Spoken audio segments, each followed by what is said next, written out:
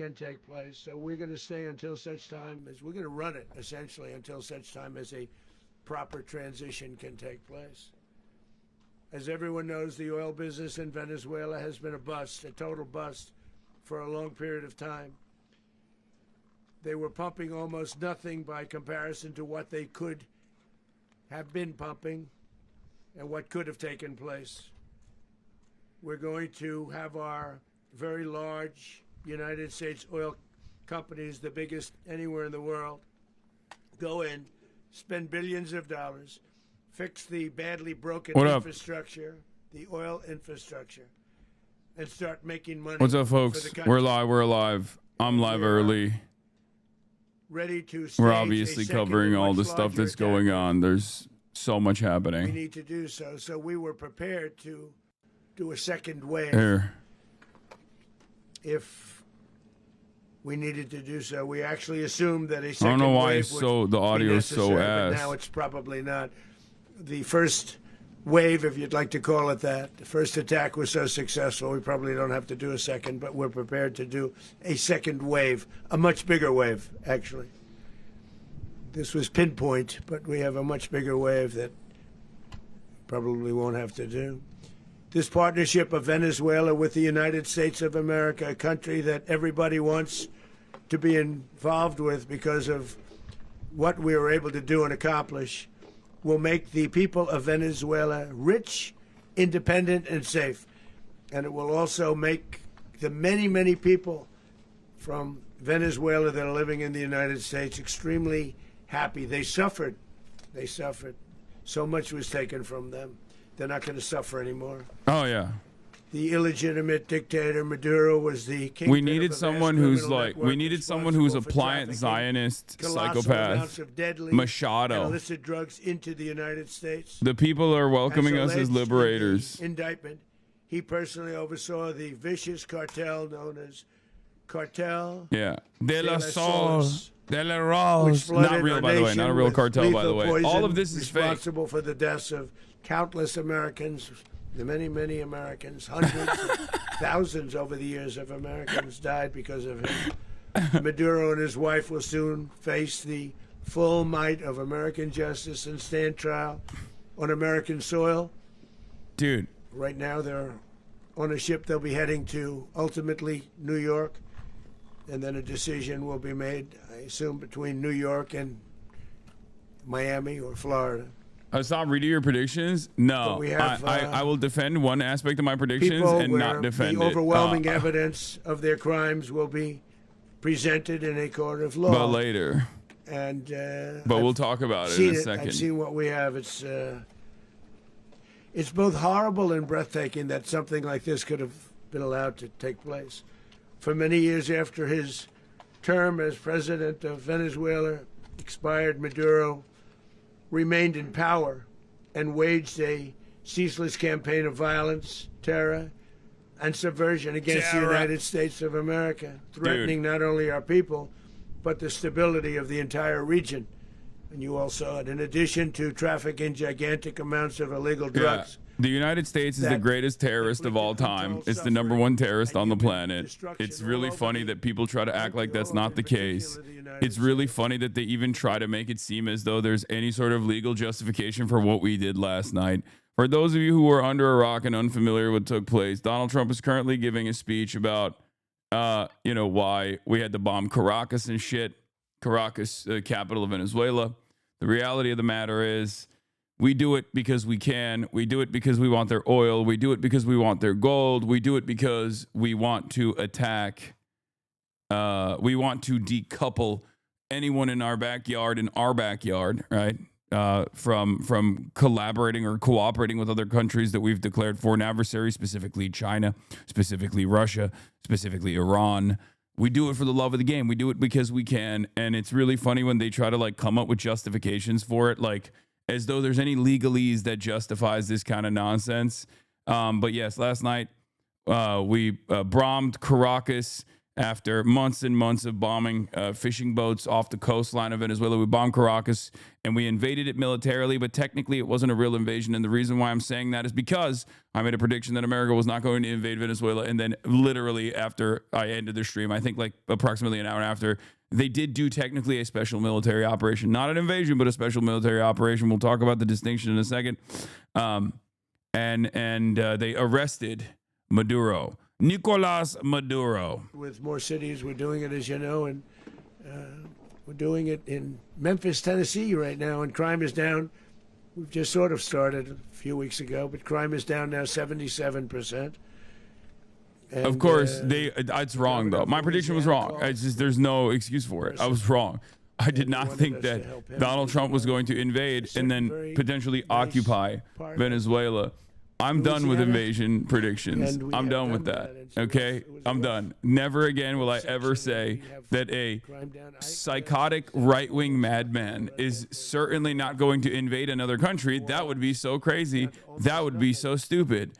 Remember the last time I made that mistake where another fucking right-wing madman decided to invade Ukraine? Yeah. Okay, here it is. Very small help because we had no. This is worse than Ukraine? Wait, what? No, I mean, I wasn't. It's just a fucking prediction, chatter. It's not like I wasn't actively covering Donald Trump encircling Venezuela. Calm down. Pulling out of there when they need us, we'll know. You'll know. You'll be writing about it. And likewise, Los Angeles, where we saved Los Angeles early on, where the head of the police department made a statement. Dude, that this guy is one speed. Maybe he just legitimately thinks when you send the military to places, you're actually saving it. You know? He's like, we saved Los Angeles, sent the Marines there. Then I sent the Marines to Caracas, saved Caracas. It's time to send the Marines. Out when they need us. I send the Marines to Melania's room, and they save her. Every time, everyone's saved. Everyone's saved when I send the Marines in. The place that we're very proud of is Washington, D.C., because it's our nation's capital. We took it from being a crime-ridden mess to being one of the safest cities in the country. But the gangs you can suck my dick. They sent raped, tortured, and murdered American women and children. They were in all of the cities I mentioned, Tren de Aragua. And they were sent by Maduro to terrorize our people, and now Maduro will never again be able to threaten an American citizen or Bro, you want to know from something Venezuela. crazy? You want to know something fucking nuts about this? I've talked about this already. Like, the Tren de Aragua stuff is completely overblown. It's not like a significant fucking criminal element, as we've talked about before over and over again. But the reason why there's any Venezuelan refugees in the country is quite literally because of Donald Trump, okay? First, he tuned up the sanctions to 11. Then he gave TPS to the Venezuelans. And now the Venezuelans that actually live on U.S. soil that got temporary protected status from Donald Trump are being considered violent rapist terrorists. And to make matters worse, he's bombing he bombed Caracas, he arrested Maduro, and a lot of those Venezuelans, some of them are going to be in the chat today, are going to fucking talk like this is a fantastic moment and Trump is a great liberator. Bitch, he's saying you're a rapist, okay? I need you to understand this if you are a fucking Venezuelan expat. If you are a Venezuelan refugee living in the United States of America, understand something. He is saying you're a rapist drug dealer that will get sent to fucking CCOT. Okay? It doesn't matter whether you like Maduro or whether you hate the Chavistas or whatever the fuck, okay? He will use you like a pawn. Okay? You're like a cum rag. That's it. They sent from their mental institutions, they sent from their jails, prisons. They were drug dealers. They were drug kingpins. They sent everybody bad into the United States. It's so funny because, like, once again, Maduro, also Venezuelan, he can just lie, right? He can lie in the same exact way. He can lie about Maduro being like, oh, he's a drug dealer. He did the cartel. Fucking bullshit. You know?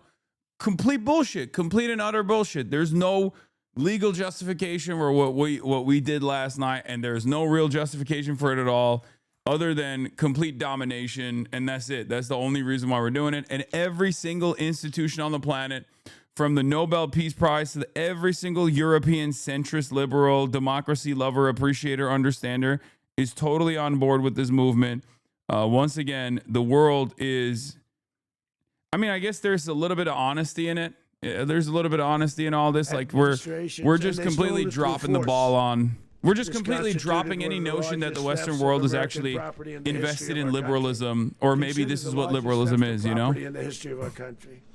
Massive oil infrastructure was taken like we were babies, and we didn't do anything about it. I would have done. I cannot believe he kidnapped the head of state. America though. will never allow I can't get over it. It's so psychotic. Drive us back into and out of our own hemisphere. That's what they did. Furthermore, under the now deposed dictator Maduro, Venezuela was increasingly hosting foreign adversaries in our region. You guys can't take a terrible man doing a good thing. Offensive weapons that could threaten U.S. interests and lives, and they use those weapons last night. I love the Venezuelans being like, no, you don't understand. We want the pedophilic elite to get their super profits off of Venezuelan oil and gold, and we want to make sure that the puppet Machado is actually implemented in the state of Venezuela, because I want to be a butt slave for an American pedophilic elite for the rest of my life as they extract all of the natural resources of my fucking land. And also, I want to make sure that I do 10 Hail Marys to the great holy nation state of Israel before I actually go to school every morning. This is the type of beauty. This is the type of wonder that I can look forward to under a Machado rule, okay? So, yeah, enjoy it. Enjoy it. You deserve it. Honestly, if you're going to fucking run around talking about, like, you know, how dope this is, you know, I hope you appreciate what you get, because you are going to get it. Okay. I mean, look no further than Iraq. They welcome us as liberators, that type of shit. You already know what it is. Right? That's how we do it, baby. In a very powerful way in our home region. And our home region is very different than it was just a short while ago. The future will be, and we did this in my first term. We had great dominance in my first term, and we have far greater dominance right now. I'm almost certain this was an agreement between Maduro and Trump to keep Maduro's exodus patriotic while leaving the Venezuelans to their own fate. Protect commerce, I've heard this as well, but I don't know. Resources that are core to national security. These are core to our national security. Just like tariffs are, they've made our country rich, and they've made our national security stronger than ever before. Guys, I need you to understand, every single time we've invaded a country and unlocked yet another quagmire that is incredibly costly, that is destabilizing, it was bad. But this time it will be different. Okay? I need you to understand something. This time, totally different. I know, okay, you're gonna say Korea, you're gonna say Vietnam, you're gonna say Afghanistan, okay? You're gonna say Iraq. With impunity, you're going to say Somalia, but honestly, you're going to say Libya. Okay, you're going to say Syria. Why are you saying those things? This time it will be fucking different. It'll be different. It'll be different. It'll be good. Okay? Unlike those previous instances, Iran, Chile, any number of different countries, obviously, this time it will be good. It will be good. It'll be so good. And I think you guys just hate good. You hate good. You hate America. And you hate when America does good things. Trump says oil companies will go to Venezuela and start making money for the country. Yeah, it's so funny that they're just like open about it this time around, which I guess, like I said, I kind of appreciate. Even to their people. The dictator and terrorist, Maduro, is finally gone in Venezuela. People are free. They're free again. I would like to thank a long time for them, but they're free. America is a safer nation. This morning, it's a prouder nation this morning because it didn't allow this horrible person and this country that was doing very bad things to us. Hold on. Venezuela's opposition leader and potential next president, totally justifiable, totally normal. Safer place to be. So I want to thank Netanyahu, the Prime Minister of the State of Israel. I would like to thank Benjamin Netanyahu, the Prime Minister of the State of Israel. worked with some. They just weren't good. It's so funny. But this guy is fantastic. This has to be AI. No, I think it's one of those AI translations. But if you guys don't realize how much Machado is pro-Israel, you're out of your mind. Are you kidding me? She has literally demanded. She has begged Israel. She said first of all, Juan Guaido did the same exact thing, guys. Okay, Juan Guaido, instead of taking advantage of the constitutional power that he had as the interim leader, okay, he came to the United States of America and said, I'm gonna do two things: privatize all the oil refineries so you can extract it for pennies on the fucking dollar, pure profit, and also I will move the embassy to Jerusalem. That's it. These guys literally, like, I don't know if it's because they're on the outside and they look at like what America looks like from the outside and they think, oh no, obviously Israel runs the country and that's the reason why they say stuff like that.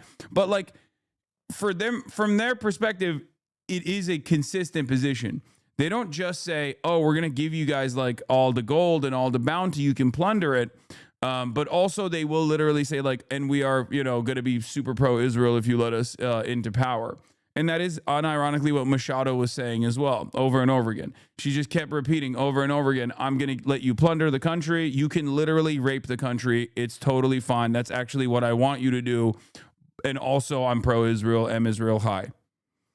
Operation off. And no other president has ever shown this kind of leadership. I'm sorry, for the chatters who really want to hear Pete Keg's breath, DUI rapist defense secretary Pete Keg's breath. Oh, I'm sure he has something really competent to say. Our will anywhere, anytime. Just like how Venezuela raped the USA.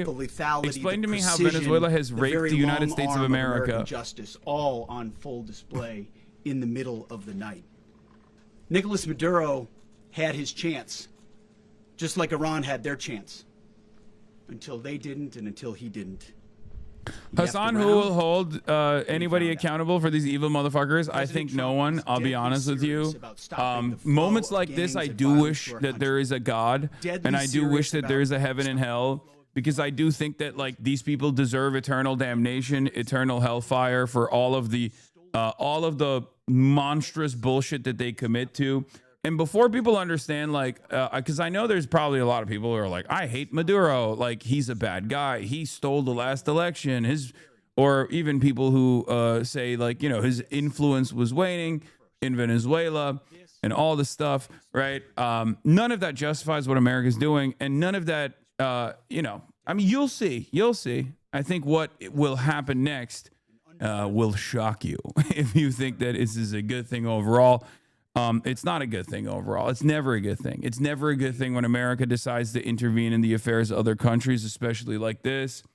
So what are you going to do with your 50 million trader money now, you fake socialist? I don't even know what that means. What do you mean $50 million in fake socialism money? I don't know. I'm going to fund the Bolivarian revolution again. I'm going to give it so they can get more the $50 million that I have, that I won from the poly market bet, I'm going to give directly back to the Venezuelan population so they can buy another fucking flank of S-300s that they can't use when fucking American Chinook helicopters are flying over Caracas. And I'm just sitting there watching it from afar going, oh, that's really cool. I'm really glad that you guys bought all those fucking Russian fighter jets so you could shove it up your fucking asshole. What kind of country are you? How fucking pathetic. No sovereignty whatsoever. America comes in and just rolls its dick all over your fucking capital, and you just sit there and you eat that dick. Jesus Christ, dude. As a Turkish American as well, looking at what just took place yesterday, oh my fucking God. The United Nations is sitting around literally doing absolutely nothing. Canada will do nothing. Donald Trump's already talking about how he's going to do this to Mexico now. Okay? Fucking awesome, dude. We are literally the Nazi country on the planet now. I mean, obviously it was Israel that we talk about when we talk about how the modern Nazis are now Israel, right? But we are literally behaving like the Fourth Reich. And this time it's obviously a little bit different because we have nukes, and the only other countries that can actually achieve any level of sovereignty are also nuclear armed nations as well. It's really terrifying to see this. And yeah, that's it. We just get to violate every country's sovereignty. Donald Trump is already fantasizing about doing the same kind of ass fucking to Mexico that he just did to Venezuela because he's bored, you know, because he's bored. He wants to go hang out with his pedophilic elite friends. He wants people to stop yelling at them. He wants maybe some of his pedophilic elite friends in the Epstein files to go and make more imperial super profits from the global south. You know, that's how it is. And before people say like, oh, you're mad, lol, or whatever, brother, you will not see a crumb of these benefits. Okay, if you think you're going to see a crumb of these benefits, you might as well already go outside of the Peter Thiel Foundation and directly tell Peter Thiel, I am your blood boy. My asshole is yours for the taking. I will satisfy you every step of the way, because you're not going to get anything out of it, right? It's just not going to happen. These guys, they're all going to fucking continue making super profits. And that's always going to be trapped in a handful of people that are super, super wealthy. You're never going to see a piece of that. And you're constantly going to be sitting around in your crusty ass boxers at home that have holes on it, eating fucking Doritos, looking at the TV in a dark room, wondering how things got so bad. But at least America's powerful. At least America gets to project power with our pedophile president who's fucking falling asleep right here. And that's what it is. You don't get to see a single piece of that power, obviously, but at least it gives you a power fantasy, right? I'm a fucking loser. I have no money. I hate my job. I'm never going to be able to retire at a reasonable age. But at the same time, America's a powerful country, and I think we can do cool shit like extract a foreign nation's leader in Caracas.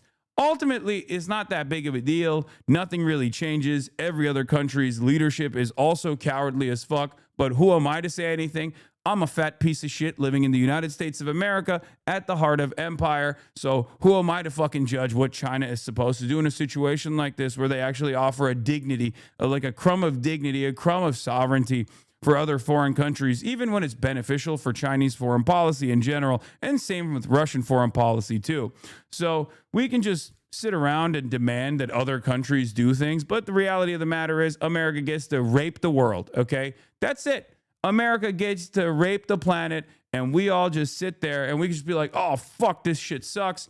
Or you can be one of those dumb fucking losers who voted for the America First president, and at least now gets to feel happy that we did something kind of cool. Like, I saw this in a movie, brother. We got tier 1 operators.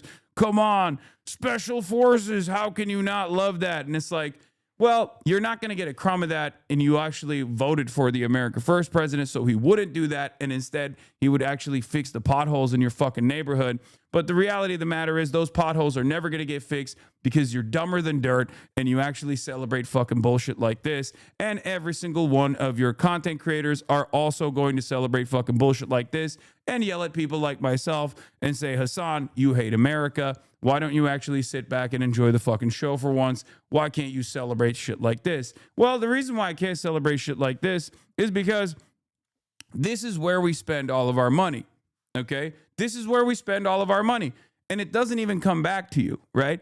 It makes you feel like you're in a good position. It makes you feel like you're projecting power. It makes you feel like you're part of the team. But the reality of the matter is, even if you're like a Celtics fan, for example, at least the Celtics are making you feel good. And the Celtics are not actually, I don't know, kidnapping your fucking neighbors, or you're not giving that much money to the Celtics and then it takes the money and then gives it to like pedophile elites. I don't really know what the front office looks like for the Celtics, so I'm just using the Celtics as an example in this situation. But like, at least you get a little bit of satisfaction. But the reality of the matter is you're not actually a part of the team, right? You're not literally a part of the Boston Celtics team, but you get to celebrate it. And for a lot of Americans, that's pretty much the same thing for our Defense Department, or now the Department of War, where we basically look at the situation, we say to ourselves, oh, well, at least the Department of War is doing things, and like, I don't know, we're killing brown people overseas and stuff like that. So that's good. That makes me feel a little bit better. You know, the classic, other countries are going to find today why we don't have access to healthcare, you know, that kind of thing. Well, that's a big L for you. You know, at least the Boston Celtics are not denying you health care. The American government is, though, and you're celebrating it. You're making it seem like you're winning. You're not winning shit. Just because we're punching down at others doesn't mean you're actually winning anything. You're actually losing. and you are advocating for your own demise. Anyway, let's keep going. I haven't seen this short general before. Let's see what he has to say. Local time. And the apprehension force descended into Maduro's compound and moved with speed, precision, and discipline towards their objective, and isolated the area to ensure the safety and security of the ground force while apprehending the indicted persons. On arrival into the target area, the helicopters came under fire, and they replied with that fire with overwhelming force in self-defense. One of our aircraft... Yeah, the Chinese special envoy was in Caracas. That was part of the reason why I was like, oh, the Russian government asked for a carve-out for ships that were... asked for a carve-out and protection for ships that were actually leaving the Venezuelan coastline and going to Russia, which America said yes to. And on top of that, the Chinese special envoy was in Caracas for the last 2 days. This, of course, led me to falsely believe that Donald Trump is actually a reasonable person and will maybe posture a little bit, but ultimately will allow these countries to continue doing trade with Venezuela. It turns out I was wrong. I was wrong on multiple accounts. Here's how I was kind of right, but I was mostly wrong. Donald Trump is insane, okay? And I know that my number one policy that hasn't changed throughout the years, which has actually gotten me into trouble before as well, is that you can't just assume someone's going to do an insane thing. Like a world leader is going to do something insane, right? The reality of the matter is there has to be a little bit of rationale for every state action, right? And unfortunately, the thing is, sometimes they are just fucking insane, right? Like when you look at the situation, you're like, oh, what's the reasoning behind this? Like, what's the rationale behind this, right? And it's ironic because I was like, oh, I'm probably going to jinx this because I said, you know, Donald Trump won't fucking invade Venezuela or China won't invade Taiwan. But I mean, I guess I still am standing by the China thing, but who knows anymore? I mean, I'm just wrong. I'm just wrong. Every time I say a country won't invade another country because it's such a stupid decision, it's so fucking insane, it's so destabilizing. Every time I say that, and it's only been twice, but it's weird that it's happened twice in such a spectacular fashion. It just happens, you know? But in any case, it's very obvious that, you know, America's always operated off of might is right politics. For those of you who don't know, might is right politics is what are you going to do about it as a principle, right? And I guess the only difference now is that at least Donald Trump is more honest about it. Also, I just want to come back to this real quick. I would like to thank Benjamin Netanyahu, the Prime Minister of the State of Israel. I promise we one day will have a close relationship between Venezuela and Israel. I myself look forward to visit the State of Israel as soon as we conquer freedom. We will prevail. And I can announce this, that our government will move our... Do you see why it's like so strange that Zoran actually won the New York mayoral race? Because, I mean, look at this. Is she running for mayor of New York? Is Maria Machado running for mayor of New York? What is this? I will go to Israel. The first moment I win, I will go to Israel. What? What? Are you trying to be the mayor of New York City? Fuck you mean? Fuck you mean you're gonna? I myself look forward to the visit of the state of Israel. I love this, dude. I love this. Here, let's run it again. I would like to thank Benjamin Netanyahu, the Prime Minister of the State of Israel. Yes, we're going to talk about it. Venezuelan insiders ousted Maduro, but the U.S. does not have control over the ground. Trump is planning an interim government, which is where you will see the dysfunctions of America come into full play. Protracted and insurgent war is not a deliberate plan. It develops the void of effective governance. Yes. I talked about this before as well. The very fact that Maduro was just arming the fucking locals to the goddamn teeth in the buildup to this moment was not necessarily a threat against him, but it was more so a threat against whatever government comes next. So if the government that comes next that America is implementing, is trying to put together, is this lady. I would like to thank Benjamin Netanyahu, the Prime Minister of the State of Israel. When this is the next government, right? Well, you're now going to have a local population of Chavistas that are obviously very fucking pissed off. And, you know, they're still running on fumes. Listen, Chavistas, let's just say, Chavistas, not the biggest movement anymore, okay? They're not the biggest game in town anymore. They used to be. They were popping. All I'm going to say is this. They fucking stuck with Maduro, of all people, for as long as they have. If you want to understand how their loyalty is to Hugo Chavez, those motherfuckers stuck with Maduro in spite of, you know, all of these things. So what I'm trying to say is now those guys have a lot of guns. So obviously when you arm all the workers, it's just going to be impossible to dominate. Okay? It's like a classic dead man switch. I don't think Chavistas will fight all that much, though, based on the reaction on the ground so far. Yeah, no, I'm not saying it's like a massive movement or a massive mobilization, but like he basically decided to send, like he was like, yeah, if you kill me, if you arrest me, then you have to deal with a permanent insurgency, right? And that's kind of what it feels like is going to happen because these dipshits have no fucking clue. They're going to put Machado in charge or whatever. They're going to try to set up an interim government. People are obviously going to be pissed off. They're not going to be so pissed off that they'll like go out to bat to like die for Maduro. They would have done it for Chavez, but it's not Chavez no more. It's Maduro. And it's not just Maduro. It's Maduro with a destroyed economy. Anyway, let's hear what Trump has to say about these questions now. Paid for by the oil companies directly. They will be reimbursed for what they're doing, but it's going to be paid. And we're going to get the oil flowing the way it should be. As you know, it was just a minor flow. Say Canada won't invade the U.S. We're going to run it properly. We're going to make sure the people Canada will not invade the United States of America. We're going to make sure the people President that were forced Xi, out of Venezuela my people yearn for freedom. Please. Are also taken care of. Please. Mr. President. China will not invade America in a collaborative effort with the United Nations and Canada and Mexico.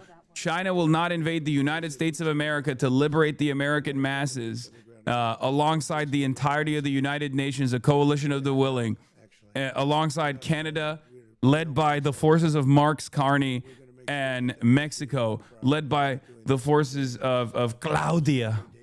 Attack. This is an attack that could have gone very, there you very go. badly. I said it. Now the opposite will happen. Okay. W prediction time. We could have lost a lot of dignity. We could have lost a lot of. You have to write it on the notepad. The predictions notepad is like the death note. We could have lost a lot, and we're going to make sure that this is proper. We're there now. We're ready to go again if we have to. We're going to run the country right. It's going to be run very judiciously, very fairly. It's going to make a lot of money. We're going to give money to the people. Guys, we're going to reimburse. I know a lot of you are devastated today. I know a lot of you are devastated today, not because you were like big Maduro fans or whatever, but because you believed in the infallibility of the FIFA Peace Prize. And for many of you who believed in the FIFA Peace Prize and what that stood for, a prize that was invented, you know, a long time ago, of course, I know a lot of you are thinking to yourselves, how could FIFA fail us like this? Okay. Why did they give a peace prize to a man who then turned around and bombed a foreign nation? As a matter of fact, a record, an award-winning president. 7 countries. Bombed 7 countries, dude. Respect. Who could do that other than Israel? Okay. America and Israel only. Okay. Talk about a dead country. A year and a half ago, we were a dead country. Now we're the hottest country anywhere in the world. Your Nick Fuentes prediction came true, frame 1. Oh, he's definitely celebrating this shit. It required leadership. Venezuela has a lot of bad people in there, a lot of bad people that shouldn't be leading. We're not going to take a chance at one of those people. He already flip-flopped on Venezuela. He already turned around and said it was good to bomb Venezuela, Monroe Doctrine, shit like that. But also, but then was like, oh, maybe it's bad actually because, you know, maybe this benefits Israel or something. Like he's inconsistent. He doesn't have like a real firm commitment to anything. And I suspect he doesn't even have a real firm commitment to anti-Semitism either. I think he's just like farming the anti-Semitism stuff. I mean, is he an anti-Semite? Absolutely. Will he maintain that position? Certainly to a degree. But I think he will like, if he had a crumb of clout from institutional Republicans, he'd drop this Israel shit in a heartbeat. Like he would never go as hard on Israel or Jews if it meant like he could be, I don't know, Charlie Kirk. Make Venezuela great again. Very simple. Yes, a lot of you are also saying, Hasan, some of your merch is quite outdated now, needs to be updated.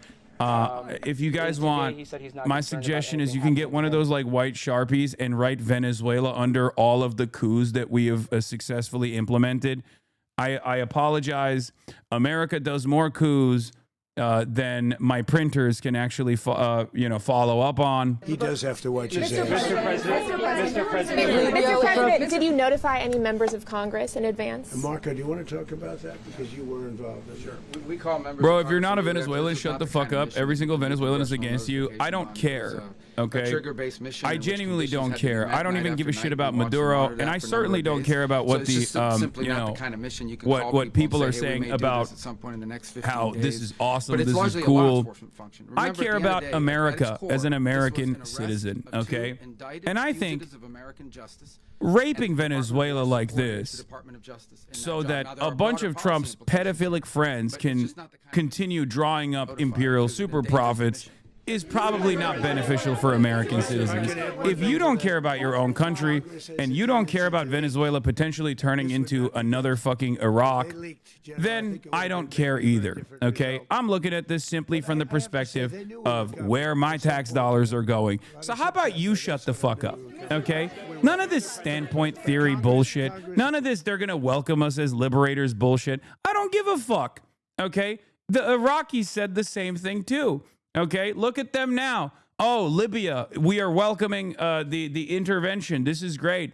We're going to fucking kill Gaddafi with a bayonet. We're going to shove a bayonet in his asshole. Look how wonderful Libya turned out. Look how wonderful Iraq turned out. Look how wonderful Syria is turning out. I don't give a shit. I don't care about the fucking local population's demands. And neither do these guys. You think this guy gives a shit, dumbass? If you're a fucking Venezuelan in the United States of America right now because you escaped because you hated the Maduro repression, you hated the fact that your economy was on fire, partially, because of this fucking dipshit to begin with, and now you're hearing him quite literally state over and over again that you're a rapist, decapitator, terrorist who is a drug dealer of epic proportions that must be deported instantly, and you're still going around thinking that this guy has your best interest at heart. I think you're a fucking idiot, What do you want me to say? You're a fucking moron. You literally do not have any understanding of how hard you are getting fucked right now. You're getting fucked on both ends, okay? So no, I don't care. I don't care about standpoint theory. This is not a fucking liberal stream, okay? There is no bodies in spaces happening here. You can't just come in here and be like, oh no, as a Venezuelan, this is great actually. I don't care, okay? Like, what the fuck? Who the fuck do you think this is for? Who? What are we doing? What are we doing?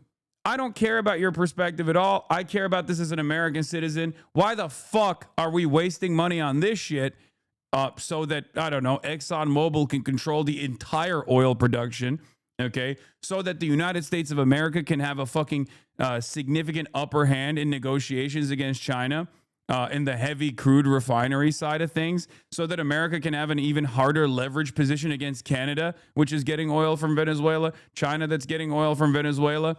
That's great for you as a Venezuelan. This is going to improve your life, you think? It's not. Congratulations. I'm really happy that the American State Department is advancing its fucking goals, okay? And they're not even making a big show of it, right? They're just lying. Everybody understands that they're lying. Like, oh, this is about drug deals, okay? This is because Venezuelans are actually trafficking drugs into the country.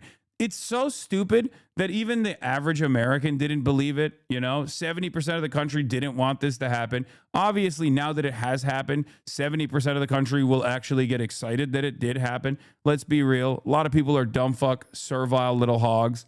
But everything is a lie. Everything is a fucking lie. They're saying, it's just, they say it's America first. It's not exactly America first. It's mostly America last. It's American capitalist first. That's for sure. You know, and the irony is Trump also very clearly keeps stating his desires. He's like, that's my oil. I want it. Okay. And there are still motherfuckers who are sitting around being like, excuse me. This is actually a real revolution. What is your message to the people of Venezuela today? Of course, the civilian population. Hasan is just radical left-wing. Trump will never do nothing in his takes. Hasan should go back to his sand country and talk about his leaders the way he talks about Trump. He will be dead.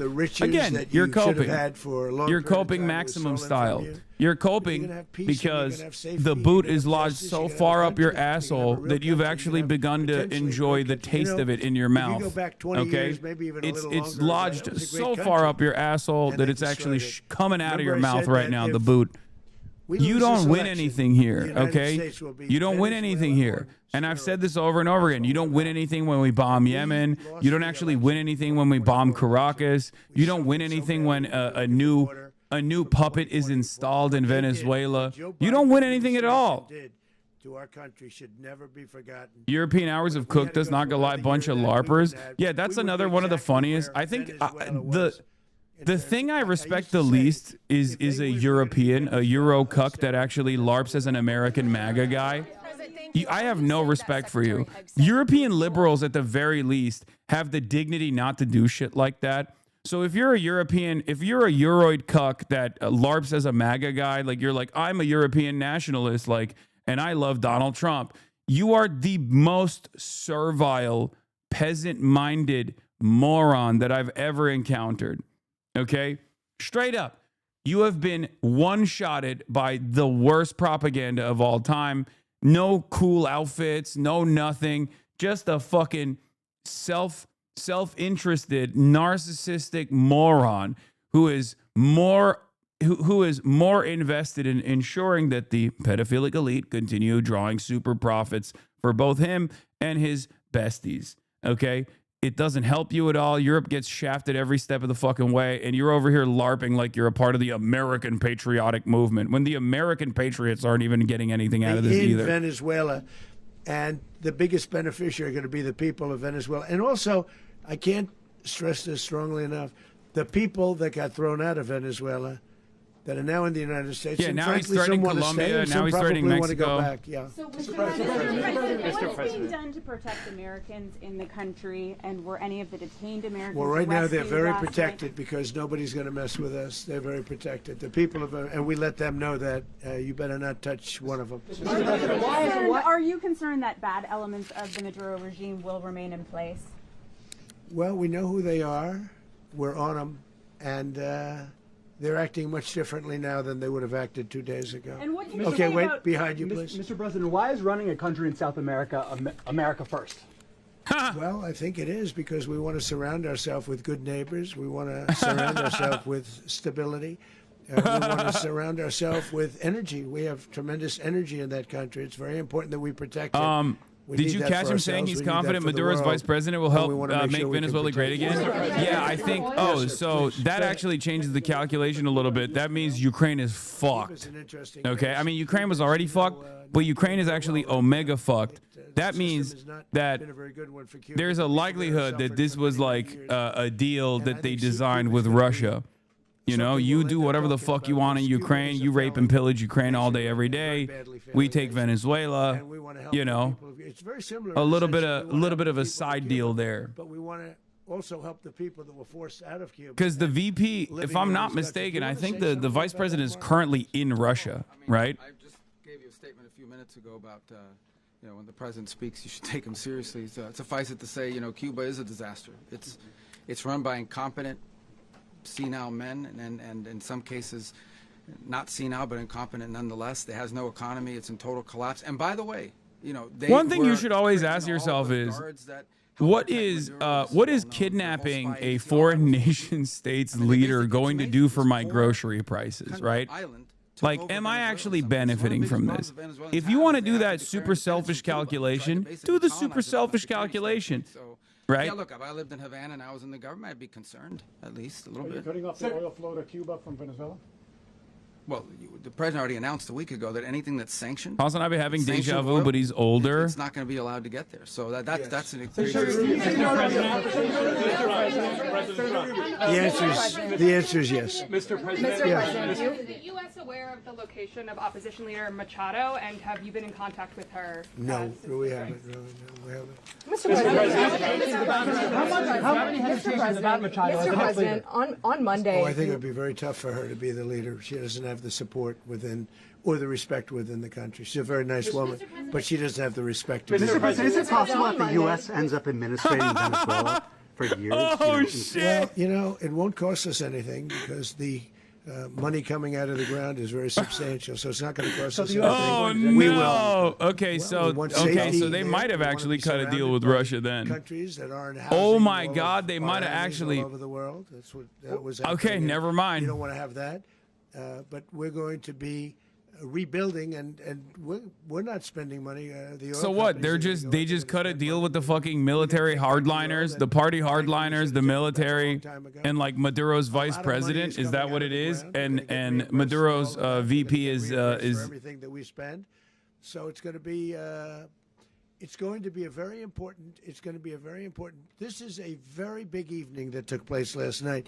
We have to be surrounded by safe, secure countries, and we also have to have energy. Very important. We have to have energy that's real energy, not where they're getting 4% and 5% of the energy out of the ground. You take a look. It was such a disaster. So what's well, going oh my to God, happen the money with coming out of the ground Venezuela, I think, over the next will period fund of a running the year country. is gonna be Americans, great when you thing. enjoy And your the treats, you people are of benefiting from this Venezuela will be the empire. biggest On some level, you're complicit in this. It's so funny to say this because that unironically is the argument that that's the argument that third worldists obviously present, and it's understandable for them to say it. But that's also the copium from the right-wing Trump supporters as well, where they're like, no, we actually do benefit from this. Come on, think about it. And it's like, no, you don't. Okay? Like, they don't. It's just only the super, super wealthy. It's not going to have any significant benefit for the average American living in West Virginia. You know what I mean? It's just not going to happen. They think that, and they're going to cope about it, and they're going to keep saying oh, it's actually fucking dope, dude. Oil prices are going to stabilize, actually. It's going to be fucking awesome. It's like, oh, really? Because it doesn't seem like the rest of the inflation is pegged to the fucking barrel of oil prices anyway. So it kind of doesn't feel like it because you haven't really been experiencing those price drops that you thought were coming when Donald Trump finally, I don't know, deported enough Guatemalans or whatever. He was the head of the country. He was persecuted very unfairly, and there are a number of them, and we felt that it was a very unfair situation that happened to him. He's also a party member of the man who won, so obviously the people liked what I did, and one of the reasons that was done is because of the fact that the party in power felt very strongly that that man was treated very badly. I studied it very quickly, and then I studied it in great detail. I went to a lot of the people standing behind me, and they felt that that man was persecuted. What? I'm not taking sides here, but overdose deaths have gone down in the States since 2024, while it's not all from Venezuela, but also the border. Brother, you're not taking sides here, but you are stupid because, one, overdose deaths went down in 2024 under the Biden administration, and the only reason why they actually went down is because of all of the fucking initiatives that I am the only one who fucking seemingly talked about.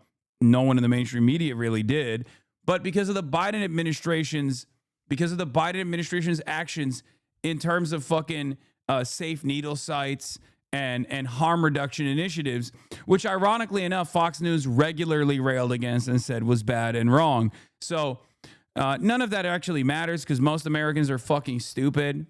And mass availability of Narcan is another major point here as well. Biden did do that. The administration actually didn't really celebrate it at all, didn't even talk about it at all because they're fucking stupid, like the Biden administration is. The Democrats were so dumb that they didn't even bring that up as a talking point ever because they were too afraid. They were too afraid of the Republicans consistently saying, oh, you're giving homeless drug addicts free heroin. You're giving homeless drug addicts free heroin. Yeah, guess what? Harm reduction seemingly was the only initiative that was actually successful in combating opioid deaths and overdoses in general. But of course, no one will ever have that conversation, and people like yourself will imagine that it's because they closed the border down somehow, and that's the reason why drugs are no longer killing people at the same rate. So I only give 1/4. I thought the easiest one would be, one of the easier ones would be Russia, Ukraine. It's not. And they both have done some pretty bad things. And look, that's Biden's war. That's not my war. All that stuff started in 2017, so you're so wrong, spreading misinformation. It was 27. Wait, what? 27,000 the month before. 30,000. You think it's not because of the extra fucking extra harm reduction initiatives that were railed against by the Republicans? I got NATO to pay needles 5% and safe injections instead of the 2% that they weren't paying. They weren't paying 2, now they pay 5. And we send them Narcan mass availability, all the stuff, missiles and various other things, a lot. And they pay. The United States is not losing money. We're probably making money on that. It's the last thing I care about. I just want to stop all those people. We're losing 25, 30,000 human beings. What did my Sex Panther that come Hakeem from Jeffries two places say? that are very far away. But if I can stop, because it's something I've been pretty good at doing, deals, I guess. It's all a deal. Life is a big deal. But if I can stop that war and stop 30,000 young people, in addition to the fact that people are being killed in Kiev, people are being killed in other cities throughout, a much smaller number, but they're being killed, viciously killed. So I'm not happy about it. I thought that would be something that would get solved. We have Mr. Witkoff here. I think that we're making progress, but that's a war that should have never happened. If I were president, it would have never happened. Putin says it. Everybody says it. If I were president, that would have never happened. But I inherited that war. That was Joe Biden, Zelensky, and Putin. I came into the situation, and it's a mess. And I will say this. I watched an operation last night that was so precise, that was so brilliant. I mean, it was incredible. If we had our people, like this general, and our people involved, that war would not have gone on very long. But I can tell you. That war, to use an old term, that war has become a bloodbath. And we want it to get stopped. Thank you very much. Concerned a rogue Venezuelan general to take over the country. Can you talk about your conversation with the vice president?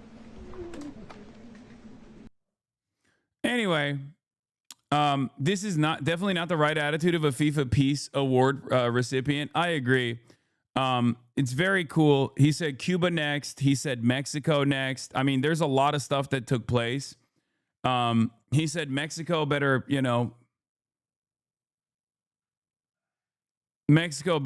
figure it out. Piers Morgan, incredible operation. Maduro was protected by massive security. How Delta Force got him out will be the stuff of movies. Yeah, scoops from mainstream media. Venezuela's Maduro was captured by Delta Force, U.S. military's elite special mission unit. Sources tell me. It's so funny. It reminds me of how people say, fucking say stuff like, oh, dude, remember who you're fighting for? That kind of thing. Remember who you're fighting for? And it's like the fucking grunt and the helmet, and there's a photo inside of it. And it's just, inside of that photo should just be a photo of this, and then a photo of Jeffrey Epstein, and a photo of maybe Benjamin Netanyahu. Like, if you're in the Delta Force and you're like, hell yeah, brother, I trained my whole life so I can fucking do hoorah shit, do cool ass military stuff like I watched in the movies. And then you take your helmet off and you look down at it, and it's just a photo of a fucking countries with the largest oil reserves. Remember who you're doing this for, okay? You are fighting for the bottom line of Exxon, Chevron, Shell Corporation, Halliburton, British Petroleum. You are fighting for them, okay? You're not fighting for yourself. You're not fighting for anybody. You're not fighting for freedom, democracy, any of these fucking bullshit ass liberal values that people actually use to. Yep, that's it. Yep, exactly. Never forget who you're fighting for, okay? Just remember that you're fighting for this. Oh yeah, I watched Delta Force. I played all the video games. I'm fucking so sick. Okay, cool. Livid. I mean, there's not really much one can do here. there's not really much one can say or do. What do you say? What do you do? America's on autopilot. That's just the reality. That's it. America's just on autopilot. It's like 70% of the country could be like, I don't want this to happen. And Trump will be like, nope, it's happening. And everyone thinks it's awesome. Great day to be an America First bootlegger who voted for the most Israel First admin that guts social programs, won't fix infrastructure, cuts tax for the super wealthy, and spends all of its money instead on bombing Venezuela and stealing its oil for super profits of the pedophilic elite. I don't know why XQC is saying this because he's already made a woke pivot. I'm a little bit confused by that. Because although he did, hype up Donald Trump and stuff, he is making a woke pivot as of late. I mean, he was one of the only content creators I saw come out of the gate swinging against the Nick Shirley shit. Maybe he's laughing at Americans, probably. Because I don't think XQC will defend the Trump administration all that much. So not sure what he means here. Probably making fun of Americans, which we deserve it. Let's be real. Maybe he's posting this Maoist leak. Yeah, he's a Maoist third worldist. Saw that motherfucker arguing with his audience for 3 hours on how dog shit the Nick Shirley video is. Motherfucker's a professional contrarian. Yeah, that's what I'm saying. I saw his Nick Shirley video. It was actually surprising. It was a breath of fresh air seeing it was actually a breath of fresh air seeing him say stuff like what if this is what I saw. This video is actually pretty solid. And I think he realizes that, the attitude has shifted. He's better at room reading than many others are. So great take from XC. Let's take a look. That is not going to directly benefit us and our communities is absolutely insane. Okay, well, then your money's going to Israel. Does that not outrage you in any way or what? Let's keep it a buck here. Let's keep it a buck. So now what? By comparison, if you had $1 and you pay in taxes, let's keep it a buck. 50 cents went to the army, 1 cent went to the Somali, whatever the fuck you claim, and probably 30 cents went to Israel. Now what? Now what? But no, oh my God, guys, watch out. Guys, the fucking Somali. Fuck, man. He's saying if you got $1, if you're from every $1 that you spend in your taxes, 1 cent went to like Somalis doing fraud with it, but 50 cents on the dollar went to Israel, and the rest of it went to the American military. Then who do you think is a bigger recipient, or who do you think is a bigger fraudster? Is it the random Somali guy that you suspect of doing fraud, or is it the nation state of Israel? And he's right. This is the correct attitude to have in this situation. I will, of course, go back to translating XQC Pepega speak now that he has decided that he's every now and then going to have some good takes, such as this one. But yeah, that's the situation. Overall, I know that for a lot of people, their only assessment of the world revolves around like what their least favorite content creator is saying and doing, right? Someone like myself, they'll be like, oh, does this trigger Hasan? Then it's probably a good thing. I just need you to understand, this is not a moment where I'm like, oh my God, triggered or whatever. I'm just frustrated. I'm always frustrated. Nothing is going to change. But you have to understand why I'm frustrated, right? In your mind, you might assume that I'm frustrated because, I had this like unlimited loyalty to Maduro, right? Or Maduro is a socialist, he's a communist. You're triggered because a communist is getting their comeuppance or whatever. No, I don't give a shit about any of that stuff. What I do care about is exactly what I'm saying, okay? As an American taxpayer, I want these fucking taxes to actually fund the infrastructure. I want these taxes to fund our schools. I want these taxes to fund a robust welfare structure that actually helps regular ass Americans like many of you that are sitting in this chat who are excited at the prospect of getting an ownage on a epic own on a triggered libtard or whatever. Okay. And I believe that every single action that's taken, every time that we decide to send the military over there to bomb another country so that we can actually directly steal their natural resources, we're actually destabilizing the world pretty significantly. We're causing mass displacement to take place. We're actually making sure that everyone in the global south is constantly fucking kept down. And on top of that, none of those profits are even coming back to your pockets anyway. right? All of that is directly going into the pockets of the super, super wealthy. But a lot of you, I think, have deluded yourselves into this false fantasy that as long as America is dominating other countries, it's kind of like I'm on that team and I'm dominating them too. You're not. You're actually being dominated pretty aggressively, and you will never really realize it unless you fucking snap out of it, right?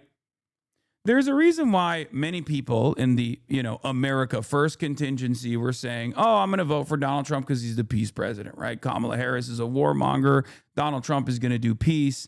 And obviously, Donald Trump was never going to do peace, as I said over and over again throughout the election cycle. And it was very frustrating because the Democrats didn't actually take a pro-peace position at all. They thought that they could outflank the Republicans on like hyper patriotism or whatever when they own that space in its entirety. Having said that, this is just pure terrorism. It's immoral. It's bullshit. But it's not even pure terrorism that's actually going to line up your pockets.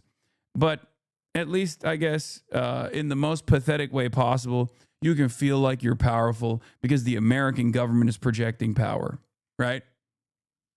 I guess that's it. I guess that's what you can look forward to in your dog shit ass life. Christ, man. My shit's not, my shit's cold in my room. Fucking Somali. Yo, my money, I'm not being paid a lot to my job. Fucking Somali. Fucking fuck, man. How can you be so frustrated with your life of luxury and boundless happiness? You are not actually doing anything to change the world. You only bitch and bitch. This is true. And I always find this kind of commentary to be pretty funny because this is basically saying, brother, you're rich. Why don't you just go do rich guy stuff? Why don't you go invest in Lockheed Martin stocks? Why don't you go invest in ExxonMobil stocks and just keep collecting cash? You already won. You could do capital accumulation. Why don't you go join the ranks of the actual elite instead of consistently advocating against them? Now, instead of realizing that maybe it's because this is just my worldview and I think that we could do better, a better future is possible, better redistributive policies are possible, and that I will continuously, stubbornly defend those principles, you just don't understand it. You're like, why don't you just do the same thing that, Richard Branson is doing? And I find it very strange. You have no money, okay? You got no bitches. You got no capital. You're defending capitalism. You're defending American imperialism. You're not even getting any of the fucking super profits. So why the fuck are you defending that? At least if I'm a class trader, I'm taking an honorable stance here. You are a class trader, and it's actually against your best interest.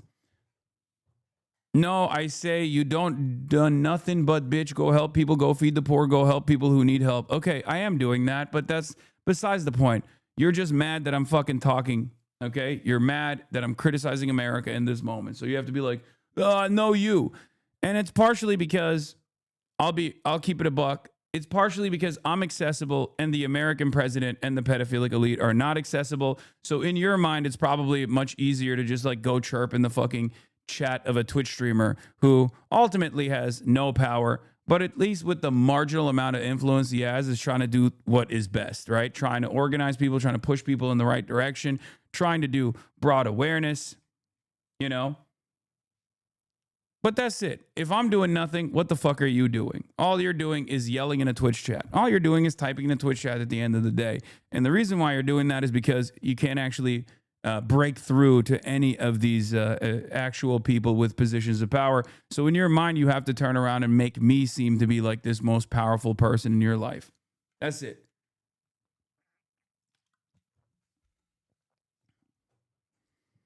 U.S. wimped out on a land war in Europe and 2-decade hostile posture towards China so we could return to his pastime of brutalizing Latin America. I know American imperial hegemony appears as unchecked as ever, but this behavior of a power in decline, looking for weaker and weaker opponents to beat up in lieu of any other national project, I mean, that's precisely what's going on here. Yeah. It is pretty funny to watch people do this thing, though. Like, I'm just sick. America's one of the most disgusting countries in all of human history. Move there, then busta. What? Saying you don't actually like America's unimaginably violent actions overseas means that you should go and like live under the bombing campaign is such a strange argument. It's not an argument at all. And I assumed that this GIF that he was posting was actually just a GIF of how he's feeling at this very moment when he typed this, rather than saying that Anthony Fantano is stupid.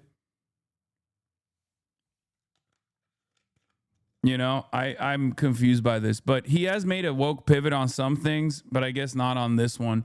But maybe he'll download the correct talking points in a little bit. I suspect that the correct talking points would be downloaded once he watches, like, I don't know, the last Destiny video or something. And then, you know, whatever position he takes, XQC will try to also repeat.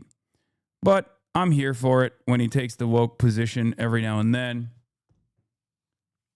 Bro, does bro think Canada is safe? The Yakubian audacity. Professional contrarian, when it becomes popular, he will go against it or when D tells him what to think. Yeah. Not that it matters. Why the fuck are we talking about what XQC has to say about anything? Is this how far we have devolved? The answer, I guess, is yes. It is how far we have devolved. This is kind of, you know, this is kind of the way we operate, I guess.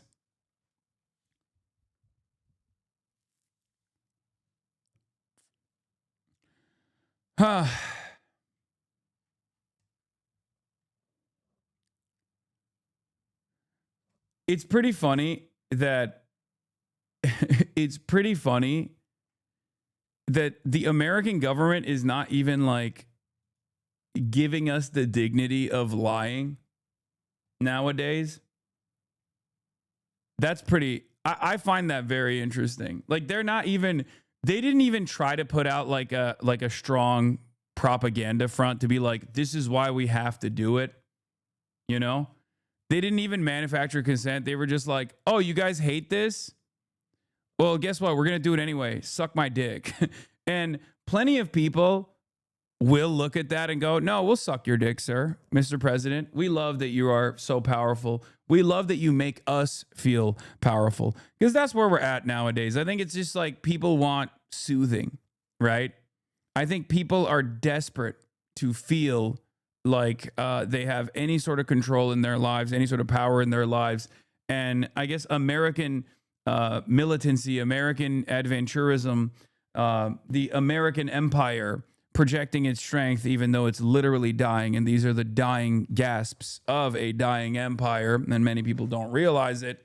Will make them feel a little bit better about their current position, their current conditions. But here is J.D. Vance, everyone's least favorite vice president, saying, the president offered multiple off-ramps, but was very clear throughout this process. The drug trafficking must stop. I love that one. Hey, drug trafficking. Okay. There you go. I love that. This is...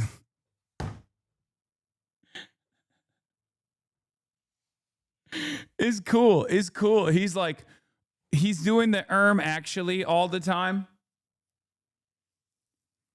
Like this is it. He is Mr. actually, which is pretty awesome. He has to actually everything. Donald Trump will just come out and be like, I think Venezuela is woke and gay. That's why I invaded it, because I hate it. And also because I think they stole the election in 2020. And JD Vance has to be like, actually, the reason why we're invading Venezuela is because they're actually a narco trafficking hub, even though there's no evidence to suggest this. And no one is really even trying to fake evidence to make it seem like that's really the case. You know?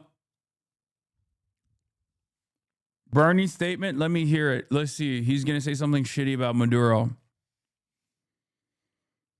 Oh, wow. He doesn't, it seems. Donald Trump has once again shown his contempt for the Constitution and the rule of law. The president of the United States does not have the right to unilaterally take this country to war, even against a corrupt and... Oh, no, he is saying... corrupt and brutal dictator Maduro. Okay. I need you guys to understand something. Okay? I don't give a fuck how dog shit Maduro is. I need to make this very clear. Okay? The moment that you turn around and you go, oh, well, it's a corrupt and, tyrannic rule of Maduro. Brother, we're the American government. Do you understand how much more corrupt and tyrannical we are? Even just by like our unlimited allegiance to Israel, right? Like, what are we talking about here? If we're looking at like, if we're looking at pound for pound, like corruption and tyranny. I mean, the very fact that we just kidnapped the head of a fucking state, that's insane. We just kidnapped the head of a foreign nation state, brother. That's like, you know, you're trying to be like, oh, Maduro is really repressive against like student protesters. He's like killing protesters, right? Like, it's like, oh, wow, I can't believe he's doing that. Yeah, is that fucked up? Absolutely. Okay, absolutely. What we do is infinitely fucking worse, even in this argument. And when you bring shit like that up, all you're doing is basically get people to read that and go, okay, if he's actually a corrupt and brutal dictator, why should I feel bad that Donald Trump arrested him? Because the reality of the matter is, why should you feel bad? Right? Why should you even remotely feel bad? Why? Because you care about like process? Really? That's the reason why we're against intervention in Venezuela, because process was not applied? It's stupid. And this is exactly why Trump wins on these arguments, right? Because liberals don't ever talk about this from the perspective of like the average American. They never talk about this like, why the fuck are we bombing Venezuela, dude? What? Fix the potholes, you know? Why are we bombing Venezuela? Give us free healthcare. Spend the money on something good, right? Instead of making sure that Exxon generates higher profits next quarter. Like, this is fucking unacceptable. That's all you need to say. You don't need to do this like, oh, Donald Trump is not following the legal process here. That's all fucking, if this is the best we have on the Democratic Party, we're cooked. You know? That's it. The president of the United States does not have the right to unilaterally take this country to war, even against a corrupt and brutal dictator like Maduro. The United States does not have the right, as Trump stated this morning, to run Venezuela. Congress must immediately pass a war powers resolution to end this illegal military operation and reassert its constitutional responsibilities. I mean, the rest of this stuff is good, right? Trump's attack on Venezuela will make the United States and the world less safe. It's true. This brazen violation of international law gives a green light to any nation on earth that may wish to attack another country to seize their resources, to change their governments. Also true. This horrific logic of force that Putin used to justify his brutal attack on Ukraine. Also true. Trump and his administration have often said they want to revive the Monroe Doctrine, claiming that the United States has the right to dominate the affairs of the hemisphere. I mean, we kind of haven't really let go of that principle, if we're being real. Maybe we've just like escalated it a little bit more, but they've spoken openly about controlling Venezuela's oil reserves, the largest in the world. This is rank imperialism. It recalls the darkest chapters of U.S. interventions in Latin America, which have left a terrible legacy. It will and should be condemned by the democratic world. It won't be condemned by the democratic world. It won't be. Europe is comprised of cucks. I'm sorry to say this. I apologize to the European chatters in here that know this reality. I hate to say it. I mean, obviously, we're Americans, right? We're doing the evil here. But the reality of the matter is European leadership is unimaginably cucked. And I think savvy fascists will take advantage of that, even though they will also be cucked to American interests, but they will at least position themselves as not being cucked a little bit while simultaneously being like pro-MAGA, which is this weird thing that I'm seeing from the Le Pens of the world, right? On the one hand, they try to talk like they want separation from, you know, the corrupt bureaucracy of the European Union, while on the other hand, they will literally be pro-NATO down to the fucking last breath, right? Yeah, the Meloni method. They will follow the Giorgia Meloni method, as she very clearly did, taking somewhat of an anti-NATO stance, taking an anti-European Union stance, only to be the loudest advocate for EU and NATO, but just making the country more right-wing in general in its domestic affairs.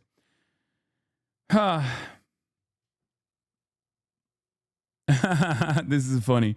If we leave dictators like Maduro unchecked, we will pay the price down the line. Do we really want an egomaniac like that in the Western Hemisphere? I've also heard that Maduro might have actually been hanging out with elite pedophiles, okay? We can't let that stand. What if he begins bombing civilian vessels in our ocean or invades or abducts our president with no approval from his voters or government? This is scary behavior beyond what we could ever accept. I agree, chatter. That's a good one. I like that. Yeah. What if there was a country in the Western Hemisphere led by a corrupt psychopath who was just bombing civilian ships? Also, that's the joke. The chatter is doing a joke. For those of you who don't understand, this is a joke. He's saying the things that we have done. Is the Turkish government also cucks like EU? Oh my God. Oh my God. The Turkish government is even an even bigger cuck than the European Union. Well, you know, yes, they are. Yes.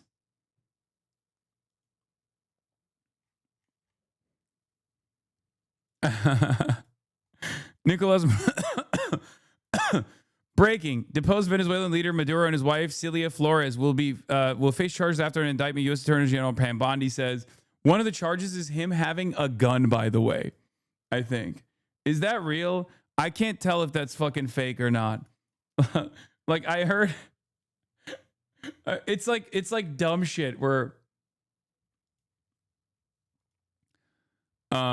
where is it? Yeah, Felix says, Nicolas Maduro, you are under arrest for having consensual sex with an adult woman. May God have mercy on your soul, you sick bastard.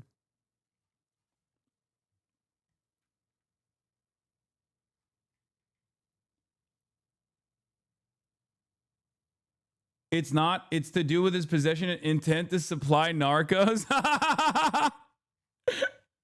Yeah, the very real narco terrorists. Oh shit. I didn't realize. Oh, I love this fucking country, man. What a dumb fucking nation state this is. Bro, now defending dictators law. Oh my God. Oh, it's awesome. You're right. Yeah, that's what I'm doing. You got me. Dude, the mind of the Western chauvinist is just filled to the brim with holes, right? Like dictators. Oh my God, I can't believe you're defending dictators. That's awesome. Like, brother, as far as like awful shit that any leader has done, right? Do you feel like what Maduro has done so far reaches even the standard of what Donald Trump just did? Like just today. Just literally just last night. What you experienced last night. What you saw last night.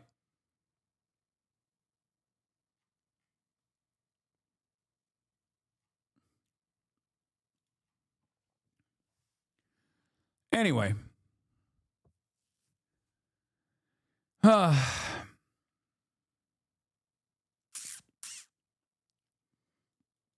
don't disagree with your take, but it makes me wonder, do you think there's ever a point where invasion is justifiable? Yes, Israel. It'll never happen, though, because it's a nuclear armed nation state. And also an extension of America.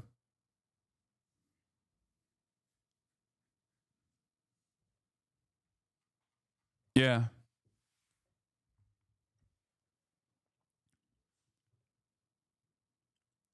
It's also pretty funny because, like, even the Trump administration didn't try to present that argument, really. Like, they didn't even do that. They didn't even do that, like, liberal shit. You know, oh, we're actually doing this to save the Venezuelans. Like, they just straight up were like, I want the oil. You have oil, it's mine. And there are still people that are trying to do propaganda after the fact when the administration is not even doing it. The administration is like, we're pirates. You have bounty. We will plunder. We will rape. We will pillage. And there are still people in the chat being like, no, you don't understand, actually. They're doing this to save. They're doing this to save Venezuelan democracy. It's like, who is this for? Is this for yourself? Do you think someone is going to hear your statement in this chat and go, you know what? even though the American government that I do not trust any longer to have my best interest in mind has openly stated their desire for why they're bombing Venezuela and kidnapping Maduro is actually just to literally rape Venezuela, I'm going to still assume that there is some decent purpose here, some honorable purpose here. At what point will people go, yeah, maybe America doesn't really care about installing democracy elsewhere and simply installing puppet leadership so they can keep, farming they can keep unlawfully extracting all the natural resources from the global south. And it won't even actually return with redistributive policies into the pockets of the average citizen either. It'll just go to a handful of elite pedophiles. It's pretty cool. Nah, keep assuming that the American government is actually doing world police shit. Here's the new president of Venezuela. 30 million. CNN's Aaron Burnett cheerfully announced that Venezuela and its people are owned by the United States. Venezuela has a population of 30 million people, and now that is owned by the United States. Just to think about it from such a simple black and white set of numbers like that, Venezuela. Fucking awesome. A large portion of American incels like the LARP as Vikings while simultaneously never leaving their house. Those cucks love this. Oh, for sure.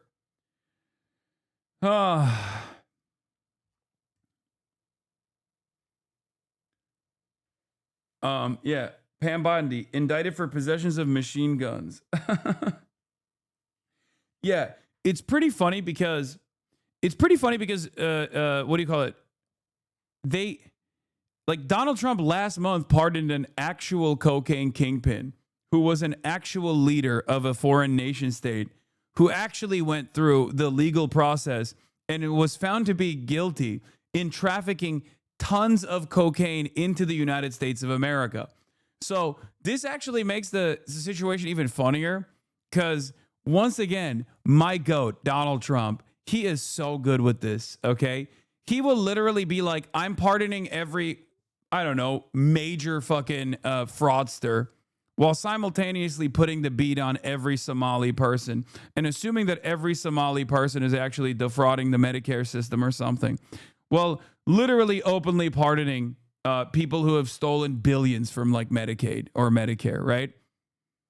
It's pretty funny. He'll just literally do one thing and then claim that he's actually fighting against that thing by putting the crosshairs on a totally separate enemy. Yeah. None of this is credible when you remember that Trump pardoned former Honduran president and convicted drug trafficker Juan Orlando Hernandez. It was never about drugs. It's U.S. imperialism manifest. And it's kind of funny because Donald Trump is basically saying that too, right? It's not like he's hiding it. He is kind of open about it, which makes this really funny because then you see liberals try to defend this somehow on liberal grounds, America World Police grounds and shit like that.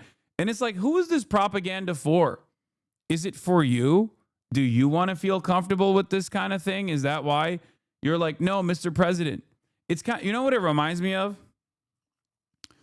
It reminds me of the Alex Jones Kanye West conversation where Kanye West was like, I love Adolf Hitler. Adolf Hitler invented the microphone. And Alex Jones was like, no, you're not supposed to say it like that. You're supposed to say no, you hate, you don't hate Jews, right? You don't hate Jews. You're just skeptical. You're just skeptical of the globalist elite, right? And Kanye was like, nah, I just hate the Jews and hate Kanye West. I hate Adolf. I love Adolf Hitler, hate Benjamin Netanyahu, all this stuff, right? And it's kind of like that with liberals, where it feels to me like the liberals are just basically going, no, you're actually doing this for world police stuff, right? You're doing this because you're the world police and you're installing democracy in Venezuela, right? And the Trump administration is like, nah, not really. I just want the gold. I just want the oil. I want the land. I want to rape and pillage. I'm bored. I want to rape and pillage because I'm bored. And liberals are like, no. You don't understand. The dominoes will fall about the dangers of socialism. Everyone will learn about the dangers of socialism if we actually, dethrone this corrupt autocratic dictator. Right? And Trump still turns around and is like, nah, Like, he might as well openly come out and be like, you guys were talking too much about my best friend who recently passed away, Jeffrey Epstein, and I did this because I really was bored and I didn't want you talking about that no more. And liberals would still be like, actually, this intervention was justifiable because the people of Venezuela have spoken. Donald Trump could literally come out and be like, I'm doing this because I love Jeffrey Epstein and I'm sad. I'm sad. I'm suffering from my best friend's death, okay? My best friend's untimely demise really hurt me in ways that you cannot comprehend. And I also want the oil and I also want the gold, okay? And this is just how I grieve. And liberals will still find a way to try to defend it. Lulu Navarro says, I covered Venezuela since the Chavez era. The real issue is the paramilitary gangs controlled by the regime and the Cuban intelligence operation that's all over Venezuela. What comes next, of course, is the real challenge. The New York Times chimes in. The real problem is Cuba. Yeah. Here's what the real problem is. Not illegally deciding to implement phony charges unilaterally and kidnapping the head of a fucking foreign nation state overnight while bombing foreign soil without following any process whatsoever, single-handedly doing all this while openly admitting that you're doing this so that your best friends, so that your fucking best friends can make money. Why did you unfollowed Mamdani? Wait, what? No, I didn't. What? Anyway, why am I looking at chat? What is this? Your boy Zioran Mossadini going off script? I was briefed this morning on the U.S. military capture of Venezuela. President Nicolas Maduro and his wife, as well as their planned imprisonment in federal custody here in New York City. Unilaterally attacking a sovereign nation is an act of war and a violation of federal and international law. This blatant pursuing of regime change doesn't just affect those abroad. It directly impacts New Yorkers, including tens of thousands of Venezuelans who call the city home. My focus is their safety and the safety of every New Yorker, and my administration will continue to monitor the situation and issue relevant guidance. Okay. Surprising.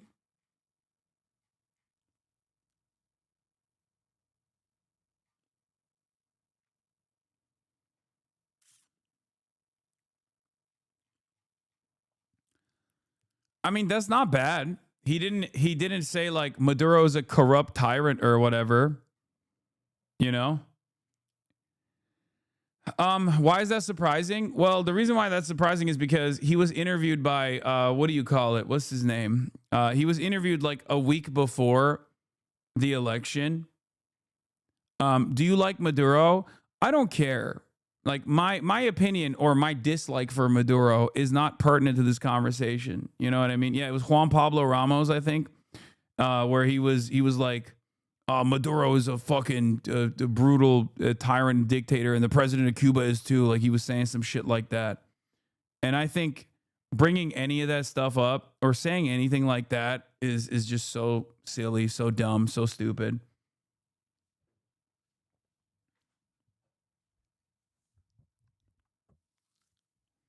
Like, do you guys understand why it's not relevant to this conversation? Like, my own personal criticisms of Maduro or whatever is not relevant to this conversation. It's kind of like the but Hamas equation, right? Israel will be doing a genocide and people will be like, well, what about your criticisms of Hamas? It's like, bro, they're being genocided. You know what I mean? It's like, what are your opinions on Maduro? I don't know. He shouldn't be fucking kidnapped. How about that? That's my opinion on Maduro. That's the only one that matters. There's no reason to be like, I don't like the way that he repressed a protest in his country, or I don't like the way he mismanaged the Venezuelan currency. Like, what difference does that make? Do you think that plays a role in why America fucking kidnapped him? No. So it doesn't matter. It's irrelevant. And that's why when people say like, well, actually, Venezuelans are celebrating, it's like, well, okay, it still doesn't fucking matter. That doesn't matter at all. Let's see what my goat, Chris Goat Holland, had to say. He usually has some good takes here. Trump and his cronies try to dress this up, but it's an illegal act of war to replace Maduro and grab Venezuela's oil for his billionaire buddies. Good take. The American people did not ask for this act of war to bring about regime change in Venezuela, nor did Congress authorize it. President Trump has put our troops in harm's way, and he has not provided a clear fact-based rationale for these actions, nor the long-term strategy following these strikes. This administration owes the American people in the Congress. I don't really like this part. No, because like I don't think it's a process issue, right? I don't think like if they were to,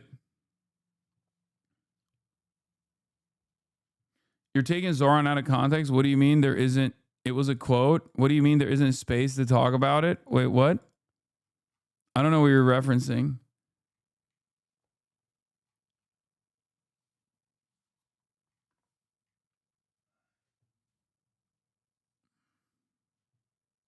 Be honest.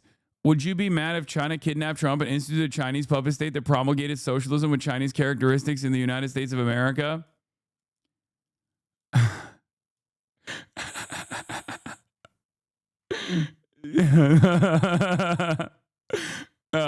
No, I don't think that would be appropriate. I don't think that would be good. Let's be real. Okay, if you want my joke answer, the joke answer is yes, Mr. President, please, Dongfang missiles now, right? But the serious answer is no. Obviously, it's not the right thing to do, and it won't be good either. Okay, it won't. It just won't. Countries need to develop organic movements. And if there is like, some kind of material support on ideological grounds, that's one thing, right? But you still need to have like a real interest, a real investment from the peoples of the nation state to develop some semblance of a sovereign socialist movement. You're so fake. It's not. I'm just being real. It's because Chinese style socialism after a kidnapping of Donald Trump and a puppet state being implemented would never be defended. Americans would lose their fucking minds, understandably. It wouldn't be successful. It just wouldn't. There'd be tremendous blowback. It just wouldn't work. It would be disastrous. One of the biggest L recipients here has been Machado. Anyway, let's keep reading. This administration owes the American people and Congress immediate answers. This act of war is a grave abuse of power by the president. The Trump administration is repeating the worst mistakes of our past and endangering American lives. And their motive for doing so is a farce. Trump sees Maduro and his wife just weeks after he pardoned former Honduran president. Yes, that's a good line. And notorious convicted drug kingpin Juan Orlando Hernandez. Maduro's a dictator, but his regime did not pose the immediate threat necessary to warrant U.S. military action on foreign soil without congressional approval. This is not about demolishing a dictatorship, as we've seen Trump cozy up to dictators around the world. This is about trying to grab Venezuela's oil for Trump's billionaire buddies. Congress must abdicate its constitutional authority and allow control of the world's most powerful military to fall into just one set of hands. I mean, it's not the best, but it's fine. I mean, it's good. It's a good take. Also, Trump is more unpopular than ever. So if he got kidnapped and disappeared, Americans would celebrate. So does that make it okay? No, that's what I'm saying. That kind of intervention, would never happen with America anyway. Hasan hates Zoran. No, what? No, I don't. What are you talking about?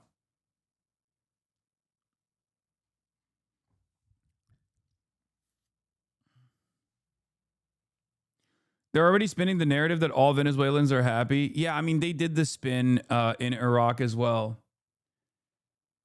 I mean, that's why that's where they will welcome us as liberators come from. That's unironically where it comes from.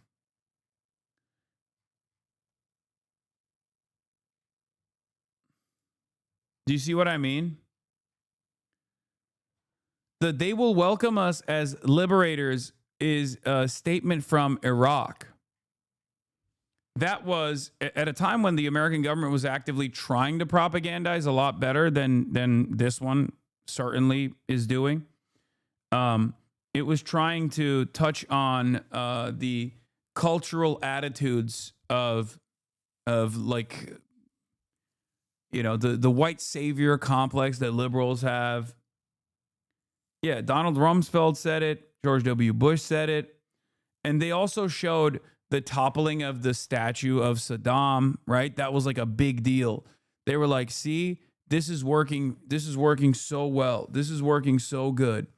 And of course, what ended up happening in the aftermath of that was obviously fucking 20 years of rape, pillage, death, destruction, a torture regime, and just awful.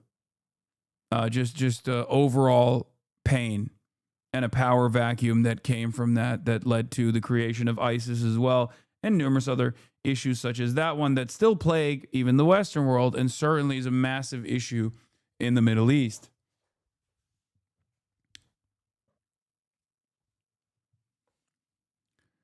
So I guess like the only aspect of this that I think is more redeemable in comparison to George W. Bush is that at least they didn't do a shock and awe and full-blown invasion.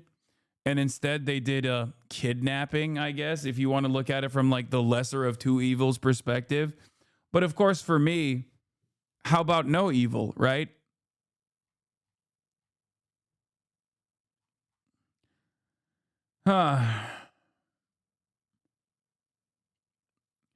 But I do think that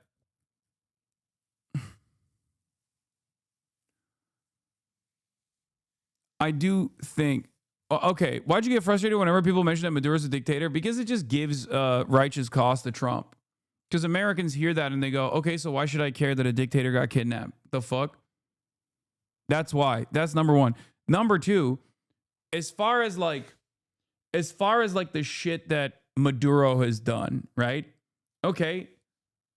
Our fucking leadership, Barack Obama, Joe Biden, Donald Trump, Bill Clinton, George W. Bush, like they've done a metric ton worse shit than Maduro, right? Does that mean that they get assassinated, they get kidnapped? Like, what are we talking about? Obviously, that will never happen because America's the hegemonic superpower. But, you know, the notion that like those guys are dictators, but we have process is fucking idiotic.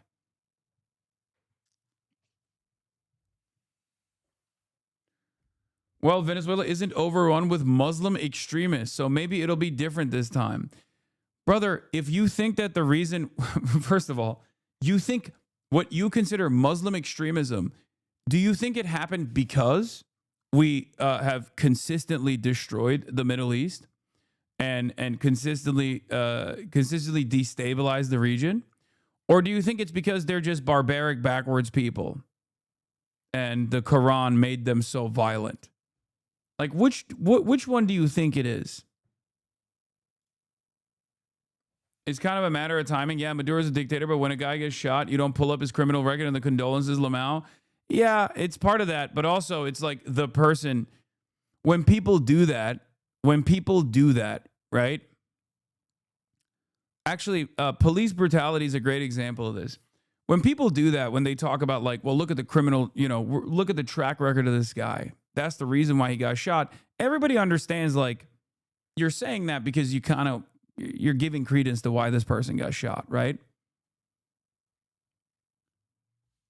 And that's the same principle here as well. Not to say that like Maduro is good or whatever, but it's just not relevant to the conversation.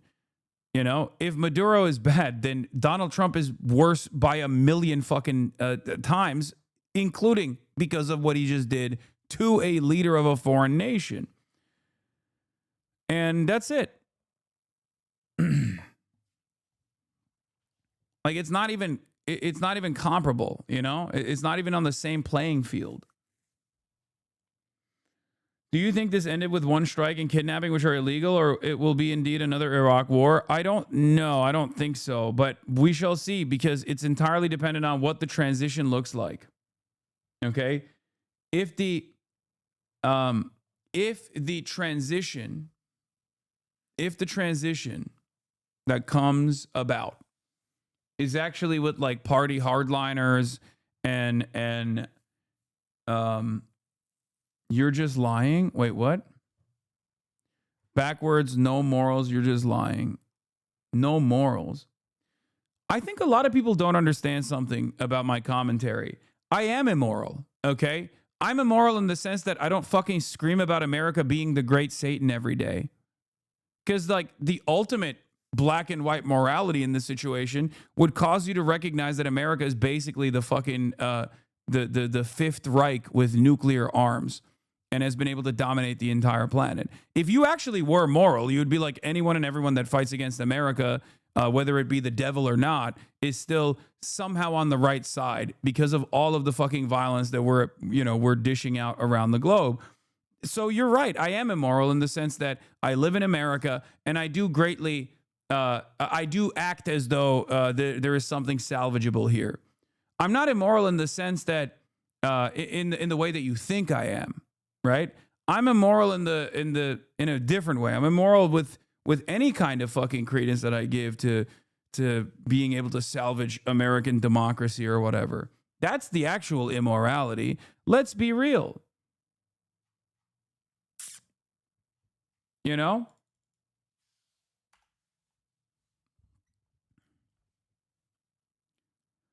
It is also kind of shocking that we were able to do, Panama Noriega shit to a nation state with like 30 million people in it. But I guess it is what it is. I like this chill version of Hasan.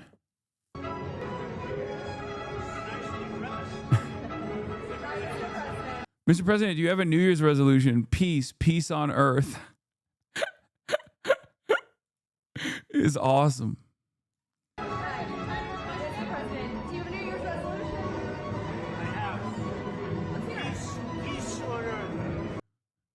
Like, is there anything that this guy says that's like valid or truthful? Does like, I also don't understand it because, like, on the one hand, people will be like, yeah, this guy might be a pedophile. Yeah, this guy is like a bloodthirsty monster. But at least in this circumstance, he's doing right. Like, what leads you to believe that? Genuinely, what leads you to believe that this man that has lied about every single thing actually got this individual thing right?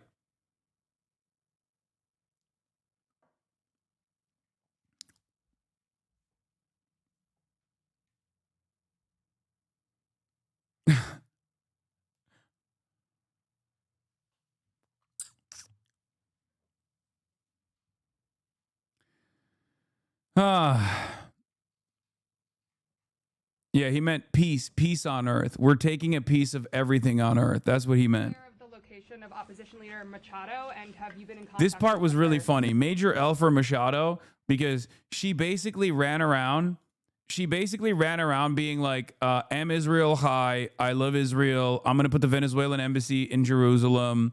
And also, please come to my country, bomb every fisherman you can. And also on top of that, I will literally give you every piece of natural resource that Venezuela owns for free if you let me be the leader. And then Trump just comes out and goes, nah, she's unreliable. That woman, she stole my Nobel Peace Prize. I hate her. Also, she's a woman. You know how they are. They're unreliable. They're unstable. What if she gets her period? And just cuts her off. It's crazy. It's fucking crazy, dude. I can't believe the rug pull president is rug pulling Maria Machado now. Oh my Lord. Aware of the location of opposition leader Machado. To be fair, the VP is also a woman, but I guess the VP is like, the reason why I said this could be potentially like a deal with Russia is because it's not lost on me that the vice president of Venezuela was literally in Russia when this happened, and Donald Trump is Donald Trump is saying like, oh no, Machado can't really do Machado is not popular. And have you been in contact with her? No, we haven't. No, we haven't. Mr. President, do you have any hesitations about Machado? Mr. President, on Monday. Oh, I think it would be very tough for her to be the leader. She doesn't have the support within or the respect within the country. She's a very nice woman, but she doesn't have the respect to be. She's in Russia?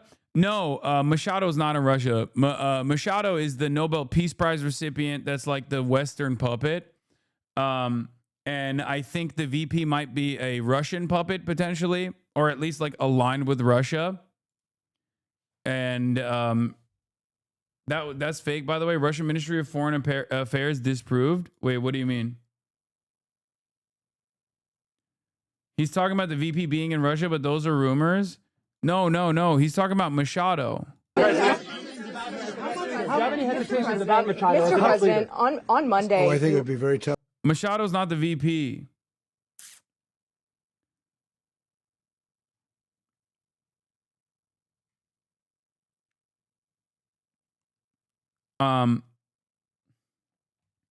This might be a noticing moment, but I suspect what comes next will heavily feature Minister of Defense Vladimir Padrino Lopez. He's indicted by the U.S., but he's also the head of security forces, which will have to align with what comes next, and most notably was a School of America's graduate. Don Rowe doctrine is imperialism, but in a misogynist way. The VP is not in Russia? Okay. Were officials from China really in Venezuela when all this took place? So what I thought was really interesting was the Chinese element in this story. Telesur claimed that the VP is not in Russia, as some outlets claimed. Okay. What I found really interesting was that there was a Chinese special envoy that landed in Venezuela 2 days ago. Okay. And one of the things that they were talking about was obviously this, right? Like American intervention in Venezuela. And what I find really interesting about that, part of the equation is like doing this as the Chinese envoys are there. Okay. That's not, that's giving the game away. This is basically like saying, we don't respect China at all. Like we will actually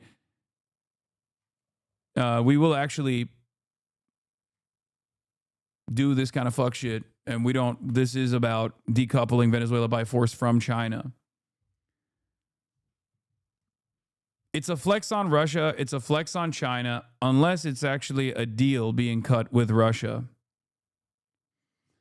Venezuelan Vice President Delcy Rodriguez is in Russia. 4 sources familiar with her movement said on Saturday her brother Jorge Rodriguez, the head of the National Assembly, is in Caracas.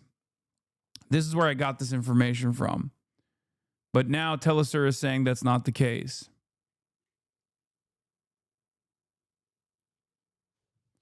USA has to have a power structure set up to replace Maduro, which means they've compromised a significant portion of the government, either with Russia or Venezuelans. Yeah. If they've actually gotten... So Russia obviously has a significant influence in Venezuela for obvious reasons. They're a part of the foreign adversary unit. So either they did a separate deal with Russia and said, all right, we're going to put your guys in charge of Venezuela. You can, keep, but you're going to give us a favorable deal on the oil extraction and shit like that. And we're taking out Maduro. And in exchange for that, or like, you're going to put our guys, you're going to put our guy in charge of Venezuela. But in exchange for that, you get to have Ukraine, you get to do whatever you want with Ukraine. You could use it like a fleshlight if you want. Or this is also an anti-Russian action as well. I do suspect that they could have done something where they're just kind of like, there's a development of a new attitude in the State Department now that I joked about when Vivek Ramaswamy was one of the first like major Republican politicians that talked about it. And I feel like that attitude is becoming more real now in terms of our foreign policy. And that attitude is prioritizing China. Okay. Drop this Russia stuff, prioritize China. All systems go against China. I think that's kind of where we're heading towards.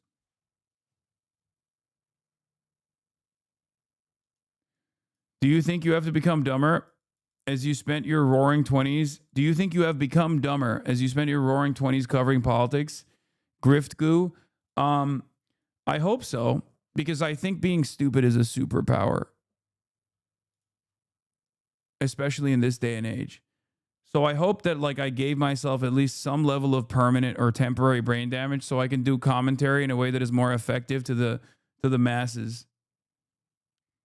I genuinely, because like being stupid and lying confidently is so OP in this media environment that I don't really see that as a diss at all. Like when someone's like, "Oh, you're stupid," I'm like, "Thank you for saying that." That means that like, you know, more people will be convinced by what I have to say.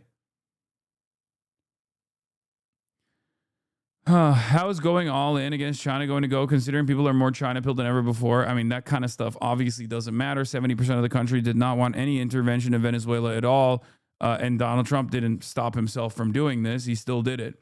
The question you always have to ask yourself, as I keep repeating over and over again, is how does this make my groceries cheaper? How does this make my rent cheaper? If the answer is it doesn't, then Donald Trump is doing this for his buddies. Okay? That's it. And that's where we're at. So enjoy the show. You might as well, right? Because it's completely out of our hands. There's not really a democratic process here. And I think a lot of people that are posturing as though there is one are just kind of, you know, doing their due diligence, you know, playing their role. But at the end of the day, America's going to do whatever the fuck America wants to do. The government's going to do whatever it wants to do. And that's where we're at. We got a hog. Hasan, where are you from? Let's talk about the politics of your country. You can talk about the U.S., right? Let's yawk about your country. Where are you from? I'm an American. I'm an American citizen.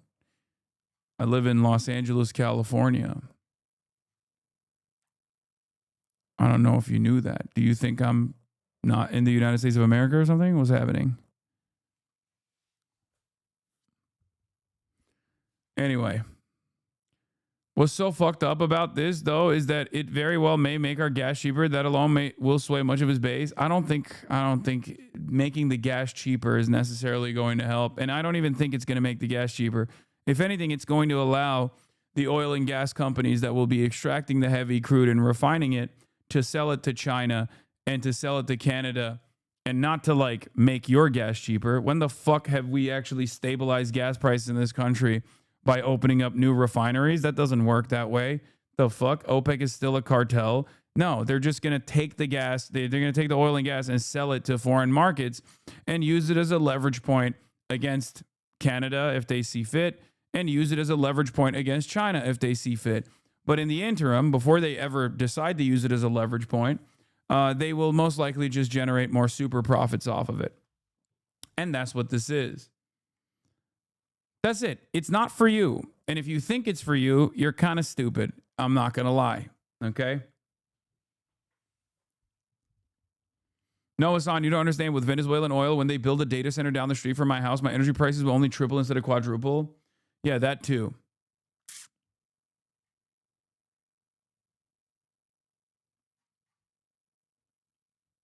So that's where we're at. Where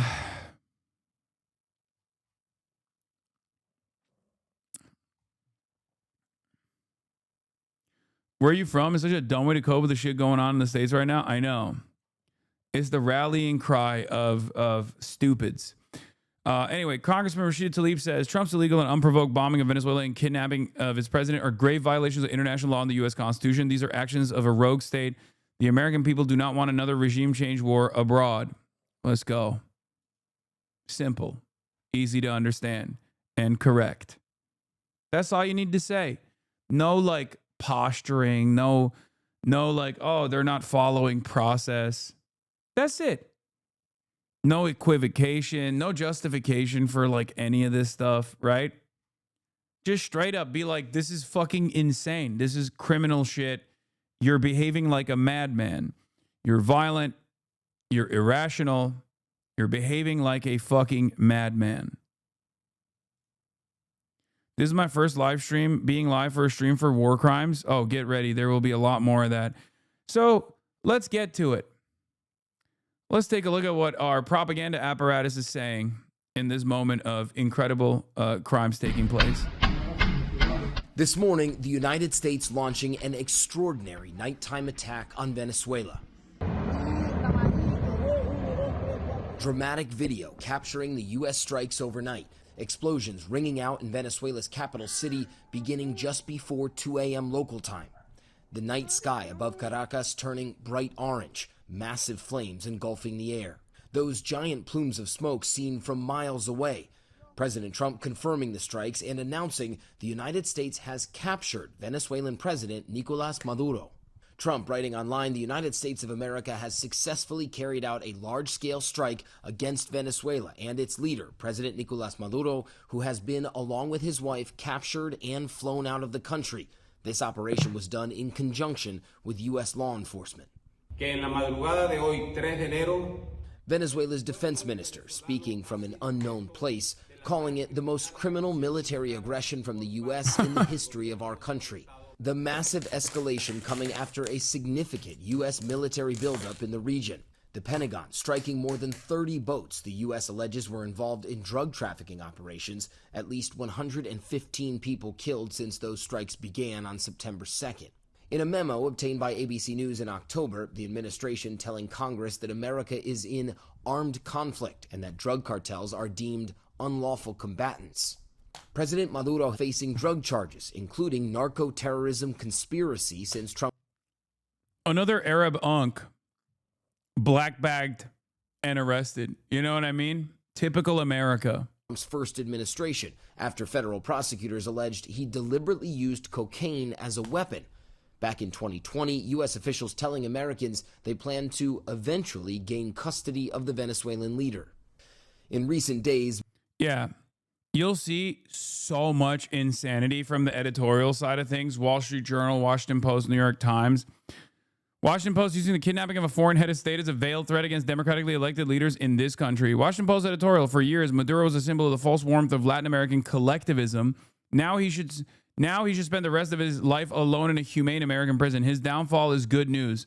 This is the deputy opinion editor of the Washington Post. Okay? Bringing up collectivism because Zoran Mamdani, democratically elected, democratic socialist mayor of New York, Zoran Mamdani, said we must get the warm embrace of collectivism. We must bring about the warm embrace of collectivism. These people are just straight up fascists, brother. It's crazy. Straight up fucking fascists.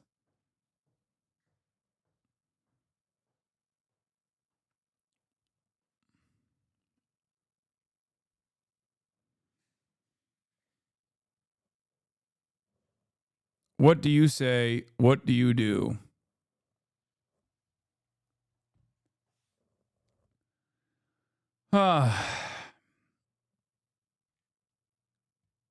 Have some hopium, King.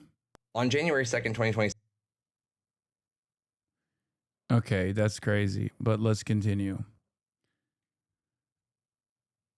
Do you think he's bringing Maduro to New York to distract Mamdani from doing work as well? No, I don't think so. More signs pointing to this latest attack. The USS Gerald R. Ford, the most advanced lethal aircraft carrier in the world, spotted on New Year's Day, seen in these satellite images, positioned closer to Venezuela's coast than it had ever been amidst the recent bout of tensions just some 200 miles away. And the FAA banning U.S. commercial flights in Venezuelan airspace for, quote, ongoing military activity ahead of the attack. Trump had warned that land strikes were imminent. We'll start that on land, too. It's going to be starting on land pretty soon. Saying in a recent interview with Politico that he wants to see Maduro gone. So how far would you go to take Maduro out of office? I don't want to say that, but... But you want to see him out? His days are numbered.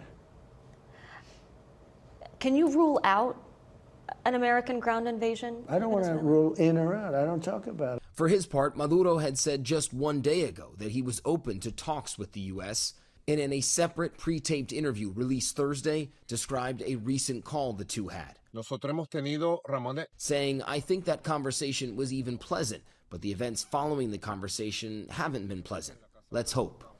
And so that would be the last time Maduro was seen on camera on Venezuelan soil. Now, as for what the U.S. does next, a Republican Senator Mike Lee out of Utah sharing that he spoke with Secretary of State Marco Rubio. He anticipates, according to Mike Lee, no further action in Venezuela now that Maduro is in U.S. custody and that he is expected to stand trial in the U.S. Just a stunning series. A stunning series of developments here. And Matt, I think one of the big questions is, who is running the country now? And we don't know. That's the simple answer to that question. We heard from Vice President Delcy Rodriguez, who came out and said she wasn't running the country officially, that she still believes Maduro is the rightful president. She's demanding the U.S. show them some kind of proof of life. There is a state of emergency that's been declared in the country, but the simple fact— Wow, stunning.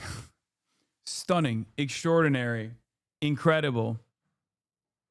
Have you seen the celebrations across the world over Trump's actions in Venezuela? Oh, no, I have not. But oh my God, I'm so happy that everyone is so happy about this. This is, again, more self-soothing behavior from a lot of people who just like can't. Like, it comes from a place of recognizing that the actions that the Trump administration took are kind of fucked up. So they have to be like, well, this has got to be for somebody, right? So you just like look for anyone that you can point to. You look for anyone that you can point to say like, oh, well, there's other people celebrating it around the world, right? Like it's got to be good, right? It's for somebody. You only say that if you can't argue on the virtues of this action on its own, right? Oh, people around the world are celebrating. Are they? Fact is, these are very tense times in Venezuela right now, and for the people of Venezuela, we should be remembering them always. This is a very difficult time. They don't know, even if they weren't fans of Maduro, they don't know what's coming next. And that is what we will be watching to see. Matt Rivers, our thanks to you. Horror, a real degree of fear reflected. James, I'm just going to interrupt you just to bring this image to our viewers, and you can hopefully see it as well. This has also just been posted on Truth Social on Donald Trump's timeline. Me as a Venezuelan are very happy because today part of my pain and hate can heal. Maduro and Chavez separated mine and many families. All right, chatter. Excited for you. It's going to be awesome when it's going to be awesome when Exxon and Chevron will separate your natural resources from doing any good for you and the existing family that live in Venezuela still. No, I don't. You guys need to understand. Sent from Israel, all this stuff. No. This is not all like Langley talking, okay? These are people who fucking hate Maduro, that have family members who hate Maduro, that live in Venezuela. There are a lot of people who despise Maduro, okay? There are a lot of people who hated Chavez. There are a lot of people who despise Maduro. You won't really hear about them in the Western world because the people who they're the people who love Chavez and to a much lesser degree thought Maduro was fine or good. Those people are oftentimes not the ones you're going to hear in Western media. They're not the people that actually moved to the United States of America and gained refugee status, right? This is how it always works. What I'm trying to communicate to those people that are coming in here to be like, no, this is actually good, let me tell you why, is that Trump is not even trying to make this seem like it's for you. Like, Trump is quite literally saying, you are a rapist drug dealer that needs to be sent to CCOT. And you're over here being like, the guy who's saying me and my parents are rapist drug dealers that must immediately be sent to CCOT is actually a good guy who cares about me. Trump cares so little about you that he is, on the one hand, openly stating his actual desire, which is, I'm going to take all the oil, fuck you, while also simultaneously not even doing you the dignity of claiming that this is for you. Okay? I don't know why you're still imagining this alternative reality where you're like, no, this time is different than Libya, than Iraq, than numerous other places, right? This time it's going to be different. And also, the guy who's openly saying that people like myself are an ever-present danger to this country that, Trump invited me into if I'm a Venezuelan and I got TPS, now he's using me as a talking point and he's saying that I'm going to be forcibly removed from the country, but it's actually good. You know? It's actually good somehow. What gives you any indication that this is actually good or that Trump actually cares about your best interest? It doesn't make any sense. And this is an image that he has simply captured Nicolas Maduro on board the... Why are you in America if it's so bad? Because it's my home. I live here. And it has great promise. It has great potential.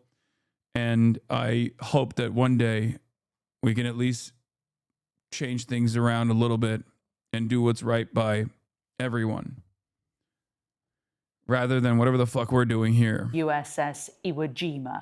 And you can see there the Venezuelan president with glasses on, with head protections on, what looks to be some kind of safety jacket around him. It's not clear whether his hands are fastened together. I think safety jacket is a Nike Tech. I can see sort of cufflinks or something holding his hands together, a bottle of water in his hands. Quite incredible that one president is posting this image of another country's president. Yeah, fascinating, isn't it? I wonder if that would be a bulletproof vest. Jane, bear in mind that many in Venezuela from the Maduro regime, they have been calling all morning for a proof of life photograph. So, I mean, we'd be expecting something like this to be published in due course. But in some ways, it will be a response to that. It looks proof of life. You didn't blast off Mama Guebo? I did. I've been live for 2 hours now. To me, certainly there is concealment around his eyes, but that will be him presumably on the American warship making his way in the company of his wife, although she's not seen here, towards New York and towards a New York courtroom. We're hearing that Monday might be the day for the arraignment on that one. It's 9 a.m. on the East Coast, and if you're just joining us this morning, we have major breaking news. Venezuelan dictator Nicolas Maduro has been captured by U.S. forces. President Trump confirming the large-scale U.S. military operation overnight. Attorney General Pam Bondi confirming Maduro and his wife face drug and weapons charges in the U.S. And about 20 minutes ago, Vice President J.D. Vance revealing President Trump offered Maduro multiple off-ramps. All this comes after explosions rocked the capital of Caracas and surrounding states early this morning. President Trump is expected to hold a news conference from Mar-a-Lago at 11 a.m. this morning. But first, he joins us now by phone. Oh, my God. He fucking called up. This is where he said he's going to invade Mexico next, by the way. So was this a leak? Did someone around him turn him in? There's no way this administration were able to pull this off on their own, right? Yeah, I don't know. We'll get more details. I have my suspicions. I'm keeping him close to the chest, okay? But yeah, there's reasonable suspicion around some kind of deal being made. And the reason why I say that is because, I mean, you got no fucking anti-air defenses? Like, really? Really? You got like 30 attack helicopters flying over your capital? You got nothing. No manpads? Nothing. You don't got no homies on manpads. Like, fuck it. Let's say the S-300s are busted, okay? Let's say they blow them up. Motherfuckers in Iraq were taking out helicopters with bolt-action rifles, man. What are you talking about?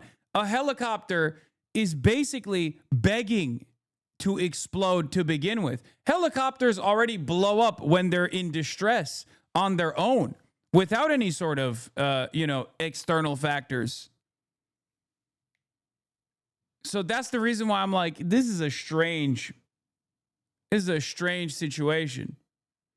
And by the way, I'm so consistent on this. A Black Hawk literally fell on the way to assassinating Osama bin Laden. Okay? Like that's how frequent these things blow up and kill Marines, Delta Force, all that shit. Okay? You can take down a helicopter by sneezing on it. And they often do fall in campaigns such as this one. So the very fact that they were able to just, fly into Caracas with nothing, with no pushback whatsoever, to me it feels like maybe they got, I don't know, it feels like maybe they got a side deal or something. Who knows?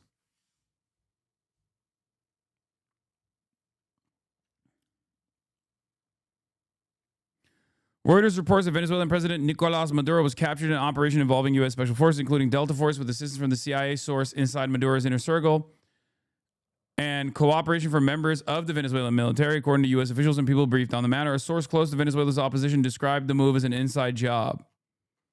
Yeah, that's definitely believable. Oh, so now you're a military expert? No, I'm not. I'm far from it. But I don't think you need to be a military expert to know that, helicopters blow up all the time. You really don't need to be a military expert to know that, actually. It's just something that they do, especially if you're thinking like Ospreys. Oh my God. The fucking Marine Annihilator.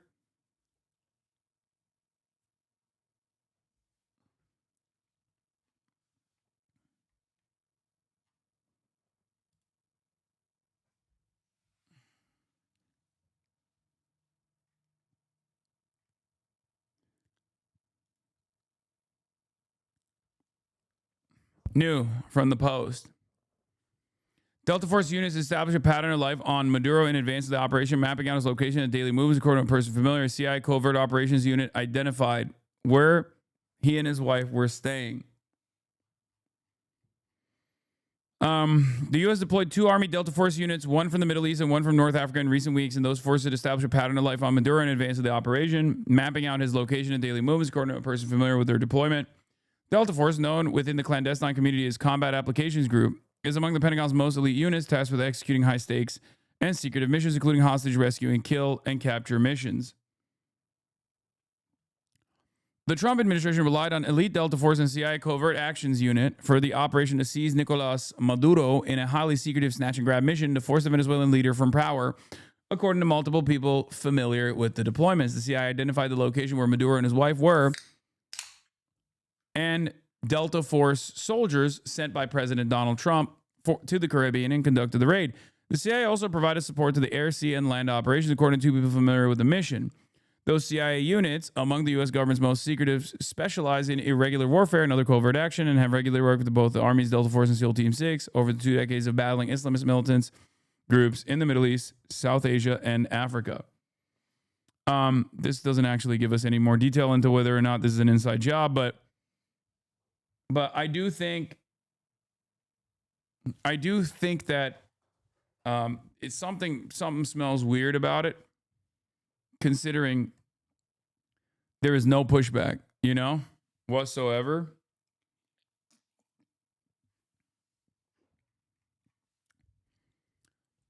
Yeah, a CIA source in Maduro's inner circle helped U.S. forces track his movements in his final days, right up until his capture, according to people familiar with the matter. The people who were briefed on the operation also said members of the Venezuelan military cooperated with the United States to secure Maduro's arrest, but declined to provide details. One person close to Venezuela's opposition, who asked not to be named, described Maduro's removal as an inside job aided by the country's military. Republican U.S. Senator Mike Lee said U.S. Secretary of State Marco Rubio had told him Maduro would stand trial on criminal charges in the United States and that no further action was anticipated inside of Venezuela. R.I.P. Charlie Kirk, he would have loved to see the fall of Vuvuzela. True. The Washington Post is also reporting that the CIA had a human source inside the Venezuelan government who provided real-time intelligence on Nicolas Maduro's movements and location. That intelligence, according to people familiar with the matter, directly enabled the U.S. special operations raid that captured Maduro and his wife. What did Maduro supposed to do exactly? What do you mean? In this situation? I don't know. Not have fucking CIA assets in his immediate circle that was directly giving coordinates to the Delta Force that was, 100 miles off the coastline. Like, I don't know. It's kind of, you just kind of have to not get got like that. You know what I mean? What was he supposed to do? Get nukes. Get nukes. Get nukes. That's what he's supposed to do. And that is the same for basically everybody. Okay? If you are a sovereign nation, or you think you're a sovereign nation right now, but devoid of nukes, let's be real. If you're in the periphery, you need to develop nukes. It's just, if you don't have the nukes, you're going to get got every single time. Okay? And the reason why I say this is not because I want to, support my own HasanAbi doctrine, a guide for nation building. Rule 1, get nukes. Rule 2, do not give up the nukes. Rule 3, if you're accused of having nukes, drop everything immediately and find some nukes. Here's the reason why I'm saying that, because this is a piece from the interview that we're about to watch when, Donald Trump was flexing on the morning show. This is what he had to say about Mexico. Must stop. So was this operation a message that you're sending to Mexico, to Claudia Sheinbaum, the president there?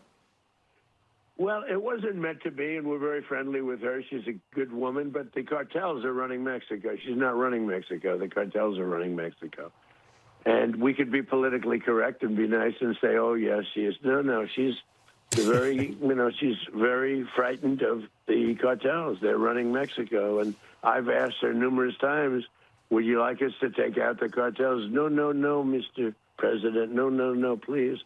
So we have to do something, because we lost. The real number is 300,000 people, in my opinion.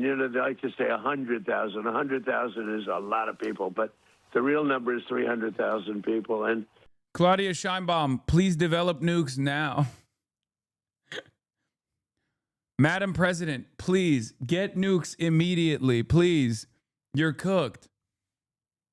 Get nukes now.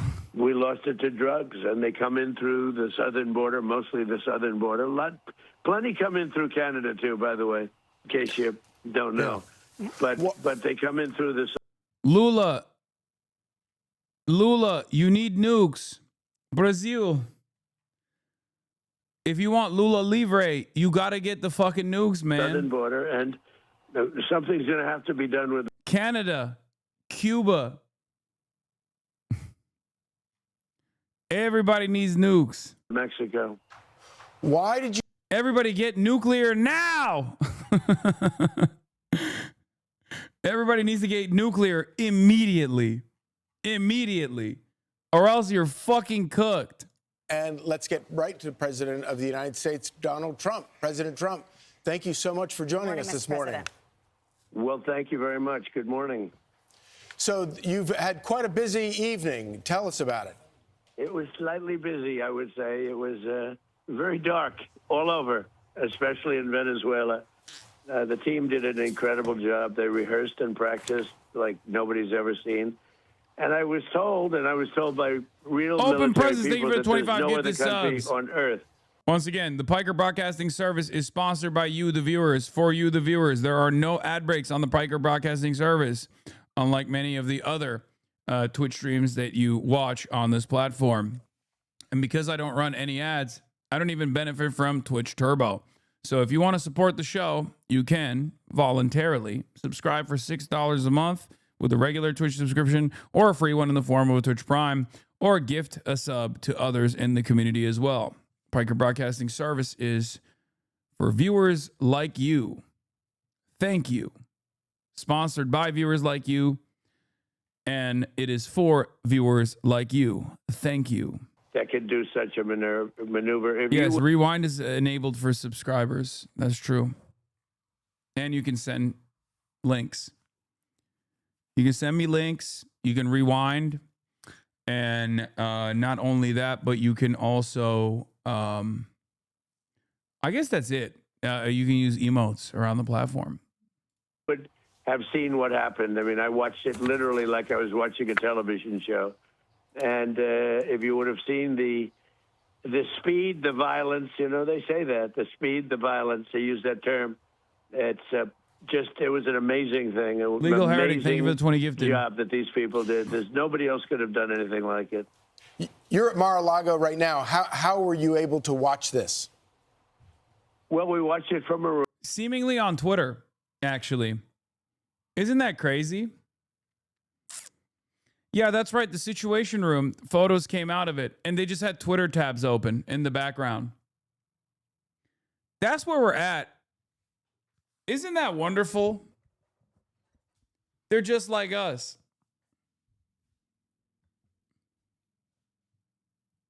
We had a room, and we watched it, and we watched every aspect of it. We were surrounded by lots of people, including generals, and they knew everything that was happening, and it was very Yeah, White House is on OSINT Twitter. Zero OPSEC on OSINT Twitter. They're just fucking sitting around. Breaking. High-level sources in Venezuela tell Breakthrough News that Trump's press conference was an act of psychological warfare and to not believe a word about the leadership collaborating to turn over the country to White House control. Yeah, I don't know, man. complex, extremely complex, the whole maneuver, the landings, the number of aircraft, which were a massive number, the number of helicopters, a different type of helicopters, different type of fighter jets. We had a fighter jet for every possible situation. And they just broke in, and they broke into places that were not really able to be broke into, you know, with steel doors that were put there for just this reason, and they got taken out in a matter of seconds. I've never seen anything like it, actually. And you were able to watch this in real time. Yeah, and don't forget, I've done some pretty good ones in... Yeah, bro, look at this. It just says Venezuela. They have 3 Twitter tabs open, and one of them just has the search bar, Venezuela. Okay? They were straight up looking at OSINT Twitter. Like, I was in bed doing the same thing that these fucking assholes were doing.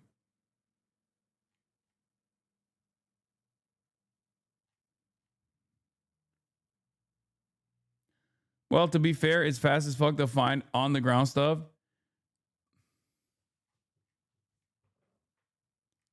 Like, they were looking at that classic Arma footage that they play always with like the tracers trying to take out one of the Warthog, and they were like, "Oh my god, I thought they didn't have any air defenses. What's going on?"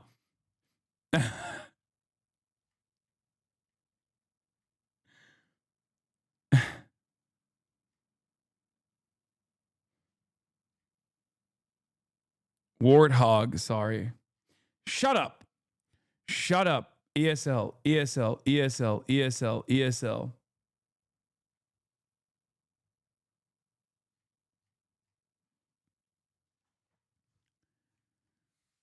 The classic Arma footage that I'm talking about is always populated whenever something is happening, whenever breaking news is happening, and it's I'm sure you've seen it before. And they're looking at it and they're getting duped by it because that's what the CIA does. That's in what other the State parts of Department the does. world. The footage you fell for, I love that's my favorite meta where people were like, Hasan, remember when you fell for that footage? Which is literally me looking at it for 3 seconds and then instantly going, is this Arma footage or is this is fake, right? But they clipped it so that they're like, still to this day, they'll be like, remember when you fell for that? Remember when you fell for that? It's like, no, my job is when someone sends me shit, in the chat, I look at it and I try to make an assessment on whether or not it's real. Okay, I've done some pretty good ones, but yeah, I apologize for clicking on random linkers. Never seen anything like this. I was able to watch it in real time, and I watched every aspect of it, and I listened to the communication between, where we were in Florida and out in the field in Venezuela. And it was amazing to see the professionalism, the quality of leadership, the professionalism. General Raisin Kane is fantastic. Don't forget, we did another one not so long ago. It was called the knocking out of the Iranian nuclear threat, the nuclear power. And that was that was unbelievable what they did there. And this is something that, gee, I don't know, it's amazing. And to have a few injuries, but no death on our side is really amazing. Mr. President, critics will say that strong action can risk escalation, but history has shown us that weakness can truly invite chaos. And this military operation clearly sends a message to our adversaries around the world, China, Iran, Russia, that we are no longer the weak administration that we had for 4 years under former President Biden, who tolerated narco-terrorism. Like, think about this being a good reason to arrest a foreign leader, like kidnap a foreign leader. Oh, we felt kind of insecure. Sorry, we felt kind of insecure for a little bit when Joe Brandon was in charge, and so we had to flex a little bit, you know? What is next for the United States and Venezuela? Well, we're very strong, and very importantly, if you look at drugs through the oceans, through the seas, they're down 97%. That's the boats. It's sort of related to this, as you know. The drugs are way down, and it's getting very, very tough. It's a whole different look. We have a whole different country. We have a country now that's respected. We have a country. I built the military in my first term, and they gave a little chunk of it away, but it was a lot. But it was a little chunk relative to what we built. But they gave it to Afghanistan so stupidly. It was one of the. Compare this to Afghanistan, where we were a laughing stock all over the world. We're not a laughing stock anymore. No, we have the greatest military in the world by far. We have the greatest military equipment in the world by far. And you had to see this in real time. You had to see this, the professionalism and the bravery, everything about it. And you almost couldn't hold them back. It was like they wanted to go so badly. And most people would have said, I'll take a pass. I know that Charlie would have wanted to go because Charlie's a very brave person. But I know a lot of other people would have said, I think I'll pass on this one. Let's watch it on television. So it's been amazing to see how good they were, how professional they were, how incredible the equipment we have is. I mean, the level of equipment and to see how it worked so perfectly. And, you know, if you compare this to attacks on Iran over the years with, you know, helicopters crashing into each other, the whole thing was a mess. The Jimmy Carter situation, which was a mess. And every other situation compared to this, nobody's ever seen like this. Look, the Iranian attack, knocking out their nuclear power was big. We had peace in the Middle East. Your haters are so fucking brain dead, without man. that, I mean, you who could cares? never have peace in the Middle East. We knocked them out, and look what's happening now to Iran, but we knocked it out.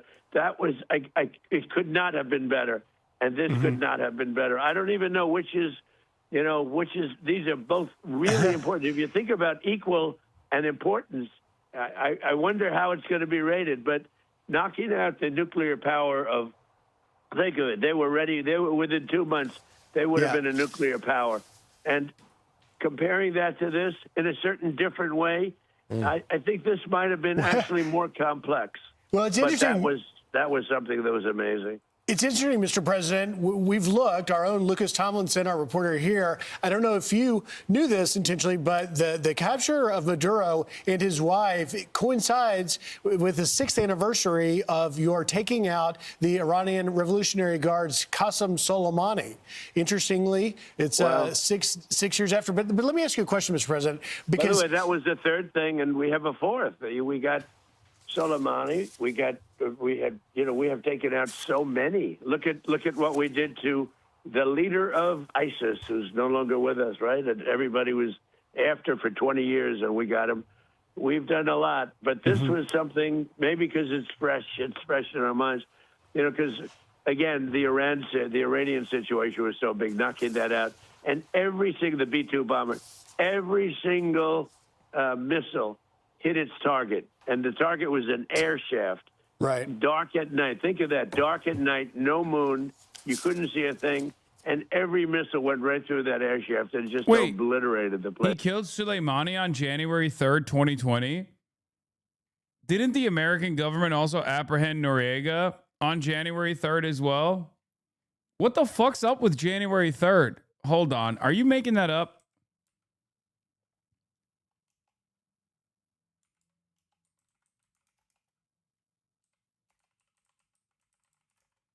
Soleimani assassination date. Nope, it is January 3rd.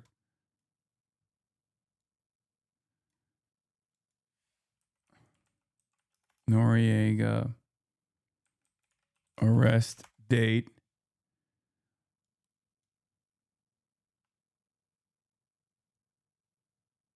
Oh my God. Oh my God. What the fuck? What the fuck, bro?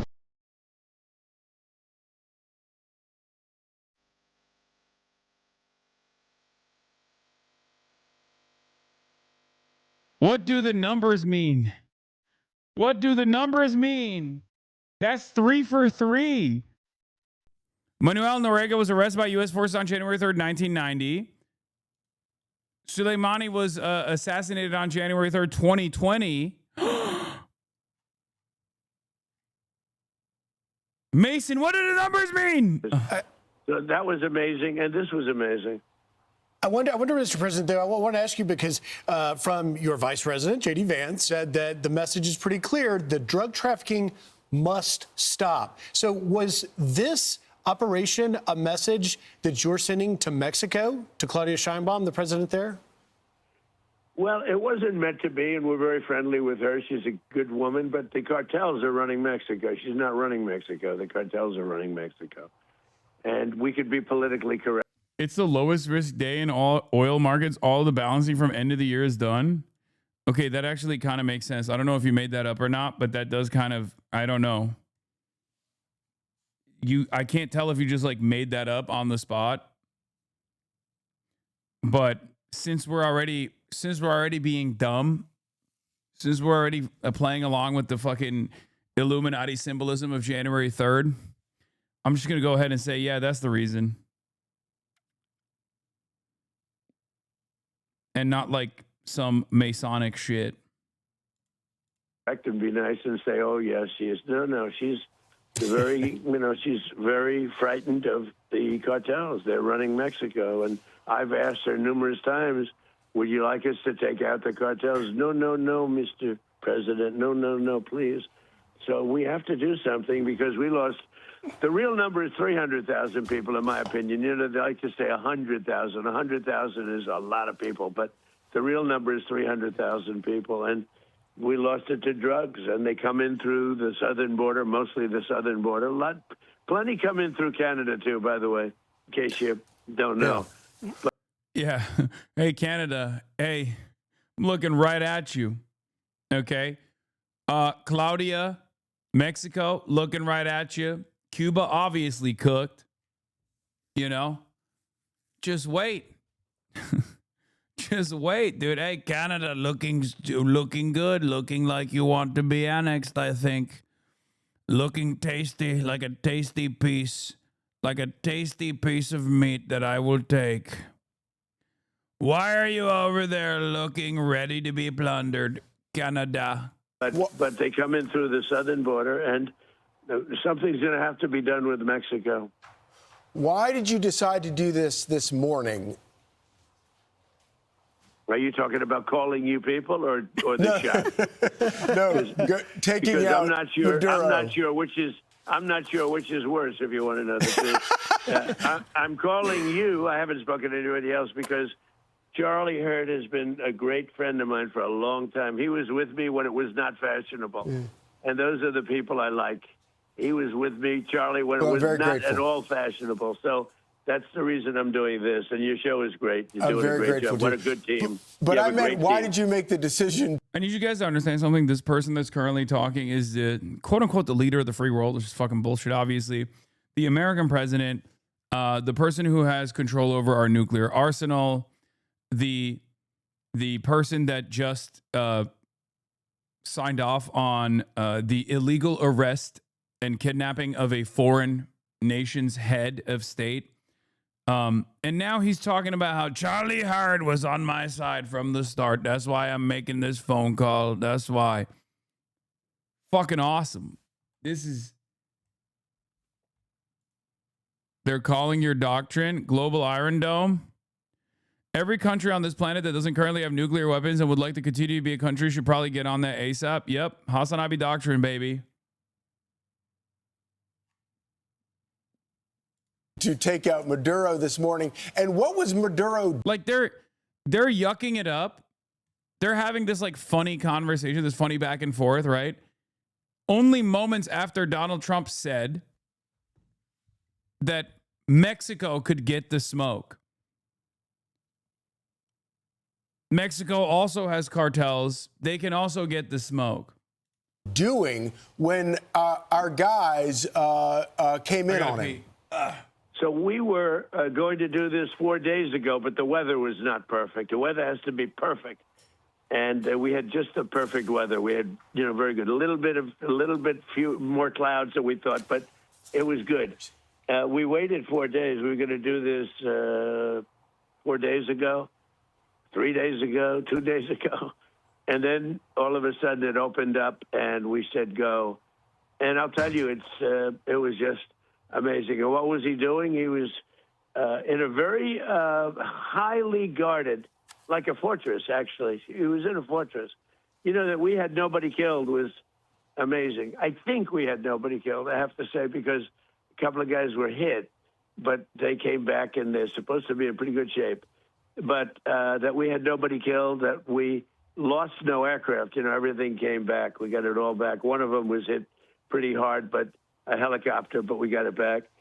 But it just was the right time to do it. We had to do it because it's a war. We're losing 300,000 people a year. We don't lose that much in a war, okay, if you look. And we had to do it. But he was in a...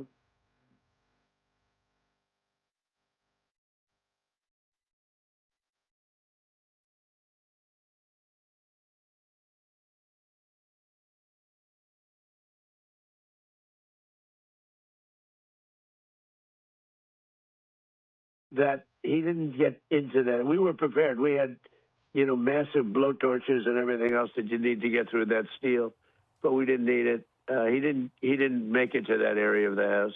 Mr. President, your war on narcoterrorism from our southern border and beyond clearly will save American lives. Moving forward for Venezuela, what do you think is next for the Venezuelan people now that you have removed Maduro so that he can face American justice? Well, we're making that decision now. We can't take a chance on letting somebody else run and just take over where he left or left off. So we're making that decision now. We'll be involved in it very much. And we want to do liberty for the people. We want to, have a great relationship. Hey, are we starting a war? So that's a good question, right? And that's a question on everybody's minds. And when I went to bed last night, I thought that was what was going on. And then I woke up and I found out that Maduro had been arrested or kidnapped, really. Let's call a spade a spade. And it led me to believe that maybe this is not a full-scale war. I don't know. We shall see. I think it's entirely dependent on how the Venezuelan population reacts. It's entirely dependent on what the deal that they put together looks like. So if there is, like, Trump saying we're at war is one thing, but he could simply be posturing and yucking it up on his favorite TV show, Charlie Hurd, right? Charlie Hurd is my good friend. I'm just going to give him some quotes. It's like, judging by what he said about Machado, I don't know.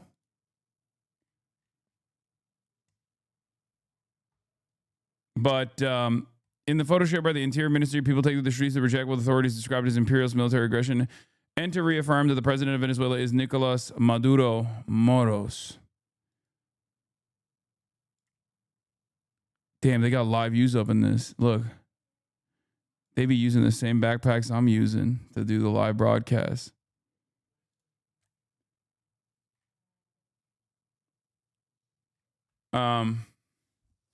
Anyway, VP is not complying. VP is not complying with the United States. Venezuelan VP Delcy Rodriguez says there's only one president of Venezuela, Nicolas Maduro. I mean, we'll see.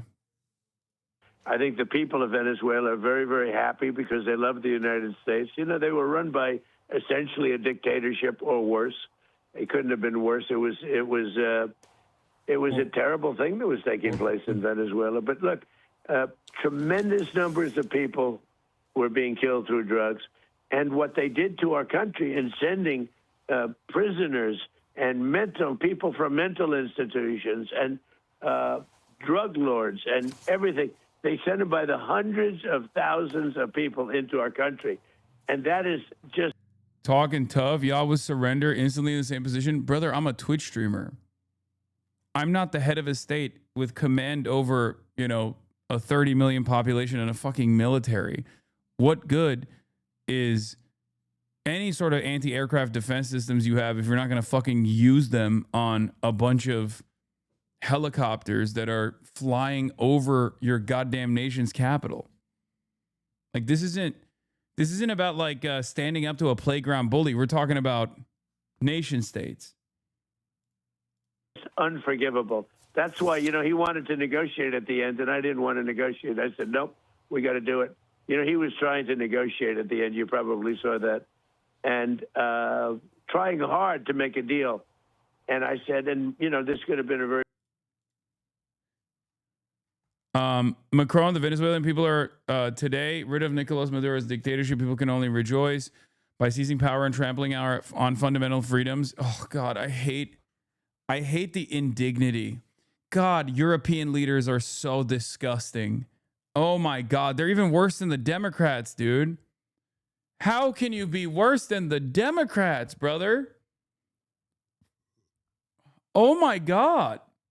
Like, this is worse than Hakeem Jeffries. They're just outright meat riding. Oh, my Lord, dude. The upcoming transition must be peaceful, democratic, and respectful of the will of the Venezuelan people. We wish that President Edmundo Gonzalez Urrutia, elected in 2024, can swiftly ensure this transition. I'm currently exchanging with our partners in the region. France is fully mobilized and vigilant, including to ensure the safety of its nationals during these uncertain times. God damn. Bro, this is like you might as well put Trump's nutsack on your forehead, you know, every time you open your fucking mouth. Oh my God. Oh my God, this is so pathetic. Oh my God. Oh, gross. This was a fucking empire, dude. This had colonies. I mean, they still kind of have colonies. Not as much, but wow.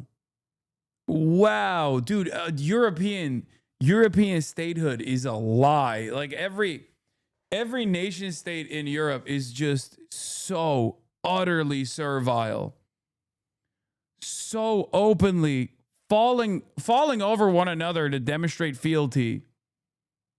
Wow, Keir Starmer is somehow worse? Oh, no. Have you spoken to Donald Trump about what's happening in Venezuela? No, I haven't, and it's obviously a fast-moving situation, and we need to establish all the facts.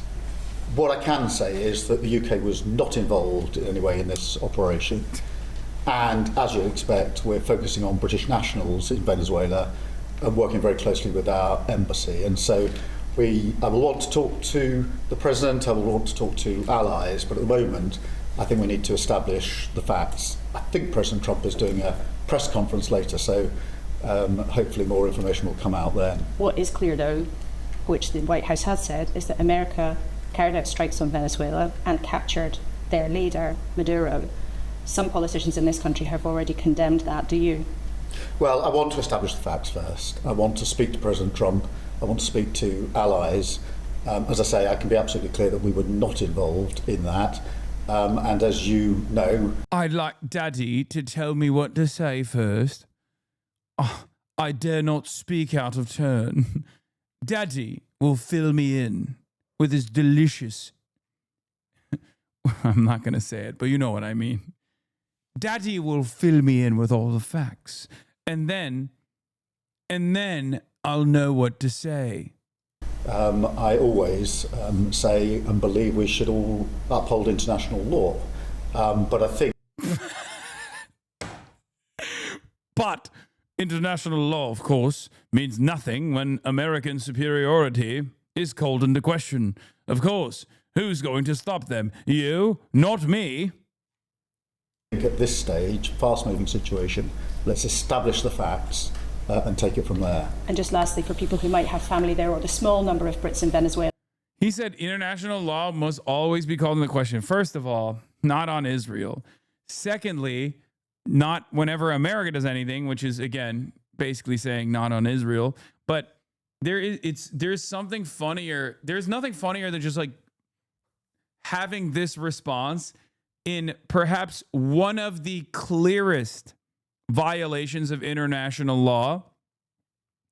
So clear a violation that it actually directly puts him at harm's way, right? Because, like, think about it like this. Russia decides on Ukraine, there's too much British support taking place, okay? The previous established norms in global warfare is that if you're the head of a state, you're kind of protected, right? There is no, like, you know, they're not going to come after you. They're not going to kill you. They're not going to kidnap you. Now America has violated that. Okay, Russia is a regional power. The UK is supposed to be a regional power. The UK is supporting Ukraine. Russia decides Keir Starmer, it needs to be prosecuted and arrested for the illegal seizure of Russian assets. What do you do? Like, do we just sit around and we go, well, hold on, that's Russia. They've decided that Keir Starmer was in violation of Russian laws. We decided, or Russia decided, that Keir Starmer is actually directly violating Russian laws. They have every right to kidnap Keir Starmer. They have every right to put him through this, you know, mock trial, this sham trial, and then maybe potentially kill him. You know? It's ridiculous. It's ridiculous. Russia has no power over the UK like the US has over what? Venus? You mean Venezuela? My point is these guys rely on the same shit never happening to them. That's why America gets to do whatever it wants. Might is right only works when there is no other big dog. Okay? Might is right all of a sudden is not going to be such a wonderful scenario if there is another mighty country out there. Now, there are some there. It might be a small number, but of course people will be very concerned. What would their advice be? Yeah, there's about 500 there in Venezuela. Yeah, also, Russia doesn't have to, like, kidnap Keir Starmer. They got Novichok. They have sleeper cells.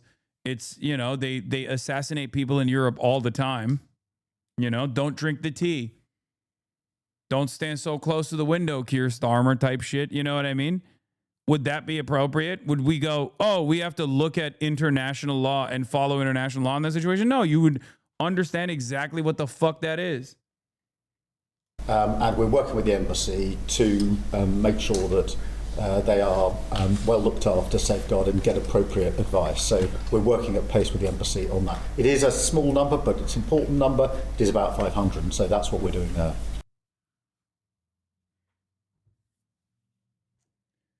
Mer's running the same line. It's not surprising. Nicolas Maduro has led his country into ruin. The most recent election was rigged. Like many other countries, we have therefore not recognized his presidency. Maduro has played a problematic role in the region. The legal assessment of the U.S. intervention is complex and requires... Dude, I swear to God, Euro-libs are... it's like shocking to see Euro-libs champion this stuff harder than like the American Democratic Party is. Like I never thought that I would see the day. He ain't a lib, Lamau. Everyone is a lib. Everyone is a liberal. Republicans are liberal. Everyone's a liberal.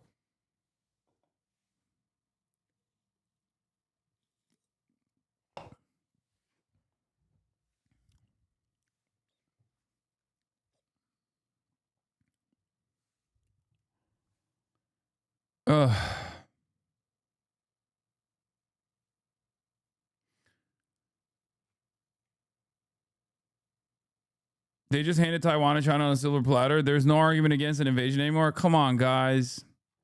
Do you think hypocrisy matters here? Come on. I mean, we said this after Israel too. That shit doesn't matter.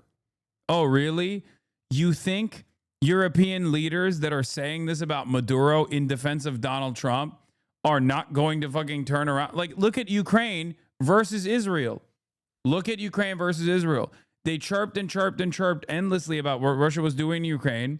Okay. And then when Israel started doing worse shit in Gaza, they shut the fuck up real quick. As a matter of fact, they justified it. They prosecuted naysayers. Okay. So if you think that these guys are going to be like, well, I guess we can't really say anything about China doing any sort of military action, which, by the way, again, is still a hypothetical at this moment, right? But like, if you think they're not going to, make a big fuss about that, and every single fucking liberal, both in Europe and in America, is going to turn around and make it seem as though that is a totally righteous position, like as though we haven't heard them defend Israel, as though we haven't heard them defend Trump's actions in this regard. If you think that they're not going to, act as though they hadn't said all those other previous things, you're silly.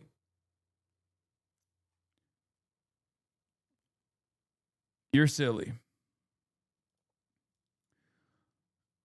I don't agree with bombing or seizing of oil or taking control of them. The one thing I agree with is that Maduro needed to be removed. He stole an election he lawfully lost and put his people through hell.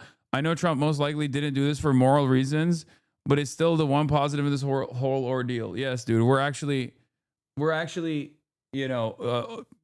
kidnapping people that we're suspecting of having sham elections.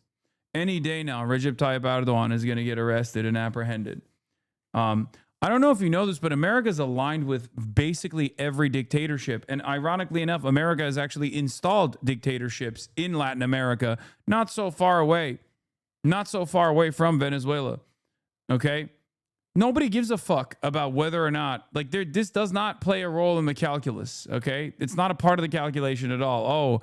I don't know if the elections were valid or not. Who gives a shit? What are you talking about? That's not the reason why they're doing this. You already recognize that it's directly a consequence of extracting oil. Imagine thinking Iraq was a positive because a bad guy left power. Wake up, dumb fuck chatter. Exactly. Yeah. Oh, I don't like Gaddafi. I'm glad that, this happened. Okay, look at Libya now. Oh, I don't like Saddam Hussein. Are you defending Saddam Hussein? Look at what happened. Look at what happened in Iraq. It's crazy. Trump was repeatedly lying here, probably for psychological effect. The Russia story was fake too. VP Rodriguez is speaking now, and she keeps referring to Maduro as the president. She's demanding the immediate release of Maduro and Celia Flores. Rodriguez mentions that Maduro left instructions that if anything happened to him, the people should take to the streets, and all the popular power should be activated in their places to defend the national independence and sovereignty, which was savagely attacked today. Yeah, the VP situation is confusing to me. I don't really understand it. General Kane is talking about how amazing the operation was. I'm mostly tuning it out because he does mention that he used over 150 aircraft for the kidnapping operation. Kane, there were multiple self-defense engagements during the withdrawal from Caracas. Incredible way of rephrasing this attack on a sovereign country. Yeah, they put themselves... Our soldiers tactically put themselves in a kinetic engagement in a self-defense style situation on fucking foreign soil in a nation's capital. Self-defense? The fuck do you mean self-defense? You kidnapped the leader of a foreign nation. What are you talking about? Self-fucking defense.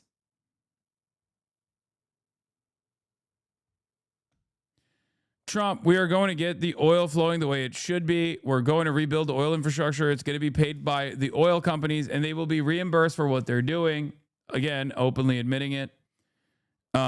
Trump, we are not afraid of boots on the ground if we have to. We had boots on the ground last night. We had to make sure this country is run properly. We're there now. We're ready to go again if we have to. We are going to run the country right. Trump on Gustavo Petro, he's making cocaine, and they're sending it to the United States. He has to watch his ass. Okay? Trump, we are going to be selling large amounts of Venezuelan oil to other countries. You can't stop talking about how they're straight up taking over Venezuela. Trump keeps claiming that Delcy Rodriguez was sworn in as president of Venezuela and that she's in contact with Rubio. Haven't seen this reported yet. Trump, Cuba is going to be something that we are going to end up talking about. Cuba is a failing nation. Rubio steps up. Cuba is a disaster. If I lived in Havana, I'd be concerned. And the press conference was concluded. It's pretty crazy because it's basically everything we said, like everything I've been saying in the build up to this incident about like what the real reasons are as to why the administration is doing this.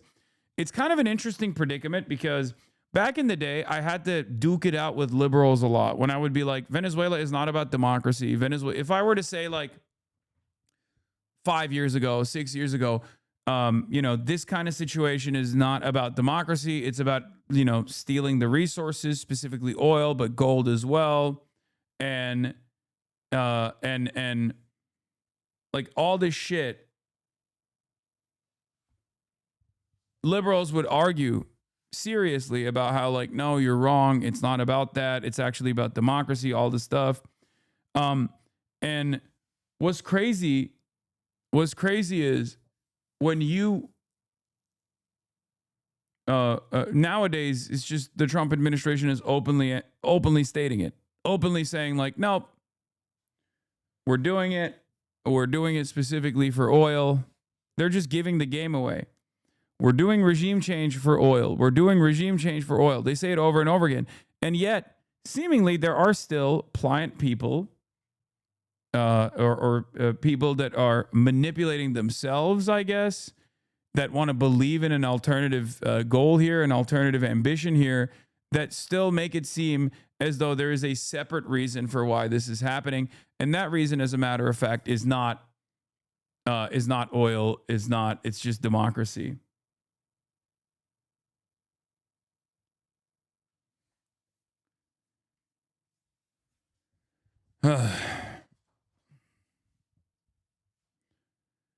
Yeah, there's also this from Wall Street Journal. Wall Street is already at the ready post Nicolas Maduro captured by the U.S. forces. About 20 business leaders. What did he know? Posted before the strikes. Okay, as a Venezuelan American, I got some shit to say. My family, my parents, my sister, my extended family, all lost everything. Their work, their savings, their investments, gone. Wiped out by a narco dictatorship that has held Venezuela. Dude, what are you saying, dude? What the fuck are you showing me? God damn it. Oh my God. Oh my God, dude. Oh no. What did he know? Venezuela was already invaded? Yeah, he's saying Maduro is invading Venezuela. So Trump actually fucking blowing up fishing boats and potentially blowing up Caracas is good.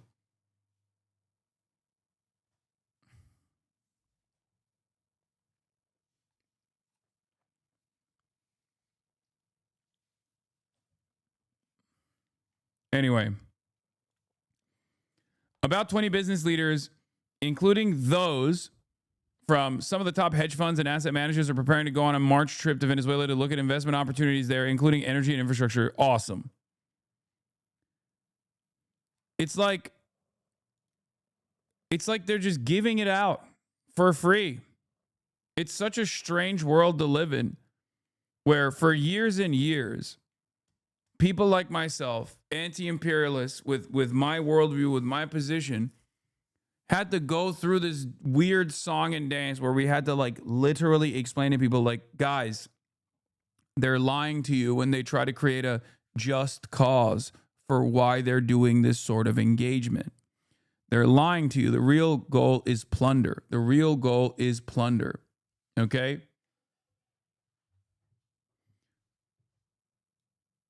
What? Hasan, you are 10 million% right, but I don't think it makes your takes any less right to listen to Venezuelans for a second.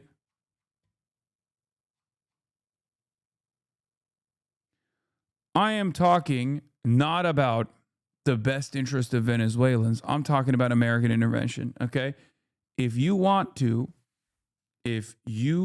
want to have a conversation about that, you can go somewhere else. I'm an American citizen. It's my tax dollars. I'm selfish. I'm an American fucking patriot. How about that for standpoint theory? Okay? Ain't nobody gives a fuck about the Venezuelans. This is my point. Donald Trump is not sitting around talking about how he's liberating Venezuelans. He's literally saying he's liberating the fucking wallets, the government of Venezuela's coffers from the burden of having to do the resource extraction and actually sell it on their own. Shut the fuck up. It's so crazy, bro. You got motherfuckers doing propaganda for the administration when the administration is not doing the propaganda. Every day, Donald Trump literally goes, every Venezuelan on U.S. soil is a rapist, drug seller, a drug salesman, okay? The CEO of doing rape and drugs. We must deport every Venezuelan expat. Every Venezuelan refugee on American soil is a rapist, drug-dealing, baby decapitating monster that will inevitably find their way into fucking CCOT, okay? He goes on Fox, and that's what he says on the phone every fucking morning. And then he turns around and says, also, I am going to rape the land of Venezuela. I'm going to pillage it. I'm going to rape and pillage. I'm going to rape and pillage. I love the oil. I want to shove the oil up my ass. I can't live without the fucking heavy crude of Venezuela. It's beautiful oil, and it's mine now.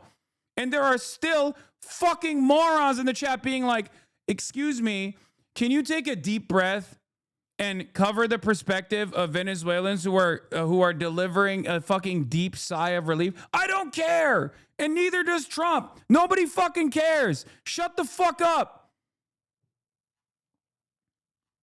God damn, what is this fucking argument, dude? It's so stupid. It's the same shit with Iraq. It's the same shit with Libya. It's the same shit with Syria. It's the same shit over and over again. This time it'll be different. Why don't you listen to the people that are saying they're doing a deep sigh of relief? Why don't you listen to the people that actually love what Donald Trump did? I'm sorry. I don't give a fuck, okay? I don't care. I don't care what your perspective is. If you're going to tell me that, like, this time the narcissistic pedophile that is trying to extract as many super profits for his pedophilic elite is actually doing a good thing in this circumstance, even though all the previous narcissistic pedophiles that were doing the exact same shit were actually doing it in the wrong way, but this time it's actually good. I'm sorry. I'm going to treat you like the fucking moron that you actually are. Okay? Sucks to suck. What the fuck are we doing? What are we doing? What are we doing? And I know there's going to be hella fucking clips off of this. Oh my God, there's going to be so many motherfuckers who are like, excuse me, I know that America obviously wants to destabilize an entire region as it has done historically under the Monroe Doctrine that they're relitigating at this very moment. But have you considered what my personal perspective is? I didn't like Maduro, and it's actually awesome that it will be an American puppet, okay? It'll be awesome that it's an American puppet that actually leads the country inevitably that will rape and pillage the land. It's going to be good. Meanwhile, Trump is not even fucking saying that. That's the funniest part. Trump is not even, he literally just keeps saying, I'm doing this for oil. I'm doing this for plunder. I'm doing this for plunder and oil. I'm doing this for oil and nothing but oil, oil, oil, oil, oil, oil. And still there's motherfuckers in the chat being like, well, hold on. The question I have is this.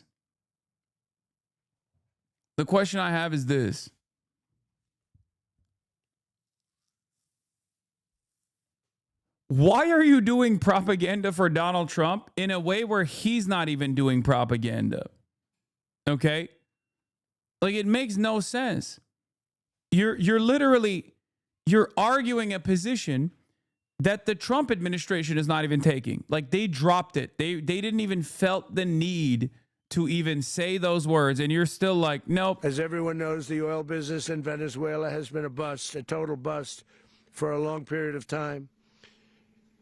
They were pumping almost nothing by comparison to what they could have been pumping and what could have taken place. We're going to have our very large United States oil companies, the biggest anywhere in the world, go in, spend billions of dollars, fix the badly broken infrastructure. It just doesn't make sense. Like, if you are even in any way, shape, or form, remotely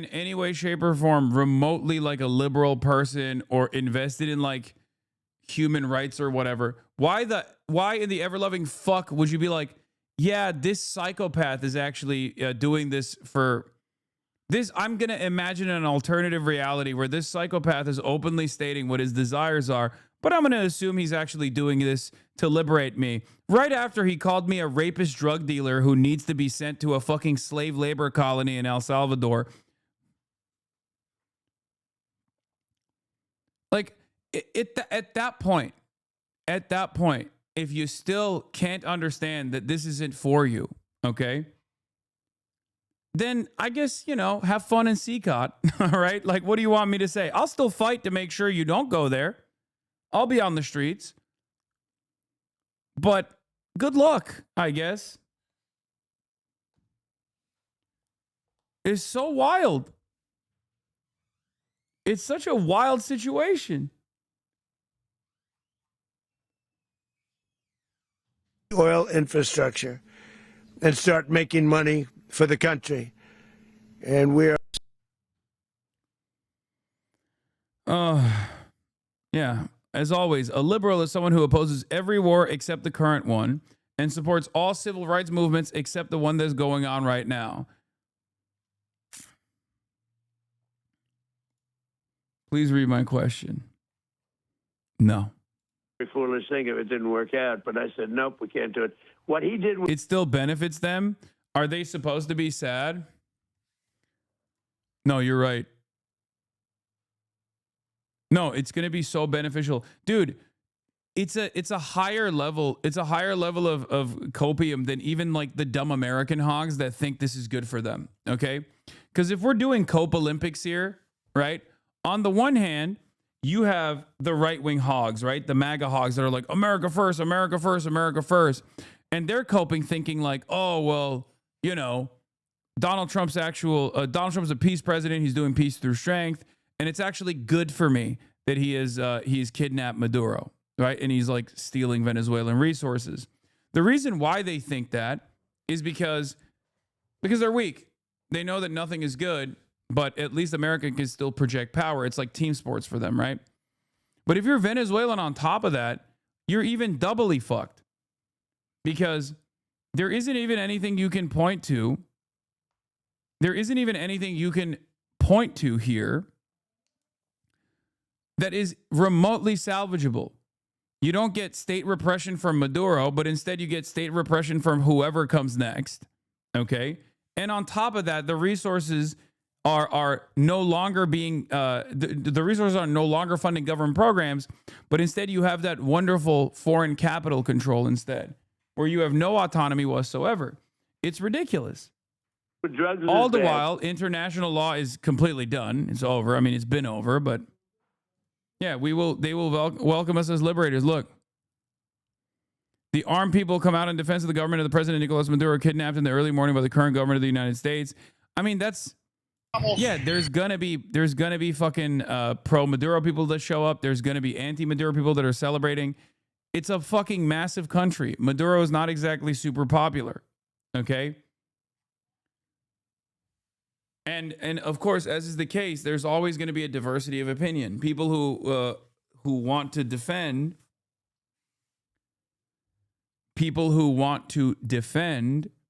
the ridiculous kidnapping that took place here will say, oh, well, at least like some of the Venezuelan people are happy. They're celebrating.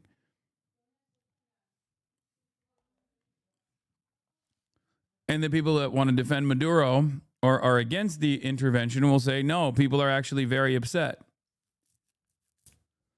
It's just not good for anybody, is my point. It's not good for the Venezuelans. It will never be good for the Venezuelans. It's not good for the Americans, the American population. It's good for ExxonMobil. It's good for Chevron. It's good for Halliburton. It's good for Shell. It's good for British Petroleum. It's just not good for you. It's good for Lockheed Martin, right? But you won't see any of that. You won't see any of that. You won't see any of the profits. You won't see a return on that. And you really didn't have a say in it anyway. That's the other thing.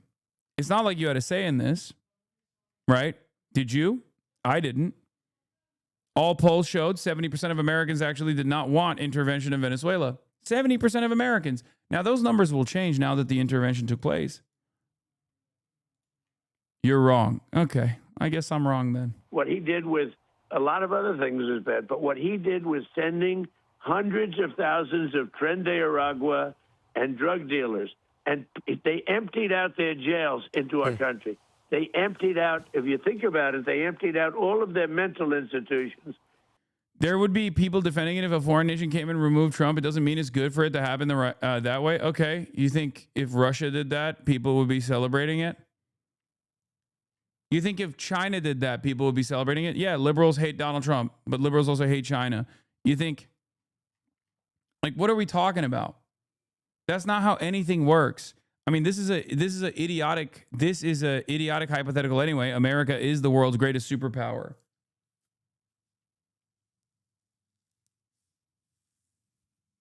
If you think that your fellow Americans would sit there and go, hell yeah, this is awesome, you're delusional. And there is much more reason to, and I mean this sincerely, there is far more reason to do this to any American leader, really, than any other country's leadership, given how much power and control America has around the world.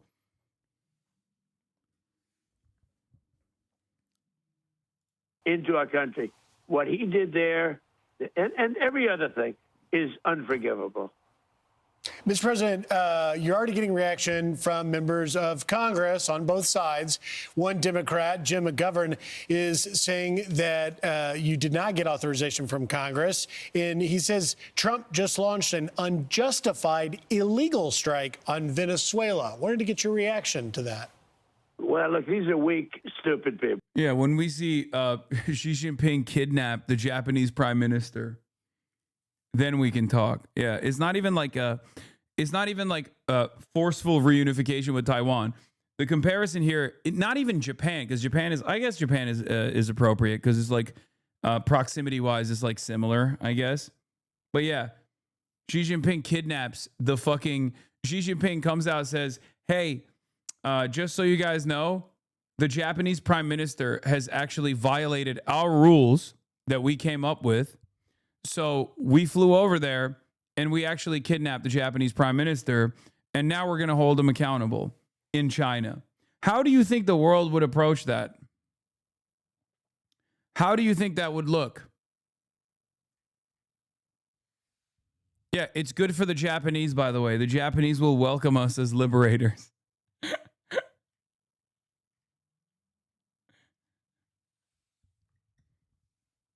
I'm low-key hoping she kidnaps Carney. Okay, dude.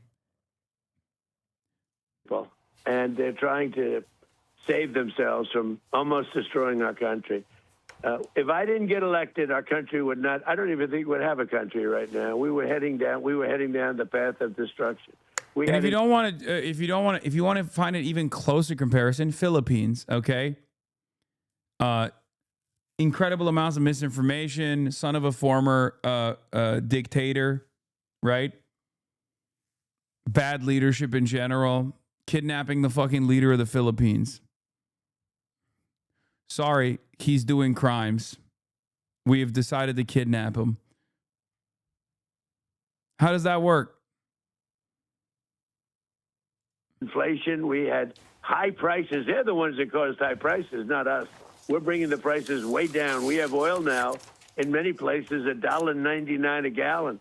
And, you know, when you do oil, everything follows, but everything is following. But, no, they would have destroyed our country. If we didn't get elected, if Kamala or a Joe type got elected, if that group got elected, but if Kamala got elected, I don't think at this point we would even have a country. We were laughed at all over the world.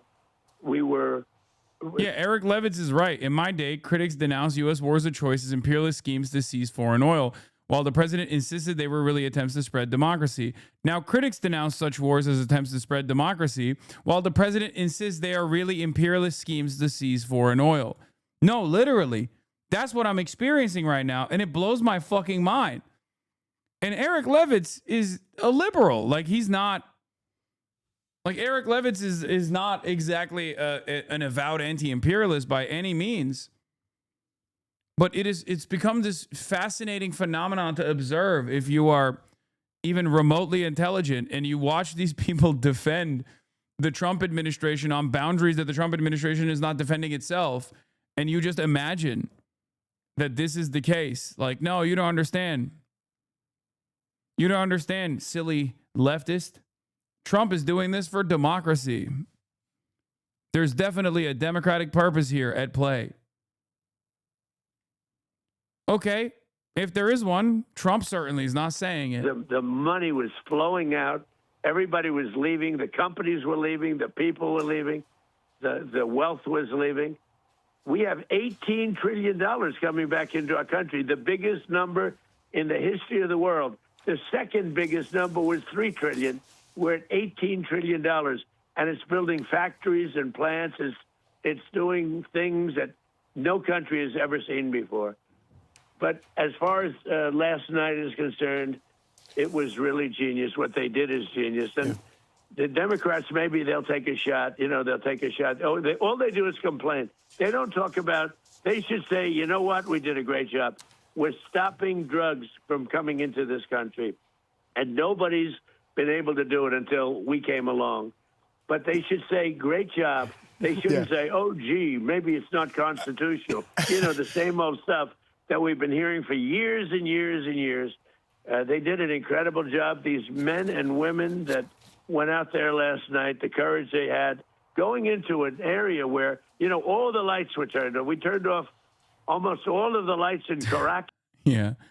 I can think of a few better use of my tax dollars than blackbagging the head of a foreign narco-trafficking organization that enriches itself by addicting and poisoning my fellow Americans. Yeah. The Republican Party is no longer the party of regime change and endless wars. If you want to be a standard bearer, that is a non-negotiable position.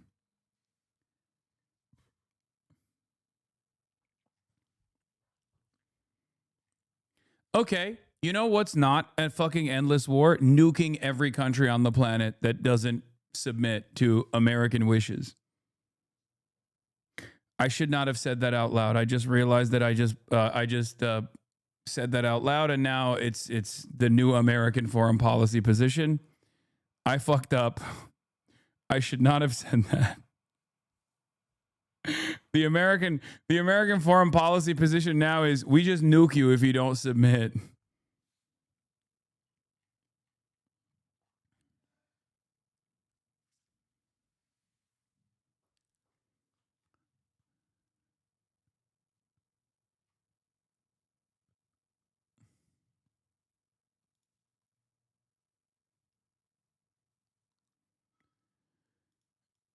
Isn't this a good thing for us? I like the sound of no more drugs. Yeah, I like the sound of that too. Except the Trump administration is not even going along with they're selling us drugs shit. Ironically enough. Okay, that was already bullshit. That was bullshit. There was no, Venezuela is not a narco trafficking hub. That's not it. And Trump is basically saying it's actually the oil anyway. Chuck Schumer finally gets around to commenting on Venezuela, saying the administration has assured me 3 separate times that it was not pursuing regime change or taking military action in Venezuela. Oh no. Oh no. No, not Chuck. You fell for it again? Oh, come on. And for the record, if you believe that Chuck is being sincere here when he says, "Oh shucks, I got duped again," you are the bigger dupe. Okay? He loves this shit. Straight up. Straight up, he loves it.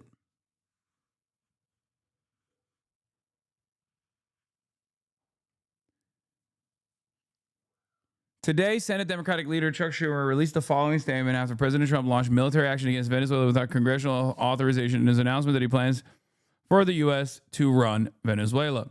Let me be clear, Nicolas Maduro is an illegitimate dictator, but launching military action without congressional authorization and without a credible plan for what comes next is reckless.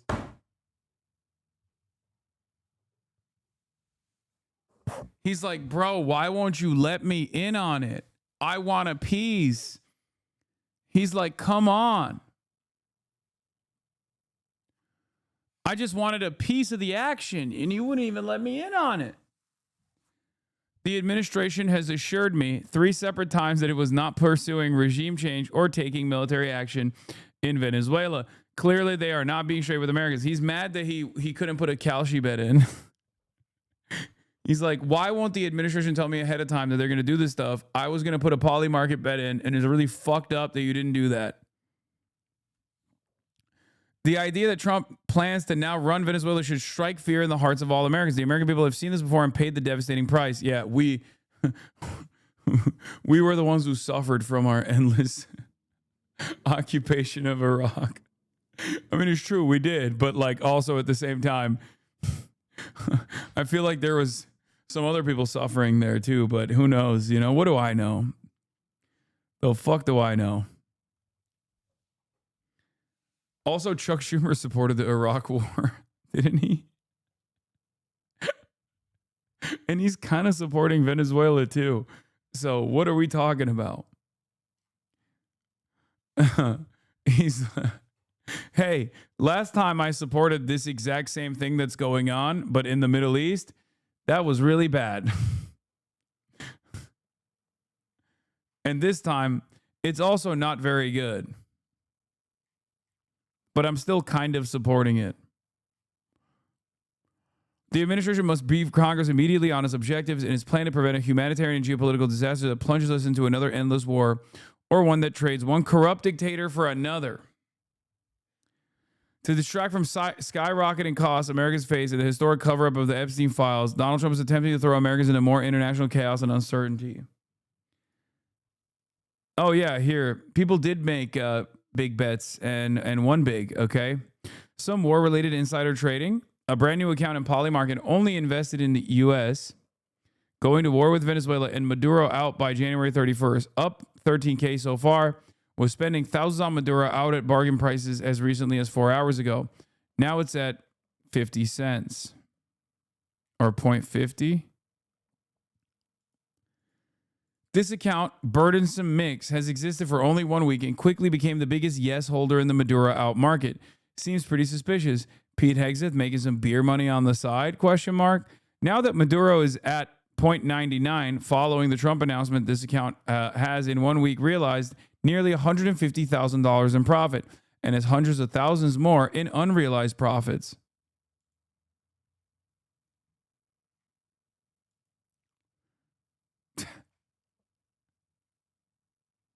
Great.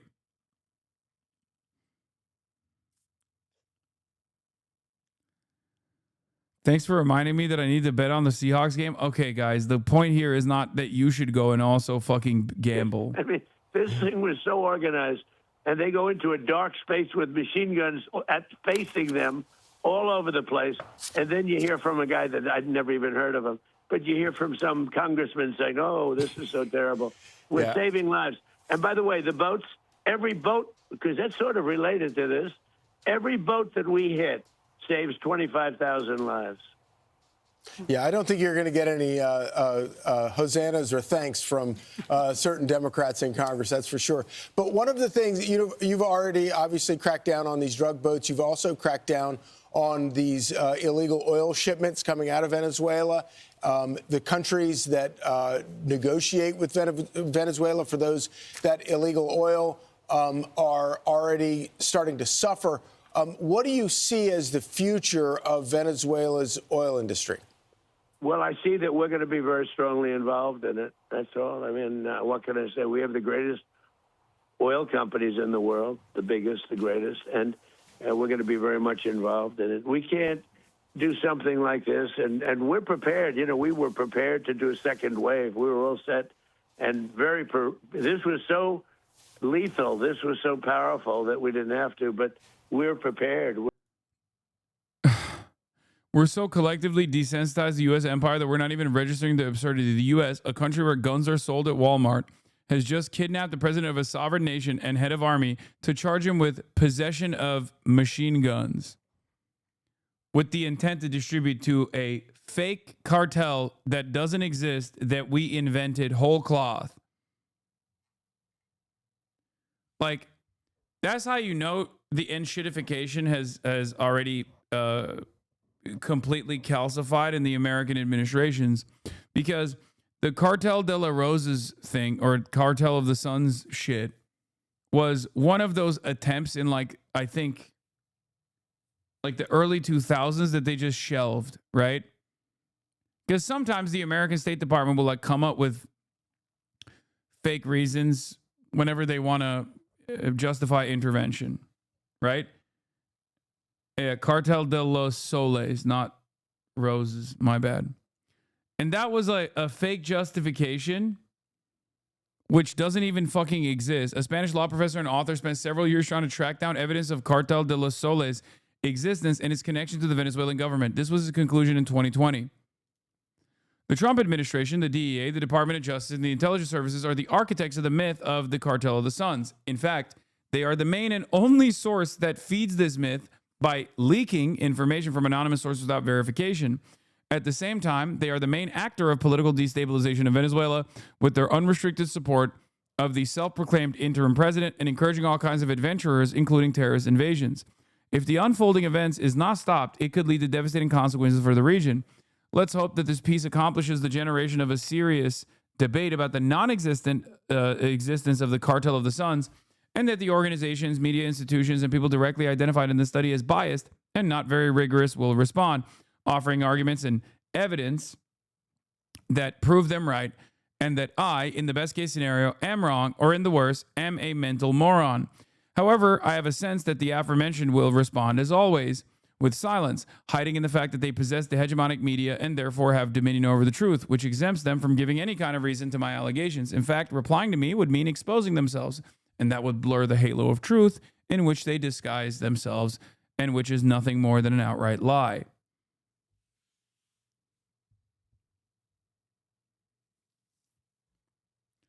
This is the American version of, or the previous relitigation of the WMDs, but not even they didn't even go as hard defending this bullshit this time around. Yeah, now is a good time to remember that the Cartel de los Soles doesn't exist, and it isn't even being determined by the U.S. government's own assessment, that Maduro has nothing to do with Trendaragua. The charges are bullshit, and that's why they had to add machine gun conspiracy charges.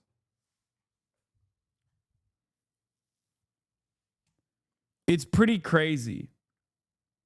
And it's also very funny, I guess, not that it matters, but it is very funny to see all of these guys who were like, yeah, base, Donald Trump is going to be the peace president, turn around and be like, actually, this was awesome.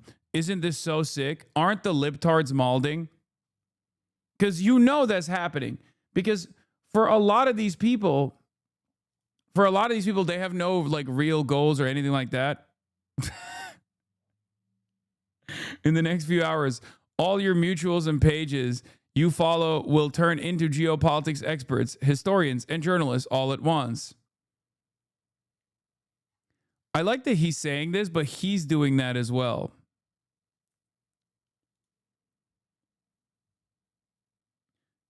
Glenn tweet, I'm sure you know which. One reason all leaders love wars. Yeah, this guy fucking sucks. But, nailing Glenn on this is perfectly valid. One reason all leaders love war so much is that it unites the population behind them. From Dem Party, from AOC to Manchin, fully supports Biden's war policy, also does the pro-war GOP wing of Marco Rubio and Lindsey Graham. The only candidates opposed are Trump, RFK, and Vivek.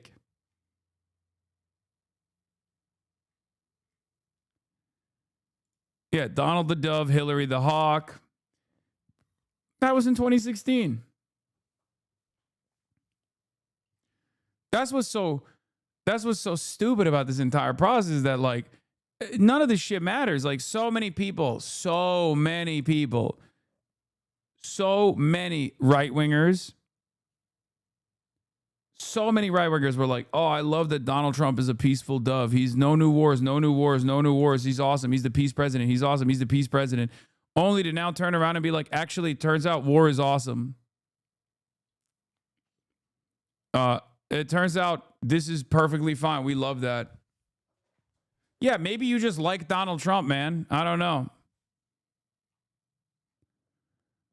And I hate this shit because, like, for me, this is very frustrating. This isn't war. This is terrorism. I mean, it's war and terrorism.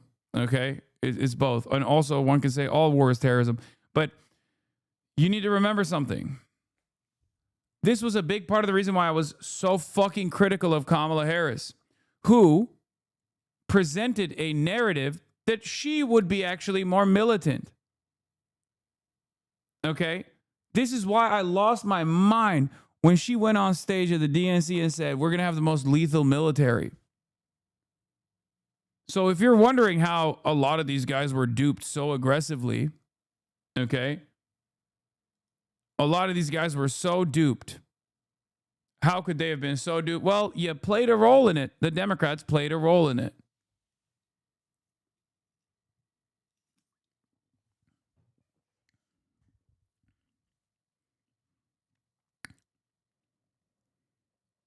Yeah, this is the other type of cope. Yep, the Iraq War was famously over when we got Saddam. Me and my buddies fought in a 20-year war because Bush and Obama didn't get done in 4 terms. What Trump just got done in 4 hours. I voted for this. Venezuela plummeted from one of the richest countries in the Americas to a total pariah state in just a couple. You can't say Kamala would be the same as Trump on this one. After she glazed Cheney, she'd at least play into the democracy and not the oil. Oh, for sure. For sure.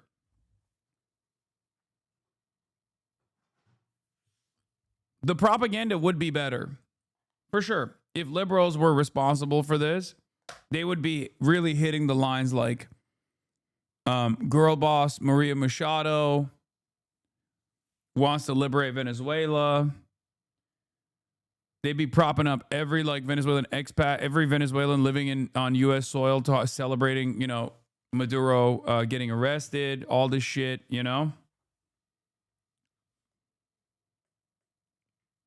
Couple of decades. Hyperinflation, starvation, millions fleeing, all because Chavez and Maduro imposed radical socialism, seizing industries and crushing freedom in the warm embrace of collectivism. But today... Damn, they're so triggered about the warm embrace of collectivism line. They all... Oh my God, they keep referencing the Zoran warm embrace of collectivism line over and over again. Dude, you can't be this much of a fucking anti-communist, brother. I don't understand. Who is this for? The USSR is dissolved. It's 2026. Capitalism is fucking you, and you're recognizing it to a certain degree, and yet you still are like, what's the problem, though? Imagine if this was communism. What is happening? January 3rd, 2026, justice has finally come. President Trump ordered a precise professional operation. Nicolas Maduro and his wife were arrested by U.S. personnel and are now headed to America to stand trial on serious charges, narco-terrorism, flooding our streets with deadly drugs, and more. No endless war. No unnecessary American bloodshed. A clean arrest of an indicted dictator. Trump could have killed this man in his sleep, but instead, he's giving Maduro a fair trial, something Maduro never granted his opponents who were jailed, tortured, or killed. Okay. Let's keep it real. I think it's one of the most consistent L's for Venezuela that they didn't do that, actually. Look, listen. Repression of protesters, absolutely. A lot of that took place, especially under Maduro. But if we're being fucking real, even under Chavez and even under Maduro as well, they did not properly take care of political dissidents. Okay? That's it. You had to have seized the entirety of the Chamber of Commerce, the first coup. After the first coup was implemented, you should have taken over every single asset that the Chamber of Commerce in Venezuela owned and put it under the control, the stewardship of the state, And you had to have arrested every single collaborator with the CIA. Major L. Major L for Venezuela kept consistently suffering from the repercussions. 13.3 says, for rulers are not a terror to good conduct, but to bad. And before people get mad about this shit, before people get mad about what I'm saying here, if you think that there was a serious plot, a real coup that took place in the United States of America, led by an active foreign nation, a foreign adversary, not like the Russiagate shit. I'm talking straight up. Actually, you know what? Russiagate is a good analog here. Look at what happened when Russia kind of put their finger on the scales a little bit in terms of pumping up a fucking leader. And then the opposition party didn't even fucking prosecute or arrest the people that ended up doing January 6th. Okay? The actual leaders, not the random people that were doing the January 6th shit. Okay? But the actual leaders, the actual politicians that played a role in January 6th. That's what happens. That's what fucking happens when you don't prosecute people, when you don't punish people for fucking around. We have it. His name is Donald Trump. He's the president right now. Hasan wants to be a communist so bad, but would never sacrifice his earnings to get it. He will just keep preaching it and doing nothing and taking donations while being a millionaire. Yeah, except the real counter argument that you're supposed to present here is that communism is when one guy has all the power and all the money and everyone else is suffering. And that's precisely what I'm doing right now, right? Like I'm the communist dictator already. That's a much better way to if you're going to make a stupid counter argument, you might as well go full stupid. You don't have to go half measure stupid.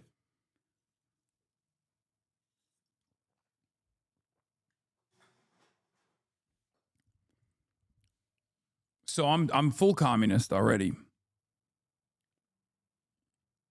Are you seeing Mr. Base takes on the strike? No, I don't know what that is. Who's Mr. Base? For far too long, Nicolas Maduro was a terror to good conduct, destroying lives in Venezuela and helping kill hundreds of thousands of Americans through the fentanyl and drugs his regime enabled.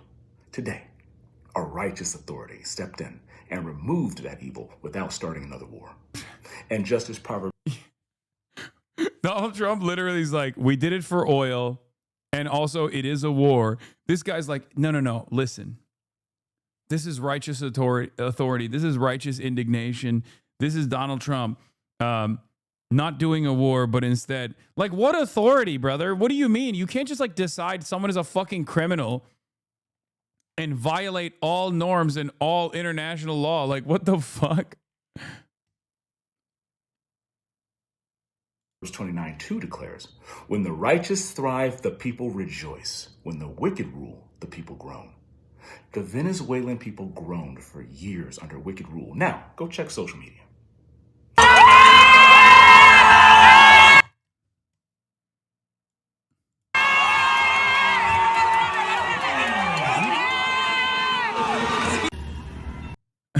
Wait.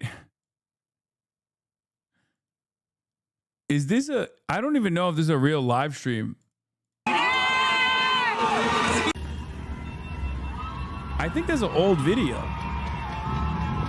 Did this guy go through all the different copies of old videos? All the different copies of old videos to post it to be like, see, they're everywhere of Venezuelans leaning out of their windows, cheering in the streets. USA, USA, pure rejoicing in the streets. Pure rejoicing in their homes, and even among the diaspora. Liberals are melting down, of course, but where was their outrage over hundreds of thousands of Americans who lost their lives to fentanyl from Maduro's regime? Or the millions of Venezuelans? Fentanyl from Maduro's regime. Where, like, no, the government has not even offered an iota of fake evidence even, okay? They didn't even do the WMD shit with fentanyl, okay? They didn't even do that. Like, they just said, yeah, I think they have fentanyl coming from Venezuela, maybe. Like, how can you be so ready to swallow the boot whole and regurgitate talking points that the government is not even fully invested in? I meant, did you see Asma's take on this? Oh, Asman is Mr. Based. No, I didn't. But let me guess. Yeah, we're back, boys. America is back. Yeah, peace through strength. Yeah.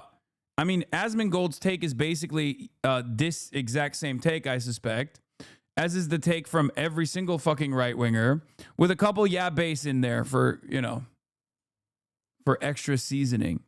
He can't stop talking about Asman. Did you not see?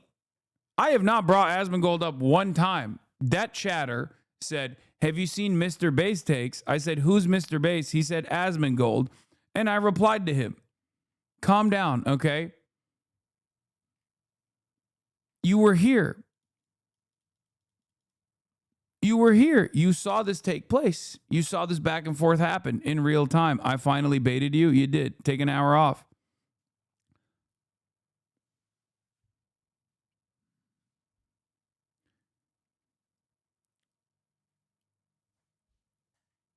Anyway. Add it to the comp. Yeah, add it to the comp. By the way, yes, this guy showed an old clip. Posters of President Nicolas Maduro being torn down across Venezuela. This is an old video from 2024.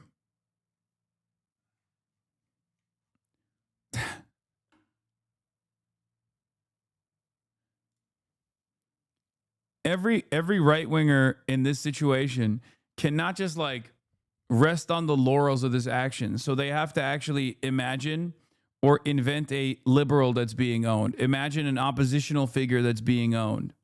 Okay? That's it. Because they can't just like, because deep down inside, I think they also understand that this is not really going to make their lives better. It's the same reason why when asked, a lot of Trump supporters will openly admit, like, yeah, things are not too great about the economy right now, but they're going to get better, right? And that's basically an admission that things are not great right now, okay? You're just admitting it. And I think many people also recognize that. Many right-wingers also recognize that. So they have to just, like, hold on to anything they can to feel better about themselves. Oh, I've imagined that we've like dominated an enemy. Why do I think this guy's an enemy of mine? I don't know, because someone told me so, right?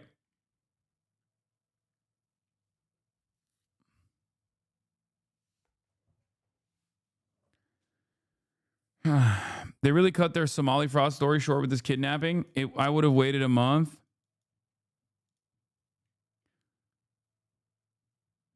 This is such a clown take. A successful regime change in Venezuela would be amazing for both countries. This is such a clown take. A successful regime change in Iraq would be great for both countries. This is such a clown take. A successful regime change in Libya would be great for both countries. This is such a clown take. Successful regime change in Syria would be great for both countries. This is such a clown take. Successful regime change would be great for both countries in Chile. This is such a... I love that the comparison is Panama. Japan...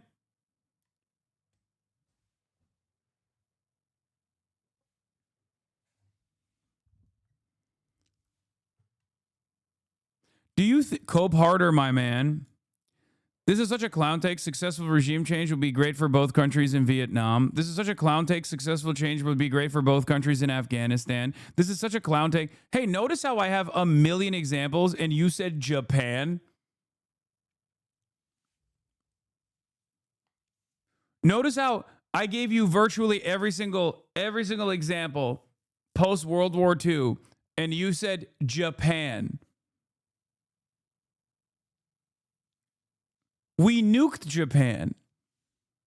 We wrote their constitution.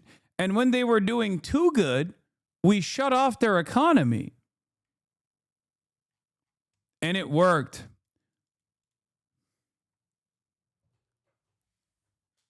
Yes, he used the suicide country that's killing itself with its anti-immigrant policies currently as the example of a country that's doing all right.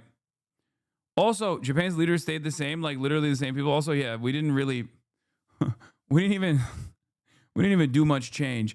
Also, Panama, the only one that you could point to, okay, the only one that you can point to as a comparison that is like, I guess, successful, was literally a CIA asset to begin with. So that's it.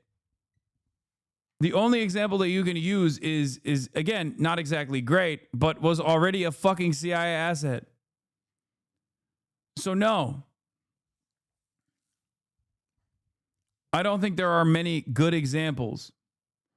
I know he's a lib, but I can tell the chat is a lot younger on average because people in here just aren't aware of the historical events of the last few decades. The Franco chat has people who actually remember Iraq, whereas this chat is unaware there's been a precedent set for this sort of nonsense. No, I think it's because we have a lot of hogs. None of your takes matter because the Venezuelan people have spoken.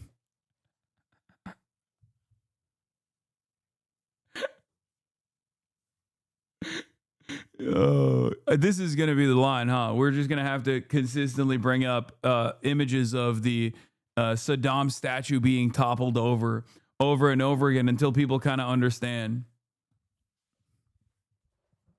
It is pretty funny.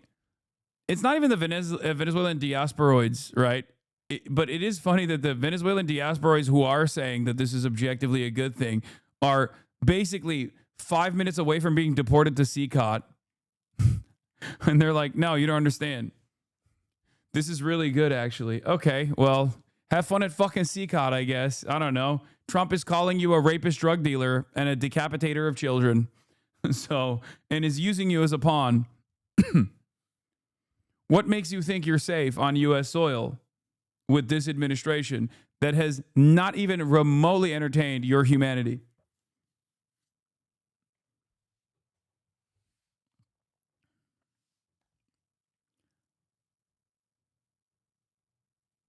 We're out there with an armada like nobody's ever seen before, and we're prepared, and frankly, probably thought we were going to have to do it, but we were prepared for a second wave going in. Mr. President, sorry, Nicole, can I just follow up on one thing, and that was when part of Vice President Vance's tweet about an hour ago said that you offered several off-ramps to Maduro that he didn't take. What did those off-ramps look like? Political citing sources. Trump administration recently contacted American oil companies that the Venezuelan regime seized their assets decades ago, and they ask oil companies to invest heavily in Venezuela if they want compensation for their seized assets. It's going to be really funny when we just have to subsidize the oil companies even further for even entertaining the high profit margin crude oil extraction that they will engage in Venezuela, that they will not be selling to the American market. Of course, they're going to continue selling it to China, Canada, and many other places. But it's going to be great when we subsidize them for stealing Venezuelan oil at a much higher profit margin. It's great. Every single thing that the American government engages in is just a fucking scheme to line up the coffers of CEOs and the big shareholders. Okay? It's great. It's awesome. But no, it's fine. It'll trickle down to you one day, okay? No, I promise.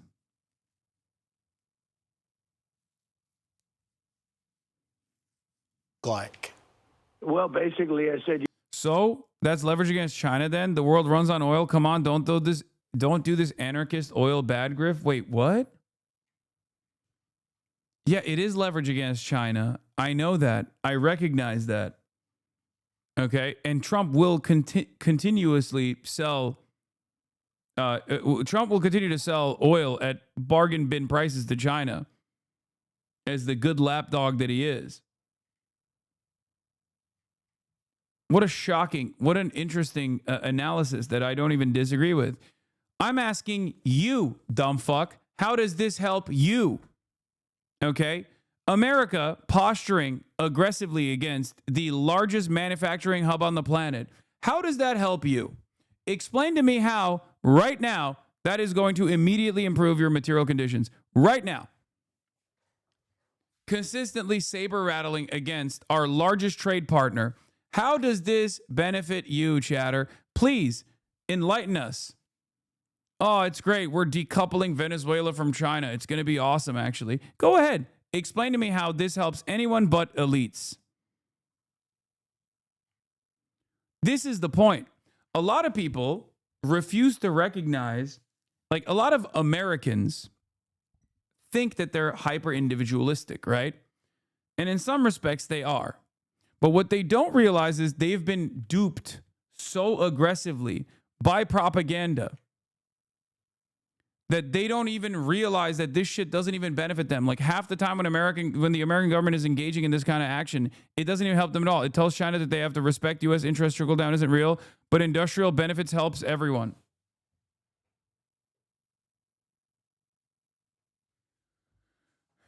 What industrial benefits are you getting? What industrial benefits are you getting? What industrial benefits did you get from American companies actually taking out oil from Iraq? What were the industrial benefits of plunder in that regard? What industry do we even have? You are going to work your gig economy slave labor job and you're going to shut the fuck up. And you're going to watch YouTubers on the side that tell you that it's actually good that America is doing this stuff. Okay? You're going to eat the bug, you're going to rent for the rest of your life, and you're going to fucking enjoy it. And you're going to continue deluding yourself into thinking that these sorts of actions are actually beneficial for you because we're all part of one big team. China is on the opposing side. They're anti-America. We're pro-America. We're on one big team. And you're going to keep eating the bugs, and the bugs are going to get shittier and shittier, and you're going to enjoy it. More cheap oil, leveraging. Yeah, I already described it. It's not cheap oil for you, dumb fuck. Okay? It's not helping you. Unless you are literally the CEO of a fucking oil company or like a major shareholder in a oil company, that cheap oil is not going to make its way to the American markets. That cheap oil is actually going to be sold elsewhere. Okay? That cheap oil is not going to cheapen your oil. And cheap oil does not make every product cheaper. If that was the case, we would already have cheaper products right now. Donald Trump fixed the oil prices. No? Did it make anything else cheaper? Gas at the gas pump is cheaper. Did that make the groceries cheaper? No. So what the fuck are you talking about? We are already living through this process. Corporate consolidation is already set in. It doesn't matter. The prices of other commodities are not pegged to the fucking oil and gas industry in the way that people present it, okay? Holy fuck, this dumbass is like paying triple the premium prices for healthcare that is not even going to end up saving his life when push comes to shove, because the healthcare companies are so further deregulated at this point that they can get away with just denying you care of coverage that you paid for. And you're over here thinking, nah, actually everything is going to be cheaper eventually. Not today, but maybe tomorrow.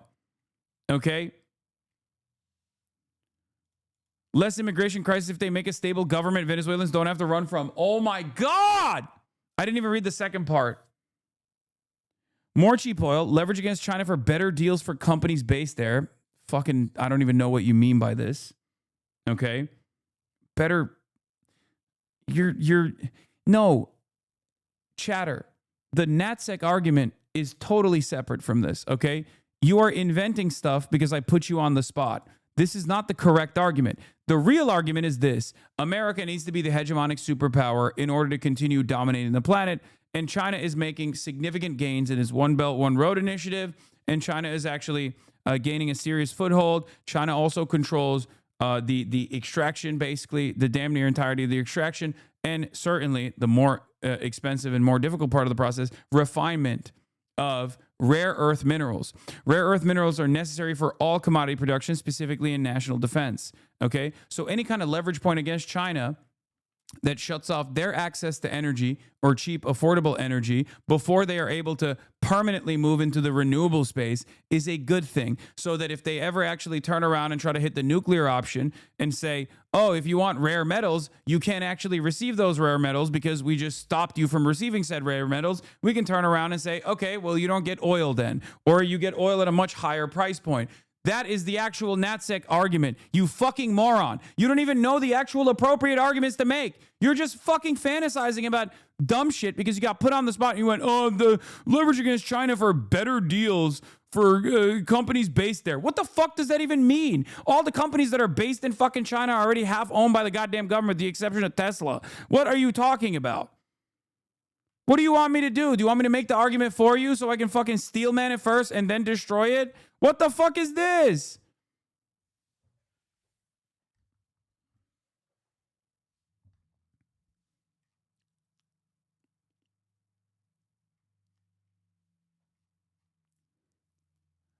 It's also not cheap oil. It's on. Venezuela has heavy crude. I know. It's expensive to refine. There's no infrastructure in Venezuela to extract this oil, so it'd be expensive to set up. No, but we have refineries in the United States of America, in the West Coast. We have the refineries to extract and also refine the heavy crude that comes out of Venezuela. Okay? Well, thank you for a better argument. Yes, I'm on the spot. Okay, but you don't understand. If you're on the spot and you just made up a stupid fucking argument that doesn't even make any sense, then one must ask the question, what is the motivating principle? Why am I so readily available to defend America when it actually doesn't even defend my best interest? Because my goal here is to explain to you that the American NatSec argument, or any number of different arguments that they fucking present, is actually stupid. It actually doesn't benefit you at all. And it's all a game of resource extraction so that the super wealthy can continue fucking driving up imperial super profits. That's all this is for. And they're doing it, and they're not even hiding that they're doing it. They're openly stating it. So much so that even Matt Iglesias, a dumbass, had to come out with the dumbest statement of all time. Trump's whole foreign policy approach feels to me like a guy who read some bad leftist takes about how Western prosperity is all downstream of violent imperial exploitation and decided to use that as a playbook for growth. Yeah, I wonder why it comes across like that, Matty Iglesias. Perhaps because that is the fucking truth. And Trump, unlike his predecessors, is not shy about saying the truth, saying exactly why he's doing these things. But of course, leave it to Matty boy over here to somehow make this about the left again. Yeah, it must have been imperialism, the final stage of capitalism, that is the reason why Trump actually arrived at this conclusion, and not because he just looked at the situation and realized, yeah, why can't we just steal this shit and openly say it? Why would it be more likely that Trump was influenced by leftist takes about history of violent imperial exploitation rather than by history itself? The idea that the right has to get ideas like, what if we take resources from other countries by force from leftist takes is so absurd that you'd have to be seriously deranged to think it. Anyway. Law, I like Hasan, but I just think it's objectively good to remove Maduro and stabilize Venezuela. Brother, there is no stabilization of Venezuela that is coming. This is the problem. And I gave you a million examples of how that stabilization never comes after American intervention, specifically violent American intervention. And you just chose to say, lol, cope. Or maybe that was another chatter I was responding to. What are you looking for? Yeah, it's outside. Kapının dışında, dış kapının dışında. That's it. So you have to ask yourself why you're engaging in the cope, okay? Not me. You have to ask yourself why you are personally engaging in this cope to immediately rush to try and defend the Trump administration. Even if for some reason you like Machado and the opposition, well, yeah, who would ever do that, by the way? I don't even know. But let's say you like Machado. Trump said, fuck them, and Marco and Pete are in charge of Venezuela. Exactly.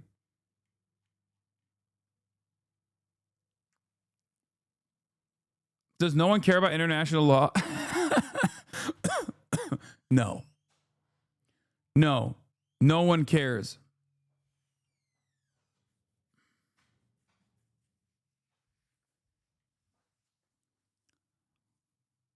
Global Affairs correspondent Martha Raddatz and ABC News contributor retired Colonel Steve Ganyard. Good morning to you both. Thanks for joining us. Martha, I do want to start with you. I know you've been talking to your sources this morning. What more are you learning about how this operation was carried out? Well, Whit, I think we have to go back to just those scenes in Caracas with U.S. helicopters, Chinook helicopters, and attack helicopters sweeping over the city. Those explosions, likely at airfields and military facilities, and Delta Force, that elite Delta Force, going in and grabbing Maduro and his wife in the dead of night. You can imagine they. In academic international relations, I get the realist idea that there's basically nothing but forceful states and the international order is inherently anarchy. And I get the liberal idea that the international order is based on contracts and agreements and that appeals can be made on the basis of shared rules, trade, etc. But in reality, there's an even intra-sentence switch between one register and another to justify any and every action. Yes, the liberal approach here around global established order is just a justification for the actual way that this works, which is might is right. That's it. It's always might is right, up and down, and it's always been that way. Okay? And Donald Trump is not doing the second thing. And that's why it's so funny, because like it's almost like he's gift wrapping my argument for me. But because people have gotten dumber and dumber in some ways, they don't even care that Donald Trump is just openly being like, Donald Trump could come out tomorrow and literally be like, I'm doing this for the oil companies, stupid. It's not going to help you at all. This is actually so that they make more money. They're my best friends. We do pedophilia together, okay? Americans will still be like, well, it's all right. My president, he's still trying to do this for democracy, I think. Okay? I don't know what to say to people that just want to be, I don't know what to say to people that want to hear this lullaby, okay? I don't know. I can only keep repeating the truth over and over again. And Trump, in many ways, does make this a lot easier for me because he says it out loud. And if you still can't fucking shake yourself from the stupor and you still find yourself desperately grasping on to ridiculous notions such as establishing democracy in Venezuela at a time when Trump is not even invested in establishing democracy in the United States of America, okay, then good luck, I guess. You're never going to fucking wake up. Were probably asleep, and how this operation was carried out exactly, we do not know. They were clearly well prepared. They knew exactly where to find Maduro and his wife. We are told by sources that the CIA had perfect intelligence as to where they were, and that clearly was the case since they did capture them. We also don't know whether others were involved on the ground, whether the CIA perhaps had assets, whether he called in and said, I'm going to surrender. We do not know those details at this point. But Delta Force had a successful mission. They went in, they grabbed Maduro. Whether he surrendered or not, we do not know, but it certainly did seem a great surprise. And with those military assets, it tells you that Maduro did not know what was coming, and he was flown out of the country. I think it's highly unlikely there are still forces on the ground. Generally, these missions are done, and the Delta Force and the others are out of there. But those scenes from Caracas and those explosions and the smoke rising from that city are remarkable indeed, Whit. Yes, they are, absolutely. Let's bring in Colonel Steve Ganyard. And Steve, President Maduro, as we noted there, and his wife both captured. Where could they be taken, and what happens next? Yeah, Whit, probably, you saw in the video there, you saw those special operations helicopters, so they probably would have put them on one of the special operations, the Army Delta Force helicopters, and flown. Why is this woman gushing over this shit? Because they all do, bro. This is the entirety of the otherwise supposedly liberal mainstream media. They love this shit. I'm reminded of the first bombing campaign that Trump did in 2016 when media was like way more anti-Trump, and they were like, this is the first moment that Trump has become presidential. They love that, dude. They fucking love war. They love it. They can't get enough of it. They're like, oh my God, please do more illegal actions. I fucking, I have unlimited appetite. Unlimited appetite for bloodlust. Him offshore. Now, whether they had enough gas to get all the way out to where the USS Ford, the aircraft carrier, is, that's a question. But from the Ford, they can fly him all the way to the United States, perhaps stopping in Roosevelt Roads in Puerto Rico, where the U.S. buildup has been most apparent. But right now, it becomes a law enforcement issue, and he will be tried based on those the indictment back in 2020. Like, this is already off of a completely faulty premise that was established here, and the completely faulty premise that was established here is like whether there is any serious law enforcement taking place. Notice how they've moved beyond it, where they're like, well, you know, this is a act of law enforcement or whatever. Bitch, what do you mean an act of law enforcement? Like, this is literally, law enforcement needs to be apprehending us. If there was any sort of like serious international organ of justice, they would be apprehending us. They would be like, excuse me, we need to prosecute you for this severe war crime that you just did. This is illegal under American law. This is illegal according to the American Constitution. This is illegal according to international rules. It's fucked up by every metric. Okay. 20. So this may be, as Secretary Rubio said, this may be the end of the military action or what was necessary. No doubt the U.S. will keep the forces offshore to make sure that probably the next step is going to be free and fair elections. Remember that one of the opposition leaders was just awarded the Nobel Peace Prize in Oslo. And so the hope here is that the Venezuela... I'm sure there's fabrication. Oh my God, he's literally, but to suggest there's no major drug activity in Venezuela of all countries seems asinine to me. Brother, what you are doing currently is no different than what you got called out for earlier. You're making shit up. Okay? So at a certain point, you got to close your eyes, take a deep breath, and think internally, why am I so aggressively defending this action? Okay? If they did this to Bibi, would you support it? Fuck yes, would I support it. Are you fucking insane? Benjamin Netanyahu is literally an indicted war criminal for doing a fucking genocide. Are you stupid? What is the fucking comparison here? Do you just think anyone that America decides is bad is the equivalent of Benjamin fucking Netanyahu? Are you that brain dead? Are you looking for a hypocrisy gotcha that hard that you can't comprehend that there is a difference? Well, that's also my take then. Maduro isn't as bad, but he's still very bad. Oh, my Lord, that's not your take. Your take is there's probably drug deals happening. There's also a good argument to be made about resource extraction from Venezuela. No, that's not your fucking argument. That's the argument that you have basically positioned yourself into because you got backed into a goddamn corner. And even that argument doesn't stand on any fucking legs whatsoever because there is no comparison between an internationally indicted war criminal that is conducting a genocide and fucking America's foreign adversary that we don't like. You can't just say, oh, these guys are bad, so they deserve to be fucking kidnapped. That's not how this works. Okay? You could have at least used it for Vladimir Putin or something, and that would have been at least a little bit more reasonable, but you chose to defend this one. Okay? And even with Vladimir Putin, obviously, he has fucking nukes, so America's not going to do shit. Oh my God. It's like comparing someone being prosecuted for jaywalking to a mass murderer. What are you talking about? Or like fucking assault. And people could actually have an elected leader. And Martha, a foreign leader captured, flown out of the country. Just how unprecedented is an operation like this from the U.S. perspective? Well, I think we remember back to 1990 in Panama. Manuel Noriega was taken the greatest political mind of our time. Trump won't go into Venezuela. I said Trump won't invade Venezuela, and I was wrong.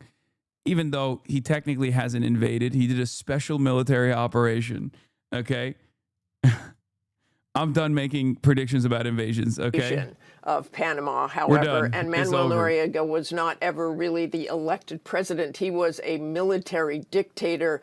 He eventually surrendered. He went to the embassy. This is not once, but the second time where I have assumed that someone would not be an absolute fucking psycho.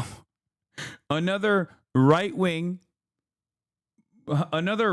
psychopath who I thought would have at least follow, I don't know, logic or reason. Nope. See, the Holy... Yeah, Trump won't invade Israel is what I'm saying next. Trump will not invade Israel. The embassy, the Vatican embassy, and hid out there for about 10 days before he surrendered.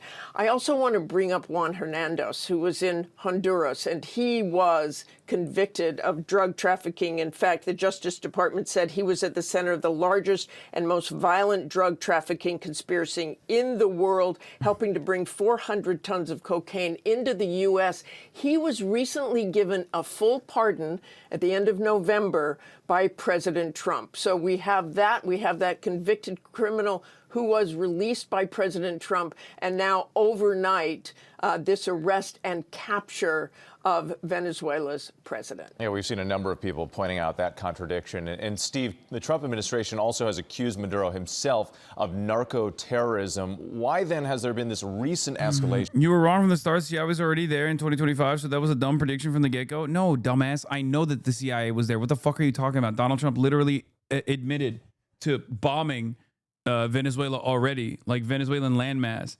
There's a difference between that and what I was talking about, which was like Iraq-style shock and awe, boots on the ground military warfare, which it hasn't gotten to at this point yet, but it very well could. So if you want to be serious about the thing that I'm talking about, that's what I mean. But to be fair, I did not think that they would also be insane enough to go in and do a kidnapping of the fucking head of state. Yes, that chatter is right. Yes, last year, the CIA was already inside of Venezuela, as Trump openly admitted.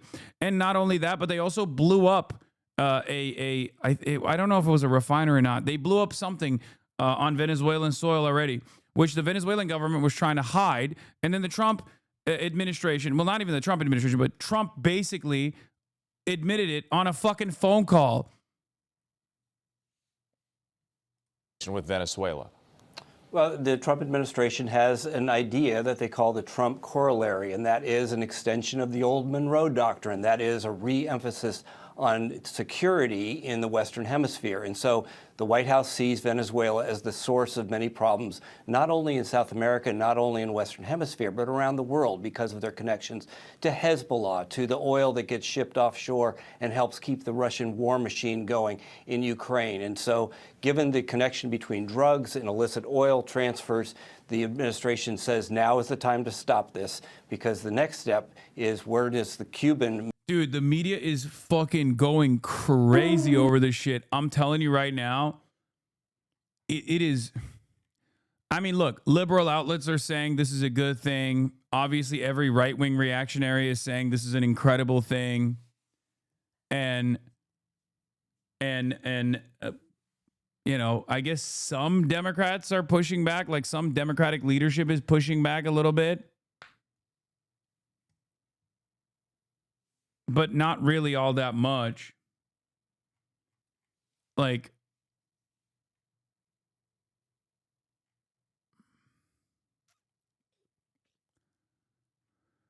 oh, here's Graham Plattner's statement from Maduro's kidnapping. The government of the United States of America has illegally invaded a foreign country and kidnapped its leader. This is what happened in Venezuela today. This is not foreign policy. It's international gangsterism. There are going to be a lot of people on, frankly, both sides of the aisle trying to convince us that this was somehow justified. It isn't. Our behavior against Venezuela over the last few months has been illegal. None of it has been authorized by Congress. None of it is being done in accordance with international law. Just 1 month ago, there was a vote in the Senate that would have required congressional input on any military action against Venezuela. It got voted down 49-51 because Susan Collins cast the deciding vote against a resolution that would have blocked President Trump's illegal actions today. So in the coming weeks and months, wherever this goes, just understand that this is a failure of the American political system. It's an absolute failure of our government and another crack in our fragile democracy. We are allowing an out-of-control rogue government to invade countries and kidnap their leaders. And Republicans in the House and Senate are doing nothing to stop it. Holy fuck, this is... God damn it. Why did it have to be Graham Plattner? I mean, this is damn near perfect. Actually, not even damn near perfect. I'm going to be honest. This is a perfect statement. This is a perfect statement. From Iraq to Venezuela, you can count on Susan Collins to continue to enable illegal foreign wars. And we need to all turn out in opposition to this egregious failure and our government to stop it. We have a lawless administration. Deploying American military to kidnap foreign leaders and a Senate that refuses to do anything about it. This may soon breed chaos on a scale we can only imagine. At least the last time the United States went to war over oil, they sent the Secretary of State to lie to lawmakers and sought congressional approval first. This is not the behavior of a government that cares about the American people. This is the Trump administration lashing out with military force because Republicans are afraid that its domestic failures are going to result in political failure in the 2026 midterms. Yeah, not only that, not only is it a perfect statement, none of this like, well, Maduro is a bad guy and I hate him and he is worthy of being owned or whatever. But also on top of that, it just straight up ties it back to Susan Collins. It ties it back to like the power of your vote.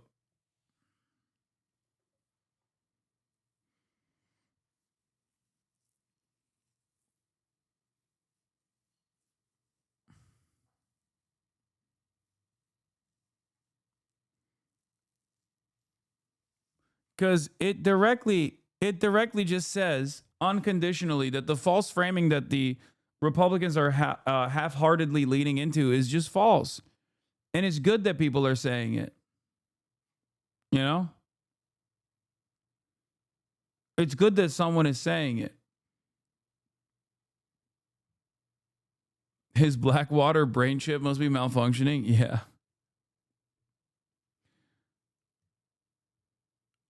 Anyway.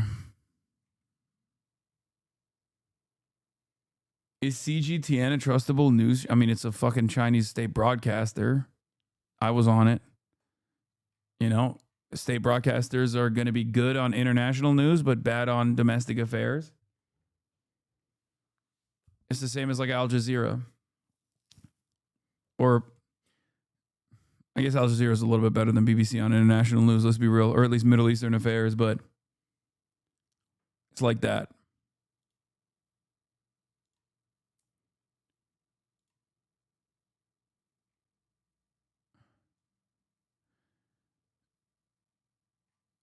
Anyway, this is not the behavior of a government that cares about the American people. This is the Trump administration lashing out with military force because Republicans are afraid of his domestic failures. I condemn these illegal actions completely. No blood for oil. In solidarity, Graham Plattner. A little over 48 hours into 2026, around 2 a.m. Caracas. What the Fireworks had lit up the night sky for New Year. But now the place illuminated by a series of never-before-seen U.S. strikes on military bases and airports. Military helicopters, including Chinooks, a U.S. Special Forces operation caught on camera phone. Their mission, capture the Venezuelan president Nicolas Maduro and his wife Celia Flores. Chances are the couple were inside one of these helicopters. The U.S. was forcibly deposing a Latin American leader for the first time in this way in over a quarter of a century. Just hours before his capture, Maduro presented with a vase by a Chinese delegation at the presidential palace, Caracas. Año nuevo, porcelana nueva. Yeah, this is the real nutty part.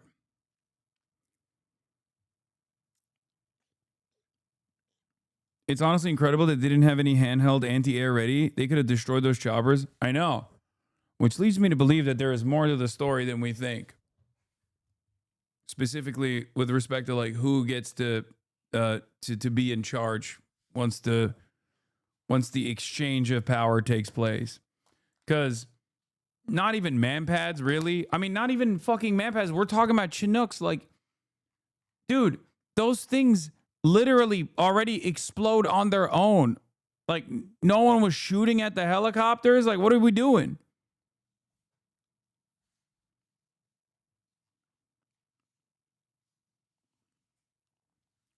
There's a video of a helicopter on top of a building, and it's just standing there.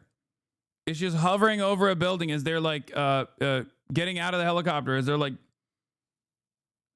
are you kidding me? You're not even gonna shoot at that with like small arms, you know? So I don't know. I think there's something suspicious about it.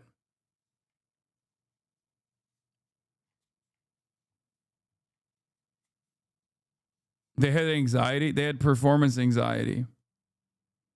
That's what it was. They had performance anxiety. They were shy. Año nuevo, vida nueva.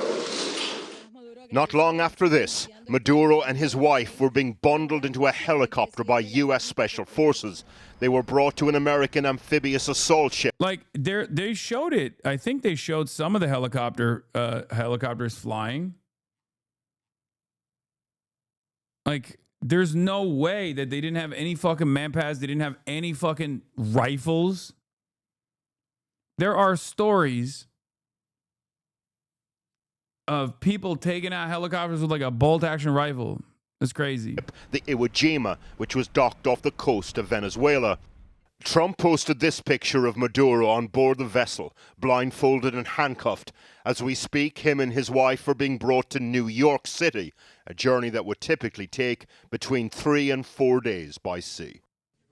Today, Donald Trump framed the operation in terms of U.S. dominance in the Western Hemisphere. Thank you very much. Overwhelming American military power, air, land, and sea was used. Can't blame you for taking the Reuters word on it. Yeah, I talked about it. Reuters literally said that sources revealed that I didn't come up with this on my own off of Twitter. I was showing you the Reuters coverage. It's right here.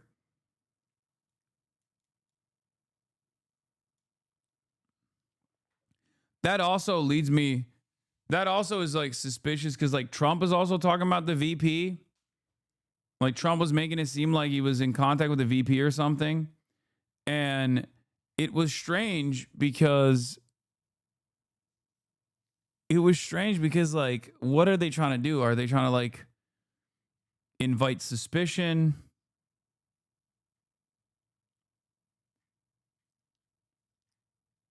You know? They were saying that she was in contact with Marco Rubio, which I think is odd. Used to launch a spectacular assault, and it was an assault like people have not seen since World War II. During the address, Trump made it clear that this was about more than deposing a leader. It was, in effect, an occupation. So we are going to run the country until such time as we can do a safe, proper, and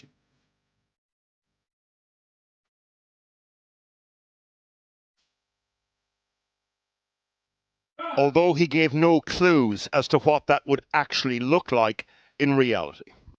Although no one thought it would culminate in this way, Washington has been ratcheting up pressure on Maduro's regime for months now, thus the targeting of dozens of boats off the coast of Venezuela and the build-up of US warships. Trump has described him as the head of a narco-terrorist state, blamed him for enabling the industrial-scale movement of drugs and immigrants into the US. When Maduro and his wife arrive in New York, they'll face charges similar to an indictment opened against them in 2020 on corruption, drug trafficking, and other charges.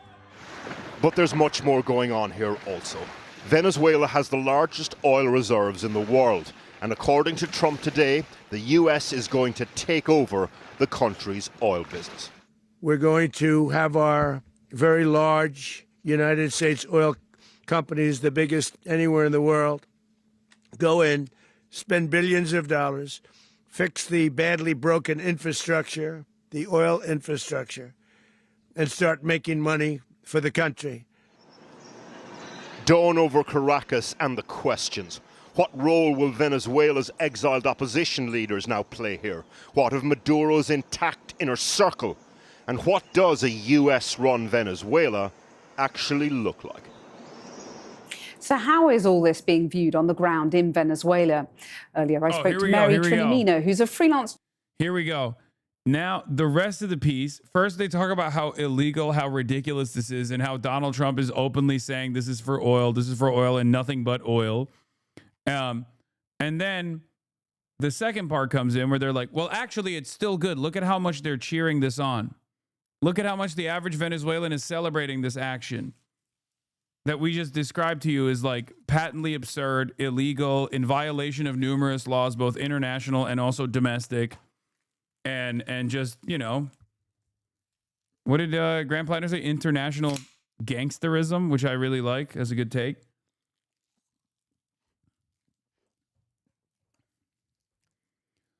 I'm sure someone in here, while we're overlooking this, can send me some footage from 2003. Okay. I just got to see the pants you're wearing. Please be serious. What? I'm wearing American Eagle pants. Yes. My pants got the American flag and eagle on them.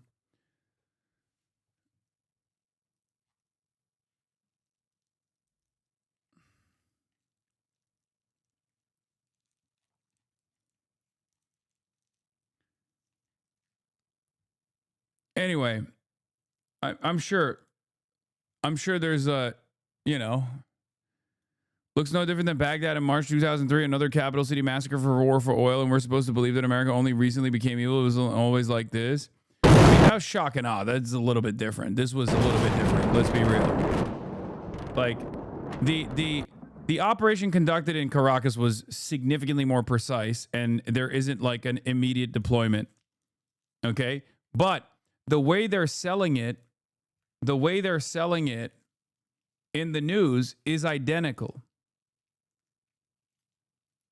The way they're selling it is the way they're selling it in the news, as far as like they will welcome us as liberators type shit, is identical. Even Zoomers can see what's going on. So is he basically gonna like be like, "Yo, we got your president, give us oil"? Is that what his game plan is? Is he running some 1990s like spy movie? Like, "Yo, we kidnapped your president, give us all your oil if you want." True. Okay, this gives me a little bit of hope. Unless he just followed that up by being like, "Well, that's kind of based. I like that. I like oil," or something. New HasanAbi just dropped. Yeah, dude. I walked so Lacey could run.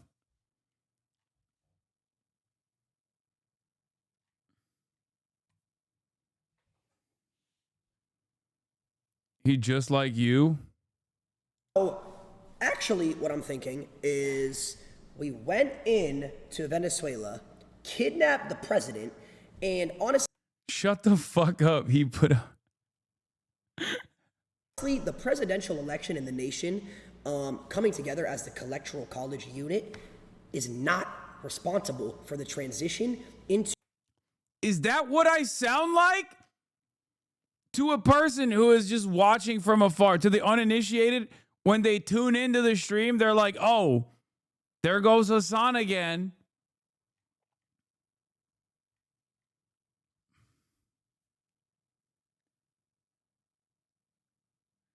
How do I make based, but for like leftism and anti-imperialism? How do I basetify this the arguments that I'm making? You sound far worse. Now you repeat yourself like 2 to 3 times first, and then you pause and stare at your second monitor. I pause and stare at your mom. She's sending me nudes. You have 0 TikToks out, slow ass editors. That is also true. That is actually true. I should tell my editors to pump some TikToks. To Venezuela.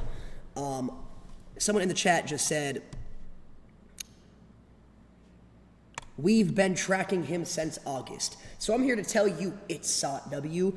You don't know this. Why? Because you are not in the Electoral College. You are not in the Electoral College. You're not in the congressional system, right? So you don't know what you're talking about.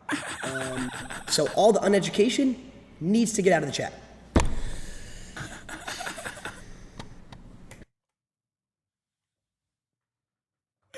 No! No! You're not in the Electoral College. Oh my God. As a non-chatter and a non-watcher, yes, lol. Okay. Okay, hold on. I'm gonna dumbify the commentary. I do need to dumbify it. It's true. It's true. We are going into Venezuela because we want the oil. Okay, that's it, right? I mean, that's a good. Oh, this is timestamp from the Daily Show segment. I'm not even going to play around anymore. It. Hit me with the works. Iraq, Venezuela. No. This is not what I'm. This is not what I'm looking for. I'm looking for like one piece of the Saddam statue being toppled. That's all we need. Lacey said the Electoral College.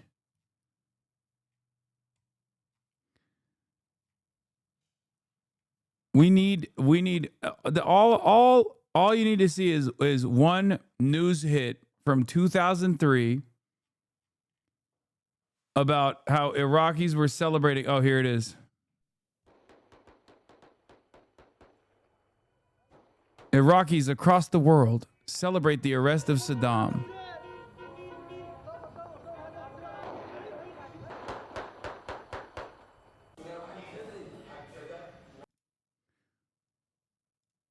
Paul Wolfowitz. One of them even told of getting a call from a friend of his who's a son of a minister in the Iraqi government. They are just unanimous in their hope that we will help to liberate Iraq. These are Arabs, 23 million of the most educated people in the Arab world, who are going to welcome us as liberators. And when that message gets out to the whole Arab world, it is going to be powerful counter to Osama bin Laden. The notion that we're going to earn more enemies by going in and getting rid of such a silly take, right? I mean, who would assume that we would garner hatred by destabilizing a country? What every Arab knows is one of the worst tyrants, and they have many governing them, is just nonsense. To the contrary, we'll have millions of people witnessing on our behalf, and we will finally be able to stop bombing Iraq every day, which we've been doing for more or less the last 12 years. It'll be a great step forward.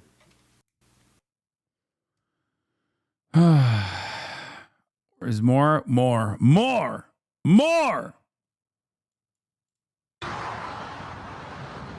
For the regime of Saddam Hussein, this was darkness at noon. Behind a statue of the man they called the Great Uncle, a building burned. This was the Iraqi Olympic Committee headquarters, an organization run by Saddam's son Uday. Perhaps the only Olympic building with a prison in the basement. The flames were carbonizing a hated symbol of the dictator and his family. In this carnival of liberty, the first form of celebration was economic. This massive and anarchic transfer of resources, that's looting to you and me, was defended by almost everybody in the same terms. For 30 years, they said, Saddam Hussein had been looting them. Some took time out to express a violent view of their former leader. No Saddam, no Saddam! Even in defeat, his face dominated his people, and his legacy dominated their thoughts. Saddam Hussein killed my family. At some point, you gotta be like, all right. I guess we're just like fucking. I guess we're just straight up just doing a reboot, right? Like, isn't this kind of ass? Like, who wants to watch the same movie again? We're hitting the same classic. My three uncles and my cousin and my son uncle. He is murdering. He is killer. Must you are save me from him. The new masters of Baghdad pushed quickly into parts of the city they had not secured. I'm just gearing you up for what you're about to see with the news coverage that Channel 4 did when they're, what do the Venezuelans think about the deposition and arrest of Nicolas Maduro? The welcome they received was one of gratitude. Thank you, people from. For the record, if you spoke out against this at the time, as some people did, you were called a Saddam lover terrorist. You wanted terrorism. You wanted more 9/11s to take place, even though, once again, Saddam had nothing to do with 9/11, ironically enough, right?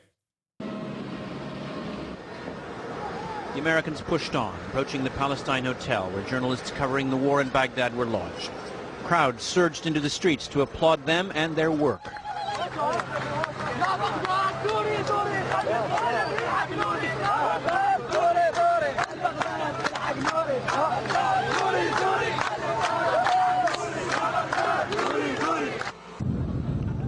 As the afternoon ended, a crowd gathered at the foot of the last great Saddam statue to be erected last April on the occasion of his 65th birthday. Their intent was clear, but their means were meager.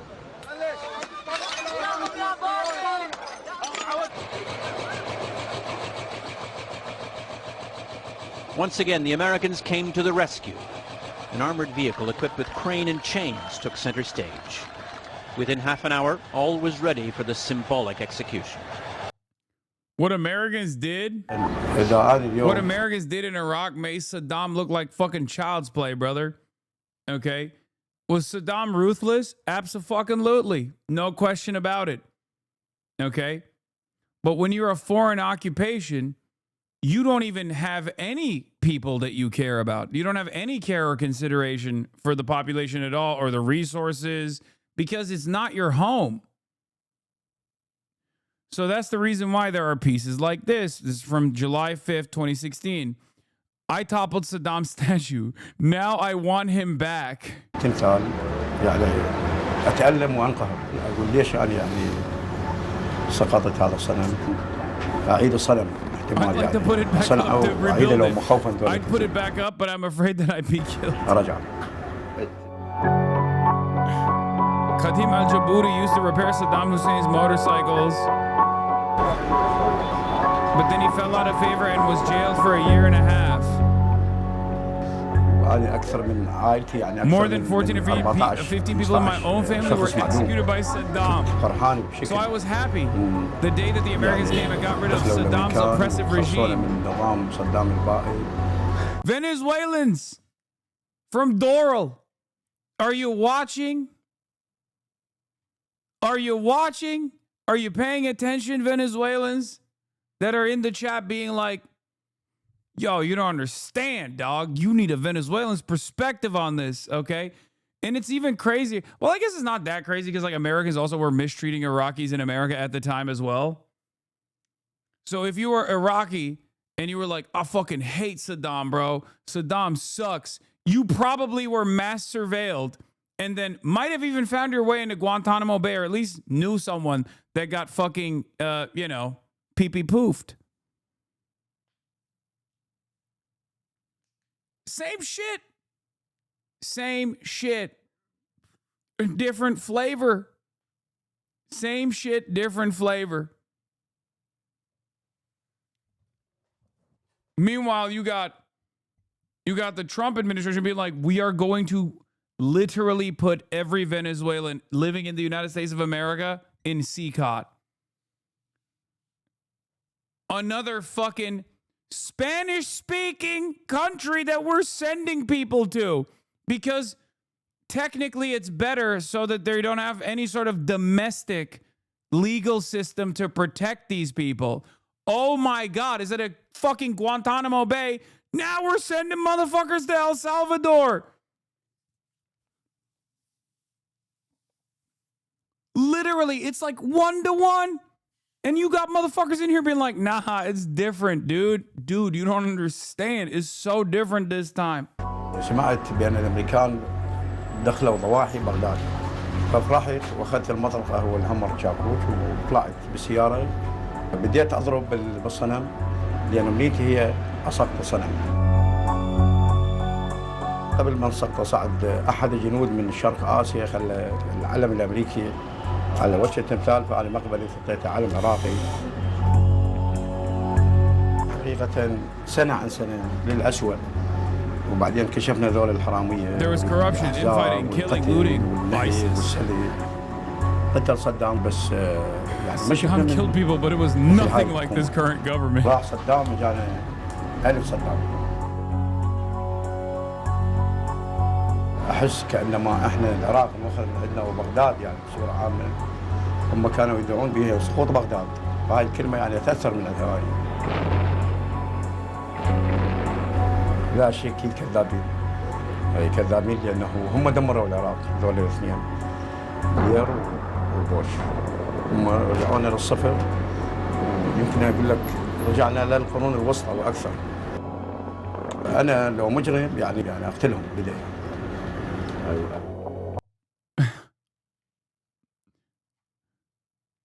Socialism has never worked. Motherfuckers so hype right now. Oh, dude, they're so up. They're so up. Is the scene in central Baghdad. Earlier today, we saw this crowd, this small crowd that has swelled to this now, taking off their shoes, throwing them at this statue, which is a deeply... What happened after the removal of Saddam? Did the U.S. just pillage the place and piece the fuck out? Wait, what? No. We didn't. We pillaged the place and we didn't piece the fuck out for another 20 years.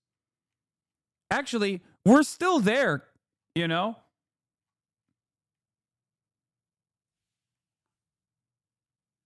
What?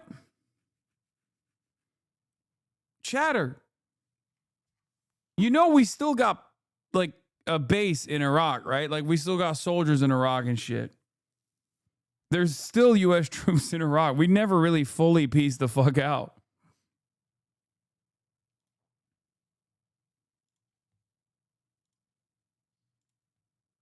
Anyway, here, let's get back to this. Journalist in Caracas. She told me when she first became aware her country had been attacked.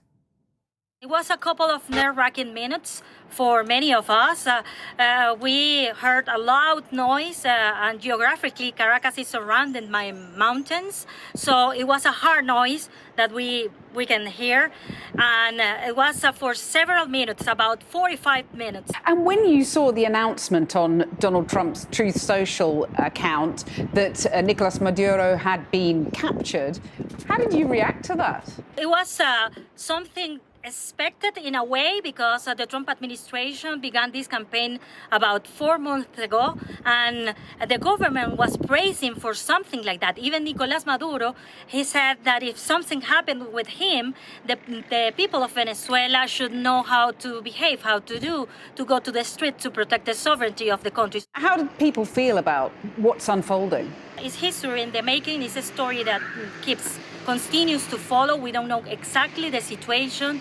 The next couple of hours will be important for the country because so far loyalists to Nicolas Maduro, they say they are in control of the country, but that could change. And how would people feel about the opposition leader taking over? And there's a lot of speculation, obviously, about her whereabouts, too. There's no information if that is going to happen, actually, because the main opposition heads are outside of Venezuela. And right now, representatives of Nicolas Maduro say they are in control. Is there much support for Donald Trump and what he's doing, despite the fact that it is an attack on a sovereign state? When you ask people in the streets, they prefer not to say anything because they fear of reprisals from the Maduro government. It is a new situation, a different situation, an unprecedented situation for Venezuela. We haven't lived this in our entire history. Well, let's get the latest from Kate Fisher, who's at the White House. Kate, what exactly is the American plan here? Well, it's still pretty unclear. Donald Trump speaking to reporters just a few moments ago, and really there are still more questions than answers. He was asked that as his first question, and he suggested that the group of people behind him, which included Secretary of State Marco Rubio and Defense Secretary Pete Hegseth, would be part of the group running Venezuela, along with people inside the country. He said that Marco Rubio had just come off the phone with the vice president of Venezuela, who Donald Trump said. How would you react if Trump took out Erdogan? Great question. The American government already tried to do that. Okay? And it was fucking awful for Turkey. And every Turk that hates Erdogan that's in my chat right now will tell you how bad that actually ended up being for Turkey in general, because it only solidified. One, it failed. Two, I would not have preferred Fethullah Gulen to be in charge to Erdogan. If you're asking me sincerely, do I prefer Fethullah fucking Gulen, a CIA asset, he's dead now, over Recep Tayyip Erdogan? No, I hate Recep Tayyip Erdogan. I can't even go back to Turkey, and I absolutely prefer Recep Tayyip Erdogan to Fethullah Gulen. That's number one. Number two, what happened in the aftermath of that?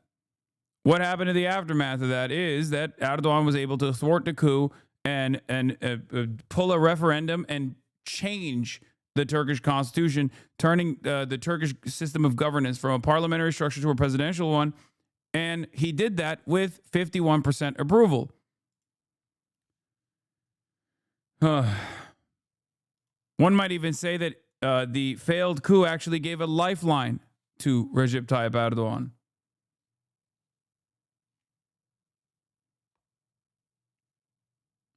would do whatever the Americans wanted, which is interesting because she was also on state TV at the same time denouncing what the Americans had done. Donald Trump also said that he was not afraid of putting boots on the ground in Venezuela, although he suggested that the U.S. presence will be largely to do with the oil reserves in the country and that American oil companies will be heading into the country as soon as possible to start running things there, and that the money they generate would pay for any of the U.S.'s actions there.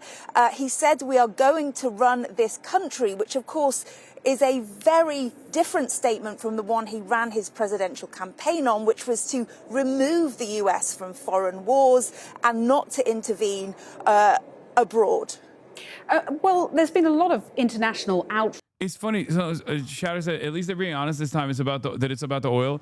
Yeah, but like, it doesn't really matter. Because all the fucking based-ers, the hogs, the you know, MAGA dickheads are going, yeah, based. We love the oil, as though they're going to see a fucking piece of the profits somehow. And then all the liberals are refusing to hear Donald Trump openly say it's for oil, and are still coping in my chat saying, no, this is for the liberation and the democratic revolution of Venezuela. It's kind of crazy. It turns out it doesn't really matter. It's not like you needed to manufacture consent to get to this point. And seemingly, not only did you not need to manufacture consent at all, okay, but it turns out people will do it for themselves, whichever way they slot ideologically. Liberals will say, no, this is actually to make Venezuela more gay or something, you know? They'll be more feminist and more gay now. Maduro was a misogynist. Is any of this legal?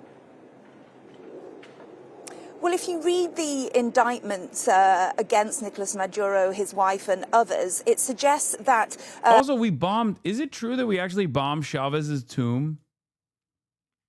The mausoleum? Bombing Hugo Chavez's tomb is just for the hell of it is petty, spiteful, and awesome. Awesome, dude. Fucking awesome. Yeah. Bombing Chavez's tomb wasn't just about spite. Chavez was literally producing fentanyl in this tomb and sending it to the U.S. Some recent U.S. intelligence reports said he ordered the tomb scientists to develop chemical weapons to give it to Hezbollah to attack the U.S.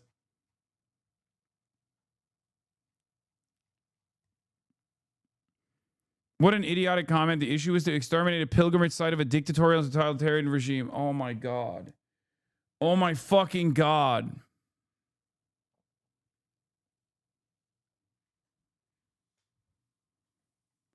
I feel like Gen Z has severe video game disease where they view people they can't interact with as thoughtless NPCs facing consequences so far removed from us that they don't process.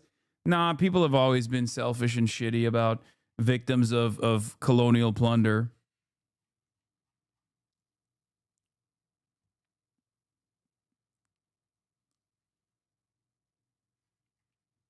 There's just no shot.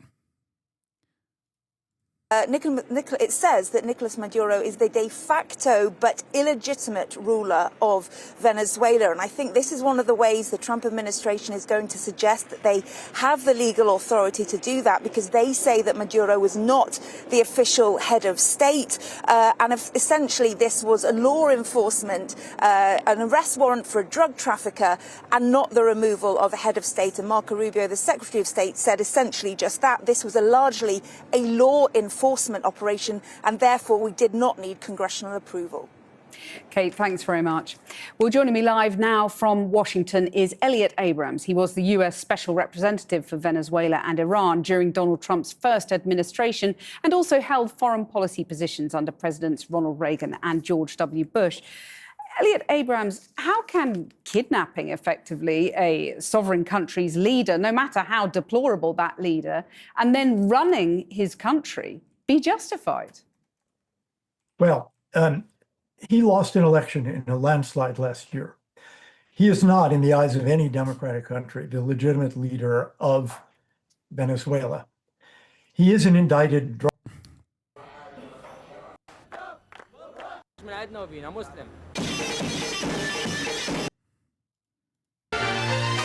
And here's what's happening right now. Both the White House and the Pentagon are cautioning the war in Iraq isn't over yet.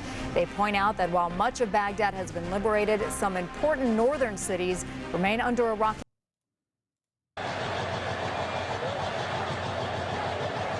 just want to point out some similarities that I'm seeing, you know? Y'all feel Everyone's focus fell on the statue of Saddam. Will you bring this statue down? The Americans brought in a From the Iraqi Freedom Report, a remarkable scene in Baghdad today as U.S. tanks rolled into the center of the city and were greeted by Iraqis celebrating their own freedom after decades of oppression under Saddam Hussein. Perhaps the greatest symbol that they toppled the giant statue of Saddam Hussein. The scene has been compared by Defense Secretary Donald Rumsfeld and others to tearing down the Berlin Wall.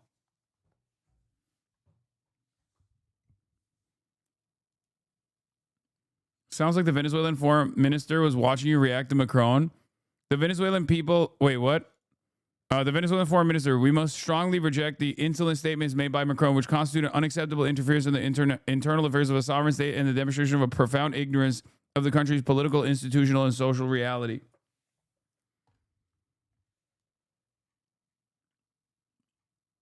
Stop edging us and show us the statue falling. tank recovery vehicle. One over-exuberant Marine couldn't resist a bit of flag-waving patriotism first. The stars and stripes were taken down and replaced by the Iraqi flag. Then the moment of history. Saddam's regime could finally be said to be at an end. There it goes. There it goes.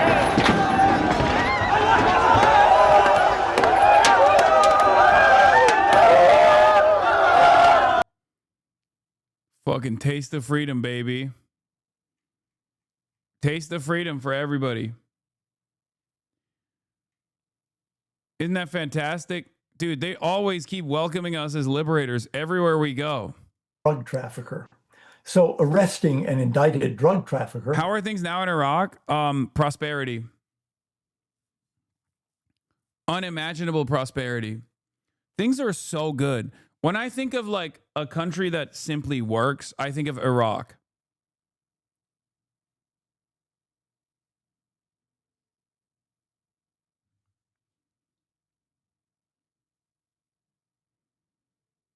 That's what I think of. What do you guys think of?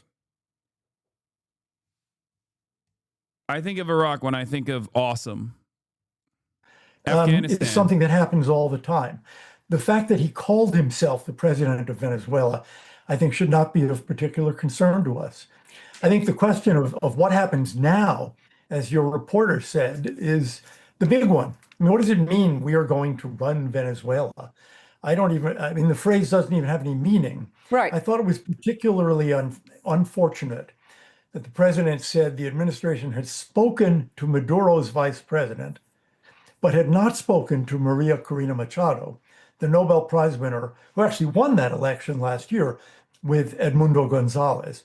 So all of that is pretty, to me, it's pretty disturbing. Yeah, and disturbing because, you know, Donald Trump talks about watching this like a TV show. We know how this movie ends, don't we? When we look at what happened in Afghanistan, in Iraq, it's chaos, isn't it, that's coming? No, I don't believe that. I think that's wrong. This is not the Middle East. Venezuela has a homogeneous. Dude, no. Dude. That's wrong. That's so wrong. It's so different. Why won't you consider that it's so totally different? Wrong. It will be different this time. They will actually welcome us as liberators. It will be different this time. It's just, God, you guys are so silly. Just trust me. Just trust me. Just one more regime change. Just one more fucking regime change, man. Come on. Can I have a little bit? Can I have a little bit? Just one more. Population. There are no Sunnis and Shias in Kurds shooting each other. They are surrounded by democracies in the Western Hemisphere. So I think the analogies to Libya or Syria or Iraq or Afghanistan really have to be proved. And I don't think you're going to see that. But you admit there isn't a plan, and you talked about the arrest of a leader, but I mean, it goes far beyond that, the fact that America is now in charge of this country, Venezuela. The US Constitution requires Congress to approve any act of war. That hasn't happened here. Is this illegal?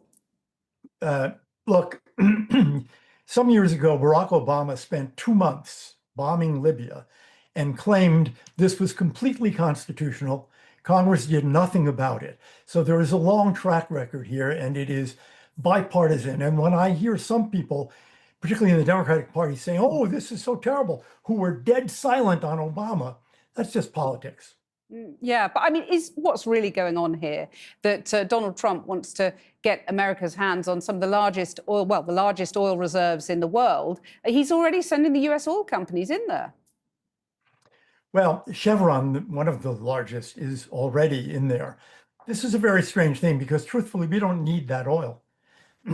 They can produce maybe an... You see, we actually don't even want it. We're doing them a favor, okay? Famously, rich people hate more money, okay? Like if you got an oil and gas giant, they famously hate more free oil. This is a thing that a lot of people don't understand. It's a different kind of oil. It's heavy crude. It's heavy. It's just too difficult to... It's too difficult to refine. Yeah, we have the refineries for it, but it's too difficult. We just, we just don't like it, actually. We don't want it at all. Ugh, it's ugly oil. It's icky. It's too thick. It's too thick. Hard to refine, really, and no one wants it. No one wants it at all, which is why we should actually give more money, more subsidies to the oil and gas giants to even take this oil out of the hands of the Venezuelans, honestly. Yeah. 500,000 barrels a day, maybe 1 million barrels. The world oil market is 105 million barrels a day. So I expect that Venezuela will have very little impact on the world oil market or the price of petrol in the United States. It's very odd. Yeah, the last part of that argument is correct. It will not. It will not. Because...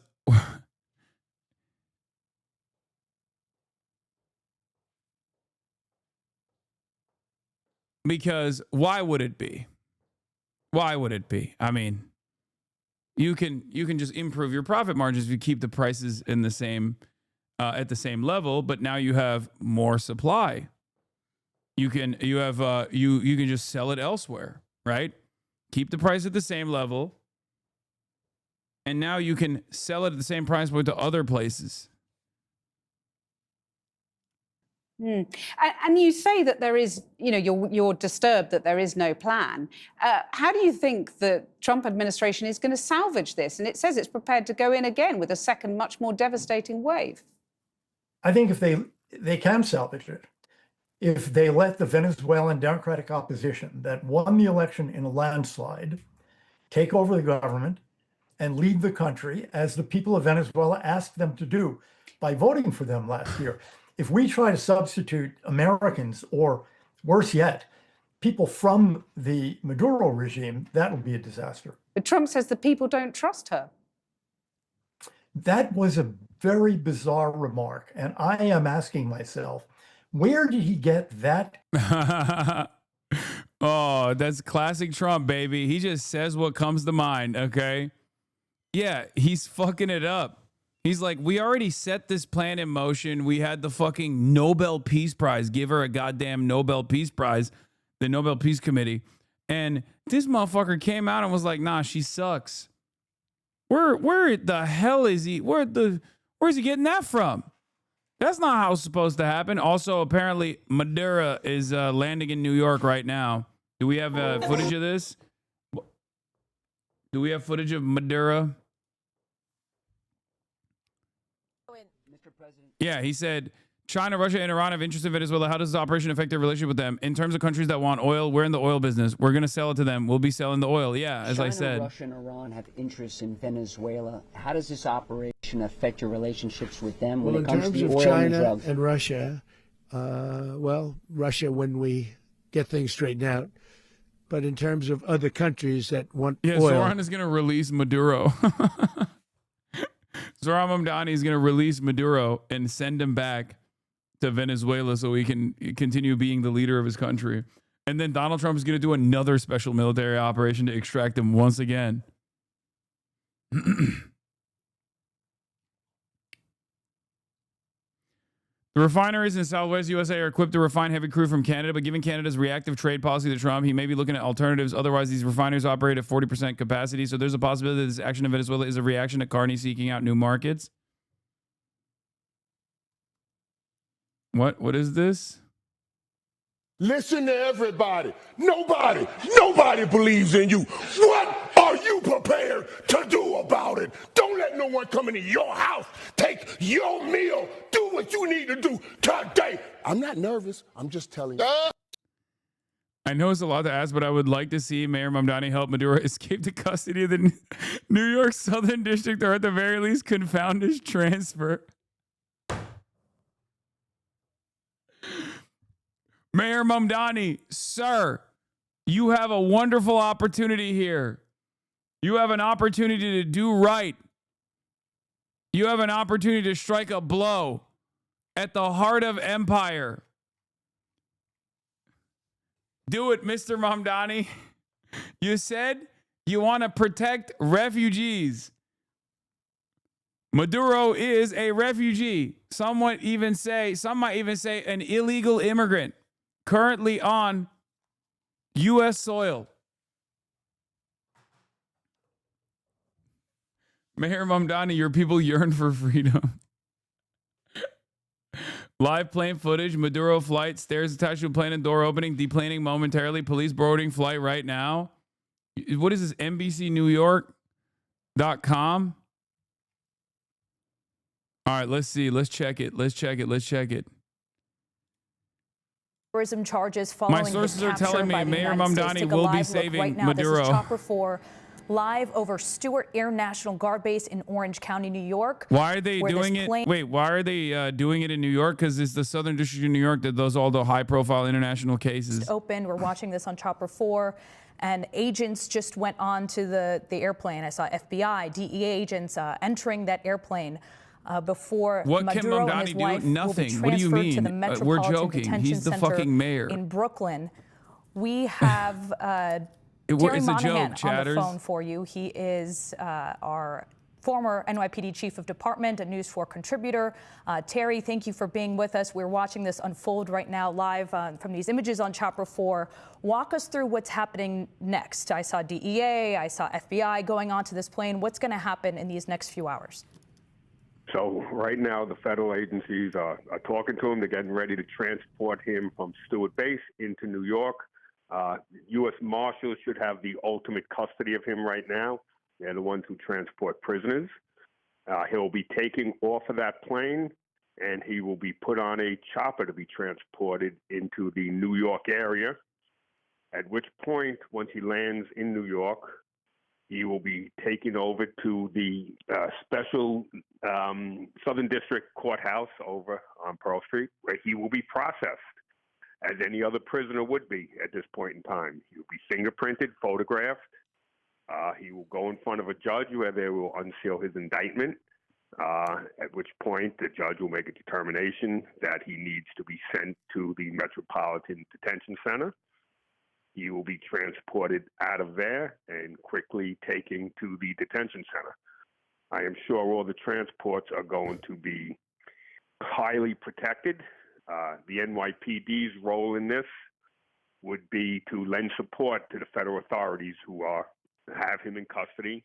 I'm sure emergency services will be on the scene when he lands in New York. I'm sorry to interrupt you, Terry. I want to pause you here because we want to stay with us here. We're going to take a moment, pause, and let our viewers who are watching on our main channel join us.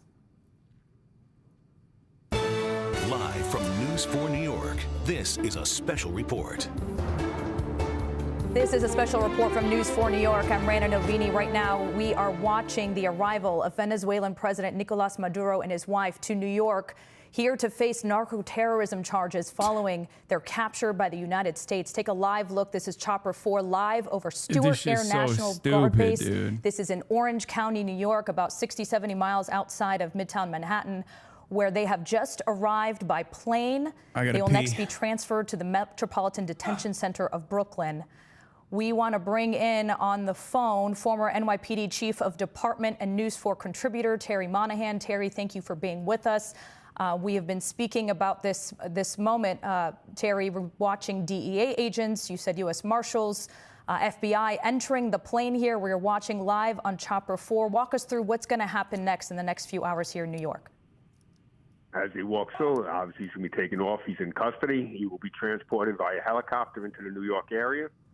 Once he gets there, I'm sure there will be heavy security, emergency service, the NYPD lending support to the federal authorities who have him in custody, making sure there's a safe transport from wherever he lands the helicopter in New York till he gets to the Southern District Courthouse on Pearl Street. Once he gets to Pearl Street, he will be processed like any other prisoner that walks through those doors. He will be fingerprinted. He will be photographed. He will go in front of a judge where the charges against him, the indictment will be unsealed, and he will face those charges in front of a judge, at which point I'm sure the judge is going to remand him over to the Metropolitan Detention Center over in Brooklyn. At that point, again, he will be transported under guard from the U.S. Marshals, federal authorities, and the NYPD emergency service units, and I'm sure others from Intel will make sure that there's a safe route, and he will be quickly transported from that courthouse where he will be lodged within the Metropolitan Detention Center, where a lot of other famous individuals seem to be lodged at this point in time. Right. We have Sean Diddy Combs there. We have Luigi Mangione there. Obviously, a high security facility prepared for something like this. Walk us through the preparations the NYPD and other federal agents are doing right now in New York City to prepare for all of these transfer points. It seems to be quite a few transfer points. The judge has the funniest thing, funniest opportunity, the funniest thing, vacate the charge and order Maduro's return to Venezuela. Yeah, ain't no fucking way, big dog. But yeah, I mean, one can dream, one can hope. It's from the NYPD. Intel has worked closely with the federal authorities, with U.S. Marshals, the DEA, the FBI, to secure the area. I'm sure that area has been completely frozen off at this point in time, where the helicopter can land safely. There will be no one within a close distance of him. He will be put into a vehicle that I am sure is going to be bulletproof, heavy armored vehicle with heavy armored vehicles from both the federal authority and the NYPD emergency services unit. All be on the ground there. It'll be a caravan, a very large caravan that will transport him into the garages over at Pearl Street, where then he will be brought up to be processed. And then after he's processed there, he will head to the Metropolitan Detention Center in Brooklyn. Obviously, you mentioned there's other high-profile inmates at that facility. What do you imagine? Where would he be in the ranking of, high security? Talk to us about the security measures that would be in place there at the facility.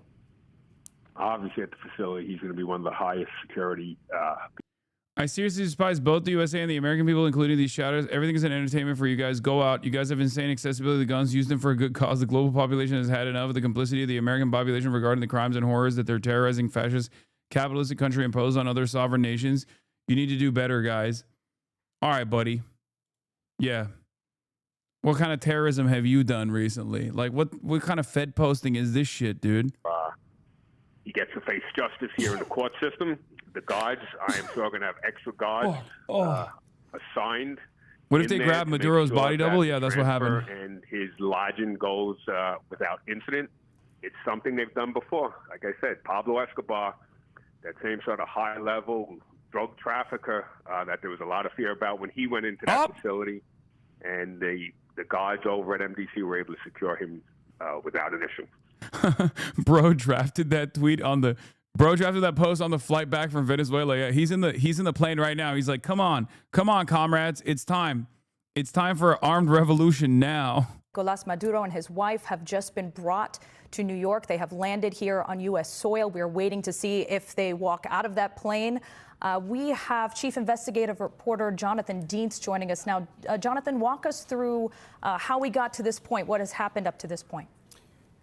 Well, overnight, there was that military action where U.S. troops using aviation and troops on the ground went in and, according to U.S. officials, caught I like that the third worldist attitude here is to just do decentralized terror. Like as though that is going to accomplish any fucking agenda here, okay? Like I love when third worlders will unironically be like, yeah, fuck organizing, fuck awareness, fuck looking at like what the average American's attitude is. Just do terrorism now, stupid. Okay, dude. Surely this will overthrow the America empire, dude. You got it. Yeah, just topple the government, stupid. Just throw a Molotov at a fucking military base or something, and then magically, I don't know, step 3 is magic dissolution of America. It's awesome. He is expected to be loaded with his wife onto a helicopter and sent here to New The goal York is to for weaken the additional U.S. empire, processing you agent. Before he and Dude, his wife. if you think, first of all, if you think instances such as that, decentralized acts of violence such as that, was so effective in bringing about socialist revolution, why the fuck did America use that as a part of their fucking Gladio operations to literally create instability in countries like Italy? If it was so successful, why was it the Americans using stay-behind networks and fascist terrorists to present themselves as like socialists doing exactly the kind of decentralized violence that you think is going to successfully implement revolution? And then instead, it turned into unlimited control for fascists by way of NATO. If that kind of adventurism was successful in fomenting revolution, why was it that the American government was actually making it seem like that was happening in an effort to bring about fascist control?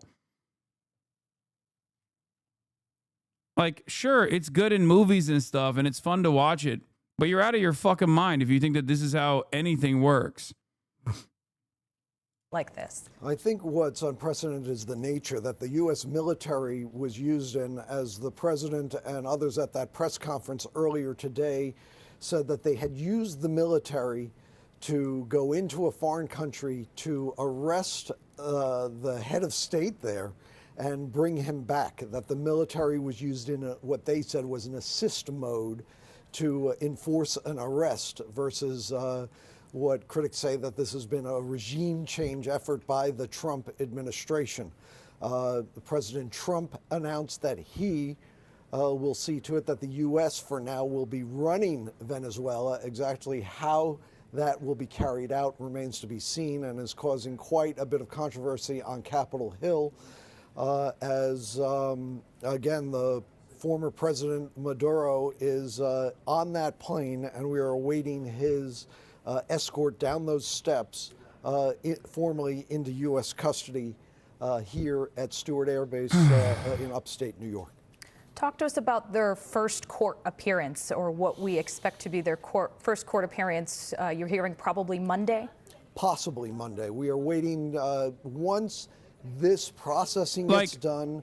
There is a higher likelihood of undermining American empire by going to supposed liberal democracies in Europe and trying to, by way of, especially because there's like better organizing capabilities there, stronger labor unions there, even though they're also liberal capitalist countries, but by literally identifying the stress points and trying to demand that their politicians slowly but surely move away from being vassal states, being servile vassal states to American empire, you have a better chance of putting a dent in American hegemony that way than you do by demanding that like the fucking Treatlerites with all the guns basically fucking do an armed revolution all of a sudden out of nowhere when there is no class consciousness to begin with amongst most of the fucking Americans.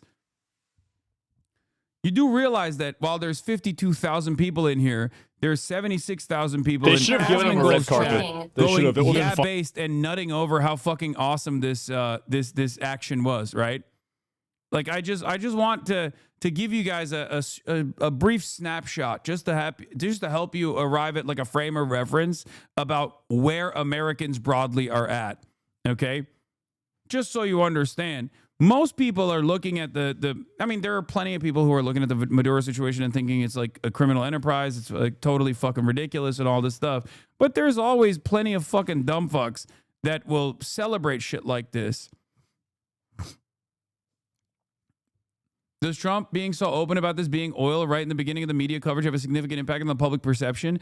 I think so. I think it's actually part of the it's part of why like a lot of liberals are coming up with takes that I'm actually shocked by, where they're going, well, he's saying the quiet part out loud. Obviously, this is ridiculous. It's very clearly not for nothing but oil. And it's also a narrative that Americans are used to. It's a narrative that Americans have heard before, right? They've heard it with the failed global war on terror. And at the time, it was much more difficult to present a counter argument against the American global war on terror being simply for oil and for nothing else, because even the Republicans and the liberals alike were consistently presenting this as a democracy operation, as a way to create democracy, right? Now, the cover story is not even there. They're just very openly stating their desires. They're very openly stating that it's actually not for democracy at all. It's just for oil. And obviously, there will be people that, you know, are sycophants who are dick riders of Trump, who will unconditionally support him, like this guy, right? Who will go, oh, yeah, it's good. Trump is not doing intervention. Yeah, based. Only to, you know, at the first sign of Trump doing intervention, turn around and go, yeah, this is also based. I love this intervention now. This certainly won't cause tremendous instability that will have reverberations felt across the entire continent, and certainly will have a negative impact on Americans as well. If you don't care about like the humanity of the Venezuelans, you should probably care about the impact that it will have in America. But basically, you know, they don't want to see that. They don't want to see that at all. They just want to go, yeah, based. And plenty of people want that kind of commentary. That's the reality. So you understand, like a lot of these guys are just pure reactionary. Indictment under this administration with additional charges and additional allegations. And they are going to eventually bring the president and his wife off this plane. Why are you assuming what Asmongold's chat opinions are? Okay, has Asmongold actually presented any serious criticism towards this unjustifiable and outright illegal criminal action from the Trump administration? Or has he been going based over and over again?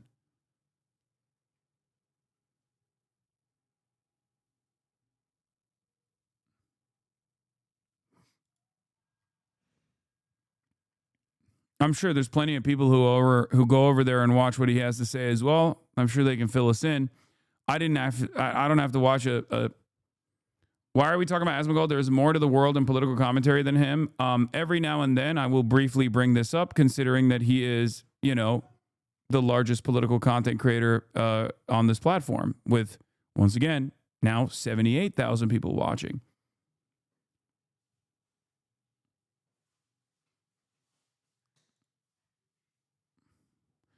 After pretending he never supported Trump, Asmongold jumps back on the Trump train to back regime change in Venezuela. Asmongold used to be against foreign intervention. Now he accuses Hasan Piker of mental gymnastics for opposing it,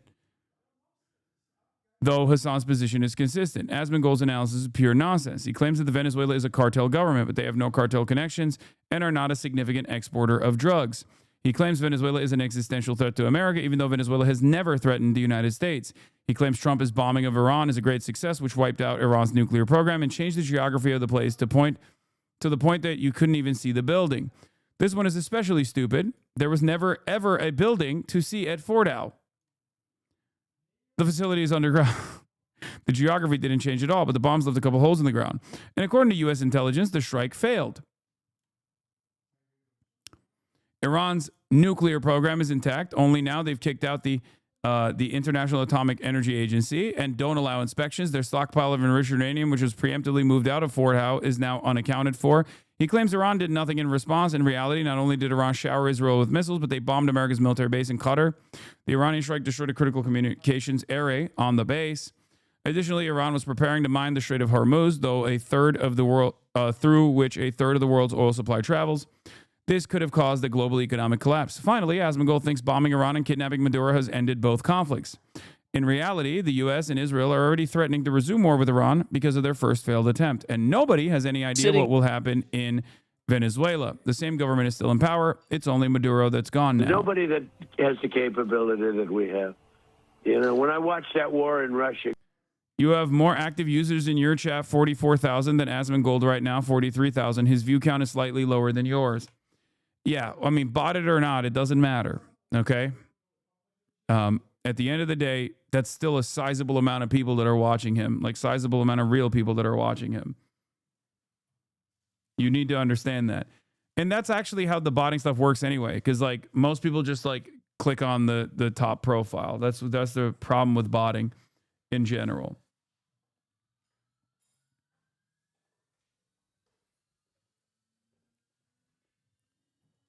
These are people like, it's like that guy, right? The guy was like mainly joking around. Asmongold used to pretend he was against regime change and foreign intervention. He was a no new wars, we have problems here guy. Now he supports occupying Venezuela to take their oil and calls those who oppose it un-American, unpatriotic, and pro-dictatorship. Iraq 2.0. You know? You have more bots? That's so funny. I like that people say that kind of stuff because you can literally see, like, there's no perfect way to analyze whether someone is botted or not, but the reality of the matter is, you know, you can still tell when someone has enough active users in their chat. Fucking around about how, like, I don't care about Russia, Ukraine, or whatever. But, like, that essence is accurate. I think that's the way that a lot of people feel, is that they don't give a fuck about any of these countries because they can't afford food. They can't afford rent, right? And so when they see that we are signing up, we're basically writing a blank check to a foreign country to help them fight off Russia, this is going to rub a lot of Americans the wrong way, because Americans want the American government to operate in their best interest. And I understand that you can maybe make an argument that like foreign, diplomacy and foreign intervention has like a long-term positive impact, but that argument doesn't work on a person who can't afford their rent. It just simply does not work on. A quick victory lap is all well and good. Now we have to contend with the extended occupation, like Trump said we'll have to do. It could cost hundreds of billions of dollars. All we get is oil for the oil barons. That's sick. Okay. I mean, I don't agree with the whole kidnapping and Maduro thing, but we shouldn't do an extended occupation. It's just oil for the oil barons. That's a good take. It's correct. It's the correct take. I'm glad that someone in that community is bringing this up. Sure, maybe let's see what his defense will be on this one. Cost a lot of money, and it depends on how much we're doing and what we get out of it. You're right. Yeah, we're going to have to wait and see how that evolves. I think that's just common sense. So this is Nicolas Maduro, and right now online you're probably seeing a lot of people saying, I stand with Venezuela. Some of them are even saying that they're standing with this guy and they're against his illegal kidnapping. And the question that should be asked to all of these people is, what exactly are you standing with and standing for? Nicolas Maduro is not... I can take this approach in a million different directions, but I think the best approach here, the one that Americans do understand, is I don't want my tax dollars going to benefit Exxon and Chevron. Okay? That's it. If you don't care about the life and livelihood of Venezuelans, right, then you should at the very least do the America first thing. And the America first thing in this circumstance is non-interventionism in Venezuela. Venezuela does not present an ever-present danger to the United States of America. Venezuela's never threatened the United States of America. Venezuela is just there. As a matter of fact, in spite of Venezuela never really seriously threatening the United States of America, that'd be ridiculous. They have no power here, right? We are the United States of America. We're the most powerful nation on the fucking planet. What a laughable notion this is. But in spite of the lack of threat that Venezuela has ever actually shown the United States of America, we have endlessly tried to destabilize their economy, endlessly tried to coup their leadership over and over and over again. And the big part of the reason why we're doing that is because Venezuela actually nationalizes oil production in the same way that Norway was able to nationalize their entire extraction industries, not just oil, but their forest service as well. Having said that, that was unacceptable for our foreign capital. and we wanted more control over their oil, something that Donald Trump has actually personally admitted to. As a matter of fact, he's said it over and over again. He keeps saying it. We want the oil. It's my oil. I will take that oil. Now, if you were to ask me, why should I be in support of this or why I'm against this, there are a million different reasons why. But the most pro-American reason, I would say, is because who does this benefit? Well, who this benefits is, as a matter of fact, just the oil barons and nobody else. This doesn't actually trickle down any sort of wealth to the average American citizen. It doesn't do anything for the average Americans at all. As a matter of fact, it's actually an allocation of resources to permanent war for no fucking reason, as opposed to spending that money on ourselves, as opposed to fixing our broken infrastructure, funding our schools, funding healthcare, and numerous other initiatives. And instead of doing that, we are basically subsidizing the for-profit oil and gas giants here. Now, I will finish the Asmongold clip in a little bit, but before I do that, Maduro's getting off the plane. Let's take a look at what they're saying. Whether you would back that in any way, the president says he's going to spend billions of dollars to do this for a time. What does that mean to you in Congress? And will Congress step forward in some way? Does it have the leverage to do anything about all of this that has happened? Well, I think if I want to listen to intelligent discussions and analysis, I listen to you. Occasionally, I watch Asman, but more for a comedy take, as I think he either makes up facts or just selects the most inflammatory ideas to get views. Keep up the good work. Unfortunately, a lot of people don't think that Asmongold is actually just making up facts or arriving at the most inflammatory conclusions for views. They think he's actually offering sound analysis. The country of Venezuela, and what we know is that there is a power vacuum that's already been created. We've heard from the vice president, who President Trump says has been sworn in as president, but he's basically turned over one authority. I will be honest, as a former Asman viewer, the flip-flopping was always troubling, but I just sort of dealt with it because I liked him. He's funny, entertaining, etc. This was before the scales fell from my eyes. I imagine many of his viewers are experiencing a similar amount of cope. I think he's able to bring in a new steady flow of viewers by just constantly pumping the dial up on the reactionary takes. So it doesn't even matter. Bro, is this a bit? Talk about the news? I mean, there's not really much. We're just waiting for fucking Maduro to come out. Necessary right now. He said, we want the oil. He said, we're going to address drug trafficking. He said, we want to keep criminals out of the United States.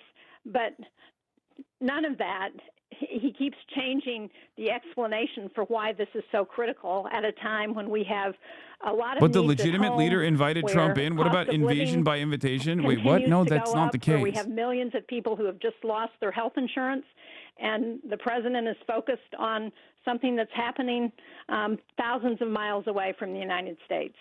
I do want to lastly ask you about what we're hearing out of Venezuela from Venezuelan Vice President Delcy Rodriguez. The New York Times reporting now that Marco Rubio, the Secretary of State, said he was reserving judgment on her comments. She said that she has demanded the United States This helps because it shuts down the drug and criminal operations that affect everyday Americans. That's just copium, brother.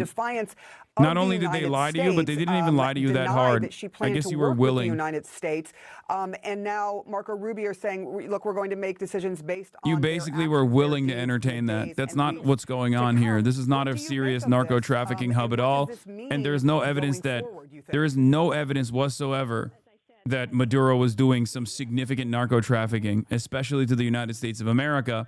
And not only that, but how do you match that up with the fact that Donald Trump literally last week pardoned the previous? Yes, Asmongold plus 30K. Yes, he's botting. Okay, have fun. I hope that makes you feel better. I hope that makes you feel smarter about the takes that you're getting from him. I don't really care about this. As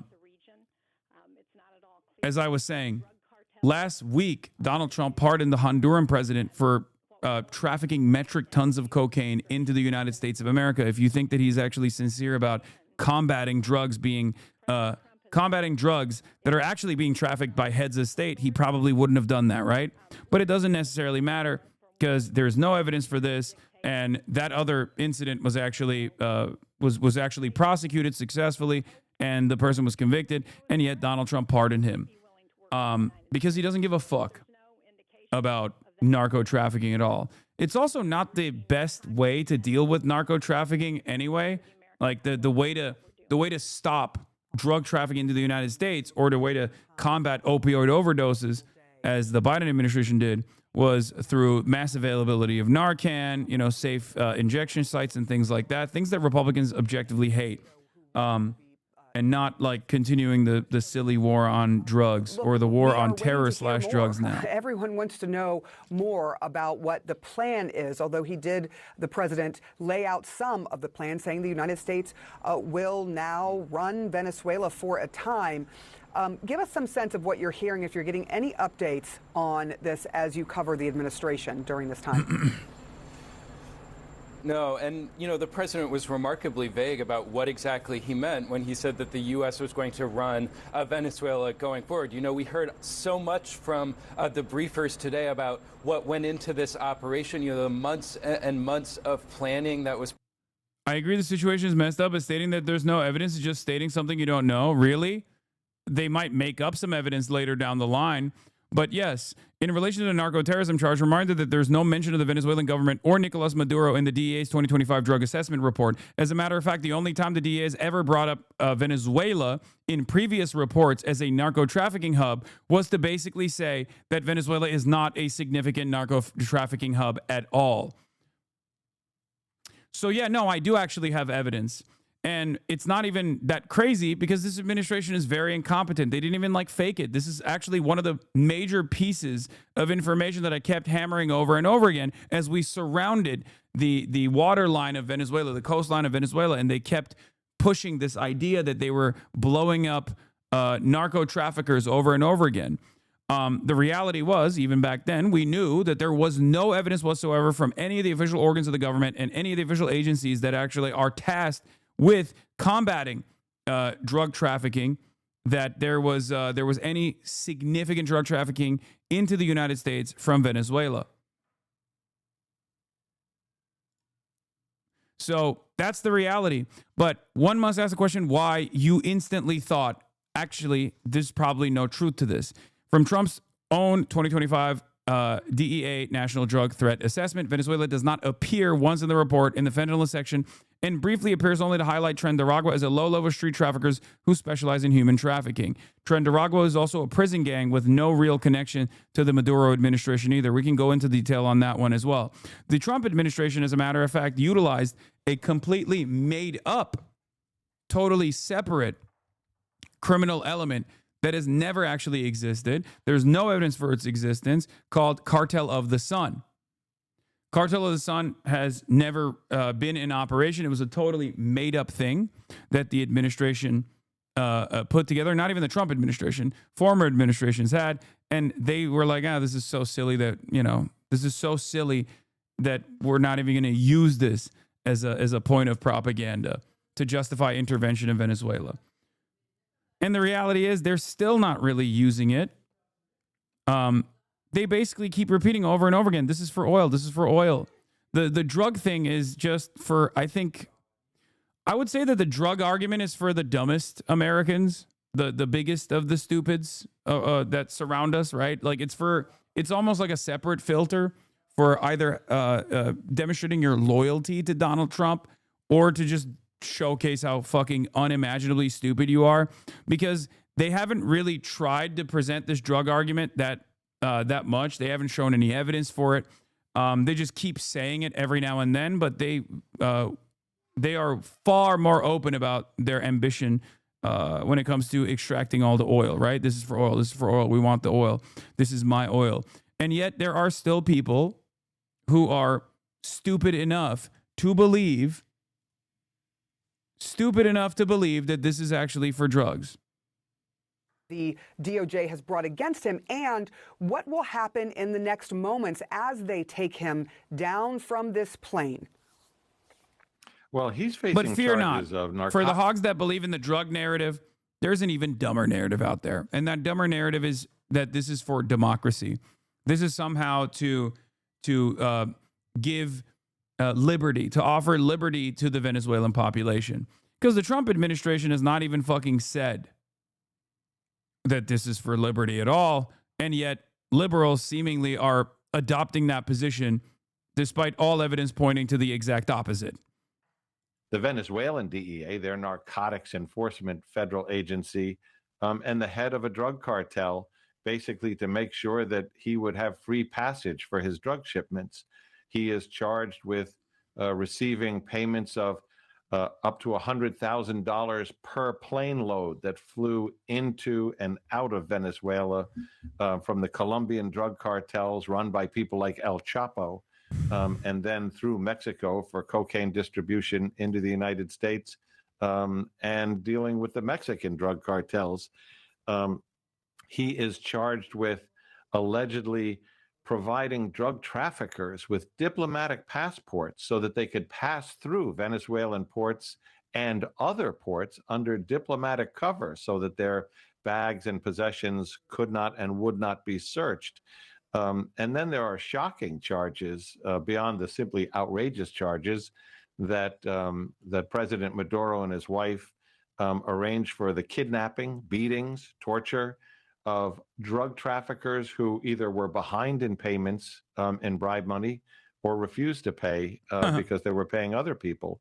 So when you go through this 25 Oh, so when they were arresting and prosecuting drug traffickers, they were actually doing it because they were like, you're not drug trafficking hard enough.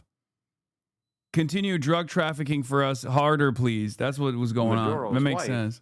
In her own right, Celia was a government official who held a number of posts over the years, including a congressional post, other influential jobs where I'm sure they'll inevitably come up with some fucking fake evidence, right? You can't hold this up in a court of law. You need to build something in the case. I'm sorry. You know, thousands of I'm sure they'll have some complete fucking bullshit.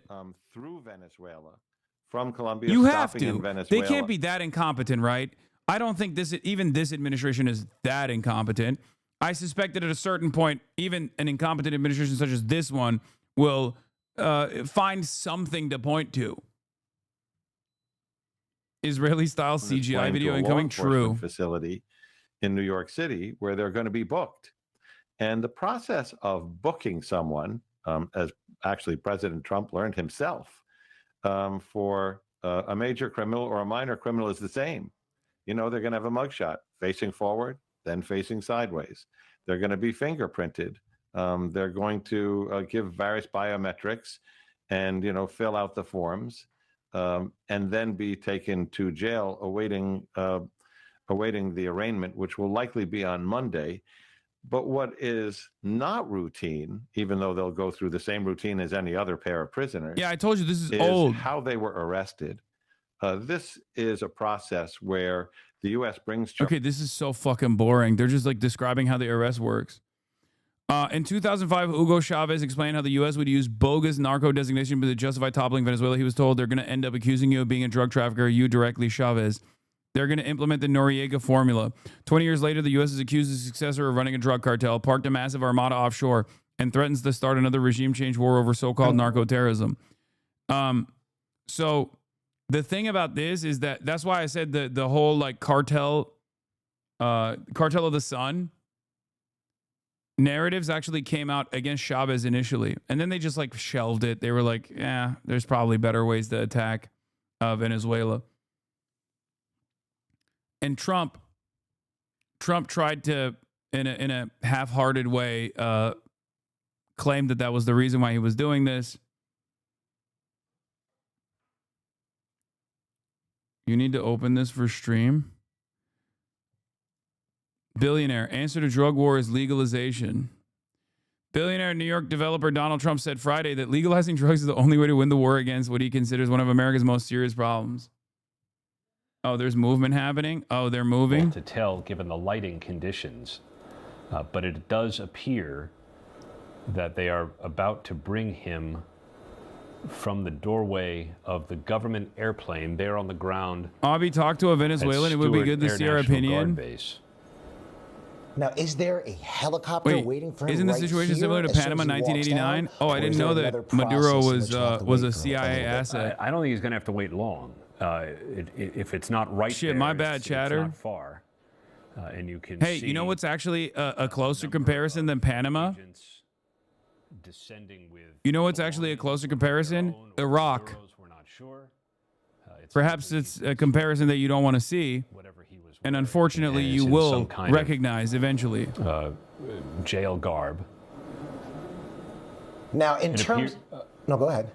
And the irony, of course, is that like the fucking Maduro, while bad, is not even as bad as Saddam was. Right, to perhaps photograph or document the moment that Maduro stepped from the plane and is being taken in the clutches of American it's not law even a enforcement question. down the steps, now in federal custody after a dramatic and, as the military called it, audacious overnight operation involving more than 150 aircraft taking off simultaneously from 20 different bases, helicopters flying at no more than 100 feet in order to extract Maduro and his wife from their hiding spot on the presidential compound in Caracas.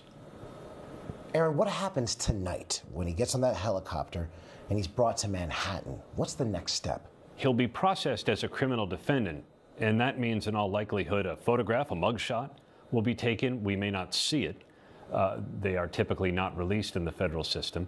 Also means fingerprints and any other brief medical screenings that need to be done. If there's medication that he takes or needs, that could be arranged for him as well. And then it's another short ride to jail, where a similar procedure could begin again. But it appears now that Nicolas Maduro, under the cover of dusk and now dark, has been taken from the plane, escorted down the steps by American law enforcement, largely with the DEA. And we can tell you, Ike, the DEA administrator, Terry Cole, made the trip from Washington to be there on the tarmac to personally place Maduro under formal arrest now that he's on American soil. All right, let's bring in former Caracas chief of station for the CIA. In general, we know why Megaphonics. We now know why Megaphonics hasn't been here. A little bit of Megaphonics was actually Madurophonics, brother. It turns out Megaphonics is actually Nicolas Maduro. Yeah, that's why he hasn't been in here. He was like, "Oh, it's me and my wife are going on a trip. That's why I can't actually watch the stream." Turns out the trip was to a federal prison in New York. What exactly is going on at this moment? Well, I think what we're watching is process and procedure playing out. They're not going to... Madurophonics, dude.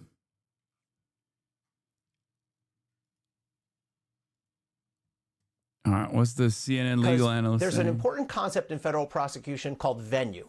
And what that means is you have to charge a case in the right federal district out of the 94 federal districts in the United States. I'm still mind blown that our president This is, of course, the successfully Southern District. kidnapped the president of another country and no other force has done anything to combat it in any meaningful way.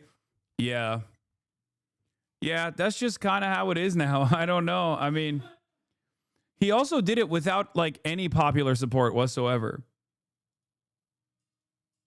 Which is even crazy. Like out of like Venezuela just came out of nowhere. It wasn't like a big American, like outside of like American foreign adversaries, like it's never been like one of the major ones. You know what I mean? One day he just overnight decided we're sending the ships out there. They started blowing shit up. And then he turned around and was like, this is my oil and I'm kidnapping you. It's pretty wild. Like no false flags, no nothing. We used to be a country. Our intelligence community used to do things, okay? They used to at least try to do false flags, you know? Our CIA has fallen off, but I guess maybe they don't even need to fall off. They can just do things and people don't really offer any pushback.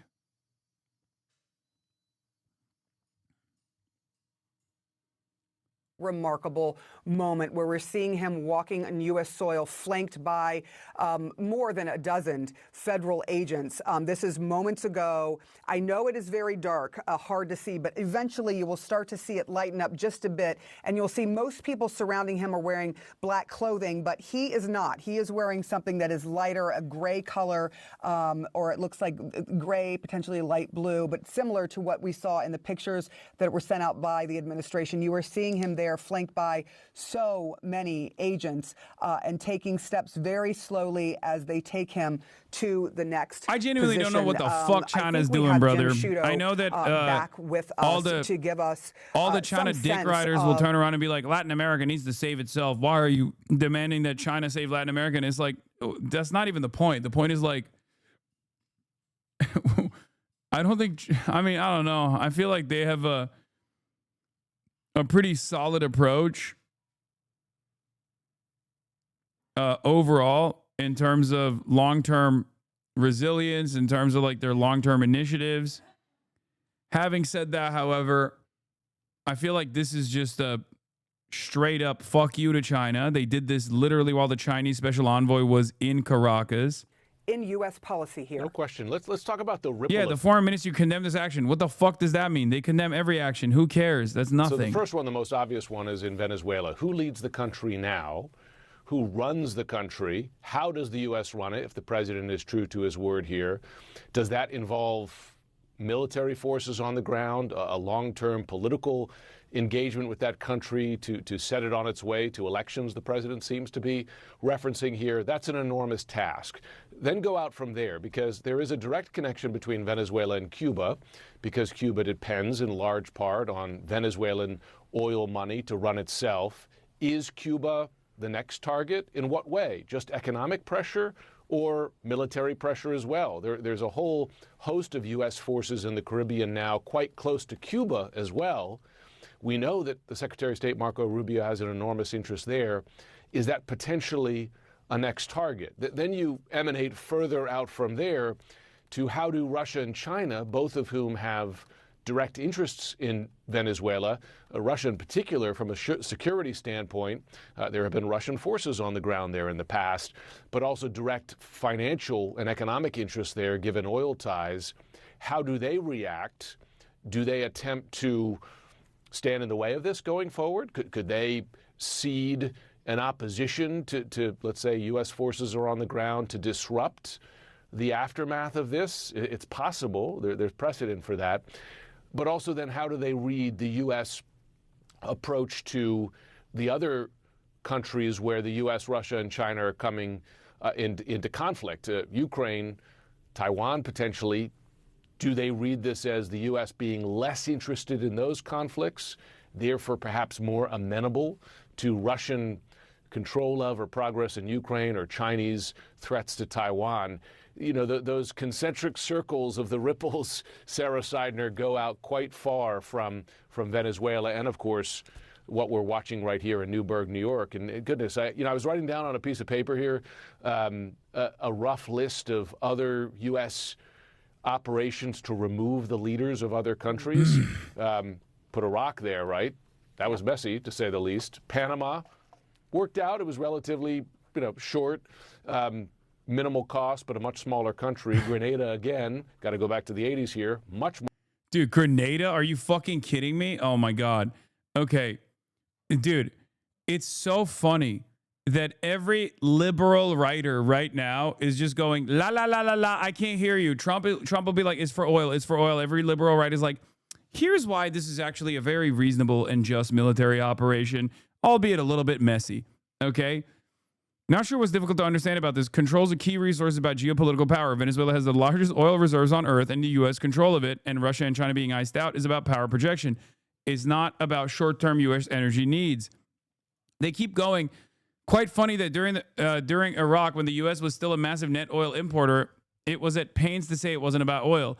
Now it's a net exporter. An abundant global oil supply isn't obviously in U.S. interest. The government says it is actually about oil. I don't understand why these guys keep saying this. Okay? Like, there's no such thing as too much oil. Why are we acting like there is a point where people will say, oh, God, I hate having a monopoly. Well, it's not even a monopoly, but like I hate having more ownership over oil extraction around the globe. That's not a thing. Excuse me, sir. Why aren't you abiding by normal market conditions? What the fuck?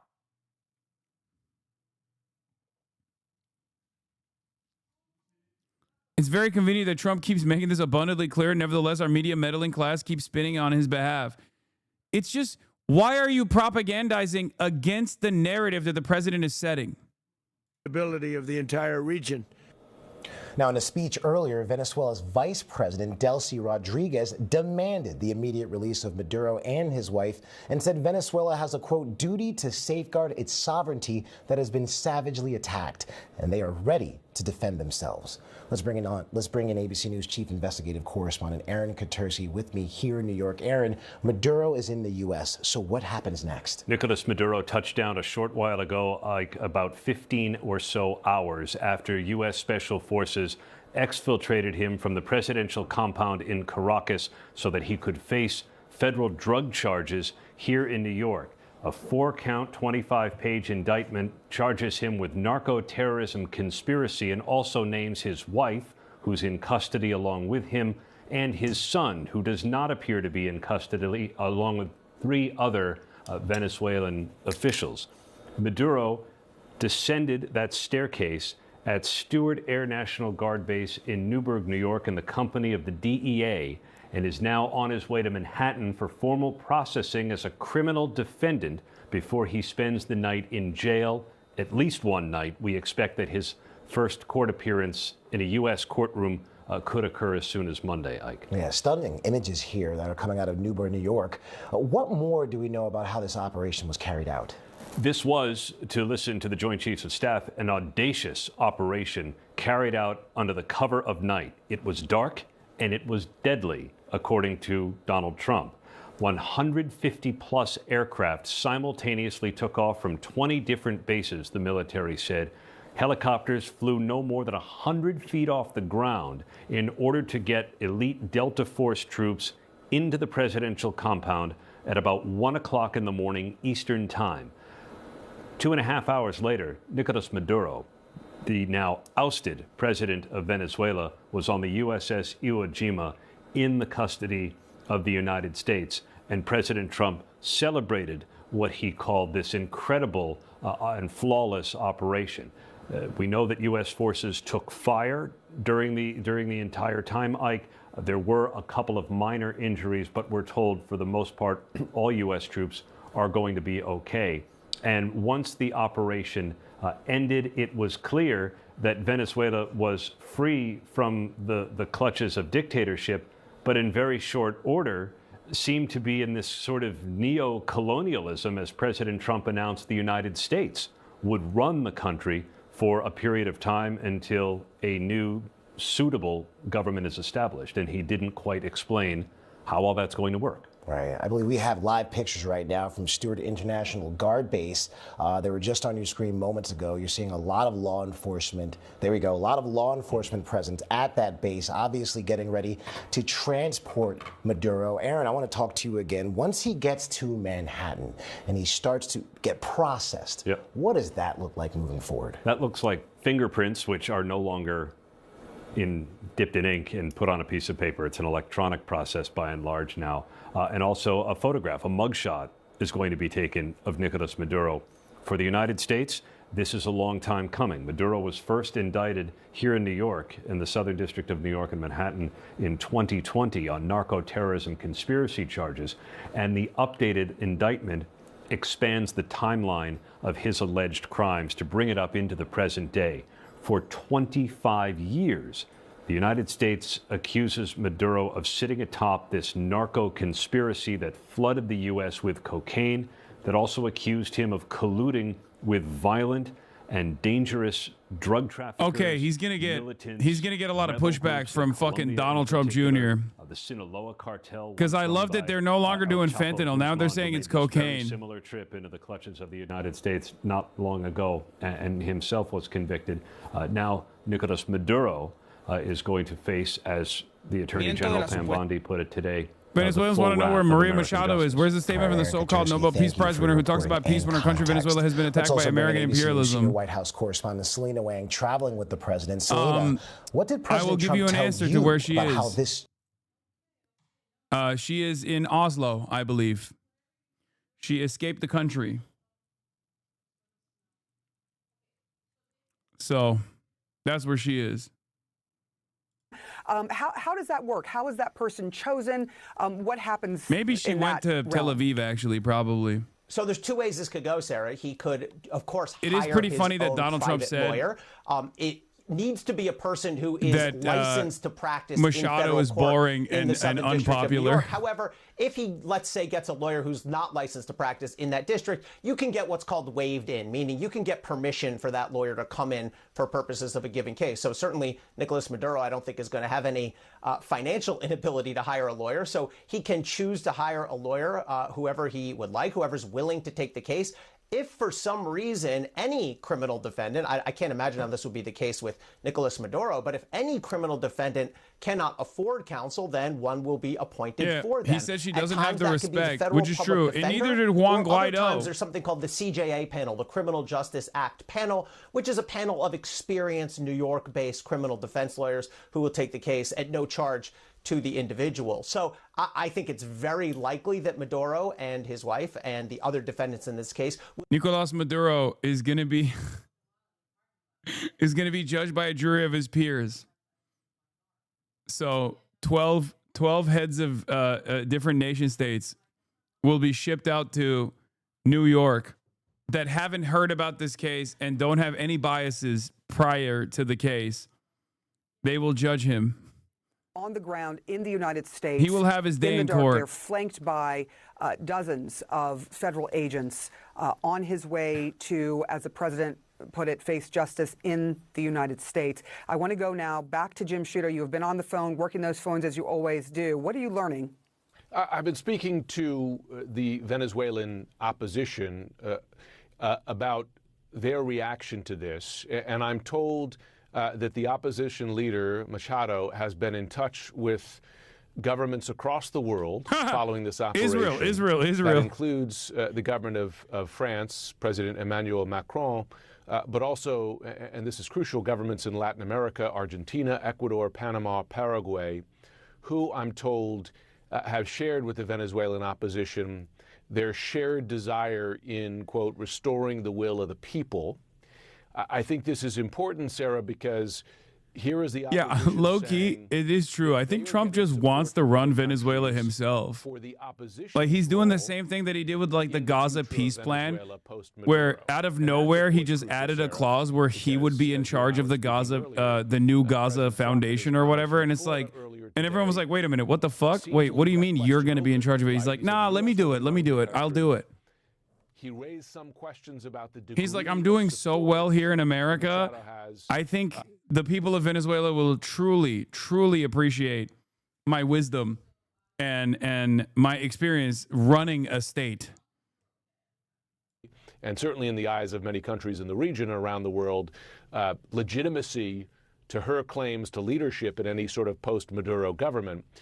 But the opposition saying here that they are in touch with governments around the world and getting that kind of support, right, as I said there, for restoring the will of the people in the country of Venezuela. But at this point, remains very much an open question as to what the process will be to decide who leads the country next and where the U.S. will be in that process. Who will it support, right? And does that include the opposition? Yeah, really great reporting from you. I just want to recap that you... I'm hearing a lot of like how this process will take place, how process initially was not even barely some criticisms about how process was initially violated and stuff.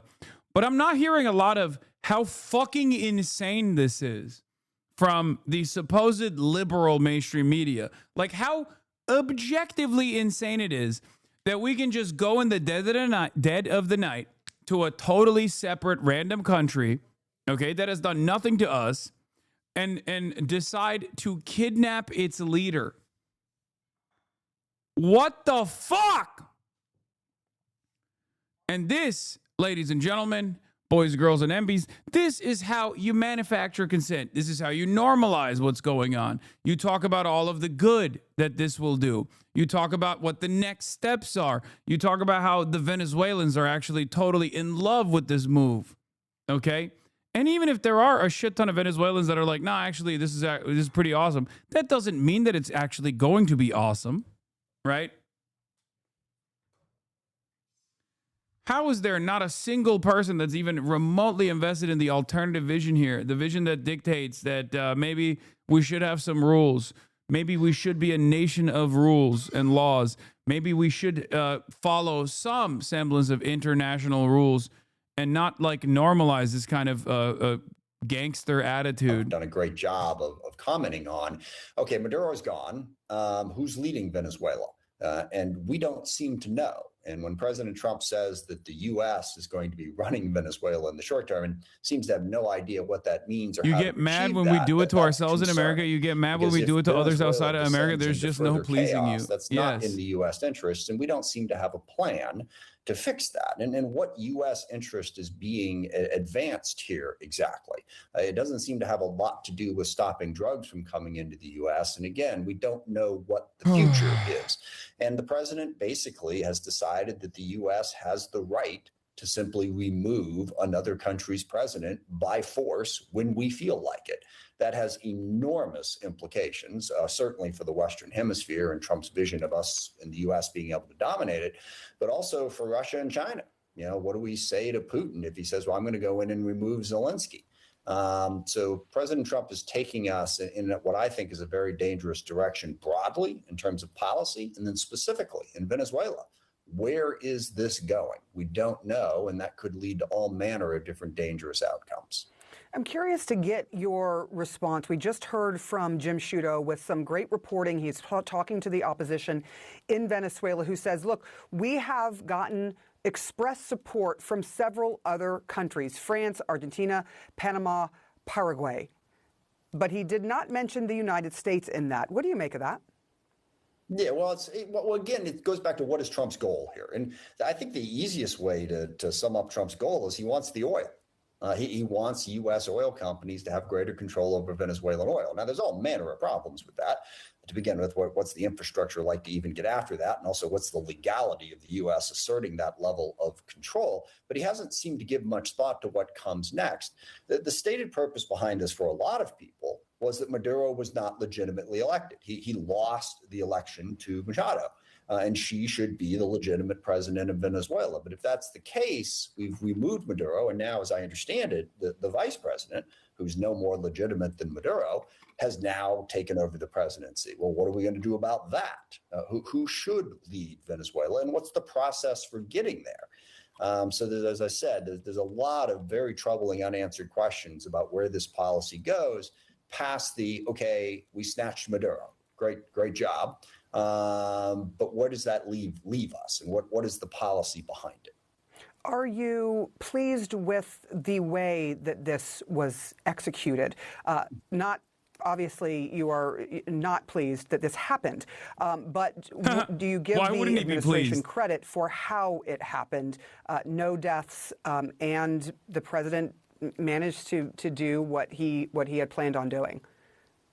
Well, from a technical standpoint, yeah, we've got a great military. They perform tasks incredibly well. They have for decades now. And yes, that is very impressive. But this is what sort of has gotten us into trouble. And remember, this was part of Trump's argument for getting elected president. He was going to stop us stumbling into these conflicts. Dude, the glaze is out of control. The glaze is out of control. They're like, no, Trump actually did the fucking damn thing. Saddam Hussein, terrible guy. Muammar Gaddafi, terrible guy. You know, our military did a very effective job of removing both of them from power. It didn't end well. That's the problem.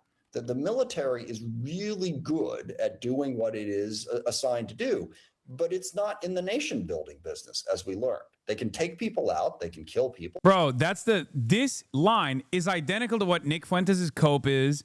It's identical to what I'm hearing from far-right figures as well. They keep saying, oh, it's awesome that we actually fucking kidnapped Nicolas Maduro. But what's this nation-building stuff? I don't know if we should be permanently occupying Venezuela.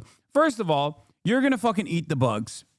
Okay? Know your position. You're going to eat the bugs, you're going to rent for the rest of your life, and you're going to fucking like it. And just as the liberals on mainstream news is saying like, oh, well, this is a precise military operation and it was fantastic. Not exactly certain as to how we're going to be, controlling the country. You're going to say the exact same things that CNN is saying. Just because every now and then you say the N-word with a hard R doesn't change the reality that you are just as much of a fucking liberal and an American chauvinist as these dipshits are. None of these people are actual isolationists. None of these people are actually the dude is on your side. You do not understand. You do not understand my perspective if you think that liberals are on my side on this issue. I do not want intervention in Venezuela. I do not think intervention in Venezuela is appropriate or good at all. Okay?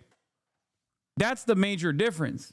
So no one on fucking CNN, no one that they're going to have on CNN is actually going to be on my side. At most, I'll entertain someone that says this is unconditionally unacceptable. But rarely do you ever hear that this is unconditionally unacceptable. Okay? You don't hear that at all. Bro, what liberals are saying this intervention is good, they are tackling the issue from process. They keep saying that, oh, well, they didn't follow process. They didn't follow process. It's actually a spectacular military operation. They just simply didn't follow process. They should have just told the Democratic Party, for example.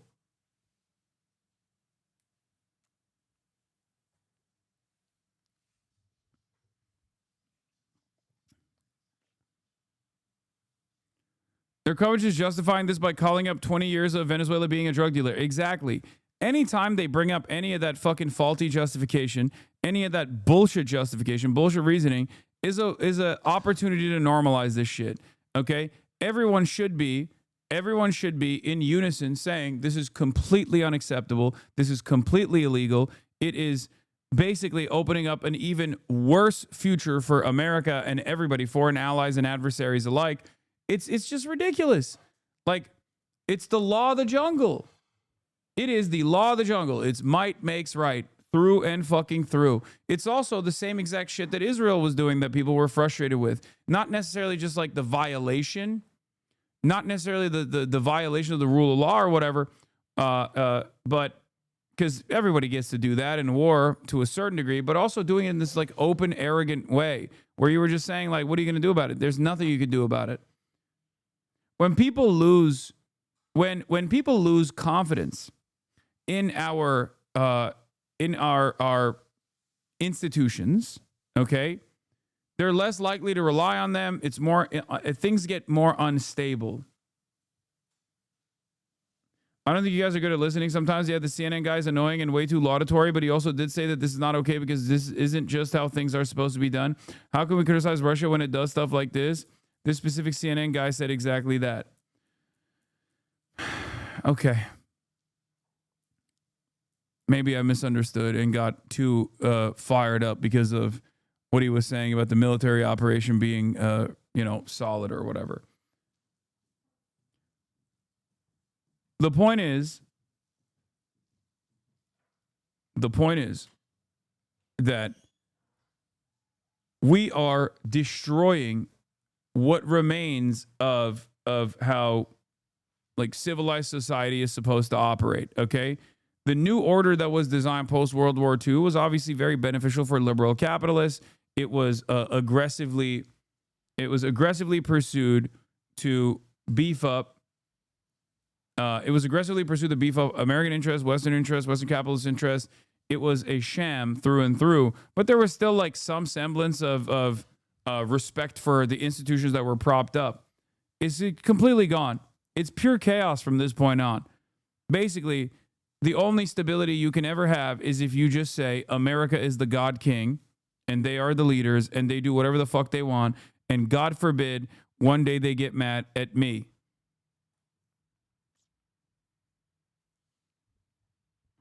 I don't think this is going to maintain stability.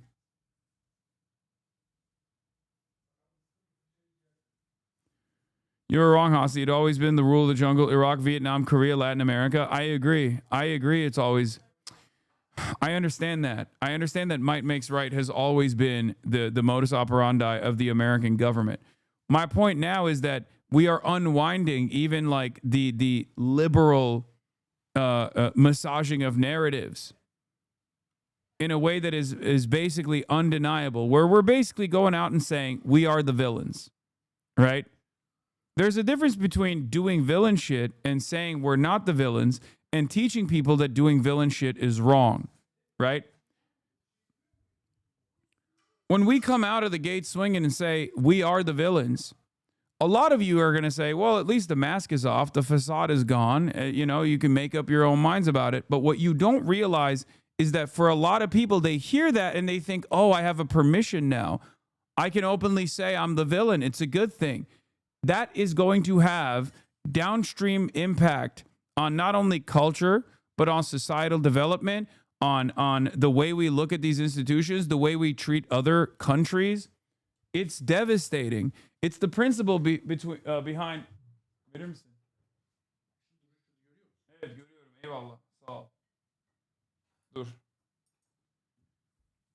It's the difference between someone being like subtle in their racism versus someone openly saying the N-word, right? One might think that openly saying the N-word is, I guess, more favorable than hiding behind language while simultaneously advancing like white supremacist values. But when you're openly saying it, when you're openly saying the slur, you're creating permission structure for other people to also say it, okay? And you're normalizing the saying of the N-word.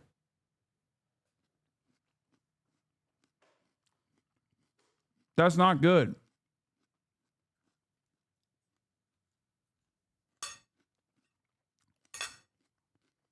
Because what you guys fail to recognize is this. Well, some of you will go, okay, well, there's no more facade of civility and soft power, right? And therefore, people will actually finally see the truth. What you are failing to realize is, no, this actually normalizes the villainous behavior, okay? Paul Bless says, 5 hours ago, the U.S. created a permission structure to invade any country and arrest any head of state for the crime of being an obstacle to Trump's agenda. Can't emphasize enough how your personal opinion on Maduro should be 1,000 yards away from this conversation right now. Yeah. That's it. That's why I don't even entertain that shit where they're like, what are your thoughts on Maduro? But people are cheering on Maduro. It's like, I don't give a shit what people are cheering on. Okay? I care about my country. I care about international stability. I care about cooperation. I care about human development and advancement. And every single thing that Donald Trump did here goes against that. So no, I don't give a fuck what short-sighted Venezuelans are saying on television right now. I've seen that fucking game played out over and over again in 2003 in Iraq. I've seen it in Libya. I've seen it all around the world. It's not new to me. It doesn't fucking matter. It plays no role in my conversation. It plays no role in my assessment or my analysis.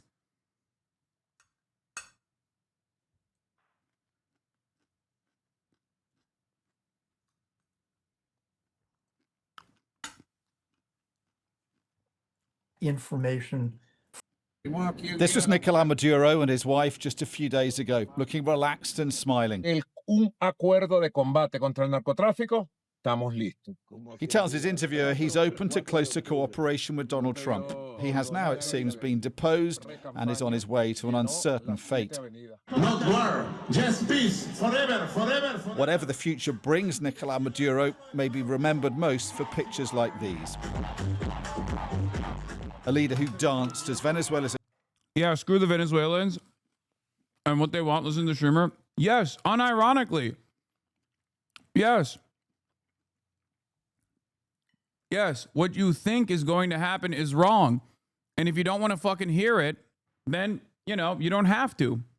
But yeah, what you think, what you want to hear from me is, oh, this is great. They've deposed this tyrant, this ruthless tyrant. I'm not going to lie to you. I don't give a shit how you feel about the situation. First of all, it's my tax dollars going to implement this stuff anyway. So yeah, even from that perspective, your position is irrelevant to me. And it's not like the American government is even making an active effort to make it seem like you're a human being. They don't think you're a human.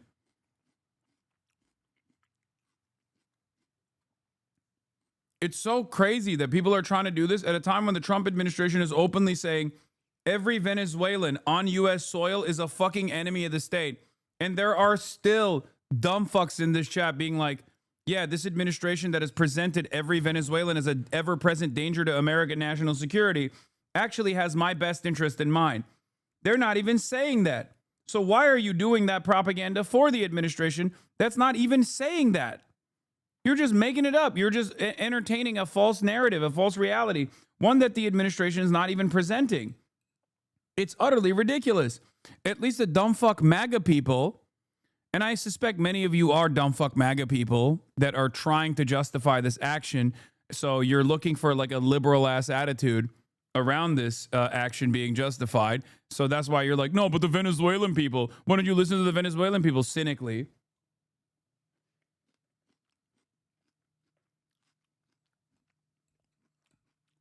It's all the dumb fuck MAGA people LARPing as though they are tuning in from fucking Caracas or some shit.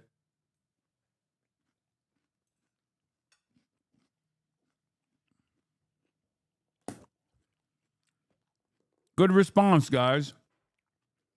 Surely this time they will welcome us as liberators, okay?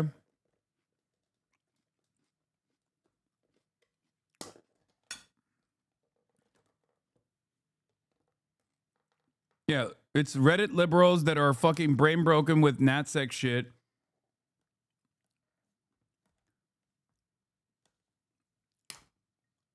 And it's also Trump supporters that are obviously aware of the inconsistency here with their previous position of Trump being a peaceful dove president. So they keep consistently saying like, oh, well, what about the Venezuelan people?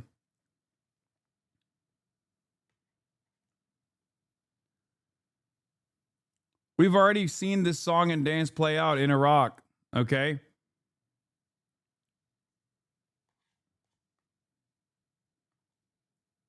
They welcomed us as liberators. None of this shit matters. Motherfuckers say America first, then go America last, actually. The economy sank deeper, and American warships advanced on his country. Not war, not war, not war. Just peace, just peace, just peace, forever, forever, forever. Peace forever. His brazen swagger was with him till the end. Here a few months ago claiming he was bigger than Taylor Swift. Soy más famoso que Taylor Swift en Estados Unidos ahorita. But Nicolás Maduro will go down in history as the man who took a nation with enormous oil wealth and potential and left it ruined. For much of his life, though, he was in the shadow of this man, revolutionary socialist firebrand Hugo Chavez, who upturned Venezuela with radical changes in the early 2000s, nationalizing its oil industry and reducing poverty. Before Chavez died, he made Maduro his successor. But Nicolás Maduro had none of his mentor's charisma or popularity. He was despised by many in Venezuela's elites as a poor substitute. To maintain power, he would rely more. This is funny because there is truth to this analysis, but it's pretty funny that, like, in order to shit on Maduro, they're hyping up Chavez. And at the time when Chavez was alive, they would say way worse shit about Chavez. Like, they're literally being like, oh, well, he doesn't have Chavez charisma. Bitch, you didn't think Chavez had charisma back then. Fuck you mean? Or more not on competence, but repression. And his policies were disastrous for the economy. In elections in 2015, Maduro lost his majority in parliament, but he refused to stand down. In 2016, Maduro's fortunes took a turn for the worse, when the man who had become his nemesis was elected US president. Donald Trump imposed swinging sanctions. The Venezuelan economy went from bad to catastrophic. 7 million people would flee its collapse. In widespread protests in 2017, more than 100 people died. Opposition groups claim thousands were also killed by the secret police and in jails. But Nicolás Maduro appeared unmoved. Even after this, an attempt on his life with exploding drones in 2018 blamed on rogue elements inside the country. Behind the scenes, opponents were plotting, hoping for his downfall, led by this rogue elements.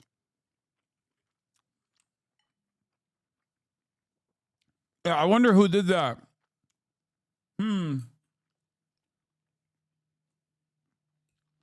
Also, the irony is identifying that as rogue elements in the country actually justifies mass fucking crackdowns. Like, there's a country that's like constantly under the thumb of the CIA. Of course, they're going to be fucking paranoid. man, Juan Guaido, who declared Maduro illegitimate and himself acting president instead. He was recognized by the US and others around the world. The Maduro regime reacted furiously, running down protesters and shooting at them in the streets. Guaido believed mistakenly he had enough support to remove Maduro from power. But a coup attempt that looked close to toppling Maduro ended in failure. The unpopular dictator clung on. His fortunes turned again, thanks to events halfway around the world, Russia's invasion of Ukraine. When the West stopped buying Russian oil, it turned to Venezuela and its vast reserves instead. Maduro was allowed back in out of the cold. That may have emboldened him to pull off one of the biggest election frauds in Latin American history. In elections in 2024, the opposition is thought by most observers to have won a landslide, but Maduro again refused to give up power, declaring victory unconvincingly. Then, in America, Donald Trump was re-elected. He branded Maduro a narco-terrorist and sent a seventh of America's Navy to threaten him, the latest of America's neighbors to face the belligerence of Donald Trump. It's just Venezuela. It has started with Panama, then with Canada, then with Greenland. It seems that President Trump, although he appears to be a pacifist, at least at the Western Hemisphere, he has a very, let's say, peculiar understanding of the role of the United States as a kind of overlord of the area. Trump's campaign against Maduro has been unrelenting. A massive naval build-up aimed at first at Venezuela's narco-trafficking operations. At least 30 small boats destroyed, allegedly for drug running, but with little evidence to prove the claims. Then oil tankers were seized. It's so funny that, like, half the shit that they're talking about Trump doing against Maduro is up to par with the same crimes that Maduro, they're accusing Maduro of doing.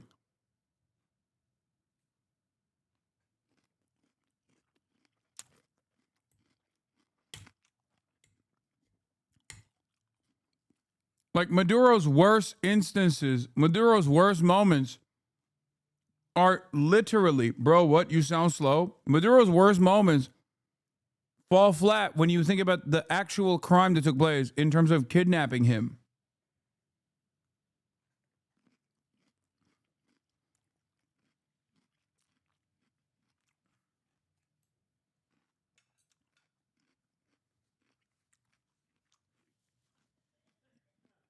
Accused of breaking international sanctions. There was little doubt, though, the bigger prize was regime change. Donald Trump's rhetoric against the Maduro government showed no let-up. We consider it. Also, a week prior to this, he straight up pardoned the convicted drug trafficker, the former Honduran president, who is actually a convicted drug trafficker. Just saying. Venezuela to be not a very friendly country. They sent millions of people, really, and probably a number in excess of that. And a lot of those people shouldn't be in our country, from jails, from gangs, from drug dealers, from all of the people that came into our country shouldn't have been in our country. Hey, Venezuelans.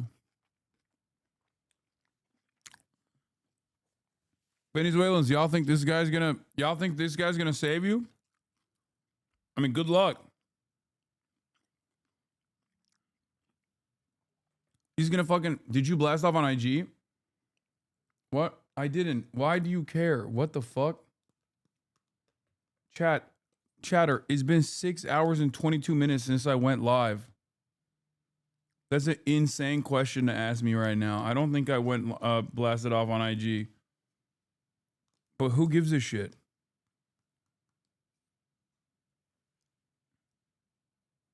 Causing a lot of problem. Does your warning? And drugs. The coming hours and days will be crucial for Venezuela wherever they lead. Maduro's years of rampant kleptocracy leave the country racked with massive economic inequality. Its resources robbed, its institutions dismantled. Whoever takes his place faces an enormous challenge, putting Venezuela back on the road to recovery. Dominic Waghorn, Sky News.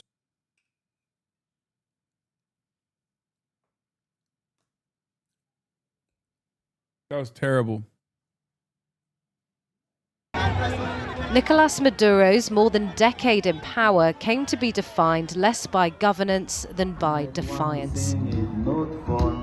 Even as the drums of war intensified at his borders, Maduro was still singing a different tune. The leader was one of Latin America's most polarizing, loved and loathed both at home and abroad. But few foreign leaders opposed him as openly as Donald Trump, who accuses Maduro of being the leader of a drug cartel. Venezuela's been a very bad actor. They've been, as you know, The first time Trump was in the White House, he went after Maduro in the courts for narco-terrorism. Trump 2.0. What is going on? At least try to be professional. Can you stop the eating noise or at least swallow before you don't speak? Looked more like this. At least 35 strikes since September on boats allegedly carrying drugs from Venezuela, and an offer of up to $50 million for information leading to his arrest. Yeah, who gets the 50 million Maduro now? rose through the ranks from bus driver to vice president under late socialist leader Hugo Chavez. Even then, relations with the US were tense. Chavez had nationalized the country's oil industry, kicking out American companies like ExxonMobil, cutting his citizens' poverty in half. Maduro inherited this legacy when Chavez died in 2013. He took the reins of a country with the world's richest oil reserves, something its people would scarcely have guessed from the poverty he led them into. They faced shortages in food and medicine while suffering under hyperinflation. It's not enough. It's really not enough. So what I do is go to the store and buy a couple of things, and then you see you've spent all of it. Money flies away rapidly. A video of Maduro eating steak cooked by the famed chef Salt Bae added to the criticism back home. Nearly 8 million Venezuelans voted with their feet, fleeing the country in the last decade. But his grip got tighter. The 2018 elections marked a turning point, regarded. I like that the sanctions just never play a role in this conversation at all. Like, they're just not. Like, the intensity, the direction. They also make it seem like they didn't try to coup Chavez, too. On top of Maduro. Like, I wonder why there's instability in a country that's constantly under fucking mass sanctions. I wonder. Oh, people left with their feet. It's like, yeah. I wonder what happened there.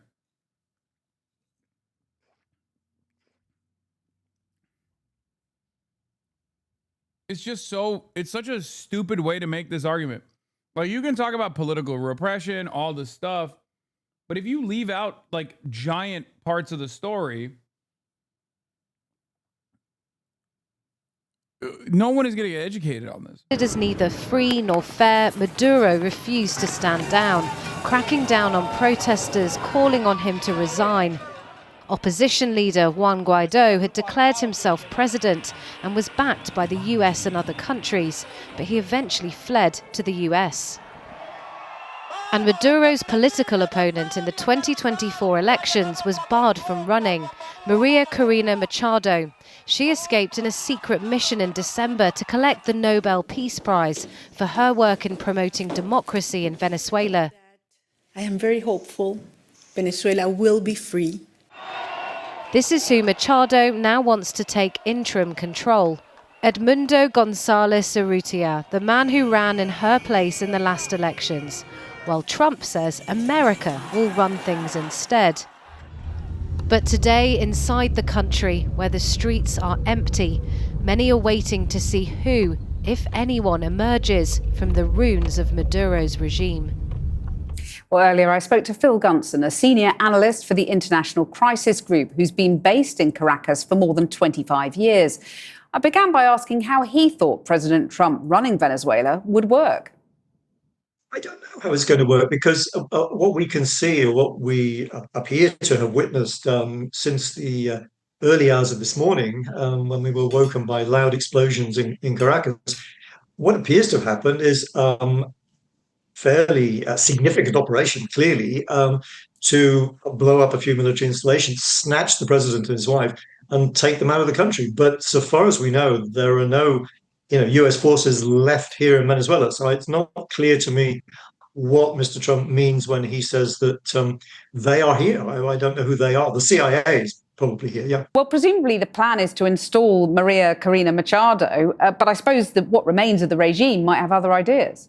Yeah, I'm not even sure that Trump has it clear. He's been very unclear in the past as to exactly who Maria Corina Machado is. He doesn't seem to be able to remember her name. And when he was asked this morning in Washington about the possibility that the US would be backing the arrival of Maria Corina and Edmundo Gonzalez, who won the election in 2024, he was very vague about that. And he said, well, we'll have to see. And he mentioned the fact that there is, of course, a vice president in Venezuela, Delcy Rodriguez, who under the constitution here takes over in the absence of the president. So I don't think that the US, or at least Donald Trump, has very clear in his mind exactly what is happening or what's going to happen. So what does the Venezuelan military do now, in your view? And what do the people of Venezuela do? Well, the people of Venezuela are very prudently staying at home because not only do they realize that they can't guarantee there won't be another strike, but also because, the government here has cracked down very severely on any forms of protest. So nobody is rushing into the streets to celebrate. Particularly because everybody, I think, here is well aware that it's only Maduro who's gone. They may be popping corks in South Florida at the moment, but I don't think anybody's rushing into, celebrations on the street. Living there as you do in Venezuela, do you feel a sense of anxiety, really, about the next few days and weeks? Yes, I worry that the violence may not be over. The possibility that the military might split has always been. I need you guys to understand. This is precisely the reason why China does operates the way that they do. Okay.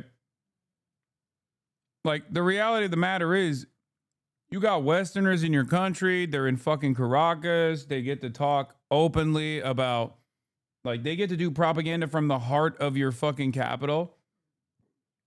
You can't do stuff like this in China. Now, you can do stuff like this in America, but America was playing a very different ball game. Right?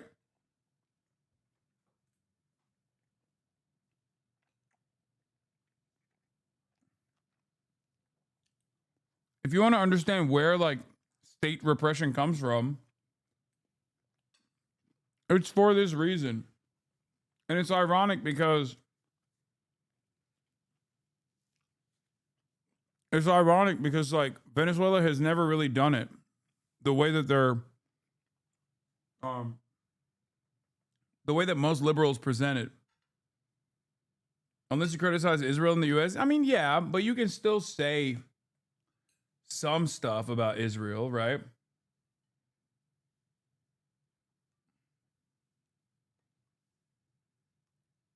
I'm just saying, this is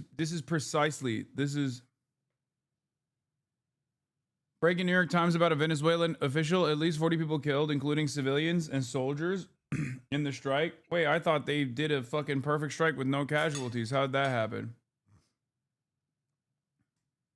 One of the objectives of Washington, the other possibility is that doesn't happen, that Delcy Rodriguez, the vice president, takes office, that the government goes on more or less as before, and possibly even worse, because it's quite conceivable that things will get worse for Venezuelans rather than better.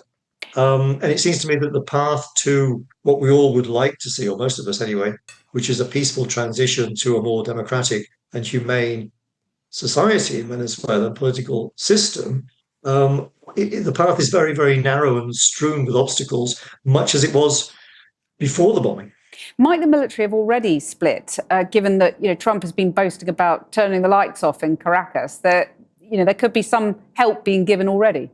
We know that US special forces are extremely skilled, but to come in and to snatch the president and his wife without apparently sustaining any casualties, or at least any fatalities, it seems very unlikely that could be done without some form of internal complicity. But I think it would be unwise. Like, no country that has experienced this kind of thing would ever allow a person that is aligned with the other imperial superpower that just did this illegal act to continue doing propaganda inside of their nation boundaries. And I mean, no country, like America wouldn't either. Like, think about how much Americans lost their minds about like Russian interference and stuff in their elections, when that was marginal in comparison to what the fuck's going on here, right? The reason why I'm bringing this up is not to say like it's good that there's like censorship and repression of different sorts in many of these countries. It's more so to help you understand where these guys are coming from when they actually engage in this kind of action.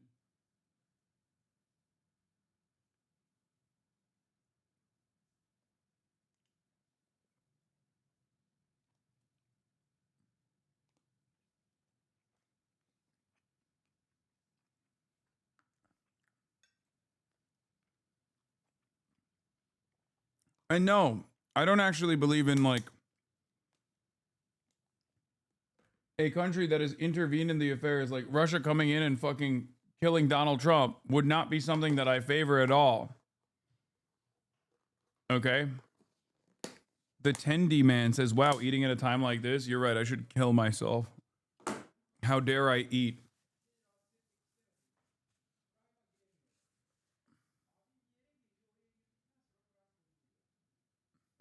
The implications here are really great for the Israel. Wait, what? The implications here are really great for the Israel. The Venezuelan people. 27. The implications here are really great for the Israel. The Venezuelan people. 27.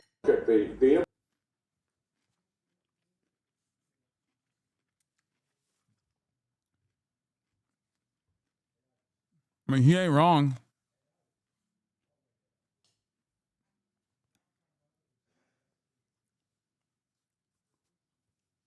Is he wrong, though? Yeah, I think the implications are pretty great for the people of Israel.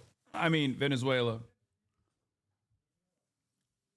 What did he even say? He said the implication here is pretty great for the people of Israel. I mean, Venezuela. The vice president, Delcy Rodriguez, has not said that she is now the president, but I suspect there is a lot of discussions going on behind the scenes. We do have ties and diplomatic relations with these people. Oh my God, it's fucking Brett McGurk again to glaze Donald Trump's foreign policy. But a lot of open questions. So, you can have mixed feelings. Commend the professionalism of our operators. Commend the execution of this operation by the administration, done with secrecy and efficiency, but also have real questions here about what comes next.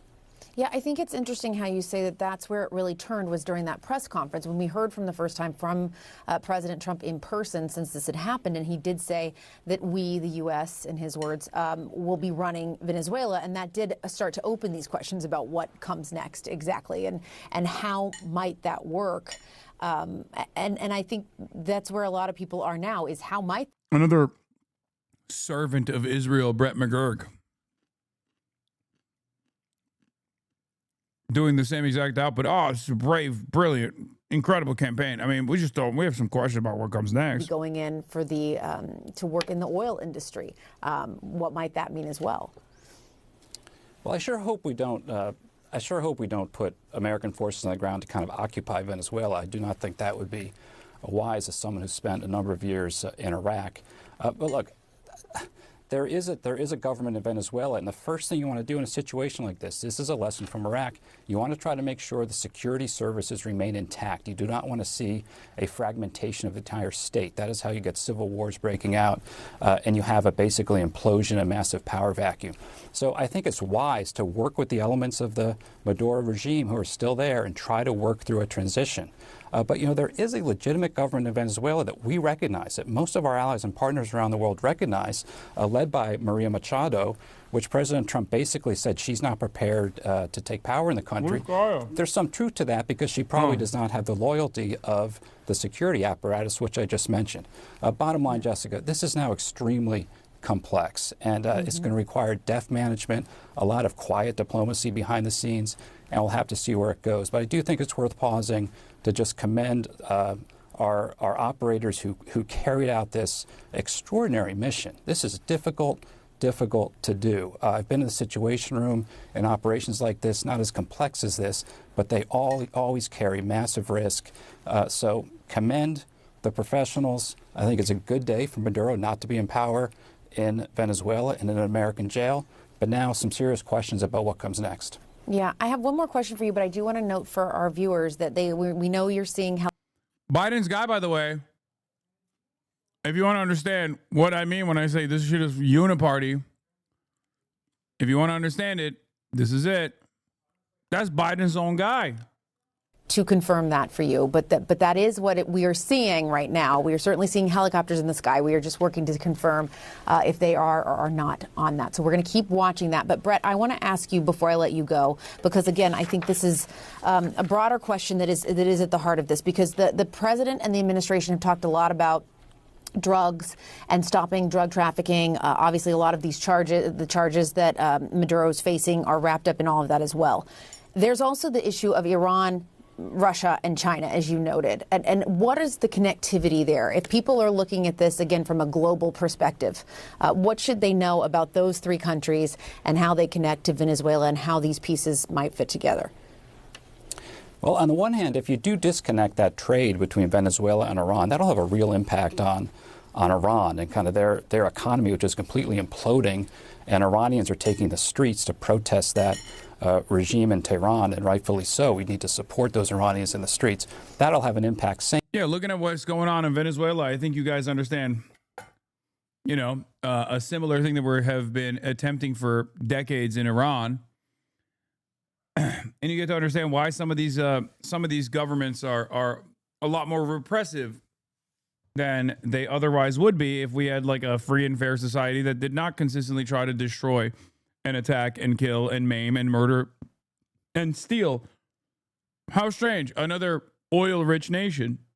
There is no country more powerful than the United States and its military forces. On the other hand, is the president perhaps now saying, we're going to focus on our hemisphere and not be as concerned in other parts of the world? And again, this is going to unfold over the coming year. I've called 2026, which we're in now, a hinge year of history when it comes to global power. And that's what we're seeing play out.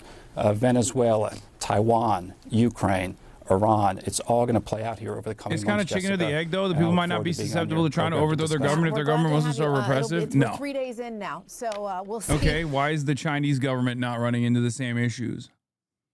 Because the Chinese government has more economic power and have been able to actually materially improve people's lives.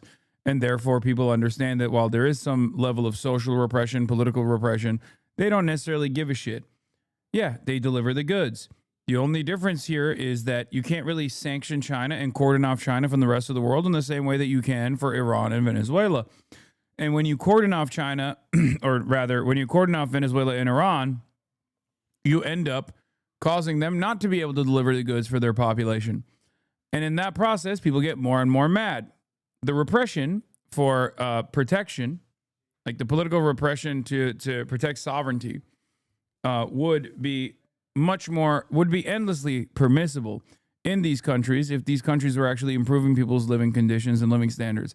Americans know this, and that's precisely the reason why Brett McGurk turned around and said, well, you see the same thing happening in Iran. The sanctions are working in Iran. The economic pressure is working in Iran. America understands this reality. That's precisely the reason why we sanction people. Okay? We sanction them, which is collective punishment.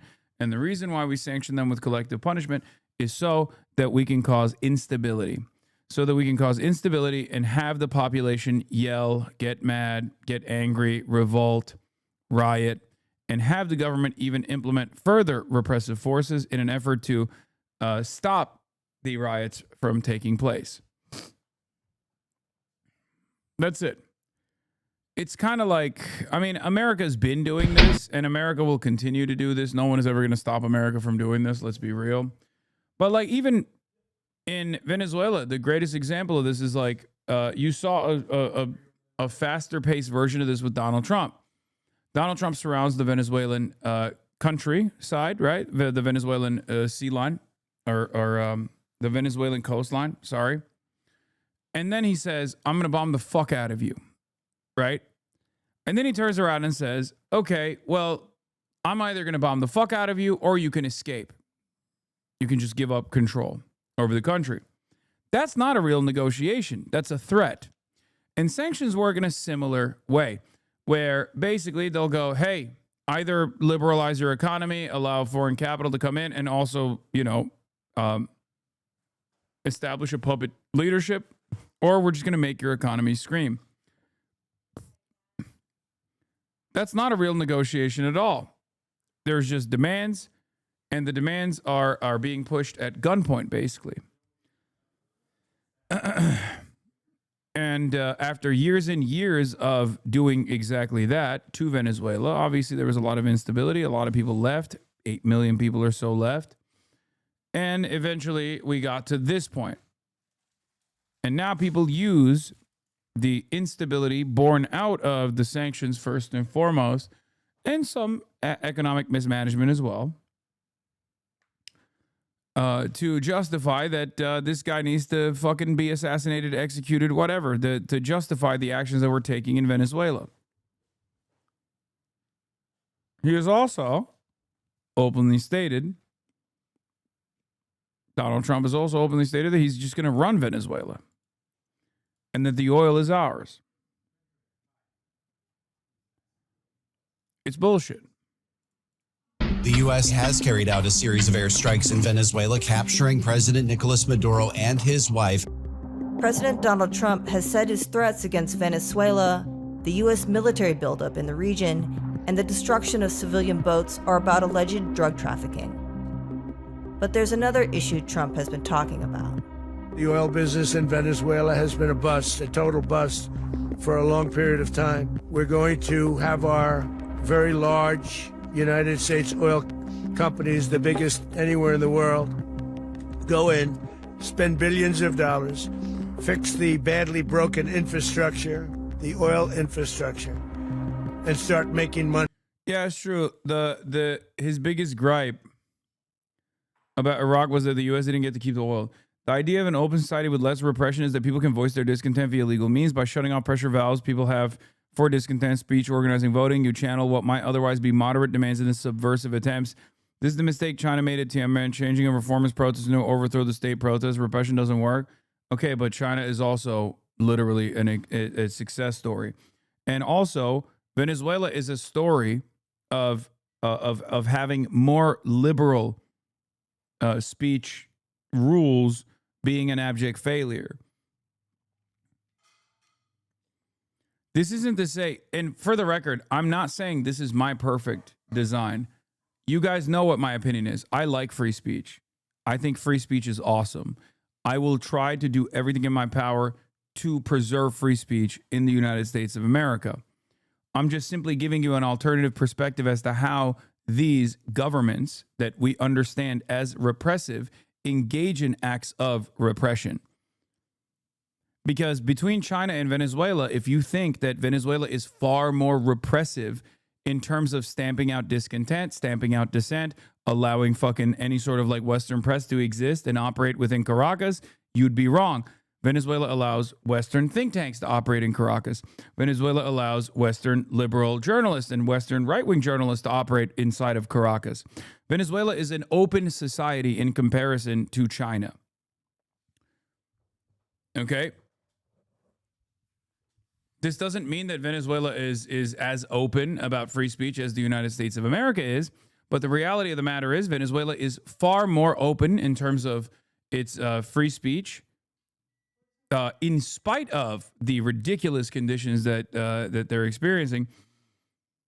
They are far more open in terms of free speech than China is, right? And not only that, but they've maintained that. Are you honestly sure about this, though? Yes. That Venezuela is more open than China? What are we talking about? How many fucking Western news outlets operate inside of China, chatter? What the fuck are you talking about? Jesus Christ, I get it. You guys all want to fucking talk about, Maduro being the Latin Hitler or something, but Jesus fucking Christ, dude. Yes, Venezuela, in spite of its repression, which is far more repressive than America, is still far less politically repressive than China. Okay? But this level of control, this level of repression has actually been successful in China, and the openness has been unsuccessful in Venezuela.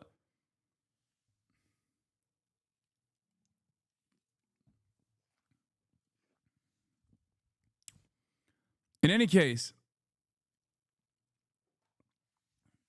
my point is that there is no country that is under serious threat or under serious warlike conditions that would ever allow political dissent to exist, okay? Especially when there's like active attempts to thwart the political process in the country. Venezuela's issue, in my opinion, in some respects, aside from Maduro being not the best, and currency mismanagement and things like that, Venezuela's issue was that they were unironically far too liberal in terms of prosecuting people who were straight up attempting to do coups over and over and over again. Okay? It is insane to me. You can say it's a crazy take all you want. Machado is not a new figure in Venezuelan politics. You know that, right?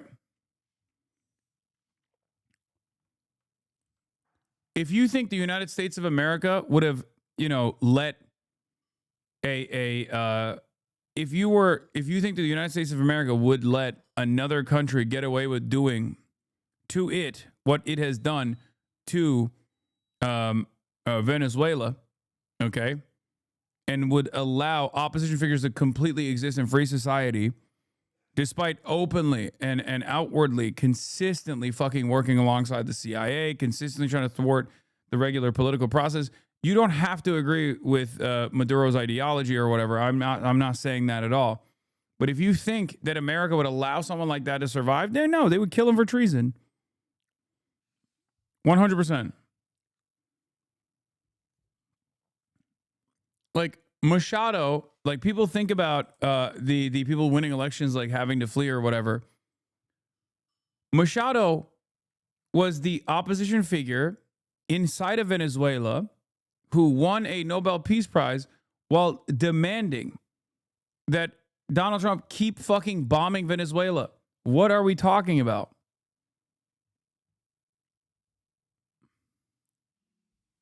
That's insane.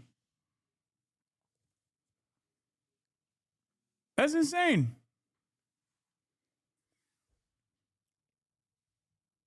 Like, what country would ever be like, no, this is great. Totally. This is totally fine. Go ahead.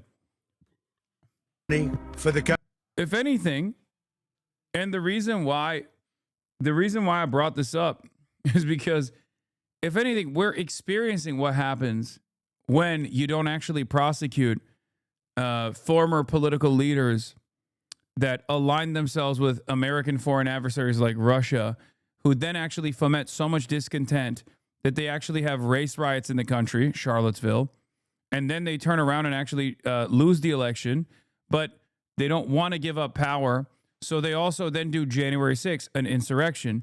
That's what happens when you don't actually prosecute your opposition, okay, for actual crimes that they're committing. Trump, too, for this reason, is a direct, it's the responsibility of the Democratic Party. What you are experiencing here with Trump, too, is unironically what happens when you don't prosecute and punish your political enemies for doing crimes. Okay? That's it.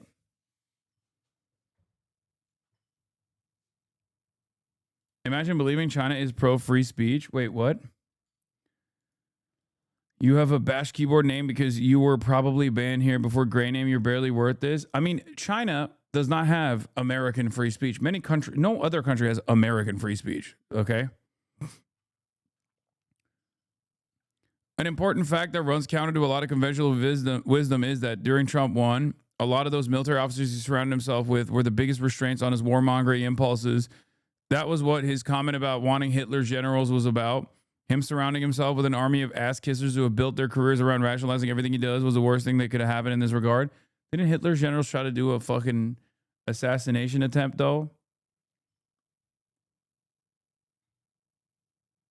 Political enemies is a strong word describing Democrats in relation to Trump. Best friends, maybe? Okay, fair. But that's not what I was talking about. I'm saying that, like, Democrats present themselves as oppositional figures to the Republicans, right? You're not wrong, though. Yeah, apparently at least 40 people were killed in the U.S. airstrikes on Venezuela, including military personnel and civilians, local official says to the New York Times.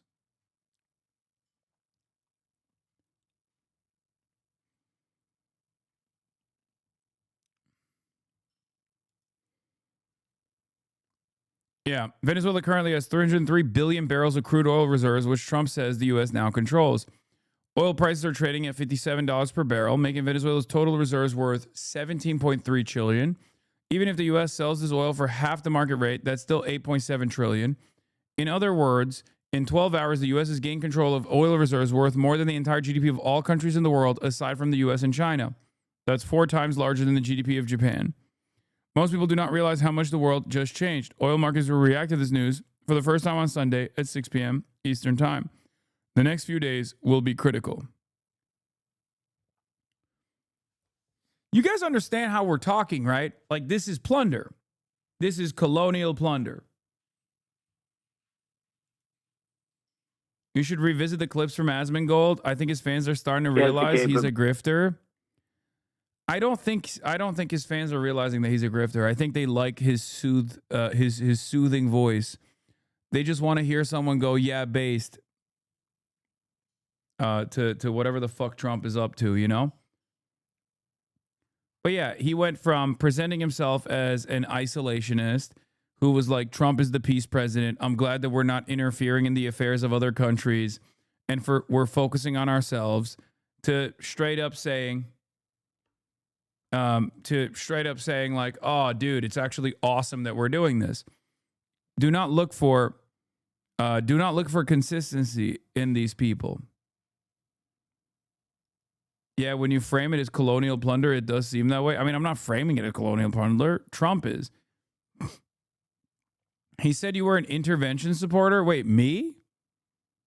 Yeah, against Israel, maybe. The fuck does he mean? I'm a intervention supporter. When have I ever? I've been called a terrorist my whole fucking life. Hasan, my streamer is 30 plus K defending pedophile president. Don't you feel owned? I feel super owned. There's nobody that has the capability that we have. You know, when I watch that war in Russia going on and on and on, and everybody dying, and it's like it's primitive. It's primitive. It's horrible. It's horrible. Could you tell it? Oh my God! Wow.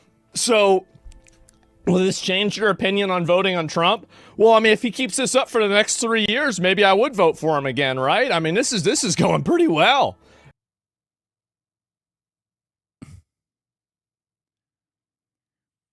The other thing that I find really funny is that I feel like his reactions are so fake.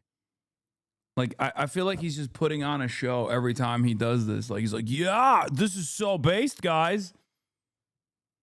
And I don't know if other people actually see that, or maybe I'm thinking this way. I don't know. Maybe his reactions are real, but it always feels so forced. The next 3 years, maybe I would vote for him again, right? I mean, this is going pretty well. This is what I want you to do this on the first day. This is cool, but we have a lot of domestic enemies I wish we'd focus on. I think that's a fair criticism, and you're right to think that, that, like, you know, we have a lot of problems here in the U.S. You know, we need to focus on that, too, and not just think about, like, you know, regime change in Venezuela. But the reality is that Yeah, but we do have to do regime change in Venezuela. You know? We have to. Like, I know we need to focus on ourselves and not regime change in Venezuela, but it's probably good that we're doing regime change in Venezuela. Venezuela is an existential threat to America. Wow. How is Venezuela an existential threat to America? It absolutely is. Whenever you have... Oh, he said it absolutely is. Okay, my bad. My mistake.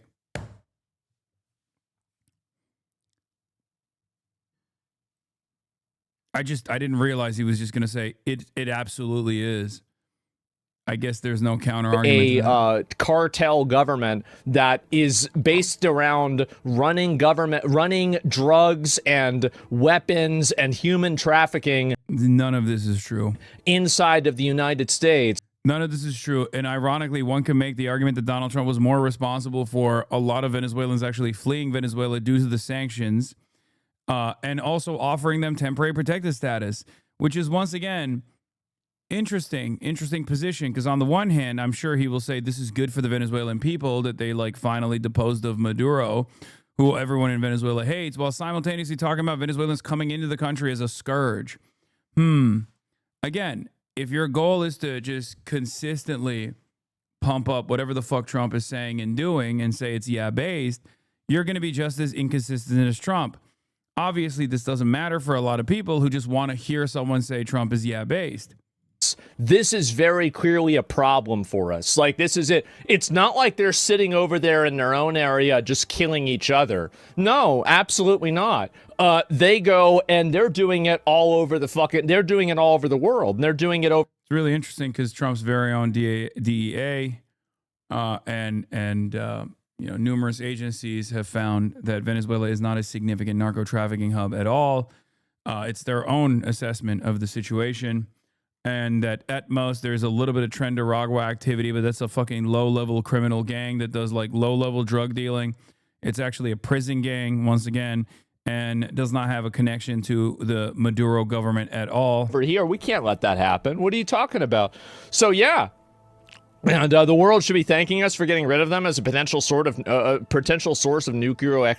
Damn, I don't know why I can't talk. The world should be thanking us for getting rid of them as a potential source for nuclear escalation. Absolutely, you're right. A potential source for nuclear escalation. A potential source for nuclear escalation. What is the nuclear escalation potential here with Venezuela? He's just making up stuff that even the administration is not making up at this point. HasanAbi doctrine? Yeah, Venezuela does not have fucking nuclear arms. What are you talking about? That's not even one of the lies that the administration presented. He's just making up new lies. 100% you are. You remember whenever Trump bombed Iran and he just totally wiped out their nuclear system? Like, the entire place looked like like. Bro, you're miserable. Does it make you feel bad when you hear how easily debunked your favorite content creators' talking points are? Would you rather just keep thinking that he's right? Is that what it is? Is that why you have to lash out like this, like a little child, like a little baby? Going wah, wah. Counter the positions that I'm making right now, or shut the fuck up. Okay? That's it. That's all this is. This is a political conversation. I'm a political actor. So is Asmongold. Okay. He's a political commentator. I'm a political commentator. This is a conversation about politics. This is a conversation about history. This is a conversation that's taking place about the talking points that he is putting out there. You can keep fantasizing about me crashing out or that I'm a fool or whatever, but the reality of the matter is I don't hear a lot of addressing of the talking points. You know? Also, I think people can see me. They can see me. They can see that I'm not, objectively, I'm not crashing out. Change the geography of the entire area. There were not even any photos of it. You couldn't even see it. And it's like you could see a difference with a fucking satellite, and you didn't even know where the building was. Wait, was he talking about Iran when he said the nuclear threat? Trump bombed Iran, and he just totally wiped out their nuclear system. Oh, wait. Rid of them as a potential source of. Oh, he says getting rid of Venezuela is a potential source of nuclear threat, and then he pivots to Iran. First, he says that Venezuela is a potential source for a nuclear threat, which is not the case. Them as a potential source of nuclear. Damn, I don't know why I can't talk. The world should be thanking us for getting rid of them as a potential source for nuclear escalation. Absolutely, you're right. 100% you are. Do you remember whenever Trump bombed? Yeah, and then he starts talking about Iran afterwards. Iran, and he just totally wiped out their nuclear system. Like the entire place looked like it changed the geography of the entire area. Fordow was an underground facility that was hit with bunker buster bombs. Obviously, the only thing that you could see was two minor impact sites. It didn't actually change the entire geography at all. It's an underground facility that seemingly didn't actually put a dent in the Iran nuclear uranium enrichment program, according to what Israel is saying. Now, Israel might be lying about that, but that's at least something that they're admitting. And also, that retaliation leading up to that bombing campaign and in the aftermath of that bombing campaign was raining fucking missiles and penetrating the Iron Dome with all the might of the entirety of the Western defenses. So I don't think that was that successful overall. There were not even any photos of it. You couldn't even see it. And it's like you could see a difference with a fucking satellite, and you didn't even know where the building was. And so anyway, all this happened, and then everybody's like, "Oh, they're going to retaliate. They're going to fight back." Did they? They did. Not only did they keep showering Israel, but they also hit the U.S. Central, or was it the U.S. Central Command? Yeah, they hit Qatar, right? After Iran. I guess technically so did Israel. I guess Qatar is eating it from both ends there. Did anything happen? No, they didn't do shit. They didn't do a fucking thing. So this is exactly what's going to happen with this too. 100%. Who's next? President of Colombia? The president of Colombia, apparently Trump said he better watch his ass. Hasan's mental gymnastics are very tiring. Well, the thing is that, do you remember? Hasan's mental gymnastics are very tiring. I'm anti-intervention. I'm anti-intervention against Venezuela. I'm anti-intervention against Iran. I think that all of this stuff is totally unproductive and at best good for oil barons and those who are in the halls of power, you know, people who are capital owners, right? That's it. It's just for the super wealthy. None of the imperial super profits actually trickle down to the average American citizen, and every single dollar that we spend doing this kind of adventurism overseas is a dollar that we could be spending on ourselves in the United States of America. At its heart, this is actually the America First position. The reality of the matter is Donald Trump knows that is a popular position, and yet does not actually follow through on his agenda, follow through on his promise, but is unfortunately able to dupe the minds of many Americans by simply claiming, no, I invented America first. And that actually didn't mean non-intervention. That actually meant intervention when I see fit. Remember what I said. The viewpoint is always the less Western, less white, less Christian, less American, less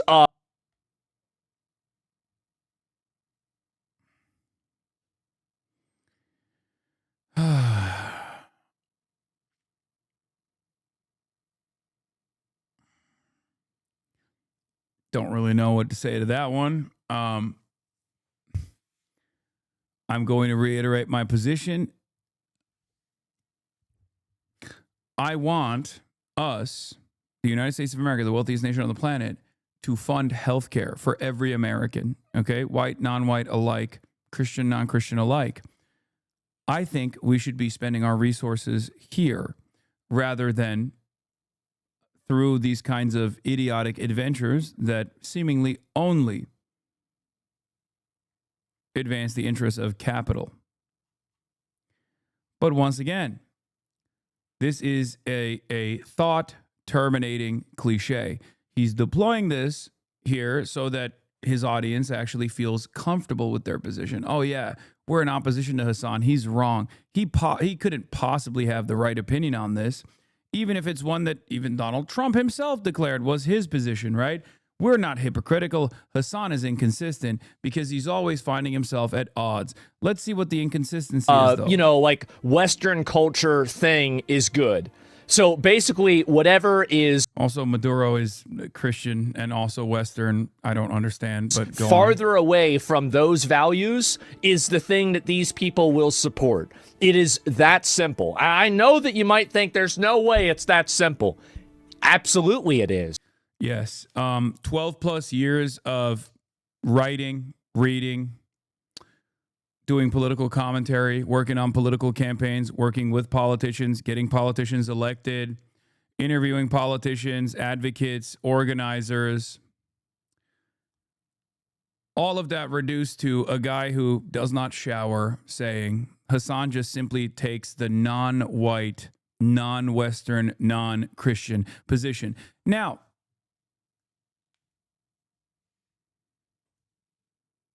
you can delude yourself into thinking that this is my analysis, but if you're even a little bit intellectually curious, you'll probably come in here and check it out for yourself and realize that that's not the case. Unfortunately, unlike you, or unlike Asmongold, I actually have respect for my audience's level of intellect. He does not. And maybe he's right. Maybe his audience is too stupid to actually check. But it's very clear that he thinks his audience is too stupid to actually check. And many in his audience actually don't. It is. And once you... The reality of the matter is if Kamala Harris was actually facilitating this campaign, if you think Asmongold, even for a brief moment, would come out and say, this is actually based, this is awesome, instead of saying what he was saying during the election cycle, which is that Kamala Harris is going to do war, Trump is actually the peaceful president, you would be delusional, okay? This is not even a hypothetical. He did say that he was anti-interventionist during the election campaign because Donald Trump was anti-interventionist, or at least presented himself as anti-interventionist. I, of course, talked about this being a lie over and over again, not that it fucking matters. See it from that angle, it's hard not to keep seeing it that way. Also, didn't Asmongold say he agrees with you a lot? Yeah, no, that's only when I actually approach him. Then he has to concede on a lot of the positions, because a lot of the positions, if he were to like advance in a back and forth conversation, they would look really silly. Because that's always how it's going to be. And it's so obvious too. Yeah, I think that, like, you know, you sound like a schizo saying it, but whenever you have so many points on a graph, you're going to be able to draw a line. So yeah, that's exactly what's happening. And I don't care about Venezuela. That's pennies to the illegal stuff in America compared to Mexico. Well, it's a lot of, the thing is that if we're able to trade with Venezuela and we're also able to... we are able to trade with Venezuela. The only reason why we haven't traded with Venezuela more frequently is because the American government doesn't want to trade with Venezuela. As a matter of fact, if you knew anything about anything, including about Venezuelan trade, for example, you would know that we have been trading with Venezuela even consistently through this blockade. And not only that, but we've also still had Chevron operating inside of Venezuela while we had our Navy carriers off the coastline of Venezuela. Weaken other global enemies. The problem is that, like, I don't even really disagree with you, and I think that you can really do both. Like, if you're looking at what's happening in Venezuela and saying that, like, here's one thing Tell me this is dumb or he's just grifting or he's just dumb and grifting. I just don't think he's that knowledgeable. I don't think he's dumb. I just don't think he's that knowledgeable. But you don't actually have to be knowledgeable when you're grifting to the right. He definitely is grifting. But what is this? Oh, you are? And what is your position? I'm going to say, okay? Don't ever let anybody tell you that you can't do it.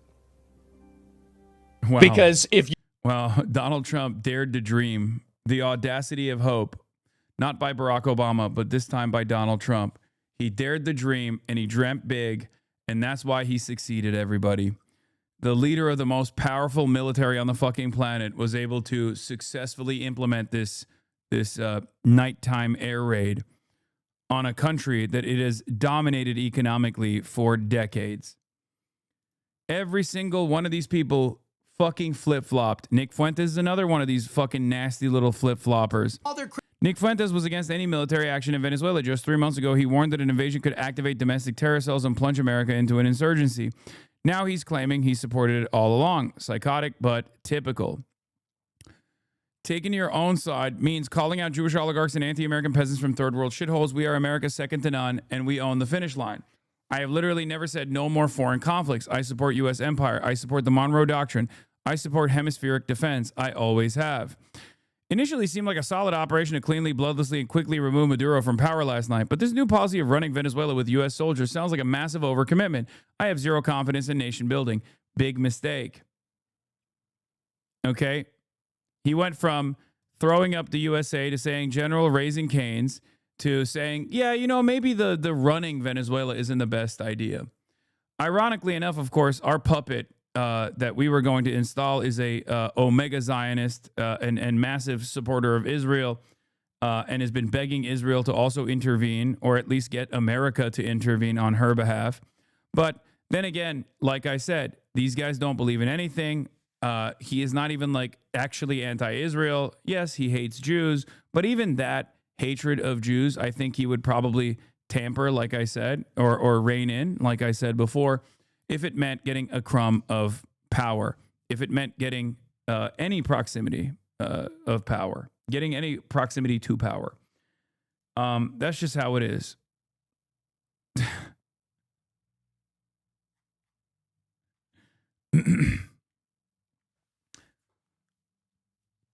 That's it. None of these guys actually give a fuck about whatever they're saying. They do not have a consistent position at all. And all they do is simply chirp alongside the wind. Okay? Asmongold operates off of this iteration of owning the libs. Americans won't have affordable healthcare, affordable groceries, or jobs, but billionaires and oil tycoons will get richer, and this is how Trump owns the libs, destroys the woke, and makes America great again. No, that's precisely what it is, as I've talked about over and over again. I keep repeating myself on this issue. This kind of military action in Venezuela is not going to improve your lives. It's not going to improve your lives even a little bit. So anyone who tells you that this will objectively improve your lives is lying to you. You should actually scrutinize them. Okay? Just understand. Anyone who tries to tell you that another regime change war for the extraction of oil for our oil barons is going to somehow magically improve your material conditions, make rent more affordable, make groceries more affordable is fucking lying to you. Okay? Sure, we'll get the goods, we'll get the oil, but that's not going to yield American prosperity. It's not going to create American prosperity at all. It's going to create prosperity for the oil and gas industry. And that's it. And as we know already, those gains do not trickle down at all. And you're a fucking moron for thinking that it does. But I guess I can't really hate on you too much because there are plenty of fucking morons who make this argument over and over again. One of those is Asmongold, and the other one is Nick Fuentes. You went on Twitter.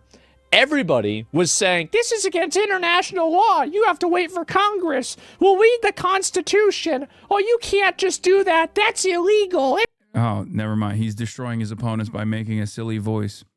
I mean, not that I give a fuck about any of that as a counter argument anyway, because I think it's fucking stupid and no one actually gives a shit. What is this? Grab a gun and get on the front lines tough guy. We'll even let you bring your pet roach and dead rat alarm Like, clock. here's one thing I'm going to say, okay? Asmongold says he would vote for Trump and Republicans if Trump did something similar to attacking Venezuela every week, comparing it to the Minnesota fraud. Simply attacking Venezuela every week. Where else could they attack? Don't ever let anybody tell you that you can't do it.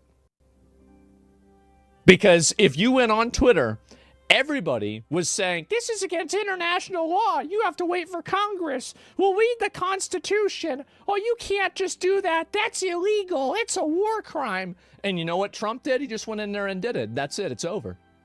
Just like what happened with Iran. Remember what happened after Iran? Nothing. Nothing happened. Because the fact is that if you have, here's the truth, if you have power. Dude, this is so funny because he's just like, yeah, it's might makes right. Might makes right. Might makes right. Maybe you'll be singing a different tune in the not so distant future. Who knows? You have the ability to exercise that power through force. You are God. That's it. Nobody can tell you no. Nobody can resist you. Nobody can try to hold you accountable. You can do anything and everything that you want. And there's nothing that anybody can do about it. And so always keep that in mind. Always keep that in mind that there is a way. Do something. Yes, keep the same energy. Absolutely. And so why not go and do this in Minnesota? Like, I mean, if we can do this in Venezuela, I'm not saying we should bomb Minnesota, right? I don't think that we should do that. I mean, I know that people might not like Minnesota, but I don't think that we should bomb Minnesota. But I do think that there are other ways that we could solve some of the problems over there, right? White women molding on Twitter. Exactly. See, if Trump would do this. It's so funny that like every grievance or every line of defense must be matched up against like, a character from the woke universe, right? So it's always white women that are molding on Twitter that are actually the people saying like, well, perhaps we should follow the rules here, or perhaps we shouldn't just fucking kidnap the leader of a foreign nation, right? No, it's just white women chirping. It's just, you know how bitches be. Am I right, chat? Based. Am I based? That's how it is. This all the time. I'd probably vote for him a third time. Like, this is what we need. We need to do this like once. He also didn't vote for Donald Trump, so I don't know why he's saying he'll vote for him a third time now. Week.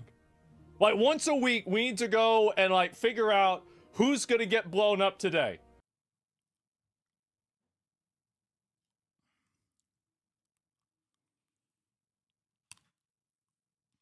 If Asman wants to believe in might equals right, I think he should live by that standard and post his address. Nobody believes in might is right. Okay? Nobody believes in it. And that's precisely the reason why he obviously will probably fucking call the cops when a psychotic stalker arrives at his home. It's ridiculous. What he is demonstrating here is that he does not have any care or consideration for the victims because he is placing himself in the shoes of the American administration as though America's power projection is somehow making him feel powerful. This is at the heart of the insecurity in the right-wing movement, okay? That's what it is.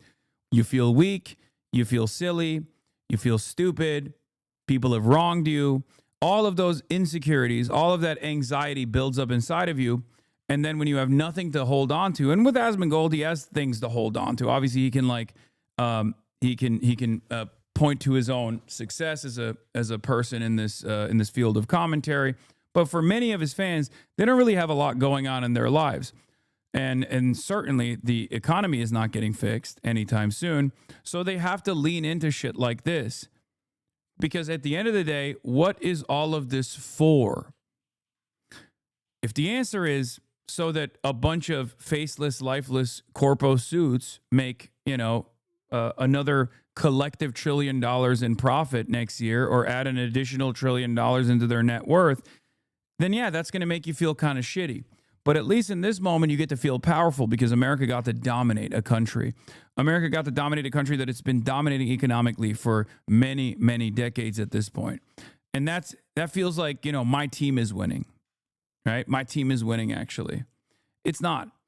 And it unironically is actually hurting you. because all of our resources, all of our investment, everything that we're doing is going to that, is going to propping up Israel, again, for American foreign policy, for the American State Department, for the interests of capital, dominating Venezuela for the interests of capital. It doesn't actually help you at all. So you just hold on to the cruelty for cruelty's sake because you have nothing. Is the UN or anyone saying anything about this? Every single European leader came out in support of this. Every single one. That's where we're at right now. Justin, at least 40 people, including civilians and members of the Venezuelan military, were killed in the attack, according to the preliminary assessments, a senior Venezuelan official reportedly told the New York Times. U.S. forces deployed more than 150 aircraft to eliminate air defenses, clearing the way for helicopters to insert troops, who then moved on President Nicolas Maduro's location, the outlet said, citing U.S. officials. More on the operation from Jack Murphy of the High Side in the post, in the reply. Jack Murphy, an investigative journalist who previously served in the U.S. Army Rangers, offers extensive new detail on the U.S. Special Forces operations. Wait, what? Writing in the High Side, Murphy cites multiple special operations sources who describe an extensive covert buildup inside of Venezuela ahead of the operation. Oh, yeah, we talked about this already.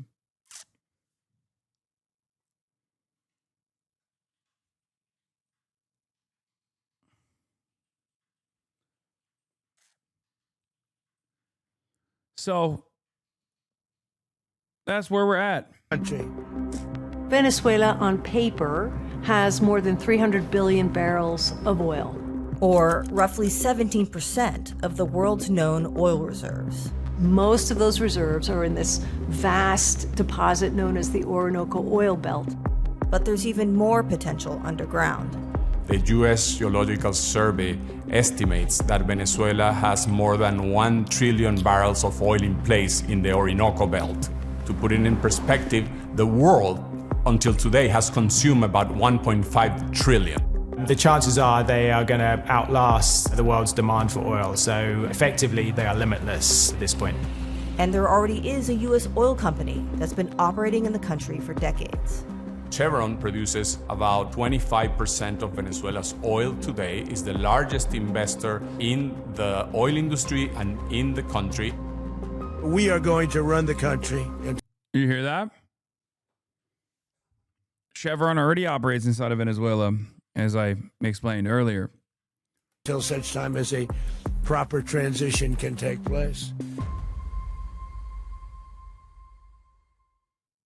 Now, Donald Trump is insisting that the main reason he's interested in Venezuela, the main reason the US is kind of looking at tankers off the coast of Venezuela, comes back to drugs, the trade, the smuggling of illegal drugs out of Venezuela. But what if it's not just that? Maybe there's something else going on. What if it's partly about oil?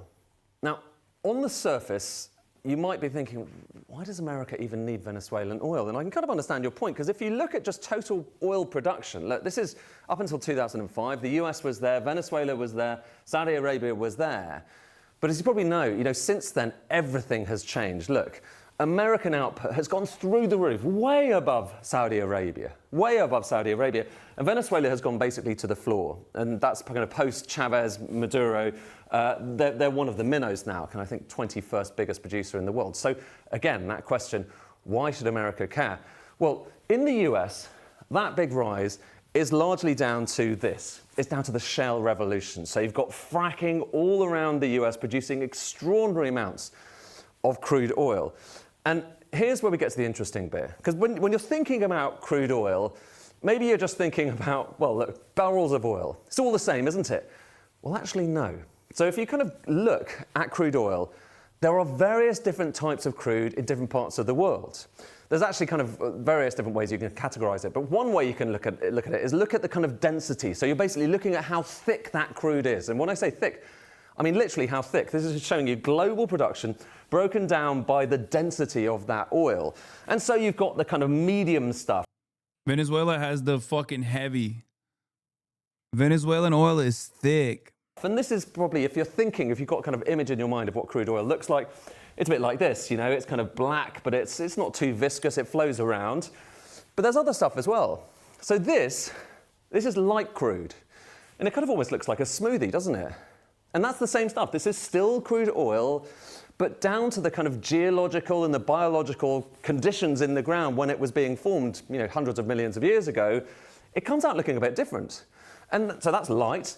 You've also got heavy stuff. And it's kind of relatively small in global production.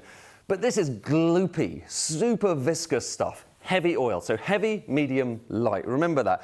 And remember also the key thing here is you get it out of the ground, it may look like that, but ultimately you still need it to go into, you know, someone's car, or indeed, you know, be turned into chemicals. Basically, you need to process it. And that processing, that happens in places like this, in refineries. And there are refineries all over the world, of course.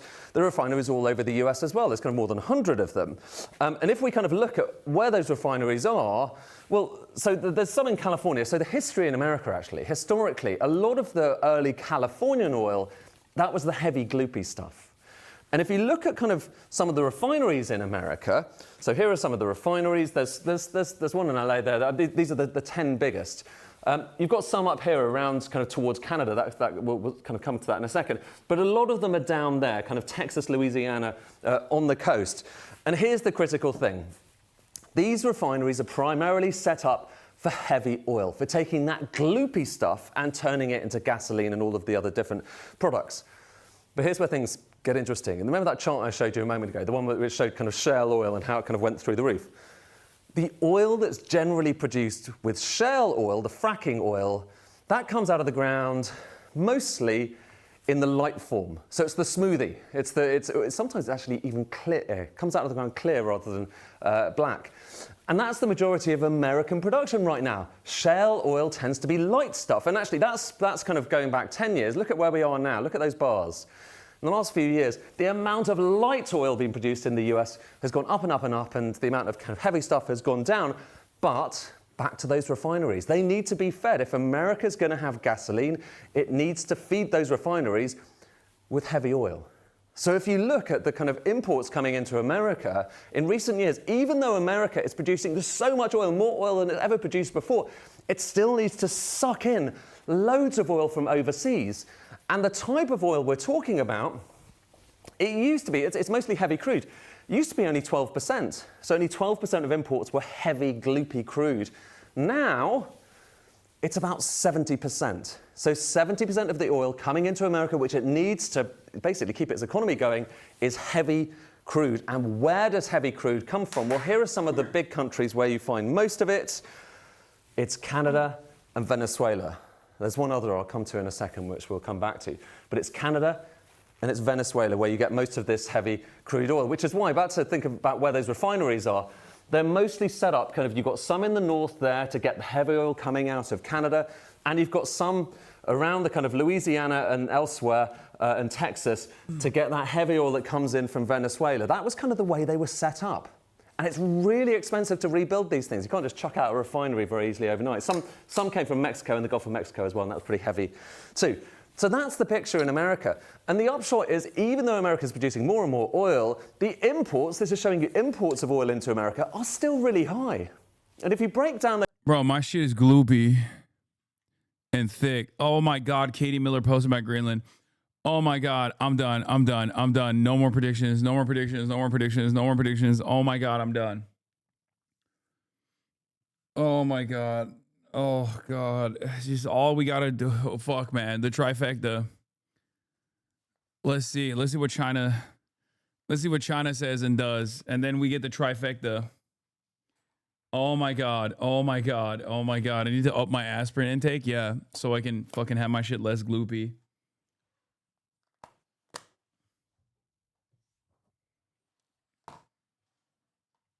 Those imports by the country that stuff is coming from, well, there's Venezuela, and it used to be a decent slug, actually more coming from Venezuela just about than from Canada, just at the turn of the millennium. But now look at what's happened since. Right now, Canada has gone from 15% of all of the US imports of oil to 61%. 61%, and Venezuela's basically... Don't worry, I'm covering my bases. Canada will be invaded. Facts. Okay, I got you. Next to nothing. But here's what's tantalizing, and I here's the got reason you. I think that a lot of people are looking towards Venezuela and thinking, well, there's more to this than just drugs. Look at total oil reserves around the world. The higher these bars are, the more oil there is in the ground, so that hasn't yet been taken out of the ground. So there you've got Saudi, Iran, Iraq, all of the usual suspects. But the biggest of all, and this is according to various different sources, the biggest of all is Venezuela. And what's that oil? It's the heavy, tarry stuff that you might well want to put into those American refineries. And there is really only one other place in the world that has a kind of serious amount of heavy oil other than Canada and Venezuela. And lo and behold, guess where that is? It's Russia. All of which is to say, you know, it matters what kind of oil America needs.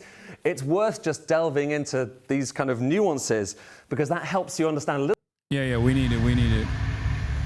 Charred military vehicles and buses were still smoldering at daybreak in Caracas on... How is China letting U.S. just take $17.3 trillion in oil? I don't want to talk about China, man. I mean, at the end of the day, it's like, what can you do, right? If America decides to fucking do something, if America decides to do whatever kind of like crazy militancy, what can you say or do? I do, however, think that if it's might makes right, and these guys don't actually make it more damaging and make it more costly for America to behave this way, if foreign adversaries don't actually protect their assets, if foreign adversaries don't protect their alliances, and simply rely on America being less favorable around the globe, I think it's not going to work.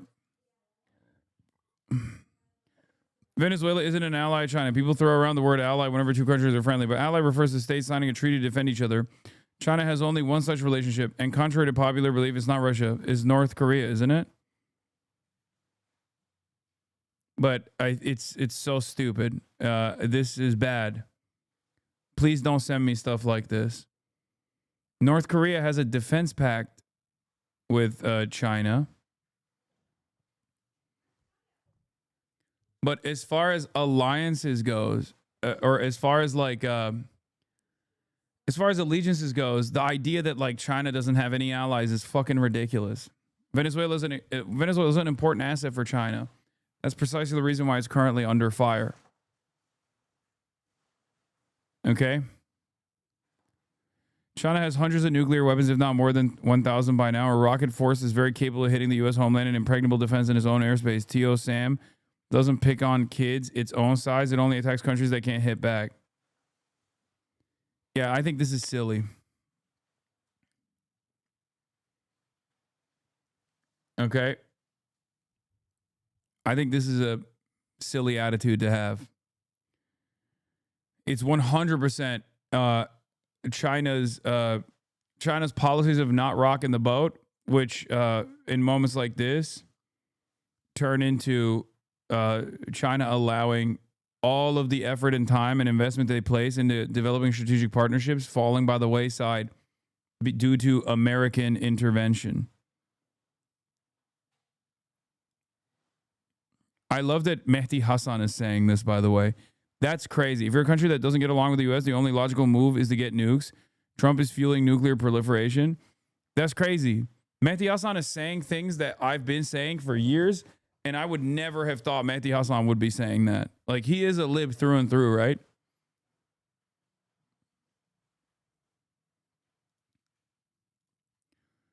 Like, I get it. China's trying to trade max, okay? And China thinks in decades, if not centuries, whereas America thinks in quarters.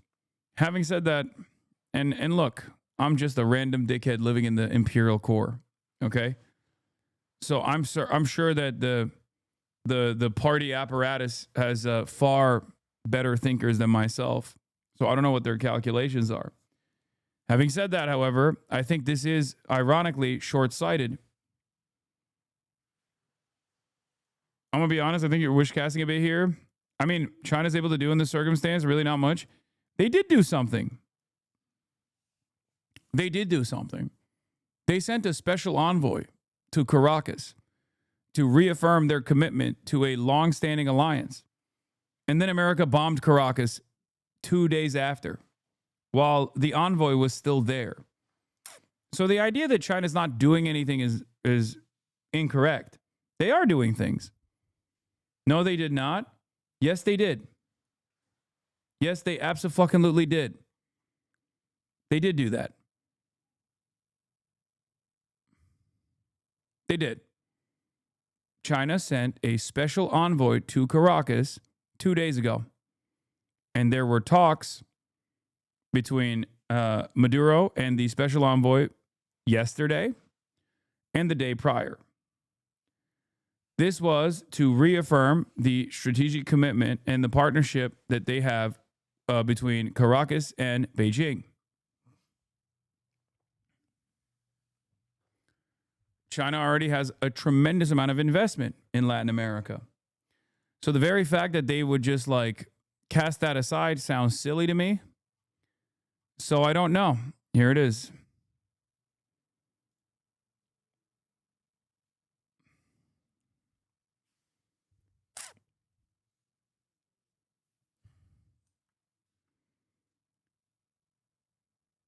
I don't think that this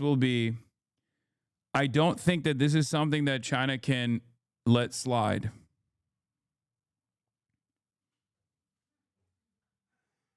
You know? Wild that only hours before America captured Maduro, China sent an envoy to meet him, and just a few weeks before that, China issued a new white paper insisting on its role in Latin America. Both have just collided with the reality of U.S. power projection in its hemisphere. Yeah. The question is, does this cause China to just drop its investment in Latin America? Probably not. That's a tremendous amount of investment.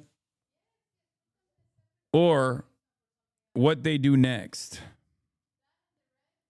That's why I'm saying it's like confusing.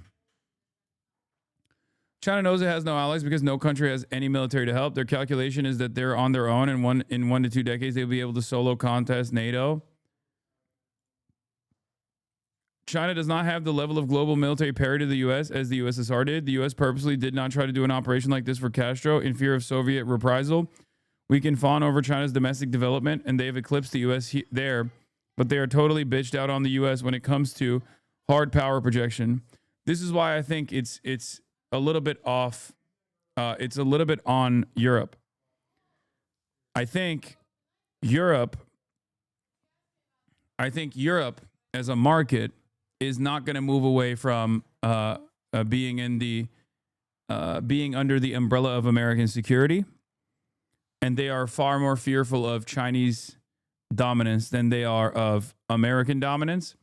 Because if China could actually develop better relations with Europe, which I mean they are, but I don't mean just like straight up, more positive relationships with Europe. I mean literally like have their European partners take a more agnostic stance towards American dominance, for example, then China would probably have a lot more confidence in moving around the world, because then you can actually punish America. You can punish America and make American intervention costly. Because what I'm talking about is not to like literally go to war. Two nuclear armed nations are not going to fucking go to war with one another directly. What I'm simply saying is when America engages in proxy battles like this in order to forcibly decouple countries that China has made investments in order to gain a leverage, in order to gain leverage against China, when China has a lot more leverage over America due to being the manufacturing hub of the globe, they could have more diplomatic power over the United States of America.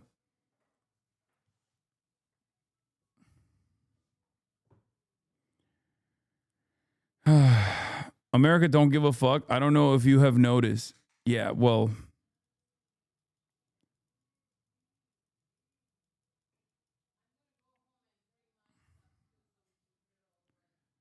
RIP Bricks died 1/3/2026. Why do your YouTube title change for your channel? I don't know. I don't change them.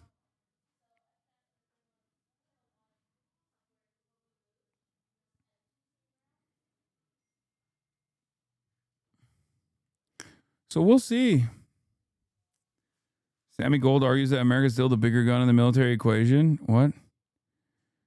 Guys, this is not about China going to war with America. What the fuck? There's a reason why America often shies away from direct entanglements with Russia as well. It's not like Russia's military power is comparable to the United States of America. What the fuck are we talking about? They're just crazy enough to actually contest American power, especially in their own backyard. We are seeing one of the examples of that in Ukraine. It's not about war. War in this day and age isn't necessarily about like who has the bigger gun. That only works if you are, you know, fighting against a non-nuclear nation. Okay? War is about attrition and how much your population will take economic pressure. What's crazy is they wouldn't do this if Maduro was pro-Israel, but the exact same views in every other way. Probably not. Because all the other views that Maduro has would probably also snap in line if he was pro-Israel. Because the pro-Israel position in the global south is the clear-cut indication that you're pro-America. If Maduro is pro-Israel, he would not be anti-America. He would be pro-America. I would say the only country that's pro-Israel and anti-America is Russia and China to a certain degree.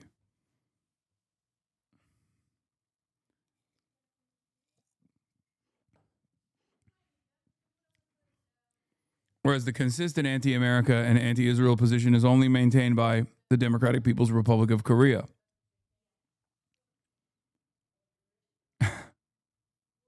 That's it. So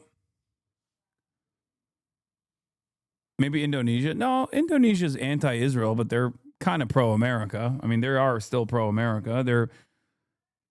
They're a lot of these countries are leveraging their relationship with China and leveraging their relationship with America, but they're not like firmly in the committed camp. Oh, Iran. I forgot Iran. Iran is also anti-America and anti-Israel. And Cuba. And Cuba. I'm sorry.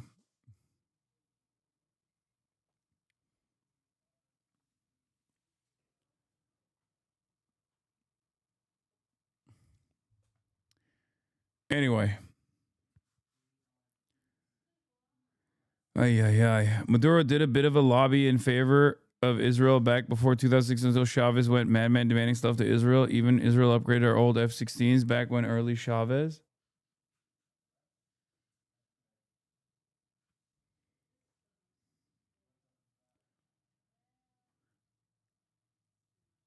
Why would countries align with China if it puts them at risk of U.S. invasion and China wouldn't even provide support? It definitely makes more sense to align with America. The reason the Soviets were able to challenge America was because they supported their allies. No, I agree.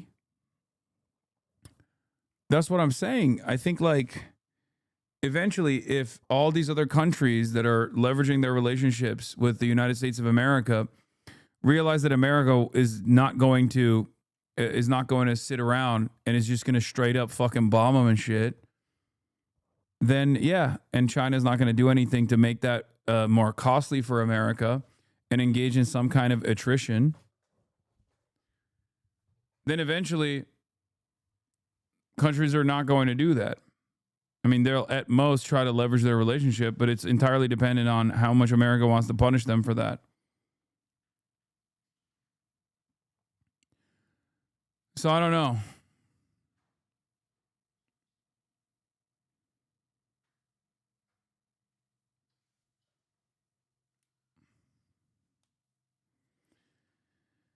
I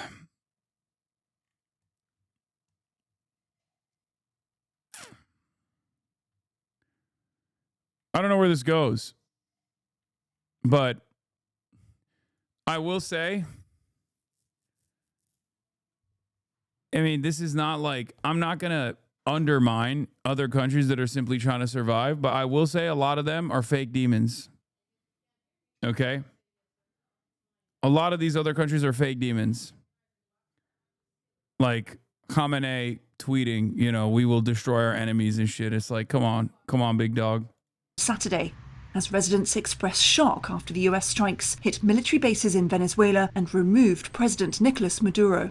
Many people stayed home as Venezuelan security forces patrolled the streets. Of those who were out, some express hope of political change, while people like Baker Franklin Jimenez concerned that this will create an even worse conflict than the one we have now, and that we all have to go out into the streets to defend our homeland, to defend ourselves. But excitement is in the air for supporters of the opposition, led by Nobel Peace Prize winner Maria Corina Machado outside the country. Venezuelans celebrated in Peru, with people like Milagros Ortega talking of returning home. My dad, being a political leader in Venezuela, was able to see this change. He used to say, "Daughter, when you go back, when this government leaves, you'll return to Venezuela." And U.S. Secretary of War to CBS, foreign countries will not have a foothold in the hemisphere where America is located. President Trump is the one who sets the terms for managing Venezuela's affairs and will be able to dictate what we will do in the future.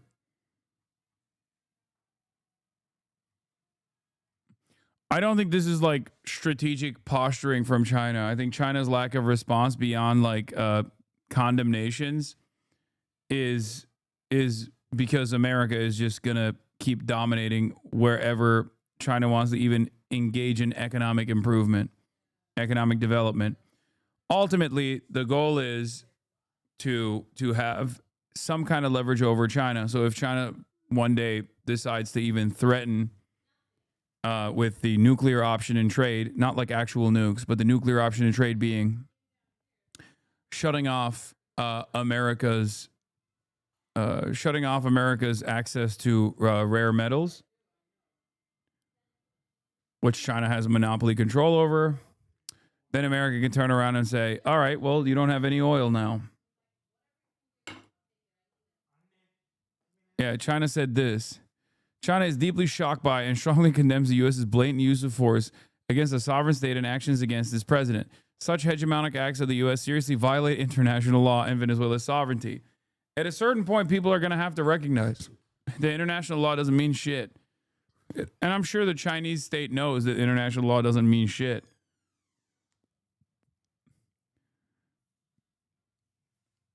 And Venezuela's sovereignty and threatened peace and security in Latin America and the Caribbean region. China firmly opposes it. We call on the U.S. to abide by international law and the purposes and principles of the UN Charter and stop violating other countries' sovereignty and security.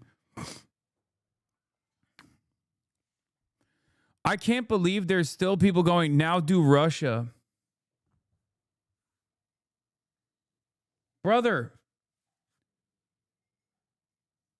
America, like Russia, for all of its unlimited violence, bloodshed in Ukraine, is doing a fraction of what America does with regular frequency in terms of projecting power.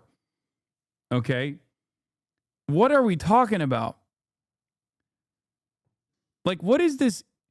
What's really strange about liberals is this demand for like intellectual or moral consistency here, when the very fact that you're demanding intellectual and moral consistency here is actually a clear-cut indication that you don't have that intellectual consistency or moral consistency. It's only consistent if you say America and whatever America does is good. You did not just say that, dude. What the fuck? What, you think Russia is anywhere comparable to the metric ton of damage, even in Africa and elsewhere, is comparable to the United States of America? The global war on terror is alone far more consequential than what Russia can do. And it's not because Russia doesn't have the interest to do so. They simply don't have the power to do so, chatter. Like, this isn't even about, once again, this isn't even about like Russia's intent, okay? You understand that, right? It's not about Russia's intent. It's just Russia doesn't have the tools or the power or the logistics to be able to conduct this kind of thing.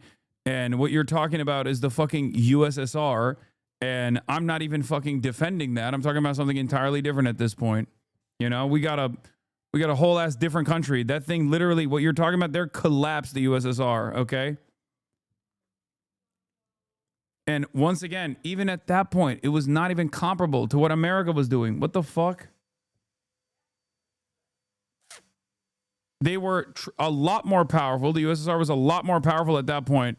And even then, you're comparing it to what? Like what America was doing in terms of what the USSR was doing in Afghanistan is like comparable to what America did in Vietnam or Korea, which again, numbers on the board is marginal in comparison to what America is able to do.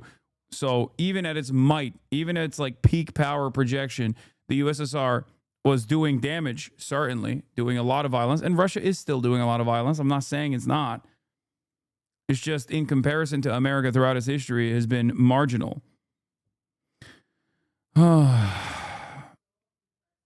Yeah, but it's shit. Oh my God. As soon as I fucking bring up Russia and the fact that Russia is objectively weaker in comparison to America in terms of dominating the fucking globe, everybody starts chirping. What I'm saying is not an opinion. What I'm saying is pure fact. Okay? The difference is I don't agree when Russia does this stuff, and I don't agree when America does this stuff. You, on the other hand, do agree when America does this stuff and don't agree when Russia does this stuff. And that's the reason why you get fucking mad. And that's because you're European, of course. But for us Europeans, they are the worst threat. Yeah, and that's why you're going to keep getting cucked. It's fine.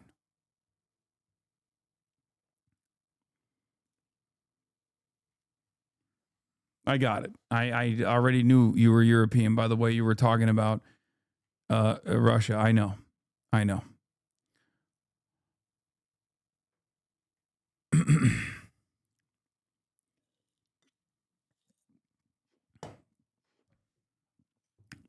America has 800 military bases around the world that we know of.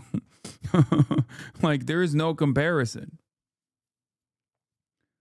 No other country has historically come close to that, with the exception of maybe, like, I guess, the British Empire. But even then, technological advancements have made it so that America could be anywhere in a matter of 24 hours. Like, the logistics of American dominance have never existed in other periods of history. It just does not exist. No, Rome? Are you fucking crazy? No. Ottoman Empire, Rome, this is nothing. The only thing that you could maybe argue is, 13 colonies, British Empire, sun never sets on the British Empire. But even then, the sun actually truly never sets on the American Empire. Like, that's not, there is no way that you can compare American hegemony and American dominance to any other country, partially because American dominance came with technological, with new technological availabilities, make it so that you can actually be anywhere all at once.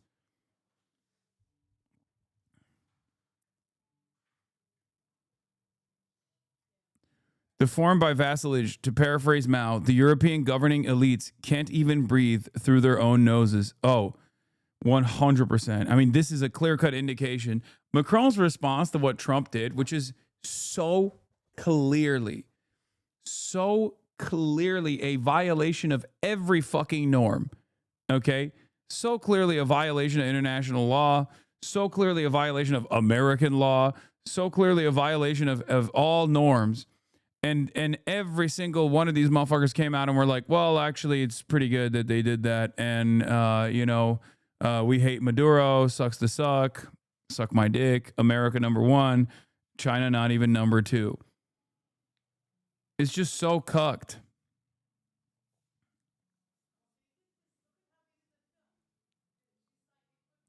The irony of you now turning to Europe when it's like 2 a.m. here and I'm about to clock out for the night.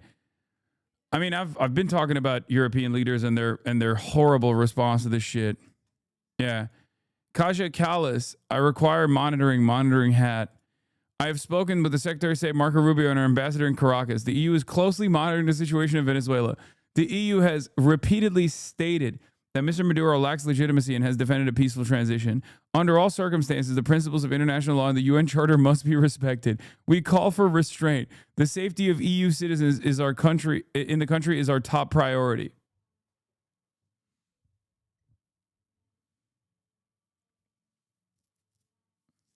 I am more convinced that you will be sad if they toppled North Korea. Dude, healthcare isn't coming regardless if we are going into Venezuela or not. Lol, is Trump. It's a good thing to remove an evil dictator.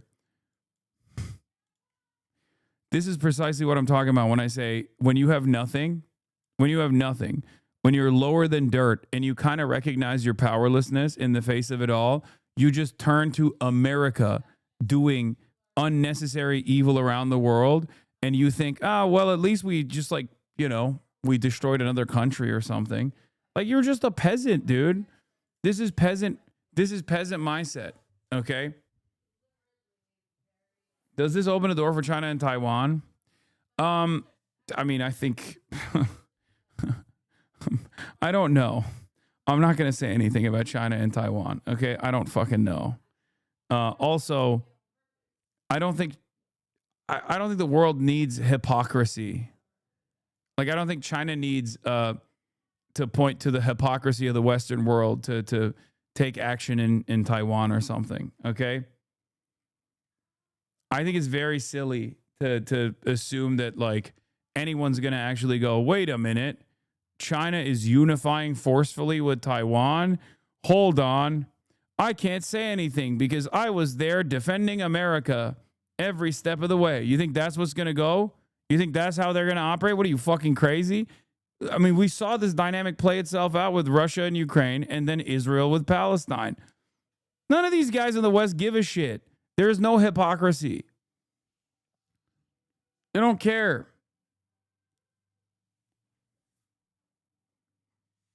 You think these guys are going to go, I was going to criticize China taking over Taiwan.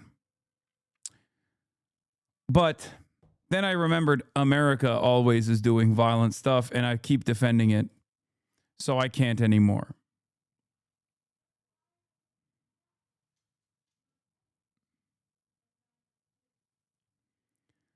Yeah, all these guys went from non-interventionists, by the way, to the U.S. economy is about to boom. Tons of free oil heading our way. Who is we? Who is like our way? You think you're getting the free oil, you fucking bald dipshit? Asked if he supports Congress using his power of the purse to hold Trump accountable for Venezuela. Chuck Schumer replies, let's first get the facts. Hell yeah. Yeah, we're not going to do anything, okay? No one's going to do anything.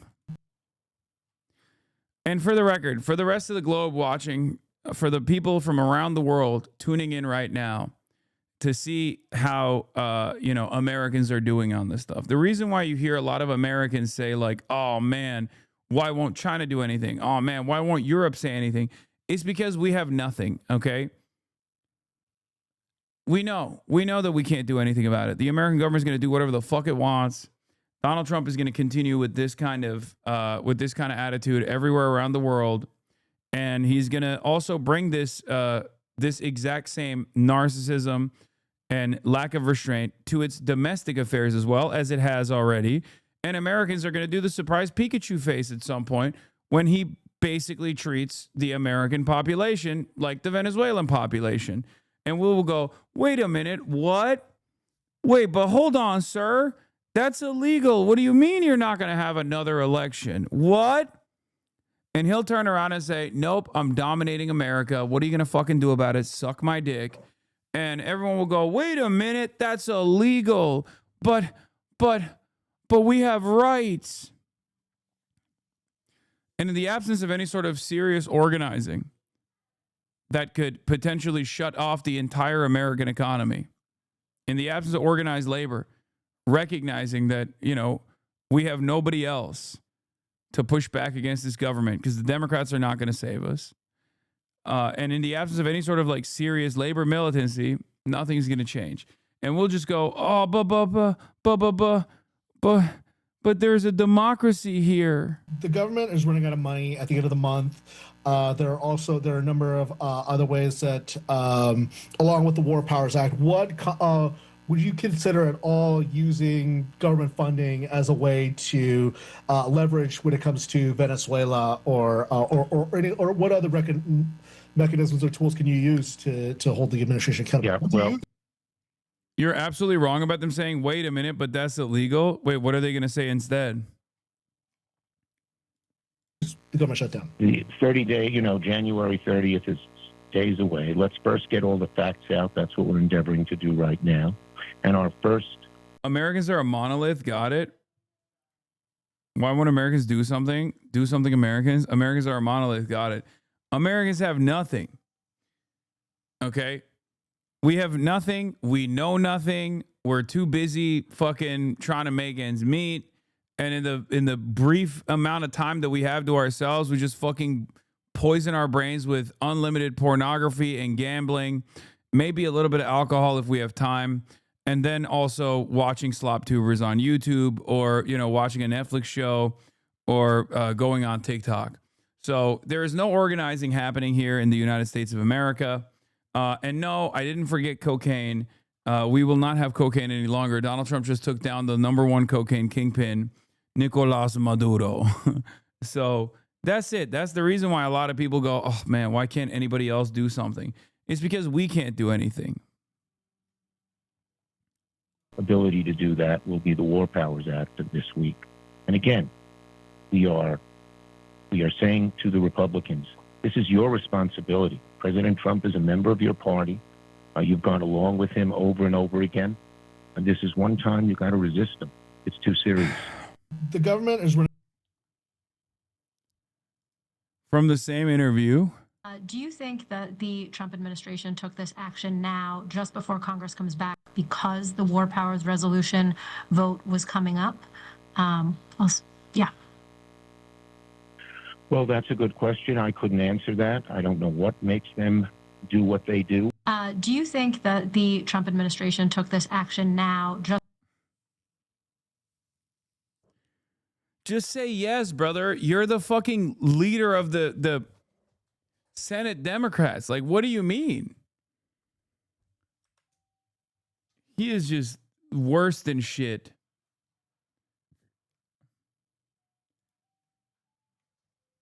These officials accountable. I asked about the possibility of impeachment. Schumer says, we hope that we can get the support from our Republican colleagues to put a break on this long before it gets that far. Look, when Republicans get mad at Democrats over minutia, and never something as severe as what Trump has done on his best day, right? Not even yesterday. I mean, like, Trump on a random Tuesday is doing 8 impeachable offenses before it's like 1 p.m., okay? Democrats never even entertain doing something as bold as Trump does on his best day. And yet, when Republicans get mad, they hit the maximum route. They don't go, yeah, I think hopefully our Democratic colleagues will be able to coalesce and come to terms with us on this issue. They say they're all pedophile vampires that must be killed potentially. And if not killed, then, we will hang them for treason. Like, what is this shit? Where they asked Chuck Schumer, the fucking leader of the Democrats in the Senate, what is the possibility of impeachment? And you don't just give a firm commitment? If this is not an impeachable offense, what is? Right? And I know it's because he actually likes what Trump is doing, just like he was in favor of intervention in Iraq, and just as he is in favor of intervention here as well. He just can't like openly say it. So he's just doing this like wishy-washy bullshit.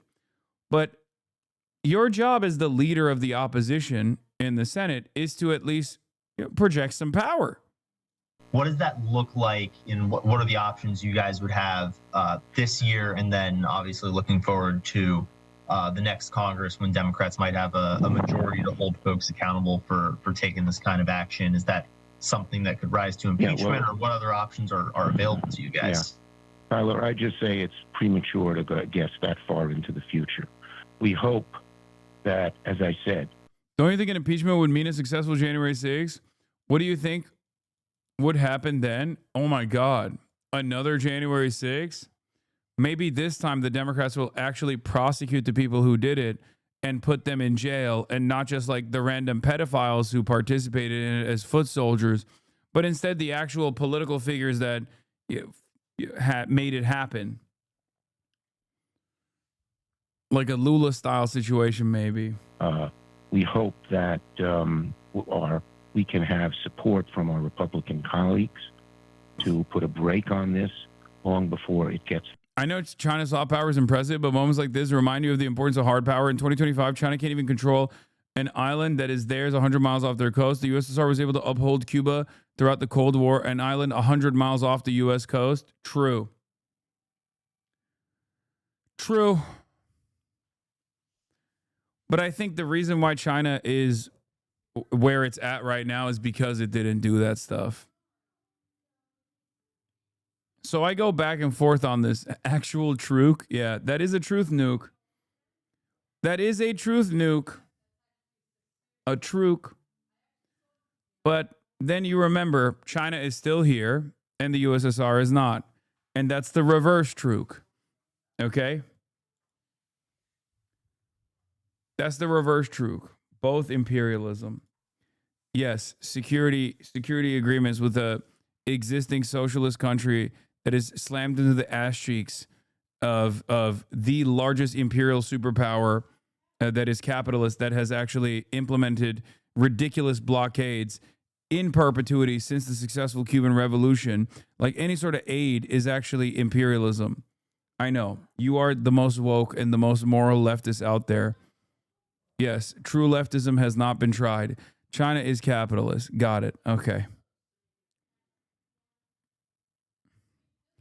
Capital exists in China.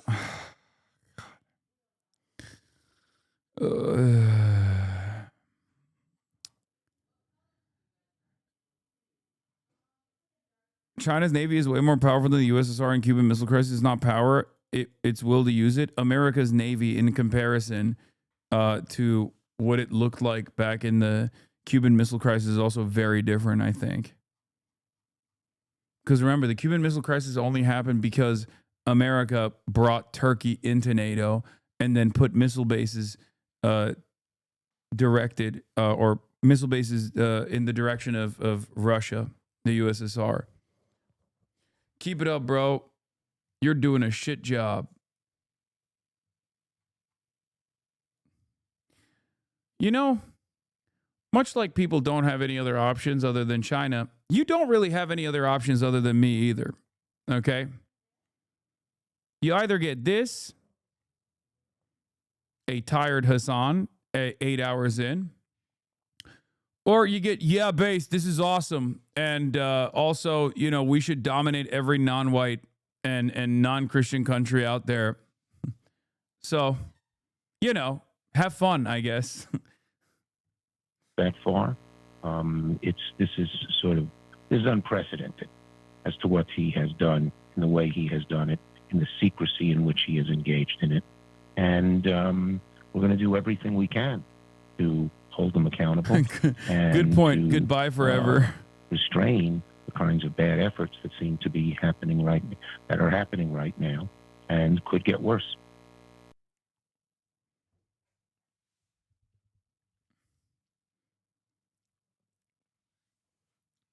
XQC also said it's great that it happened because they weren't producing enough oil or some bullshit. Okay, I think we got to be done. Like, Asmongold is one thing. I don't need to hear from XQC. I'm serious. Like, at least Asmongold is like consistently positioning himself as like a very loud pro-Trump voice who has built an audience of people who are at least interested in politics. Like, XQC is more so just like people watching him for the memes whenever he has like opinions on shit. Okay? We don't have to hear from a Quebecer.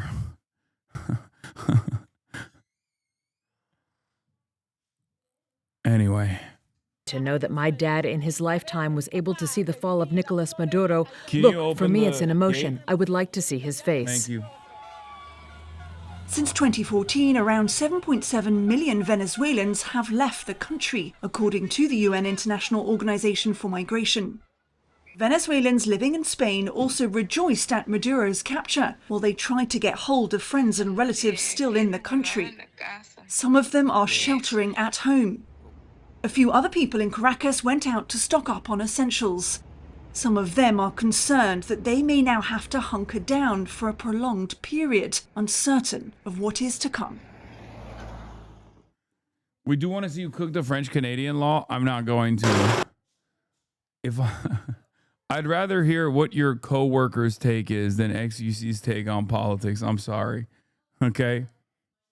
If I want to hear the Pepegon watered-down version of what Destiny has to say, then I'll go to XQC. Like, that's crazy.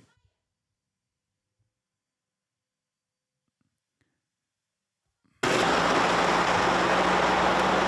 U.S. military launched a series of attacks against Venezuela early Saturday morning, reportedly capturing President Nicolás Maduro and flying him out of the country. Sentirse asustado como todo amaneció el venezolano como tal el día de hoy y en la madrugada. Venezuelans woke up scared. Many families couldn't sleep. I have been back on the street. I just got back from Maracay. Me vengo regresando de Maracay hasta la capital. Everything is blocked. Everything is bad. Very bad. Muy mal y bueno, a riesgo de muchas cosas. About President Nicolás Maduro's capture, what can I say? A lot of things. We expect many things. The government has not had positive results.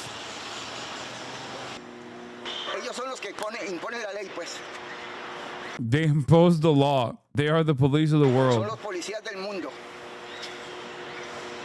Assassin police. They are assassins.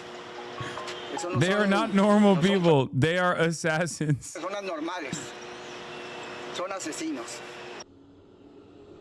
Asesinos.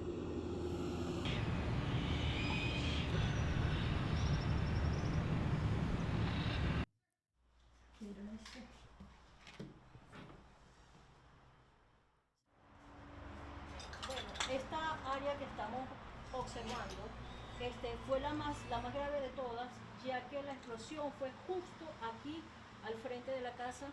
Fue donde cayó, no sé qué. In front of the house, it fell down. I don't know well, but you can see the blast strongly, and it shattered all windows. We can see here all windows in the facade of the house are shattered.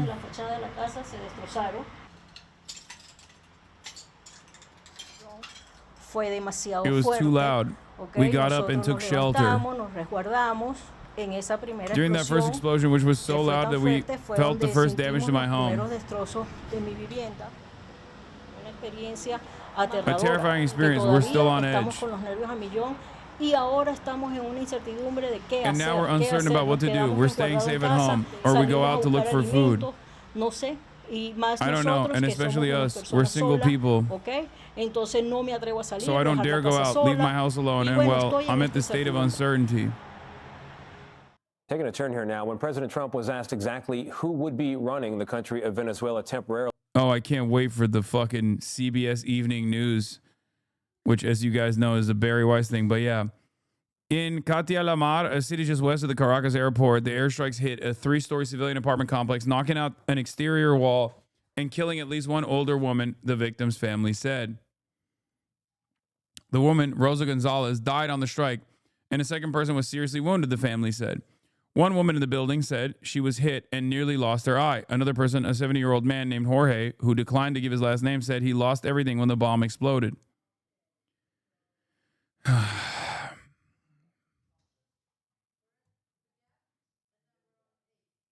Yeah, I know you know this, but for leftists shitting on Venezuelans who are as excited about this action, it is the most human thing in the world to not recognize one's own oppression in the face of immediate relief. I just hope folks develop as much empathy as possible in working to develop folks' class consciousness. Yeah, except, once again, if you're coming in here to fucking contest America's actions and to tell me that it's actually good, yeah, I'm going to be like, listen, your future is looking bleak, okay? That's it. That's it. Because it's the truth. Just like exactly what happened in Iraq.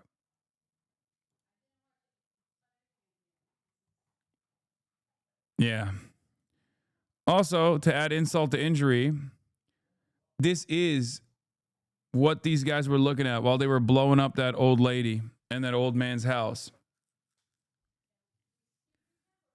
This is what they were looking at, and every single fucking hog on the internet is going, hell yeah, we're going to get free oil. I mean, we are lower than dirt, and we deserve even less. I'm serious. We are the devils. It's pretty crazy. Our output is pretty awful.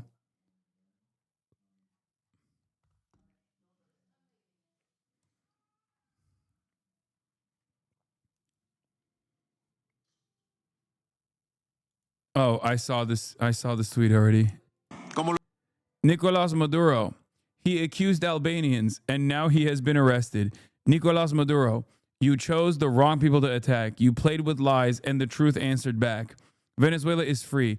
Free because brave people stood up. Free because fear no longer rules. Free because justice cannot be silenced forever. Respect to everyone, and especially at POTUS, which is my favorite thing that people do. Like, this random Albanian man tweeted at POTUS like the president is going to see it and go, wow, I got a lot of people appreciating me in Albania. That's right. Didn't I save you guys? Didn't you have a problem with Azerbaijan or something? Very nice. See, they're singing my praises.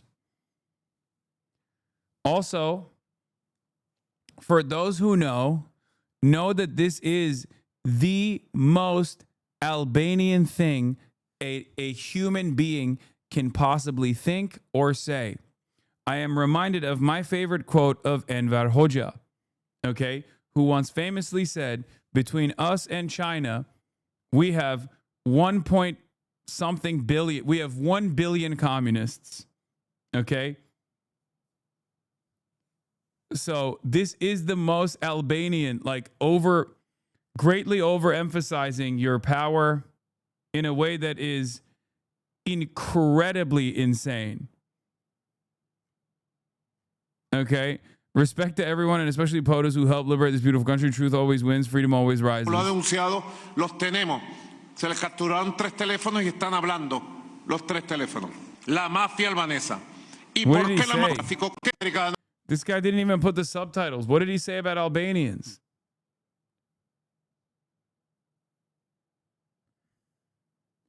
Do you think this is something we don't have to worry about? A lot seems to be going on at the moment. Don't ask me some shit like this, man. Okay, I already have one bad prediction.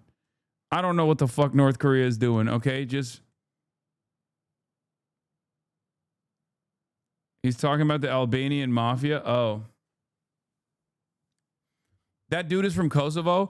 No, that dude is probably from Birmingham. Okay, the Albanian guy that tweeted that. Let me see where this motherfucker's from. Hold on. There is no way. That motherfucker absolutely is tweeting that shit from not Kosovo, but from like Birmingham or some shit, okay? Yeah, account based in the United Kingdom. There you go. There you have it. Get the fuck out of here, dude. Get the fuck out of here.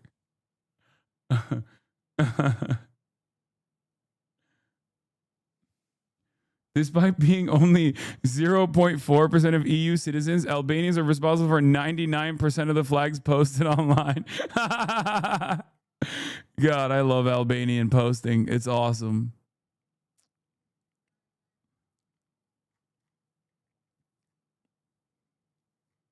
And of course, he's followed by Gunther.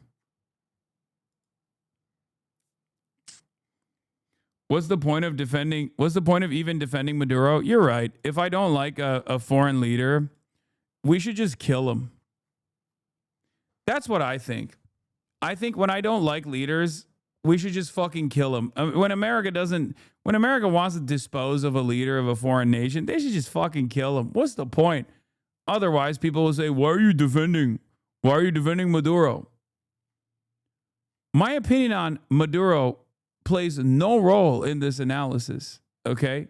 Not even a little bit. Did I say that? No, you didn't say that. But you're still trying to drive home a very stupid argument. The notion that like any kind of criticism of America's unlawful actions is actually a defense of the person that was arrested. That's it. Whoa, Hasan, if you keep speaking like that, you're gonna get an accidental position in the admin. Yeah.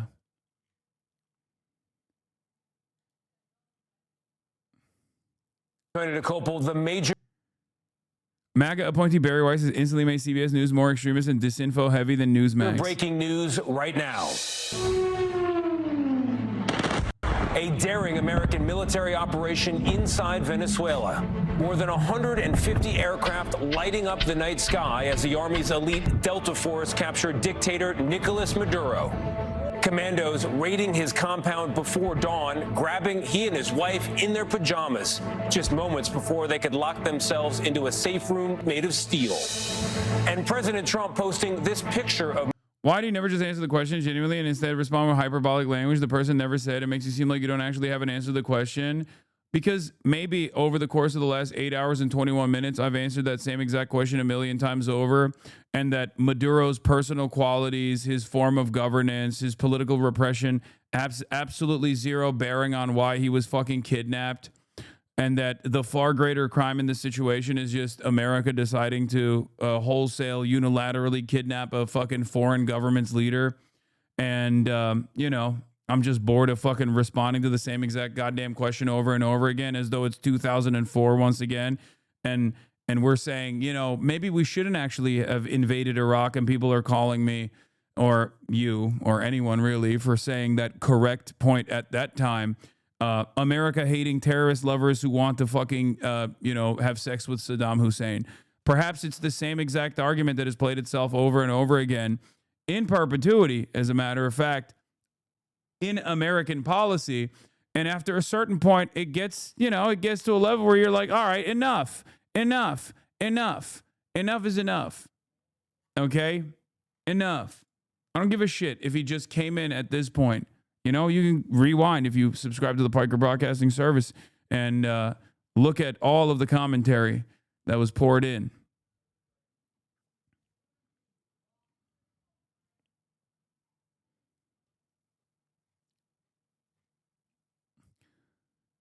Moments like this, I think the invasion was justified. We need to spread our genes to other parts of the world if we want America to be first again. If you disagree, you're not loyal to the U.S. Maduro used to work as a bus driver. Why are you pretending that a bus driver would have been competent enough to lead a country full of rich oil?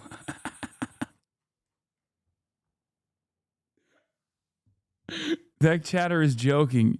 That chatter is joking. Calm down. He's not being serious. Jesus Christ. No one that would unironically advance that position knows that Maduro used to be a bus driver. Please, guys. Okay? Anyone that knows Maduro used to be a bus driver is not going to sincerely say the second part. No. It's true. Why must everything be a joke? Again, 8 fucking hours in, that's probably 8 hours and 30 minutes in is probably the reason why people are cracking jokes. Honest question, was Maduro really at the level of a dictator and not just a terrible president? Seems like there are worse dictators around the world than Maduro. Yes, there are. Of course. It's just he wasn't a servant of America, and he wasn't good. But him not being good doesn't change anything. Seriously, I don't even want to entertain this conversation. It's so stupid. Would be... Compare and contrast how Tony DeCopple treats Ta-Nehisi Coates to how he treats Pete Hegseth. Running the country of Venezuela temporarily, he referred to the officials standing there behind him at the podium.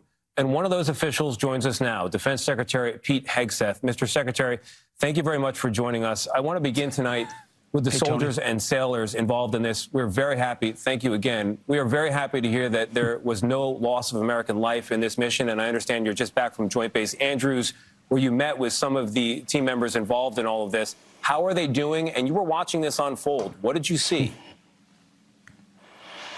I saw the best of America. I saw men and women dedicating their lives to defending our country and to accomplishing that mission. I just landed here at Joint Base Andrews, had a chance to meet a lot of them firsthand who were involved, walked through the tick-tock of what can only be described as the most sophisticated, most complicated, most successful joint special operations raid of all time. I mean, nothing of this size scope when you actually unpack what was done kinetically and non-kinetically, that many people, that many moving parts, that consequential, and they got the job done. And despite any obstacles in front of them, it is incredible to be able to serve such courageous, brave, and skilled Americans. We do right by Secretary. And President Trump did. He gave him a clear. Seems like maintaining the ruling actors while they hand over resource sovereignty is the strategy. The thing that I don't understand about that is that, like, why did they do that while kicking off Maduro then, right? Like, what's the difference then? I mean, isn't the rest of the party hardliners too? And it's not like Maduro wasn't seemingly compliant. It kind of feels like he was compliant.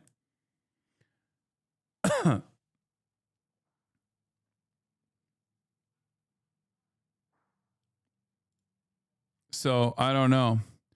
This is not an intention to work with Delcy Rodriguez and remnants of the Chavista regime. It's another veiled threat to submit to U.S. dictates. It's none of these guys have seen a mob threat before. Yeah, but I still don't get it because I think they threatened Maduro quite a bit. This seems to confirm that Washington's intention, at least for now, is to work with Delcy Rodriguez and the remnants of the Chavista regime. Presumably, there will be a negotiated democratic transition over time, like all else subject to change. Okay, let's be real. There is no care or consideration for a democratic transition. We're talking about America. Historically, there have been less democratic transitions with American stewardship than direct autocracy that they implemented, okay? So that kind of shit, that's nonsense. That's just New York Times seasoning to still maintain the image that America is the world police and is just like kind of doing this for democracy. Like, oh, big, bad, scary Maduro. I just don't know. Hate to inform you that Kamala tweeted. Oh, let's see. Donald Trump's actions in Venezuela do not make America safer, stronger, or more affordable to Maduro.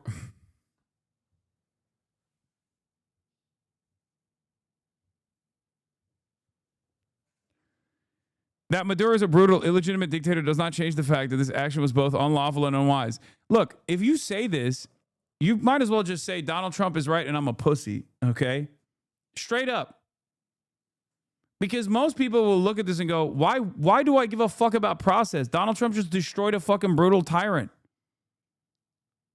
Like, I don't understand it. Even if you truly believe it, you probably shouldn't say it to make a better argument, you know? Bernie said it too. It's just like, it's just so silly.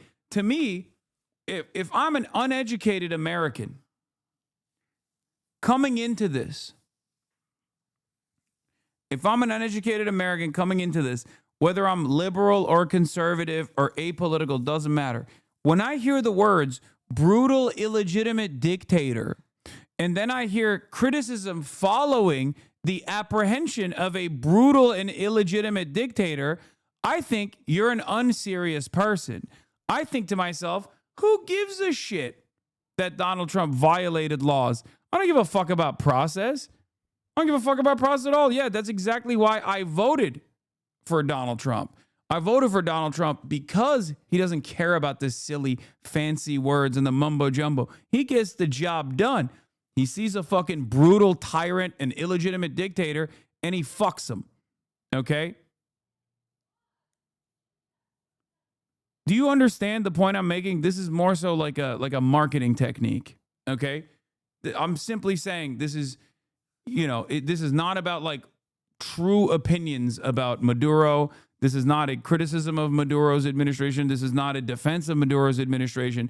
This is simply marketing. You can't frame a fucking argument by being like, I cannot believe that Donald Trump arrested a brutal, illegitimate dictator.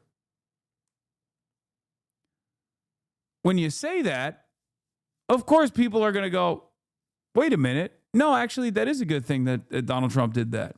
Okay? It's fucking stupid. It's a stupid way to argue. This constant need to be like, no, I'm actually covering all my bases. I'm actually talking about this stuff in a way where, like, at a time, in a media environment such as this one especially, when you're trying to do this like weird ass covering shit, you come across as apologetic. And also on top of that, your framing is stupid. You frame the argument against yourself. Oh, Donald Trump. Oh, this guy This guy Maduro is basically Adolf Hitler, but I really think that you shouldn't apprehend Adolf Hitler without following due process.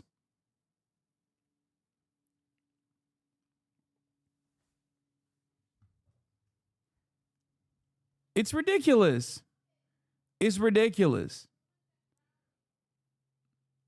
Then wouldn't it be easily countered by laying out how this guy was a brutal dictator? Isn't it better to start with how he came into power? No. No. You want to know why nobody ever has that conversation about fucking Saudi Arabia? Because it's already established. It's uniparty. It doesn't matter. That's it. Because nobody even talks about it. Because the conversation is not about Maduro's perceived brutality. Okay? The conversation here is Donald Trump's brutality, as a matter of fact.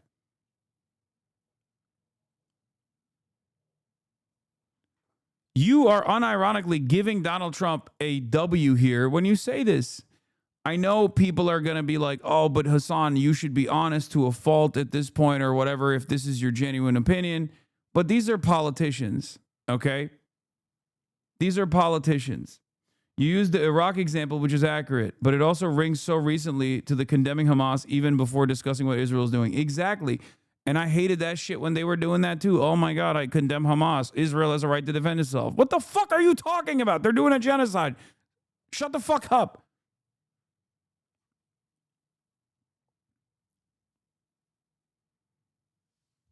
Do you understand? The point is, if you do that, the average person is going to think, oh, okay, well, he was a brutal, illegitimate dictator. Oh, well, I don't really care. And they're going to see a lot of this normalizing from the media anyway, talking about how Venezuelans are fucking dancing on the streets and they're welcoming American action as liberators, all this shit. You know? And then they're going to think, okay, these Democrats are being pussies. Like, wow. They're defending a brutal, illegitimate dictatorship. How stupid. They're defending a brutal, illegitimate dictatorship on the grounds that Donald Trump didn't follow the rules. Who gives a fuck? You know who wasn't following the rules? A brutal, illegitimate dictator. Do you understand? It's a self-defeating argument. Make a better fucking argument.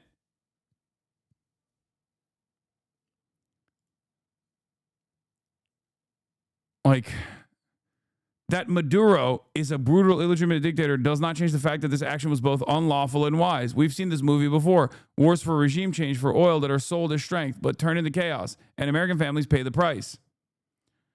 The American people do not want this. And they're tired of being lied to. This is not about drugs or democracy. It is about oil and Donald Trump's desire to play the regional strongman. Then the rest is fine. If he cared about either, he wouldn't pardon a convicted drug trafficker or sideline Venezuela's legitimate opposition while pursuing... Hey, I know you're doing regime change, but you're not doing it CIA enough is a crazy fucking statement.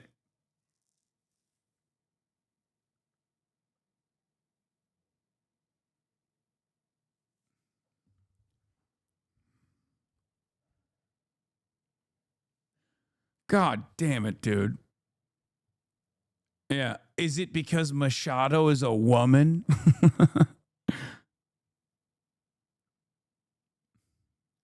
Is that why? Yeah, Joe Biden 2020. Trump talks tough on Venezuela, but admires thugs and dictators like Nicolas Maduro. As president, I will stand with the Venezuelan people and for democracy. Do you guys remember? Do you guys remember what I said to you about how the Democrats also want to do the same thing that the Republicans are doing, but they have a very different way of defending it? This is the Democratic position on regime change in Venezuela. Okay? The Republican position on regime change in Venezuela is they have oil. Yum. I want to suck it off of the ground. I want to suck the cummies directly from the ground. I want that sweet, juicy, thick oil. I want it. It's mine. It's my oil. Venezuela happens to be sitting on it. Venezuela no longer exists. Is my oil forever.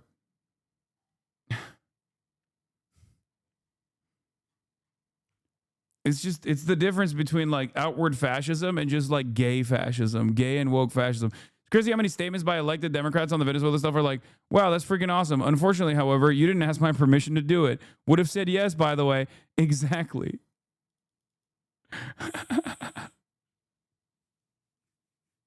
Like, yeah, what you did fuck me up. And let me tell you why. Because I would have been there with you. And you didn't let me get time at the podium. Oh, Jesus Christ, it's so fucking busted. And that's also part of the reason why I think people like Asmongold and many other right-wingers get to present themselves as like consistent, you know? Hasan, there are families watching you on TV and you're talking about sucking and fucking the oil? Oh shit, I'm sorry. I apologize, I forgot. We have a larger audience than usual. There's probably parents watching. Got a little crazy there. I love me some thick oil, you know? I love me some crude. It makes me rude, okay? You know.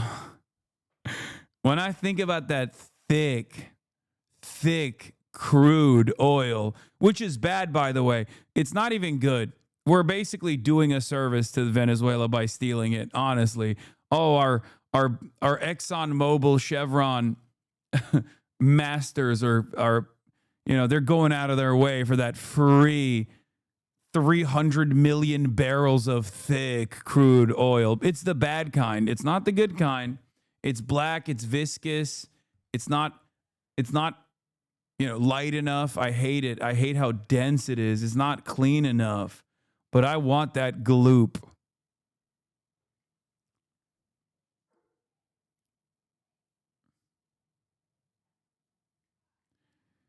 Anyway, let's keep going. What else does she say? Convicted drug trafficker. The president is putting troops at risk, spending billions, destabilizing a region, offering no legal authority, no exit plan, and no benefit at home. America needs leadership whose priorities are lowering the cost for working families, enforcing the rule of law, strengthening alliances, and most importantly, putting American people first.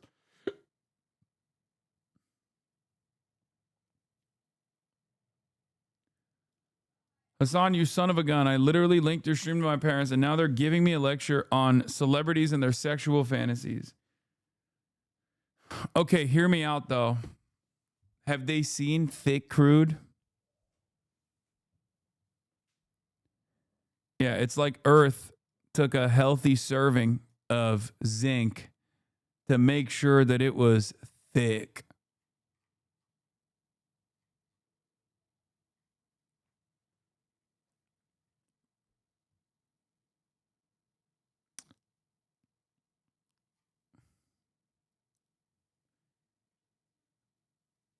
What? Do we know why they chose New York to prosecute him? I'm running with the theory that Trump wanted to occupy Mamdani's time to limit his actions in New York. No, it has nothing to do with that.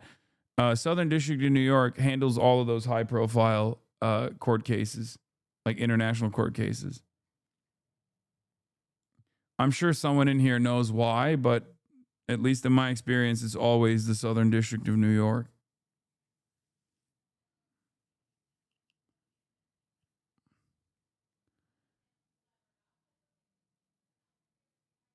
Anyway,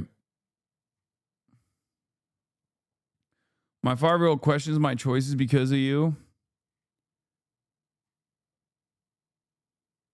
If you think about it, oil is earth come. I agree. That's what the whole joke was. Yeah. All right. So Kamala Harris said this. We talked about the intention. In an interview with the New York Times, Marco Rubio, the Secretary of State, said he was reserving judgment for Delcy Rodriguez's comments in which she denied she planned to work with the United States. We're going to make decisions based on their actions and their deeds in the days and weeks to come. So we're not out of this yet. You know how like all these guys are saying, oh, well, we really like that you did the fucking regime change, but I don't know if you should, continue military presence in Venezuela. Well, when we continue military presence in Venezuela, they will sing a very different tune because none of these guys actually have genuine opinions. And they simply will go along with whatever the administration is saying and doing until it's no longer seen as favorable, at which point they will actually turn on the admin, at least for a little bit, until they do something that the audience likes again, at which point they'll act as though they were always there. Midwest Nice, thank you for the 25 Get the Subs and for sponsoring the Piker Broadcasting Service. Anyway, fuck, man. What a stupid time to be alive. We're back on the CBS Evening News. I'm skipping We're back this. here watching the CBS Evening News. If you're just joining us, we're in a live conversation with Secretary of Defense Pete Hegseth, just back from Joint Base Andrews, where he met some of the soldiers and sailors involved in that mission in Venezuela. Mr. Secretary, thank you for staying with us. I want to go back to the, to the rationale tonight. Is it about freedom or is it about oil? At the press conference today, President Trump seemed to indicate that both were a factor. Freedom, security, prosperity. Of course, there are what was done by Venezuela against American oil interests and oil companies is oh, fuck is well understood and never should have happened. And President Trump is willing to recapture that. But it's also the security of our hemisphere. If people understood what Venezuela was trafficking in with other adversaries, weapons they were trafficking, and then, of course, the drugs and the cartels, the poisoning of the American people, the violence, Tren de Aragua that have been brought to our shores, all three of those combined together in this bold and courageous action from President Trump. He takes nothing off the table. So what happens next will be in the hands of Venezuelans to decide, but ultimately America will benefit security-wise and with prosperity, and we believe the Venezuelan people can as well. You know, Mr. Secretary, today at the press conference, you said, and I'm going to say it slowly so I get it right, Maduro effed around and found out. And that's obviously a message not only to Maduro, but to many American adversaries around the world. And it comes on the heels of President Trump saying that U.S. intervention in Iran would be possible if Iran kills protesters. It comes as Secretary of State Marco Rubio says Cuba should possibly be worried tonight. What's next here? What's the message? Who did you have in mind when you said F around and find out? Yeah, we have an unlimited appetite for death. Hegseth was personally booked by Barry Weiss, according to Brian Stelter. Of course he was. God, CBS is so fucking ass. Yeah, we have an unlimited appetite for death and destruction.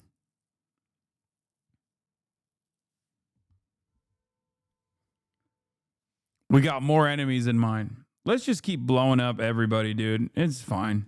Globally. Well, I referred also to the Iranians and their nuclear capabilities. The president said they will never get a nuclear bomb. The Iranians didn't believe it. He acted. He said the same thing about Maduro. He acted. He said the same thing with the Houthis. He acted. Southern border acted. We're going to do something about drugs. He's acting. We're acting with striking drug boats. This is a president of action. And you don't get peace in this dangerous world without strength. So there's been a lot of politicians that want to talk. They want to talk peace. They want to talk diplomacy. They want to talk negotiations. They want to talk globalism, international organizations. President Trump speaks through action. And so our allies understand that, and they're stepping up, spending more. Our adversaries understand that. So all around the world should take notice. American leadership is back. When he says something matters, it does. And we will take the necessary action with the full weight of the Department of War. You know, Mr. Secretary, in the aftermath of this successful mission, there were tears of joy in Caracas, in Miami. Venezuelan refugees obviously thrilled to see Maduro out of power, his capture. You can understand why. They've got all that oil, and yet the country itself has skyrocketing prices. His own people have been starving. And yet a meaningful number of Americans would wake up to this news and they'd be ripped back 20 years to another American president, another U.S. intervention. I'm thinking of the war in Iraq. And that led to a significant loss of U.S. treasure and of U.S. blood. Many of the president's own supporters tonight are wondering, how is this time around going to be different, and how is it in the U.S. interest? It's the exact opposite. I mean, we spent totally separate things. You see, Tony, it's totally different. Because why? Well, because fuck you. And also because this time it will be different. Just take my word for it, Tony. Why don't you shut the fuck up before I decide you're an oil-rich nation yourself? I decided to take on this interview because my best friend Barry Weiss called me. And also because I'm terrified of her, because when she makes a boss call, she's making a boss call for Israel. Okay? Why don't you ask me stuff? Why don't you ask me better questions like how many drinks I've had? The answer is 15. It's time for celebration, baby. I'm cracking a couple cold ones. Decades and decades and purchased in blood and got nothing economically in return. And President Trump flips the script. He says through strategic action, we can ensure that we have access to. Yeah. This is a flip scripting, a script flipping. Fuck, I can't even talk anymore. Wife to go to this facility. You mentioned an attorney there, Ellie. I mean, what is it like to be a criminal defense attorney for someone like Nicolas Maduro?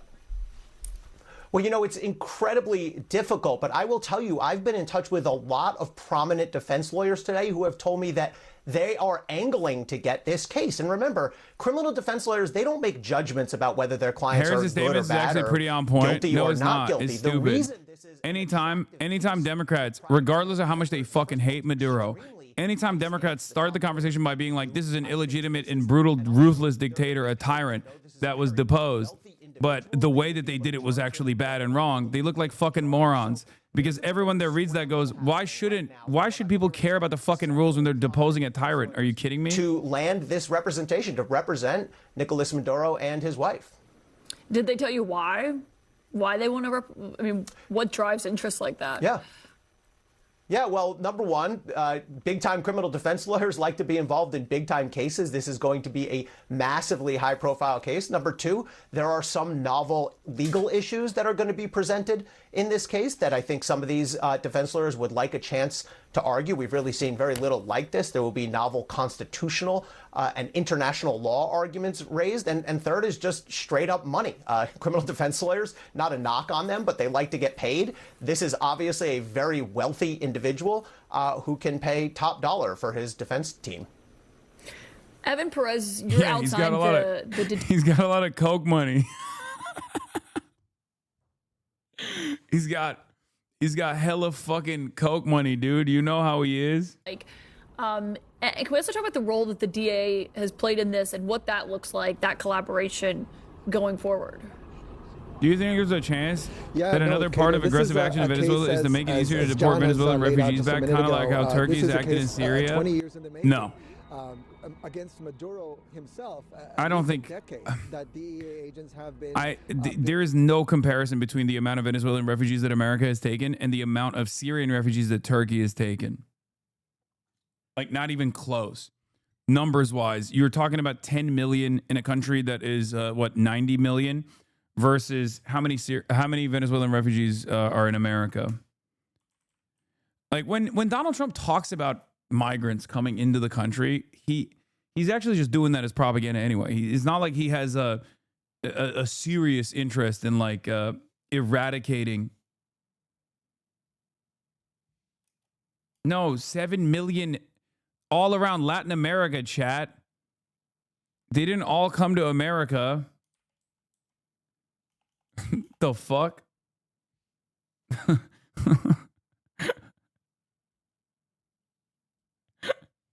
Yeah, if they did, it would still obviously be a much smaller number in comparison to the number of Syrian refugees that came to Turkey.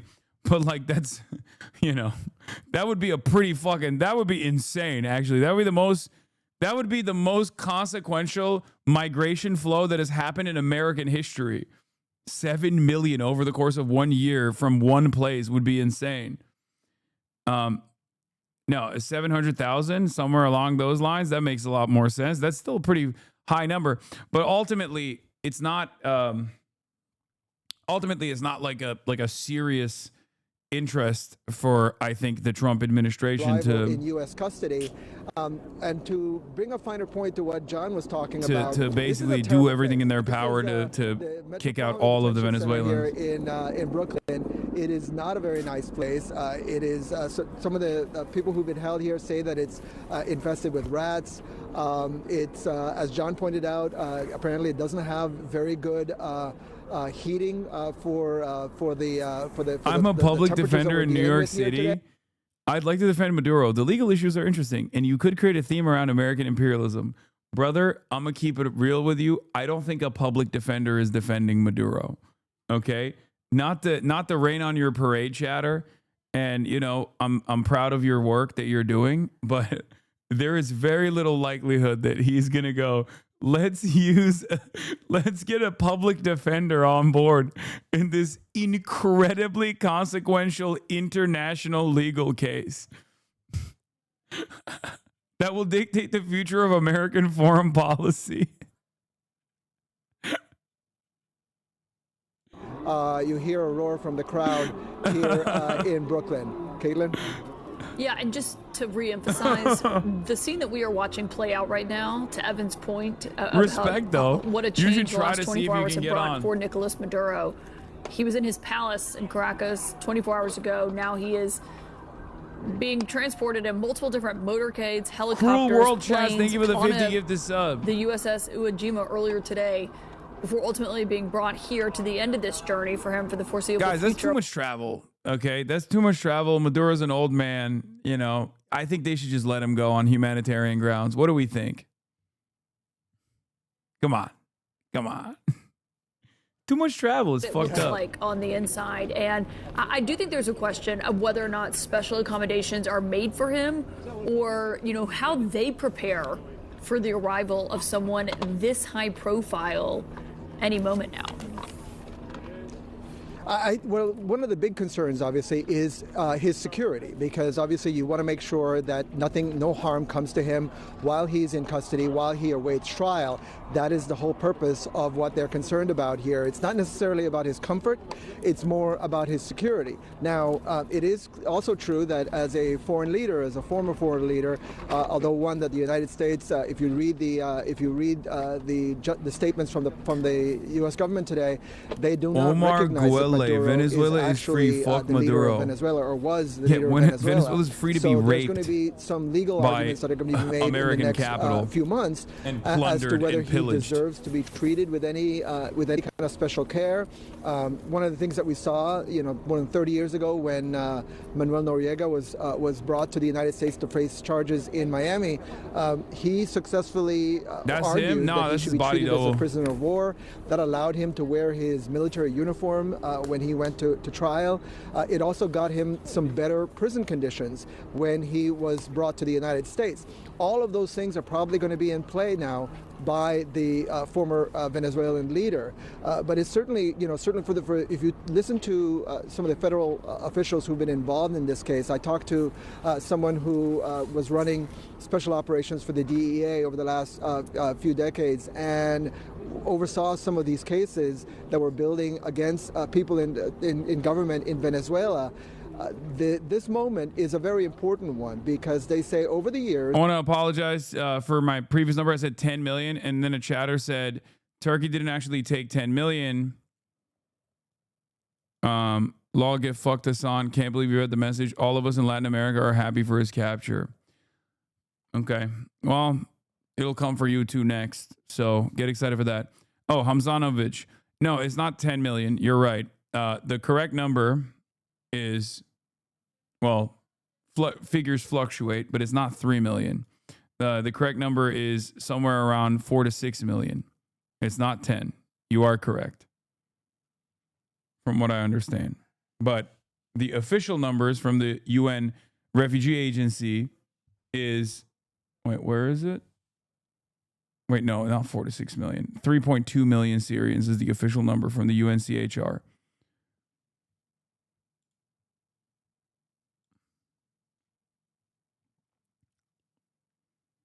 We're going to be watching this. There's a white van. Holy shit, your hair is so surrounded good. with I need a police lights. fucking The back haircut door so appears to bad, be dude. open as it is slowly making its way through the streets here of New York with that police motorcade, a massive presence. I can hear the Venezuelan, a lot of those Venezuelan nationals that you said are behind you cheering. And you mentioned Noriega, Evan, and I think that's a good point because we've been talking about the parallels of that case, 36 years after he was captured by U.S. forces in Panama. And you're right, he did get special accommodations. He had, they nicknamed it the presidential suite where he was held. It is not what anyone else would, liken to a presidential suite, but he did get special accommodations in those pretrial proceedings. I thought Jeff was coming today too, but he hasn't responded. one of the things that I think is you're going to see play out in the next few months is perhaps his lawyers arguing that he deserves to be treated differently from some of the other prisoners. It's certainly not what for example, the former president of Honduras, Juan Orlando Hernandez, was entitled to, certainly while he was here.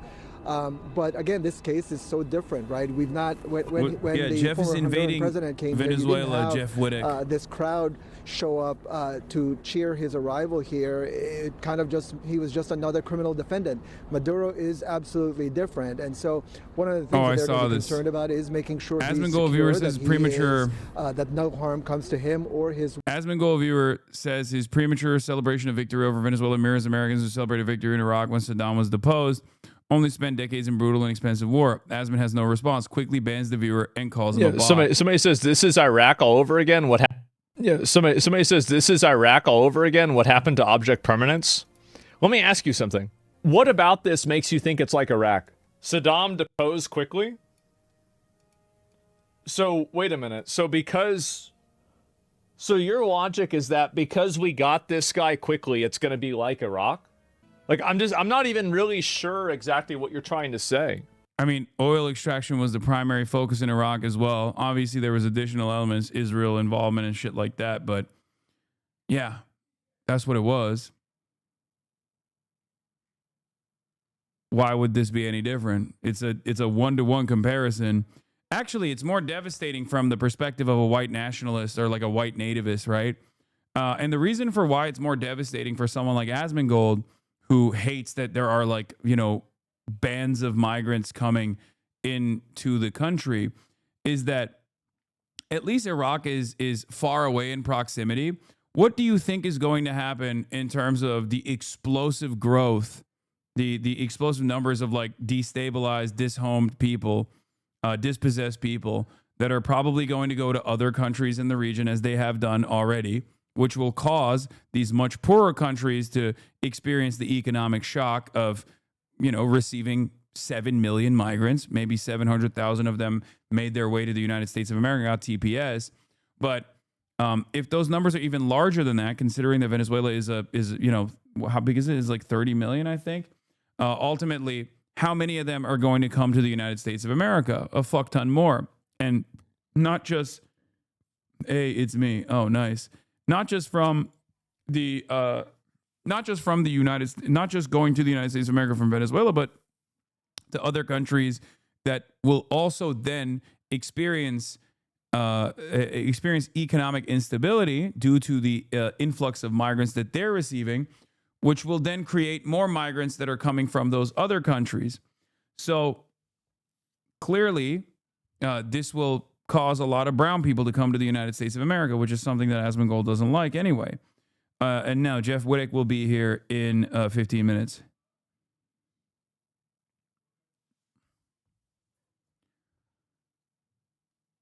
What is this male obsession in cutting their hair when they have it just right? We need to start teaching men that have a little voice in their heads telling them to cut their hair is literally the devil. U.S. doomed to spend 20 years? We got ourselves a bot, bro. We got ourselves a bot going in here just saying the same thing over and over and over. I guess when you don't really have an argument, that is true Adam mocking Asman per chat. What I wonder about stuff like this is, I wonder if there's people in the chat that go, wait a minute, that actually does make sense. Why'd you just call him a bot? Because I'm sure whenever I yell at people after responding like a million times over, when I end up yelling at people, there's some people who agree with the person who's coming in with a quote unquote sincere demand. And they hear me yelling at that person and go, fuck this guy. This guy doesn't know how to answer a goddamn question. I wonder if they do that with Asmongold as well. I like chill morning, Hasan. You were better today. Thank you.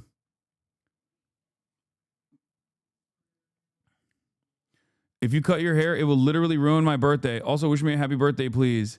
Haas Gun. Butterstains. Happy birthday.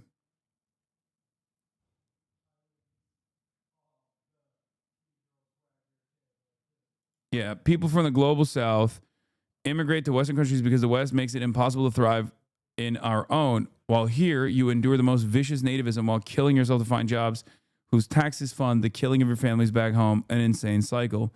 And it's true.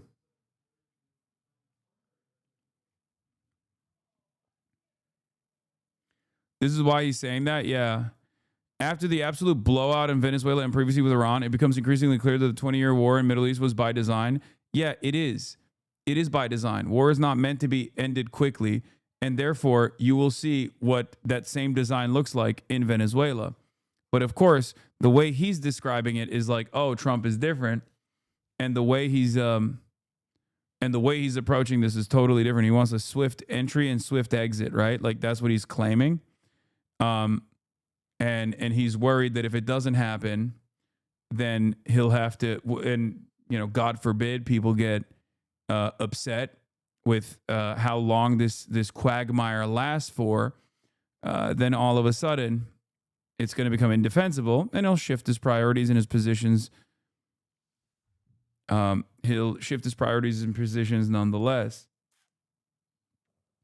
Also, yes, the prison that Maduro is going to is also the same prison that has Luigi Mangione and Diddy as well.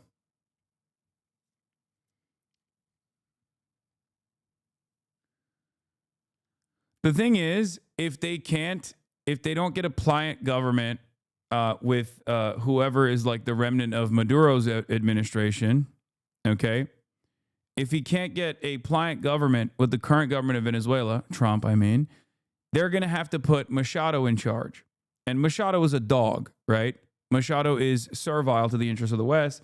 She has basically begged the West to do this and place her in a position of power.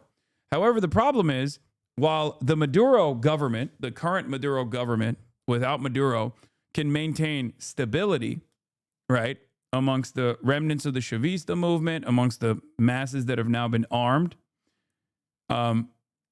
a Machado puppet state is probably not going to be able to keep up that same level of stability. This will cause instability. This will cause tremendous strife. It will make people very angry. You will realize that perhaps while there are a lot of people who did not like Maduro, there are still plenty of people who don't like Machado either, or don't want to be a puppet to the West. Because at the end of the day, I think a lot of people, a lot of Venezuelans, they just want democracy, they want freedom, they want to live their lives, and they want economic improvements.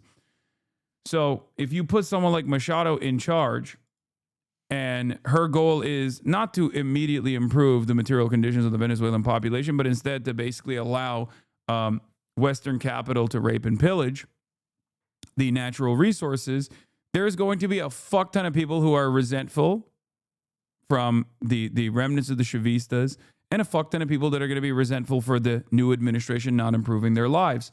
And now they have a fuck ton of guns. So, of course, there will be mass instability.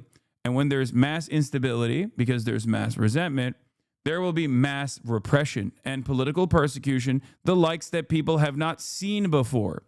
You know, so not dissimilar to what we've seen in other Latin American puppet dictatorships that were installed, like Pinochet, for example.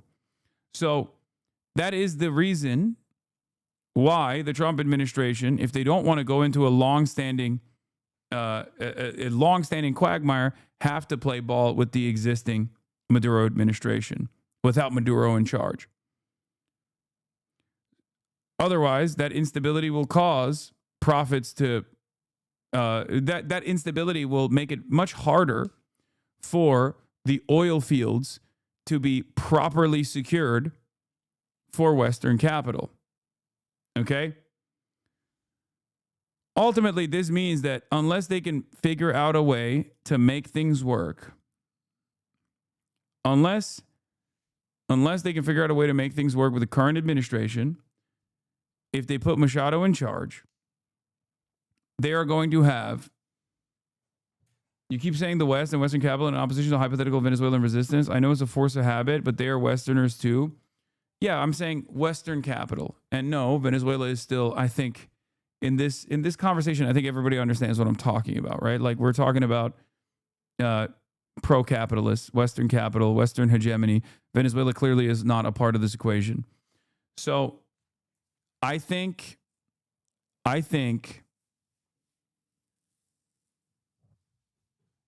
whichever way you cut it, the aircraft carriers have to stay in there for a little bit longer. First, as a threat to make sure that the Maduro administration is complying to the demands being made by Trump and to prove their loyalty, or to directly intervene if the Maduro administration, or what remains of the Maduro administration, don't comply to the Trump demands, and then they have to intervene militarily, therefore creating a design not dissimilar to Iraq. Okay?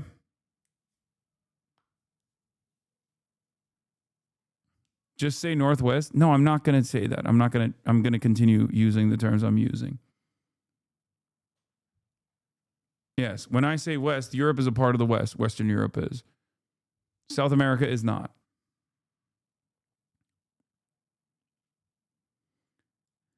You talked about the wonderful Venezuelan situation. What about people who knew where he has been at this specific moment? Who?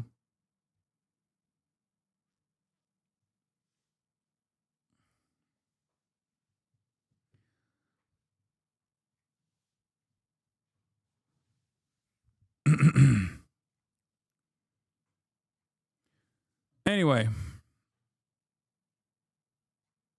that's just the situation at play.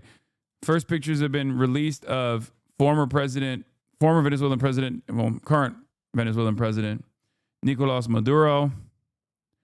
It's so funny that they have these, like, this is a DEA op, like as though there is any validity. Like, this is a serious drug bust, guys. Serious question. What do you think Charlie Kirk would have thought about this? He'd be basting his face off, dude. R.I.P. Charlie Kirk. He would have loved American imperialism in Venezuela.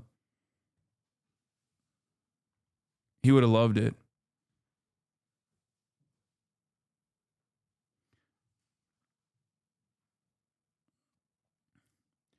Is there going to be full-scale military occupation in Venezuela? It depends. Okay? It fucking depends. It depends on exactly what I described earlier. He also is a mogger. Have you guys noticed that? He's tall as fuck. He's mogging everybody, dude. Good night. Happy New Year.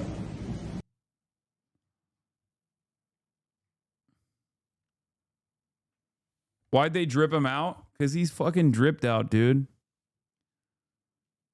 Why does he keep wearing different clothes? I don't know. They keep putting more jackets on him. Yo, it's because, you know what it is? It's because he knows there's a lot of cameras around. So he's just trying to fire off as many fit pics as possible. You know what I mean? That's what it is. He said, oh, it's winter time. Now we can really start dressing. Okay. He's looks maxing. He's actually fit maxing. A lot of you don't understand. He's aura farming, and he's trying to get as many different fit pics as possible from the same photo shoot, basically. Okay. That way you get to see him in so many different outfits. First in the Nike Tech. Well, first in the pajamas, then in the Nike Tech, then in this blue getup here, which wasn't his best. And then last but not least in the puffer. He didn't pack his Timbs? No. I had the same gray Nike Tech fleece on today and I legit had to go home and change. Wait, why?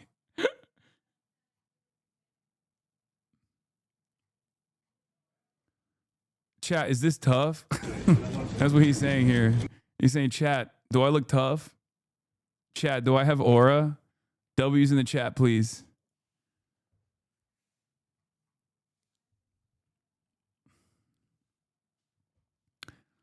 What's on his head? I don't know. Maybe like I can't tell what it is. It's like maybe a beanie? I don't know. Maybe a balaclava? W-Mog. W-Mog. W-Mog. It will take years for serious export capacity of Venezuela oil.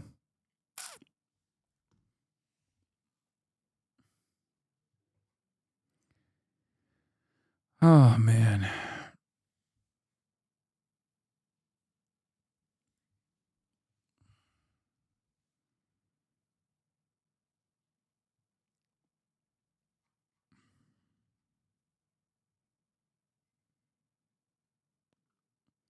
Trump kidnapped Maduro to ask him to be our president.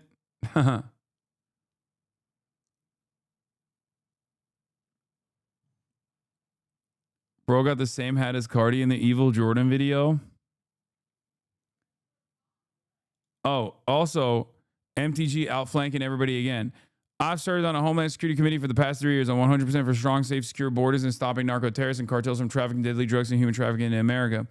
Fentanyl is responsible for 70% of drug overdose deaths, and fentanyl comes from Mexican cartels made with chemical precursors from China and trafficked across the U.S.-Mexico border. She's right. Trafficked by American citizens, by the way.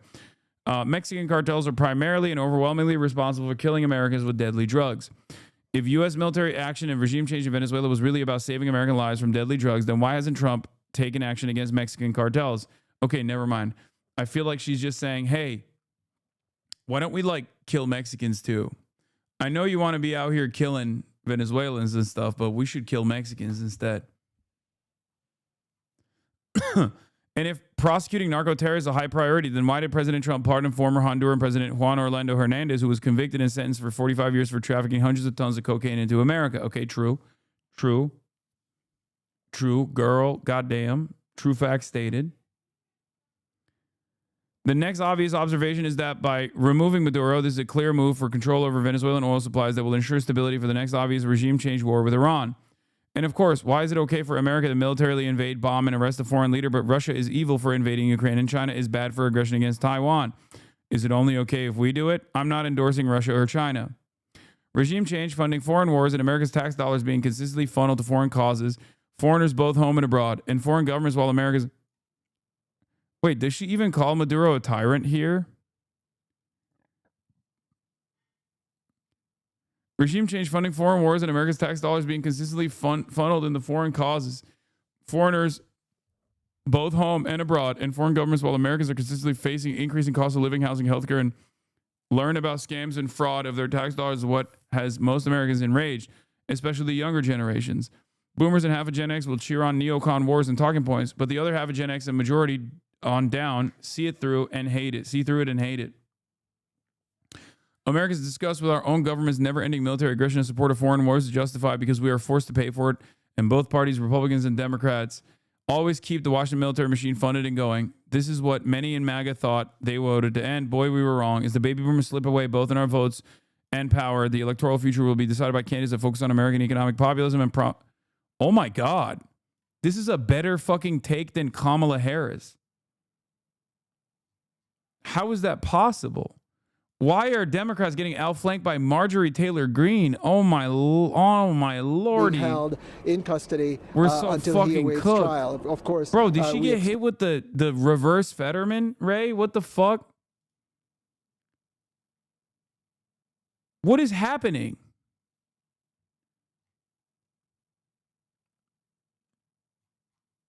It's crazy because like Republicans are just better at propaganda, right? And I think that's part of the reason why Marjorie Taylor Greene is more effective at communicating a point of disagreement with the Trump administration than any Democrat can, because she understands what the anxieties are. She understands what the anger is, where the resentment is coming from. So she's capable of crafting a better message than Chuck Schumer ever could, because Chuck Schumer is so worried about like being at the table when these kinds of decisions are being made, because Chuck Schumer ultimately agrees with Donald Trump on this stuff. It's actually pretty crazy to see. Yeah, that's why, as Van Lathan says, Marjorie Taylor King. I'm not going to say that, of course. You know, we have our disagreements on that. Center in Brooklyn, where he will await his trial. So we don't expect to see him tomorrow.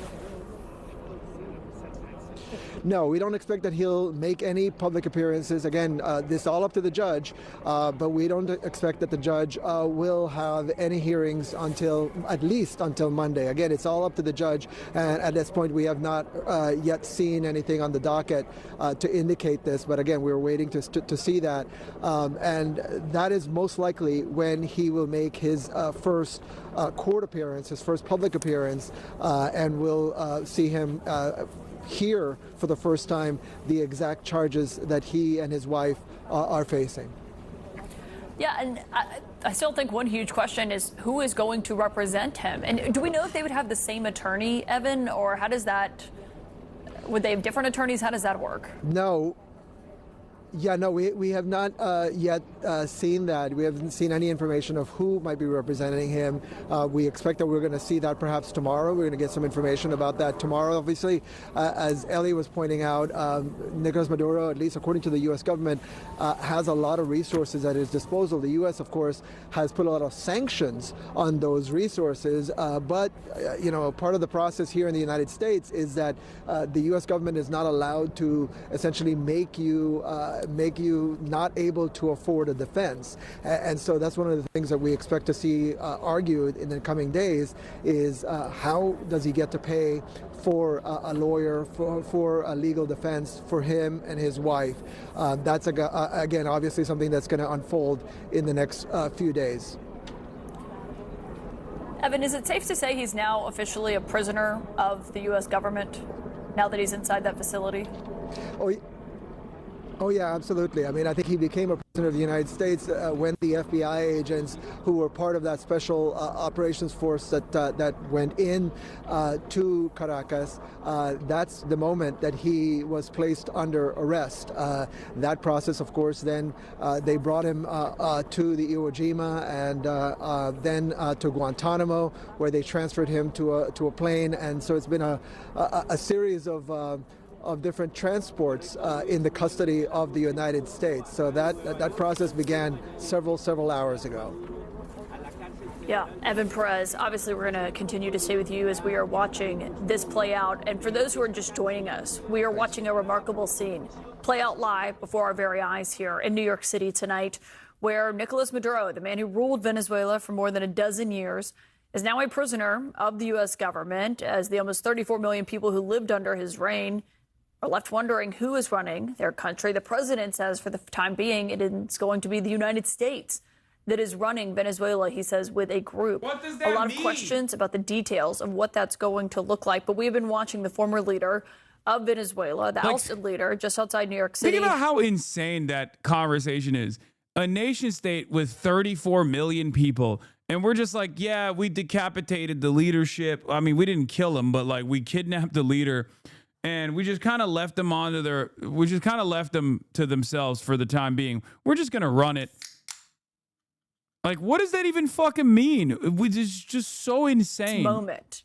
Something that, you know, there have been real questions of what was going to happen. The president said earlier that he shouldn't have been surprised, Maduro or anyone else, because of the large U.S. military buildup in the Caribbean. PBS. and That's right. now we're seeing this moment. The Piker Broadcasting Service is sponsored by you, the viewers, for you, the viewers. If you would like to know what will happen tomorrow, the Piker Broadcasting Service is here for you. If you would like to understand what's happening today, the Piker Broadcasting Service is for you. If you'd like to understand what happened yesterday, PBS is here for you. PBS is sponsored by you, the viewers, for you, the viewers. Thank you. And his wife, we're going to bring them to the United States and subject them to trial in our civilian criminal courts. Is really a remarkable. No, you're driving me to drink by cutting your beautiful curls off. I mean, it's fine. I'm going to cut it a little bit. I didn't realize there's like hella people that love the hair. That's crazy. Open Presents. Thank you for the 25 gifted subs. Once again, ladies and gentlemen, the Piker Broadcasting Service is sponsored by you, the viewers, for you, the viewers. Thank you.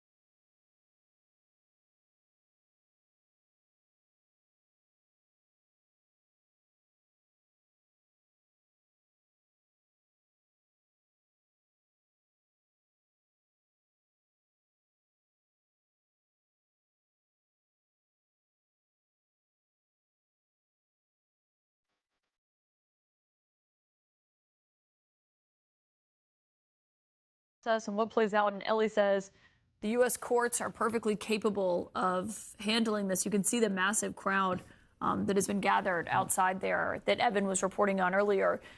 The other question is the U.S. military capable? Is the U.S. itself capable of running Venezuela? The Trump administration is so crazy that I can see them literally sending ICE over there to like deport these guys. You know what I mean? A bit of a, we need Korean, we need the Korean funding to build factories and then only to send ICE to the Korean factory to deport all the Korean workers type situation. You know what I mean?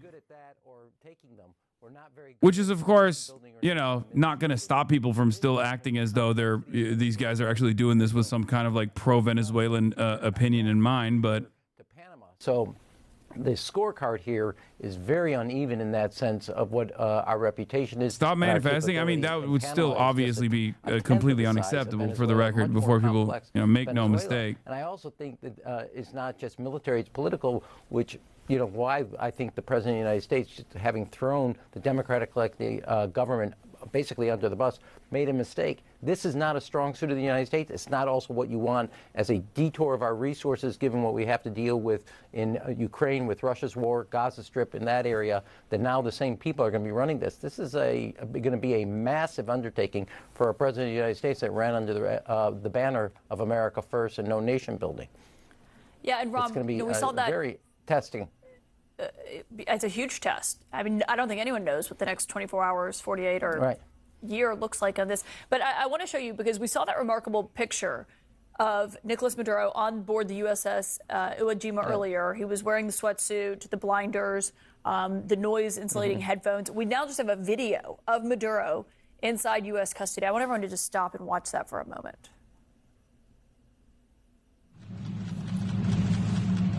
I don't understand why the fuck do we have why the fuck do we care about what Rahm Emanuel has to say? It's because he wants to run for president. I mean, Rahm Emanuel, as you're watching this video where Maduro is being transported through, you can see the DEA carpet that he's walking across, going very slowly. He seems to say something. It's not totally clear what. And a little bit of a smile almost at one point as he's walking. Rahm Emanuel, what do you see in this? Your guess, I got to be honest, Caitlin, your guess is as good as mine. I think this is an attempt by the United States to project, here's what we've done to this leader. I think what you're looking at is a guy who's basically being used in this moment to send a message to the American people, and also not only the American people, the worldwide, that if the United States wants to act, we can act, and we can literally go into a country, take somebody out in that effort. So I think it was basically. I mean, I think he's saying Happy New Year there at the end. As I watch this, as he's walking through. Yeah. I mean, I got to be honest, I can't tell what he's saying. I think the reason the United States wanted to film this and then put it out is for the very purpose to send a message around the world, as well as the domestic audience here. That is a political decision of why to communicate that is what he said. Your guess is as good as mine. I do think, you know, it's also a statement in that story of here you have this guy. This was a flawless exercise by the United States military and a flawless exercise by the American intelligence. We're on the 4-year anniversary of the war with Russia, where it was supposed to be 4 weeks, showing that their military can't do what the. Bro, it kind of, when you put it side by side like that, it kind of feels like we're just jealous that Russia did it and we wanted a piece of the action, you know? Like, how come they do it? We should show them how to do a real special military exercise, you know? Or taking note of what the United States. It's like, oh, they get to have all the fun over there in Ukraine. Why not us? The legal ramifications, the reputational ramifications. A lot of people just saw the American military. You said we didn't take the land yet. Flawless capability. That's what I think. When I look at that picture, that's a message around the world, just saying something to leaders that are now in their national security apparatuses, Caitlin, are stepping back and going, what we got to take a score here of a measure of what the United States military pulled off. I do think the second part of that picture, and I'll be real quick on this, basically the pawns for Russia and China have been Syria, Venezuela, Cuba in this situation, and also Iran. And every one of those governments, either the head of state, the country itself, the government is on its back heels, a failed state, or have been deposed in both Syria and Venezuela. The pawns for Russia and China have just been diminished. And that's a statement that the leaders of those big countries can't stand by you. I do think America's reputation took a massive hit here beyond the legal consequences. It's pretty crazy to say, like, these are pawns for Russia and China, by the way, because the only reason why any of these countries actually look for other allies is because they've been forcibly excised from participating in the global marketplace by the United States of America. Due to ideological differences or due to any attempts at sovereignty over their own natural resources. So just make no mistake, whenever people say like, oh, these guys are fucking allies of USSR or allies of Russia and China, that is the reason. Oh my God, Charitable Chinchilla is back. Does this actually prove that the American military is clearly better than Russia? Or it's an apples to oranges comparison? Yo! The fucking Mormon ROTC. Charitable Chinchilla is back. Well, and President Trump was asked about that premise oh by no! Earlier. All right, 2026, we're back, baby. Mixed history of when it comes to that. But hold on. Yeah, Neek Skit, or whatever the fuck his name was originally. I just have got to play this video again. It is basically, I don't think this is a legal term, it's a perp walk that we're watching of Nicolas Maduro here inside the United States custody. The White House has just shared this photo where he appears to say Happy New Year. It sounded like to me, Beth. He's back and immediately starts asking dumb questions. As you watch that. Yeah. Hey, Neek Skit or Charitable Chinchilla, is it that big of a surprise to you that the United States of America has, better military capabilities than any other country on the planet? Really? This is the confusing part for you? Yeah, of course America has better fucking striking and precise targeting capabilities than any other country on the planet. What the fuck? God damn, dude. Pedrino, the Interior Minister, the Defense Minister, Rodriguez, the Vice President. I think they also have indictments against them. So, this is your future. Also, the Russia American person in that situation is kind of silly too, because like. I also wanted to make a very quick point about evidence. If this is like the Osama bin Laden raid, the military probably picked up a lot of computers and cell phones and documents. All right, Jeff is here. He's going to cut my hair, Chad. I don't know if they're admissible in court, but we could have gotten quite a bit of information out of this extraction. Yeah, and clearly they had a lot of intelligence going into it in terms of Nicolas Maduro. It's not going to be easy. Chevy Chase is exciting and talented. He had massive movie star hits. And then he went downhill from there. It was a mistake to leave SNL. Chevy has a deep heart. Hi, Bewleys. I don't think a lot of people have the happiness I have. I am who I am, and I like who I am. I'm Chevy Chase.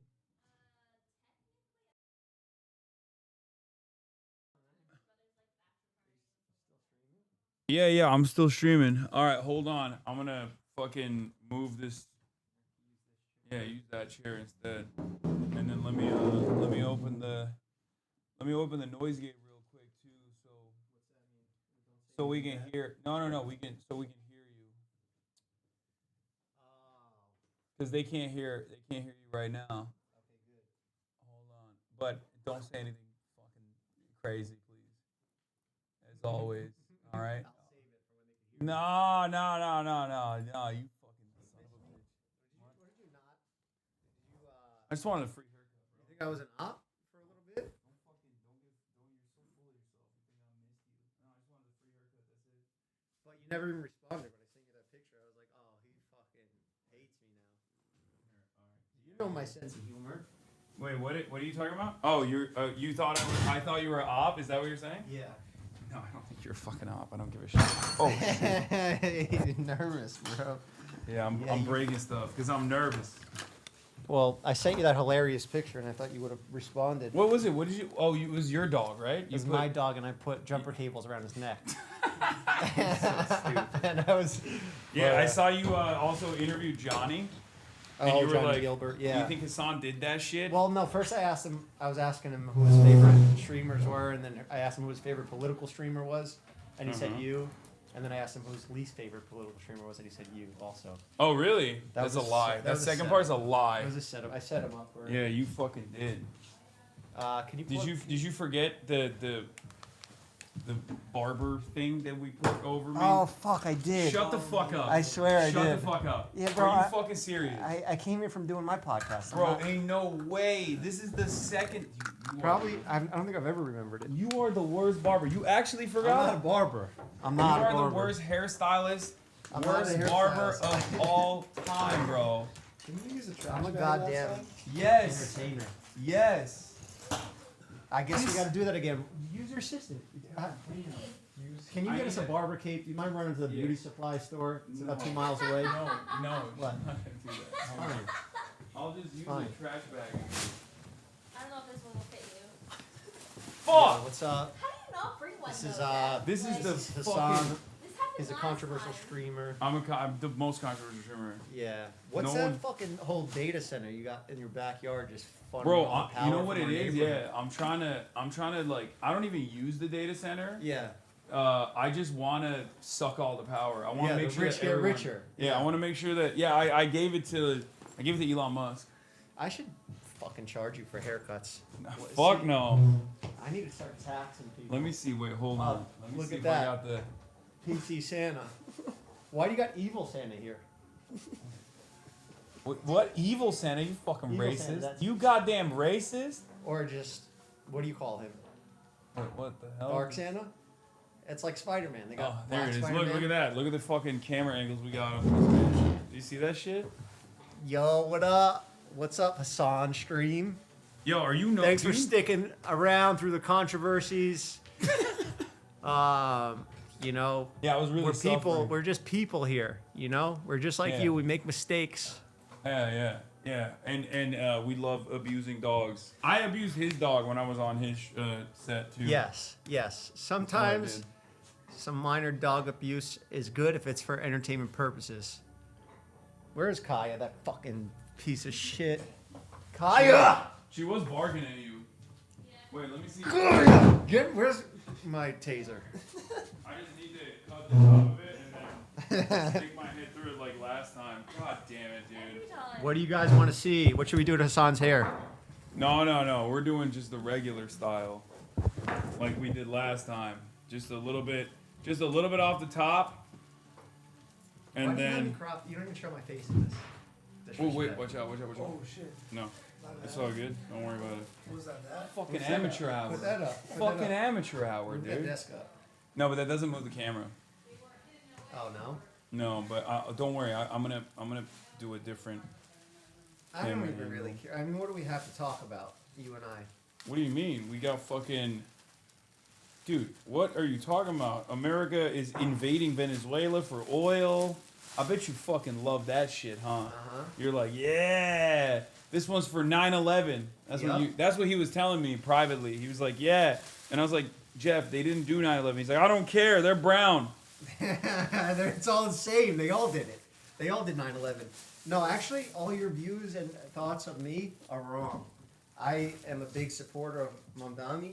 My parents voted for him. Wait, what? Yeah, New Yorkers, Italian, Staten Island New Yorkers. Wait, are your parents the ones who thought Mamdani was Italian? Because he looks Sicilian? Can I call you back? Oh wait, you're. All right, bye. Are your parents the lone Staten Island voters that thought Mamdani sounded Italian and looked Sicilian? Is that what it is? You really want to start beef with my mother again? No. She cooked know me my last. mother. You Here, know pull it over. Jesus, bro. This is I'm a big you're boy. flexing right now. I'm not.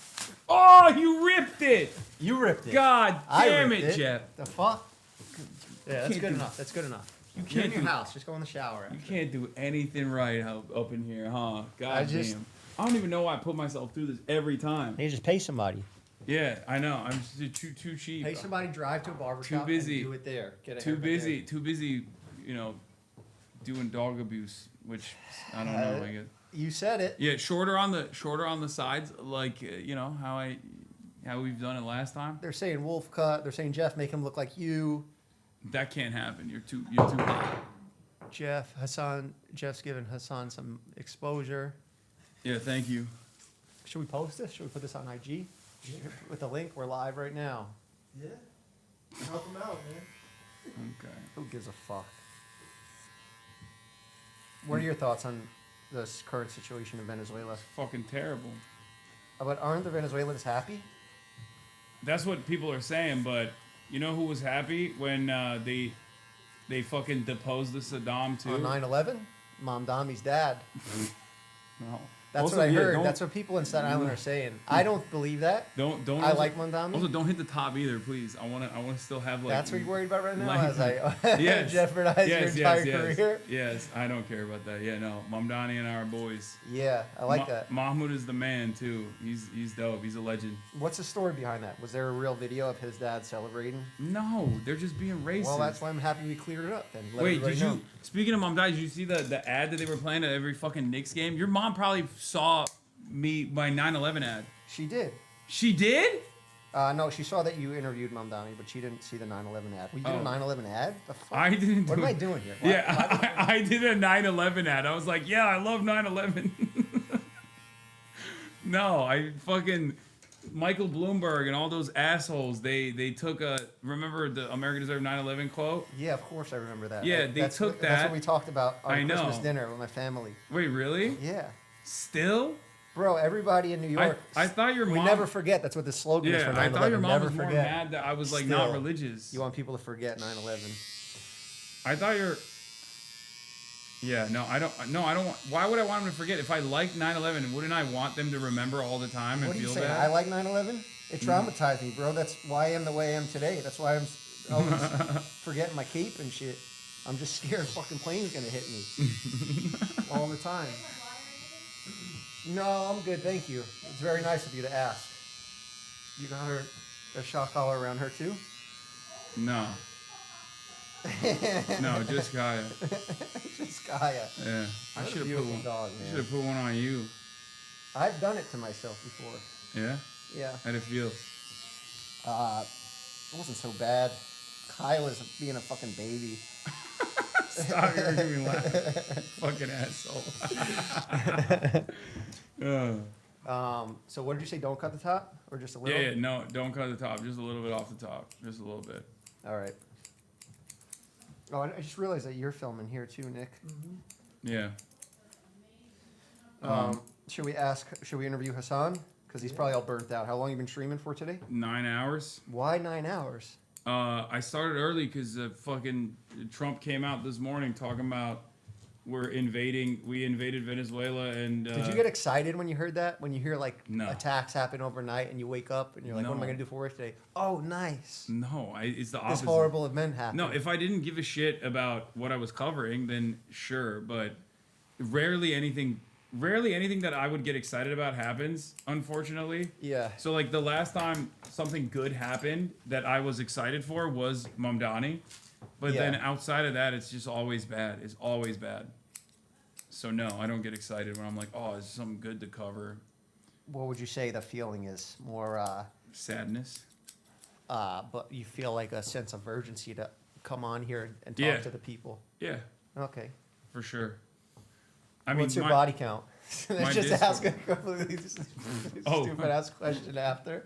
Yeah, good follow up. Yes, go ahead. Answer I the literally, question. I thought you were talking about like coverage Kills? wise somehow or kills, yeah. There's nothing hopeful to look forward to. Unfortunately, I feel like shit sucks. Shit's pretty ass. Things are pretty good for you though. You're probably fucking hawking those goddamn Jeff's Barbershop supplements. They're actually sold out right now. Oh damn. So we're restocking. I had a problem with China. Why'd you look at the camera when you said? Because Chinese Yeah. aren't allowed in here, right? What do you? No, we're pro China. No, but they're not. They don't have the same social media as us. Do they have Twitch in China? Bro, they all have VPNs. Yeah, I got hella Chinese fans. Well, I said that because I didn't think any Chinese people could hear. No, they can hear you. Okay. They're fucking locked in, bro. I'm Chinese New Year is a fucking always an issue for us manufacturers that get stuff made out in Oh, China. because they don't make stuff at the time. Yeah, because my shit sells out, and then I need to get them restocked. And the Chinese are taking a Oh, whole look month at to me, celebrate look New at Year's. me, I'm Jeff Wittig. I'm so. You know what I did on fucking New Year's? Nothing. I successful. laid in bed, and my neck hurt. I hurt my neck. So I Wait, just oh, stayed you in did the too? house. Oh, Yeah. Unk. You did too? Unk. Yeah, of course, dude. Nice. Yeah. That's Unk shit. And the I fucked fucking my- Chinese are spending a whole month raging, partying. Get back to work. We need hair products for people. That's fucked up. Bro, Good thing I'm that's- on your channel. I can see whatever I want. This the opposite, actually. It's probably the less safe space to say whatever the fuck you want, but you say it anyway. I don't care. Yeah. I'm trying to get a rise out of people, rage bait them. Are you getting hit with the tariffs? Yeah, of course. What do you think? I fucking have an exception? I don't Everybody know. is. I don't know. I don't. Are you? You probably. I have make some everything. Sort of like, I make everything domestic. I use union-made, American-made products only, which is crazy because like I'm also, I'm very positive about China in general, but I use American manufacturing. yeah. Yeah. For your merchandise. Yeah. What about the data center in your backyard? That's all. You're just Chinese, funneling all yeah. of our town's electricity. Yeah. My That's electric all bill went up, so you could make more millions. Yeah, that's all Chinese. Have How seen would none you? of the How do movies? you? What How do are you like? talking about? You know how you? You I know how don't you? even know what I'm saying. You know how you voted for Trump and you told me in secret.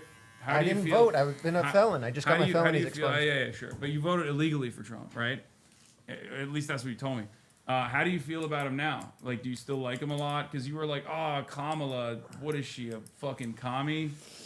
I didn't like either of them, but I didn't vote. I didn't have none of them on my podcast.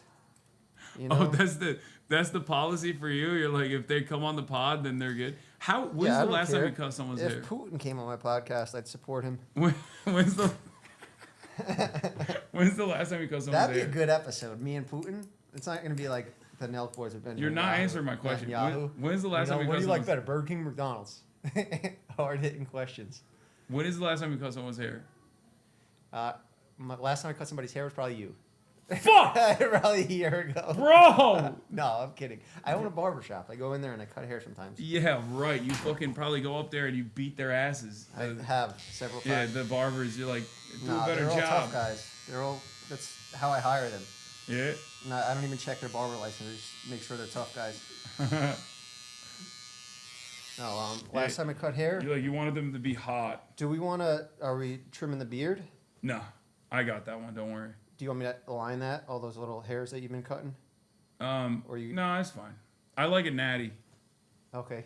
This ain't no Bradley Martin. So don't touch it. Yeah. Just leave it and just trim up the back. They were Yeah, saying yeah. wolf cut on there. So Yeah, trim up the back for sure. I've been listening to the chat more than you. Why does this hairdresser look familiar to me? You've made it, bro. You're popping. You're popping. They know who you are. You might have seen old episodes of Jersey Shore. Oh man. Where Jeff was he was one of the Smoking hairstylists. cigarettes. Yeah, I was their barber. Yeah. I was in the Miami season. Yeah. But now I'm just a loser, just cutting streamers. Yeah, that's fucked up. Have you cut any other streamers' hair? Other streamers, I'm sure. Yeah. Neon. Uh-huh. He's probably the best streamer right now, right? What'd you say? Like out of all the streamers, who else is like a big? I don't know. There's a bunch of big streamers now. You got the FaZe Boys, like. Oh, are they streaming? I Yeah. saw a whole bunch of shit they were. Yeah, they're streaming, but not always streaming. Have you been hanging out with Mike? Mike's in Australia. I know. So no, it's falling away. I know. He ran away from you, huh? Yeah, but it's all good. It's nice to have breaks from your friends, you know? I feel that. Do you have any friends? No. None. Actually, you don't, right? Yeah, no, not even a little bit. You just sit in front of the fucking computer all day. No, motherfucker. Outside of you, I'm the only other person that I know in this industry that has like normie friends. You know what I mean? People that don't like do streaming shit all the time or influencer shit all the time. Even though you also have a lot of influencer friends now. You got Tana. That's not true. You got Mike. I don't have Tana anymore. Wait, you don't have Tana anymore? Is there drama? Yeah. What happened? I haven't been paying attention. No, she just has a boyfriend. What the fuck? You know. So? It's weird if you're so close. With such a handsome guy, are you saying? You're like, imagine your I'm Tana's, so imagine your fucking Tana's hot. boyfriend. I'm so fucking hot. Imagine your Tana's boyfriend. Uh-huh. I'm Imagine imagining. what you would have to deal with knowing that Tana's coming to hang out with me. Your girlfriend's coming to hang out with me. Yeah, and that we're gonna would be alone together. Yeah, you're such a sexual dynamo. He knows, you know I'm a good guy and I follow the bro I don't code, know but that. imagine you're, this Hawaiian guy. I don't know that. That fucking knows nothing about anything except for surfing.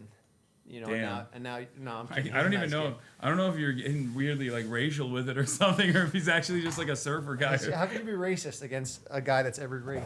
Hawaiians is are he? just every race. Is he? mixed. Yeah, that's what Hawaiian He is. could be like poly. Do you not know anything? Polynesian. I thought you were like a political guy. I would assume like when you say The Hawaiian, it's like race indigenous. is everything blended together into one. It's usually just like it's like Polynesian, right? What is The Rock? Is he black? Is he white? Is he tan? He's Polynesian. Or He's Samoan. everything. He's Samoan. The Rock is Samoan. You're right. Yeah. What else? Yeah, is bro, I going do on? know everything. What else is going on? I do know everything. Don't test me. You still your girlfriend or no? I don't. What are you talking about, dude?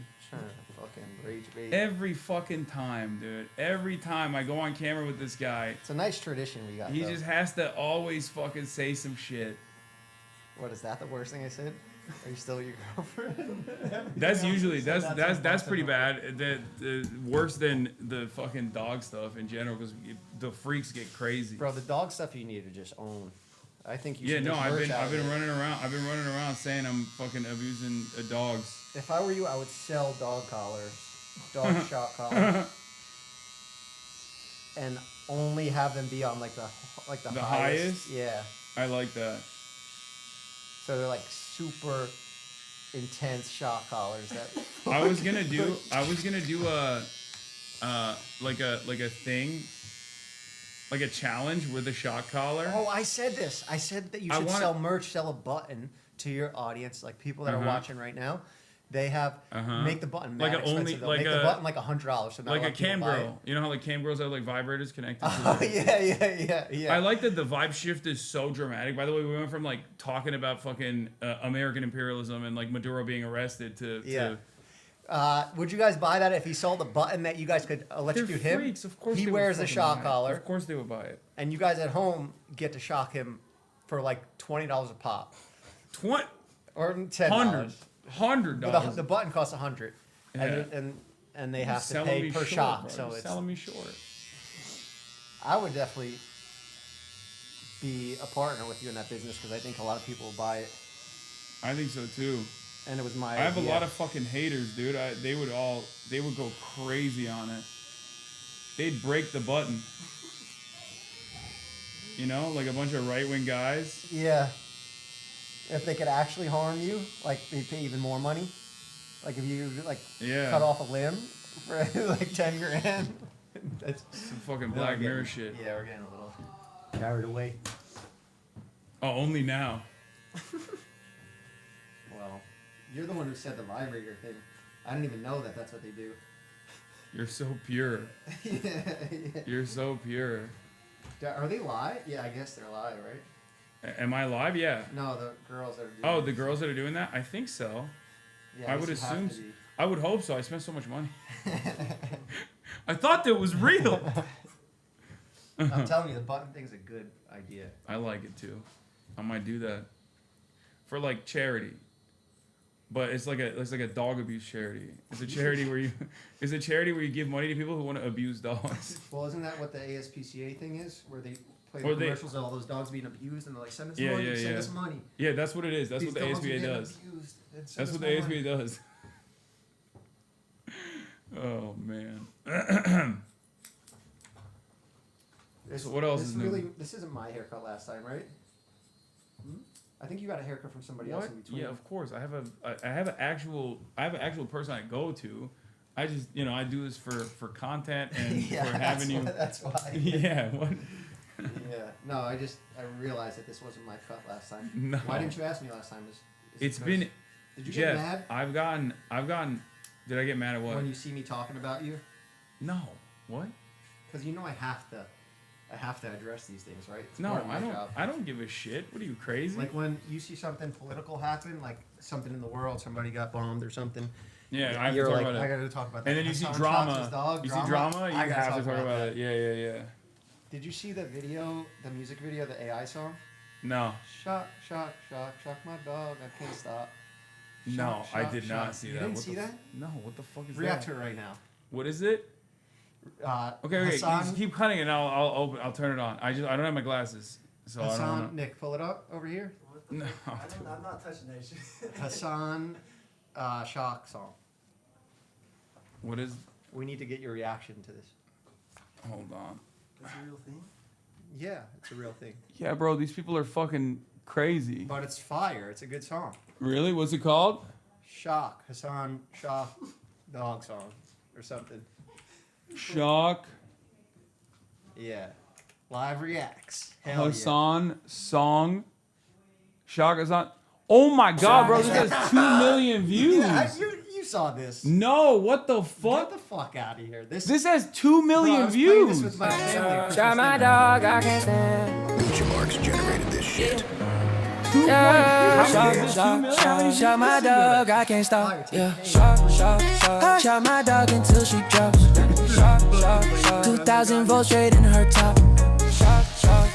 Cause my dog can't stand. It's dude, AI's gotten too good, bro. I feel kind of weird.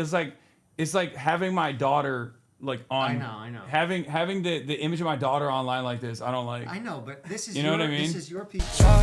Cause my dog can't stay in her spot. Yeah. No, I know. I don't know. Got this remote on me like in my Glock. If Kai tried to move, she out of love. She better know I don't give a fuck. She's getting off her place, she's getting strong. Gotta stay in that little place for 8 hours. She getting up, I can't allow her. She's my palace. I can't believe In it. the chat, he's not even cutting hair. He's not. He's. I got the power. I'm in my electric ivory tower. Why she act like such a baby? When I shock her, she go crazy. Making me look bad on the street. Gonna hit her with my power beam. I don't know why that stupid dog up. She should know better not to call for help. Cause you already know where my stream is. I do some shit that would get me banned. Don't you know how much money I spent? That dog costs more than your mama rent. I got the most expensive breed. You know that's the one I need. That stupid dog is so spoiled. Yeah, one more time she getting boiled. Moving with my dog to China. This guy. Oh, gross. This guy's an Asmongold fan. Boo. Damn, it looks like you got super skinny there. You're like on Ozempic right there. Where? In that one, the side profile. You don't look like that from the side. Why are you? Do you see this motherfucker, bro? You don't want to. You come in here. You give me body dysmorphia, son of a bitch. I wasn't trying to do that. Yeah. Okay. You don't look that skinny from the side. It's bro. Look at it. Look at that picture. AI's good, but you know it's not perfect. I like that he put me and Kai in a private jet. Yeah, like it's got like deep layers. Because remember the private jet. Platinum artist. This song's remember huge. 2 million views on a song. Remember when I was? Have you ever seen that photo of me in a private jet? I think I know the story. I think you told it to me on your podcast. Oh, okay. Yeah, who you were with? Yeah. Yeah, all my ops. Yeah. But back then, it's before I even knew them. Yeah, exactly. That could have been you on the crane. A wildly different career trajectory for me. From political commentary to whatever the stuntman. Yeah. Or just a fun guy. Yeah, just a fun hang. Yeah. Good guy to be around. Yep. Ow, bro, you fucking. I can't tell if you're cutting my hair. You're punishing me now. Why? Is it painful? You were combing the fuck out of my ear. You got a lot of hair. You got thick hair. Yeah, thank you. I thought you would have probably. How do you ever get your testosterone levels checked? Yeah. How much? I don't remember, but I remember showing it to Bradley Martin way back in the day, and he was like, "Damn, that's really fucking high for free testosterone." Because you're a big, hairy dude. You probably have high testosterone. Yeah. Because the reason why I get it checked is because, like, the moment that I see that shit dipping, dude, I am going on TRT. Yeah. You know? Yeah. But also, it's not good for you because it messes up your natural production. Then you're going to have to be on it for life, probably. Yeah, I don't give a fuck. Yeah. Because at that point, it's like, you can't, like, I'm talking when you're, like, in your 40s, right? Yeah. Not far off. Yeah. How old are you now? 35? No. 34? No, 34. 34? Yeah. How old are you? Why'd you say that quietly? They couldn't hear you. I just turned 36. You just turned 36? Mm-hmm. Damn! I know. When's your birthday?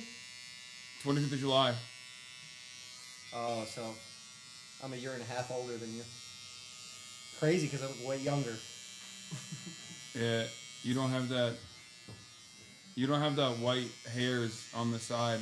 Oh, you're getting them on your beard now. That Yeah. came in a lot more since the last cut. Probably from the controversy. No, The I've had. stress that came along with. No, the Kaya stuff is nothing, bro. What do you mean? Think about what I do. 9/11. Think about what I do for a living. I just Yeah. told you that the New York mayoral race, they primarily featured me to attack Zoran, to be like, oh, you said America deserved 9/11. Like, why don't you condemn Hasan? All this shit. Oh yeah. Yeah. But you guys just became boys. You bonded over 9/11. I'm not gonna. I don't want to cause another political incident here. So But I'm you just never not even gonna say addressed when I asked you about the father, about Mamdani's father. anything. No, he's never. Is that just gossip? No, it's just fucking bullshit. Mama Mamdani is an academic. He's like written extensively about fundamentalism and you know imperialism in the region. He's talked about genocides in the past as well. He's written about genocides too. So one of his books is called Good Muslim, Bad Muslim. Yeah. And I think that's what people are like. People always take like quotes from it. And it's like, yeah, if you're a fucking academic and you're talking about like complex issues, obviously a random dumb fuck off the street is gonna take like a quote from it and be like, what the fuck's this guy saying, and not understand it. We're moving to Florida. And then bastardize it, you know? Yeah. Every Staten Islander now. We're moving to Florida. Everyone in New York's moving to Florida. But So they're not. stupid. Nobody is. Yeah. Yeah, they hate what? They hate fucking free buses that much? My dad was he was a bus driver. So he liked the idea of, free buses. Oh damn. What do you think? I just come from fucking Trumpy Republican background? Just red pill family? Yeah. Bro, you said Staten Island.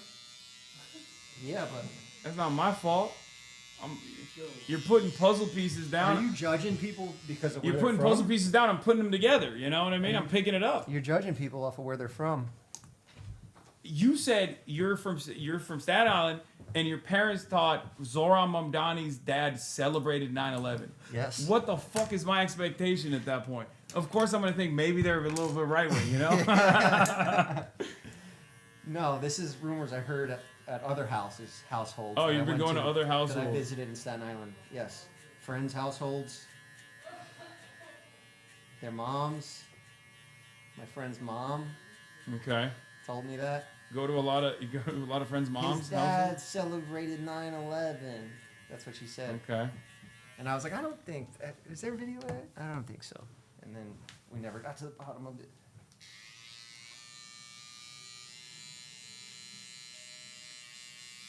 Jeff, the amount of confidence and trust that I place in you is crazy. I just need you to know this. Why? You don't even have that complicated of a haircut. But I don't know. You know, I don't know what you're doing. And I can't anything see. that I'm doing here, like, if I did screw up, first of all, I am a good barber. I'm just joking around. I like to do that to keep you on your toes. Oh, I'm on my fucking toes every time. But anything that I'm doing here could be fixed, because it's not even like, if you were like a black dude that had a lineup and I had to like line you up and like you push that back, that guy's fucked. His life is over, ruined, Yeah. chopped. And for you, it's like, honestly, if I fucking cut your hair, my eyes closed, it would look the same. That's not giving me a lot of confidence. I'm not. Considering you're working with only one eye currently. Yeah, that's not true. I have Don't- 2 eyes. I got 1.5. All right. You run your fingers through it. Is that length good on the sides? Because you can't see anything really, and I don't have a mirror. Yeah, you don't have shit, bro. Hold on, let me see. But you got a good haircut somehow. That looks good. Yeah. I know. Yo, chat. What do you think? 1 to 10. Drop a 10 in the chat. The worst barber? The fuck's your problem, Debbie? Wait, is this over? Are you done? Somebody said the worst barber. Are you done? Maduro cut? 3, 6, 7. Nice. 6 or 7. I should have known. Fuck, I set You're myself up for that. 36 years old, bro. 6 or 7. Are we done? We're rating your Is it haircut. good? Yeah, just about. Oh, just about. I want to put some. Well, it's not like it fucking matters anyway, because you didn't bring a goddamn cape again. Just covered in hair. Well, that's fine. Can you get me a bottle of water out of there?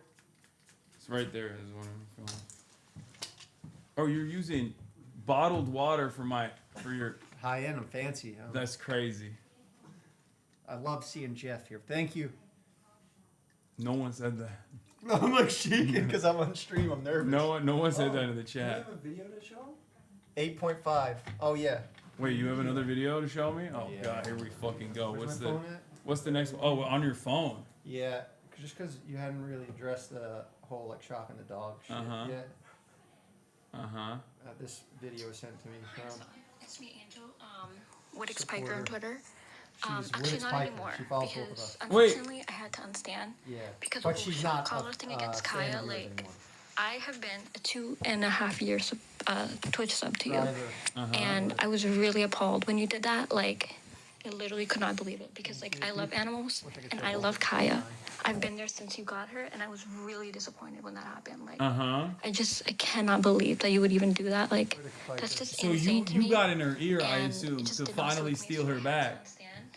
And I'm just really Yeah, I was gonna let the video finish, but since you're not even watching it, you don't even care. Yeah, basically. No. Don't do this. Don't. You are so jealous. jealous. You money. You're She so literally so paid, jealous. She You're literally so, I'm paid gonna for win her this. back. I'm gonna win her back. On stand. Yes. Just That's right. this is where you were. This is why you were farming it for Wittix Piker. Is that still her name? Not anymore. She changed it. It's just Wittix now. I believe so. Yes. Oh no. I don't care about things like that. I just wanted to get the point. You across. don't even fucking deny that you don't care. You have brought her up every time we've interacted. I paid her to do that. You son of a bitch. It's all good. I'm pretty sure I You'll be see her in alright, the you chat know, all the man. time still. Yeah. So I don't know what happened there. Maybe she was lying to you. Why the fuck are they hating on the haircut? Are That's they? why I can't even read the chat. I don't even know if they're That's hating why on I'm it. still going because it's. Wait, no, don't keep going. Wait, It was wait. good.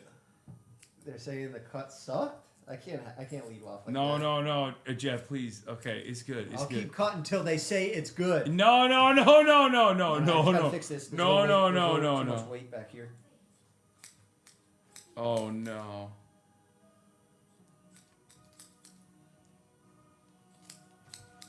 Especially because like if I had like if I was gonna go buzz it, I'd rather do it for charity. You know what I mean? Than I'm like fucking burning a buzz for no reason. I see know what what I you're mean? saying, like, you're like taking it away from fucking cancer children or something. Like you're. Yeah, how Or, can I we guess make- I gotta do more. I mean, I already donated a lot to animal shelters and stuff, but I gotta do more. Did you after you got No, called out? no. I haven't done it since. No, I haven't donated to. So you used to donate to animal shelters, but you Yeah. stopped after you shot Kaya? No, the reason why I didn't do it afterwards was because I felt like people are gonna be like, oh, he's trying to do PR. You know what I mean? Yeah, of course, yeah. And then someone's gonna find out that I donated to like a fucking animal shelter or something, and then the animal shelter's gonna be like, we're refusing his donation because they also thought that I was like fucking dog abuse or. Yeah. You know. All right. You gotta Well- think about these things. Yeah. All right. Cool. It's You look good? Good. Yeah. Let me get all this. I wish I could plug that blow dryer in, but it don't matter. You're gonna shower. You can plug the blow dryer, actually. I don't feel like bending over down there. I might hurt That's my back. crazy. What happened to your back? How'd you fuck it up? I was ice skating in ice skating Rockefeller Center. That's crazy. I took my niece and I was like showing off and I fell and I blasted my back. And then I didn't think it was really that bad and I picked up my niece after and everything just tightened up. Damn. Ice skating injury.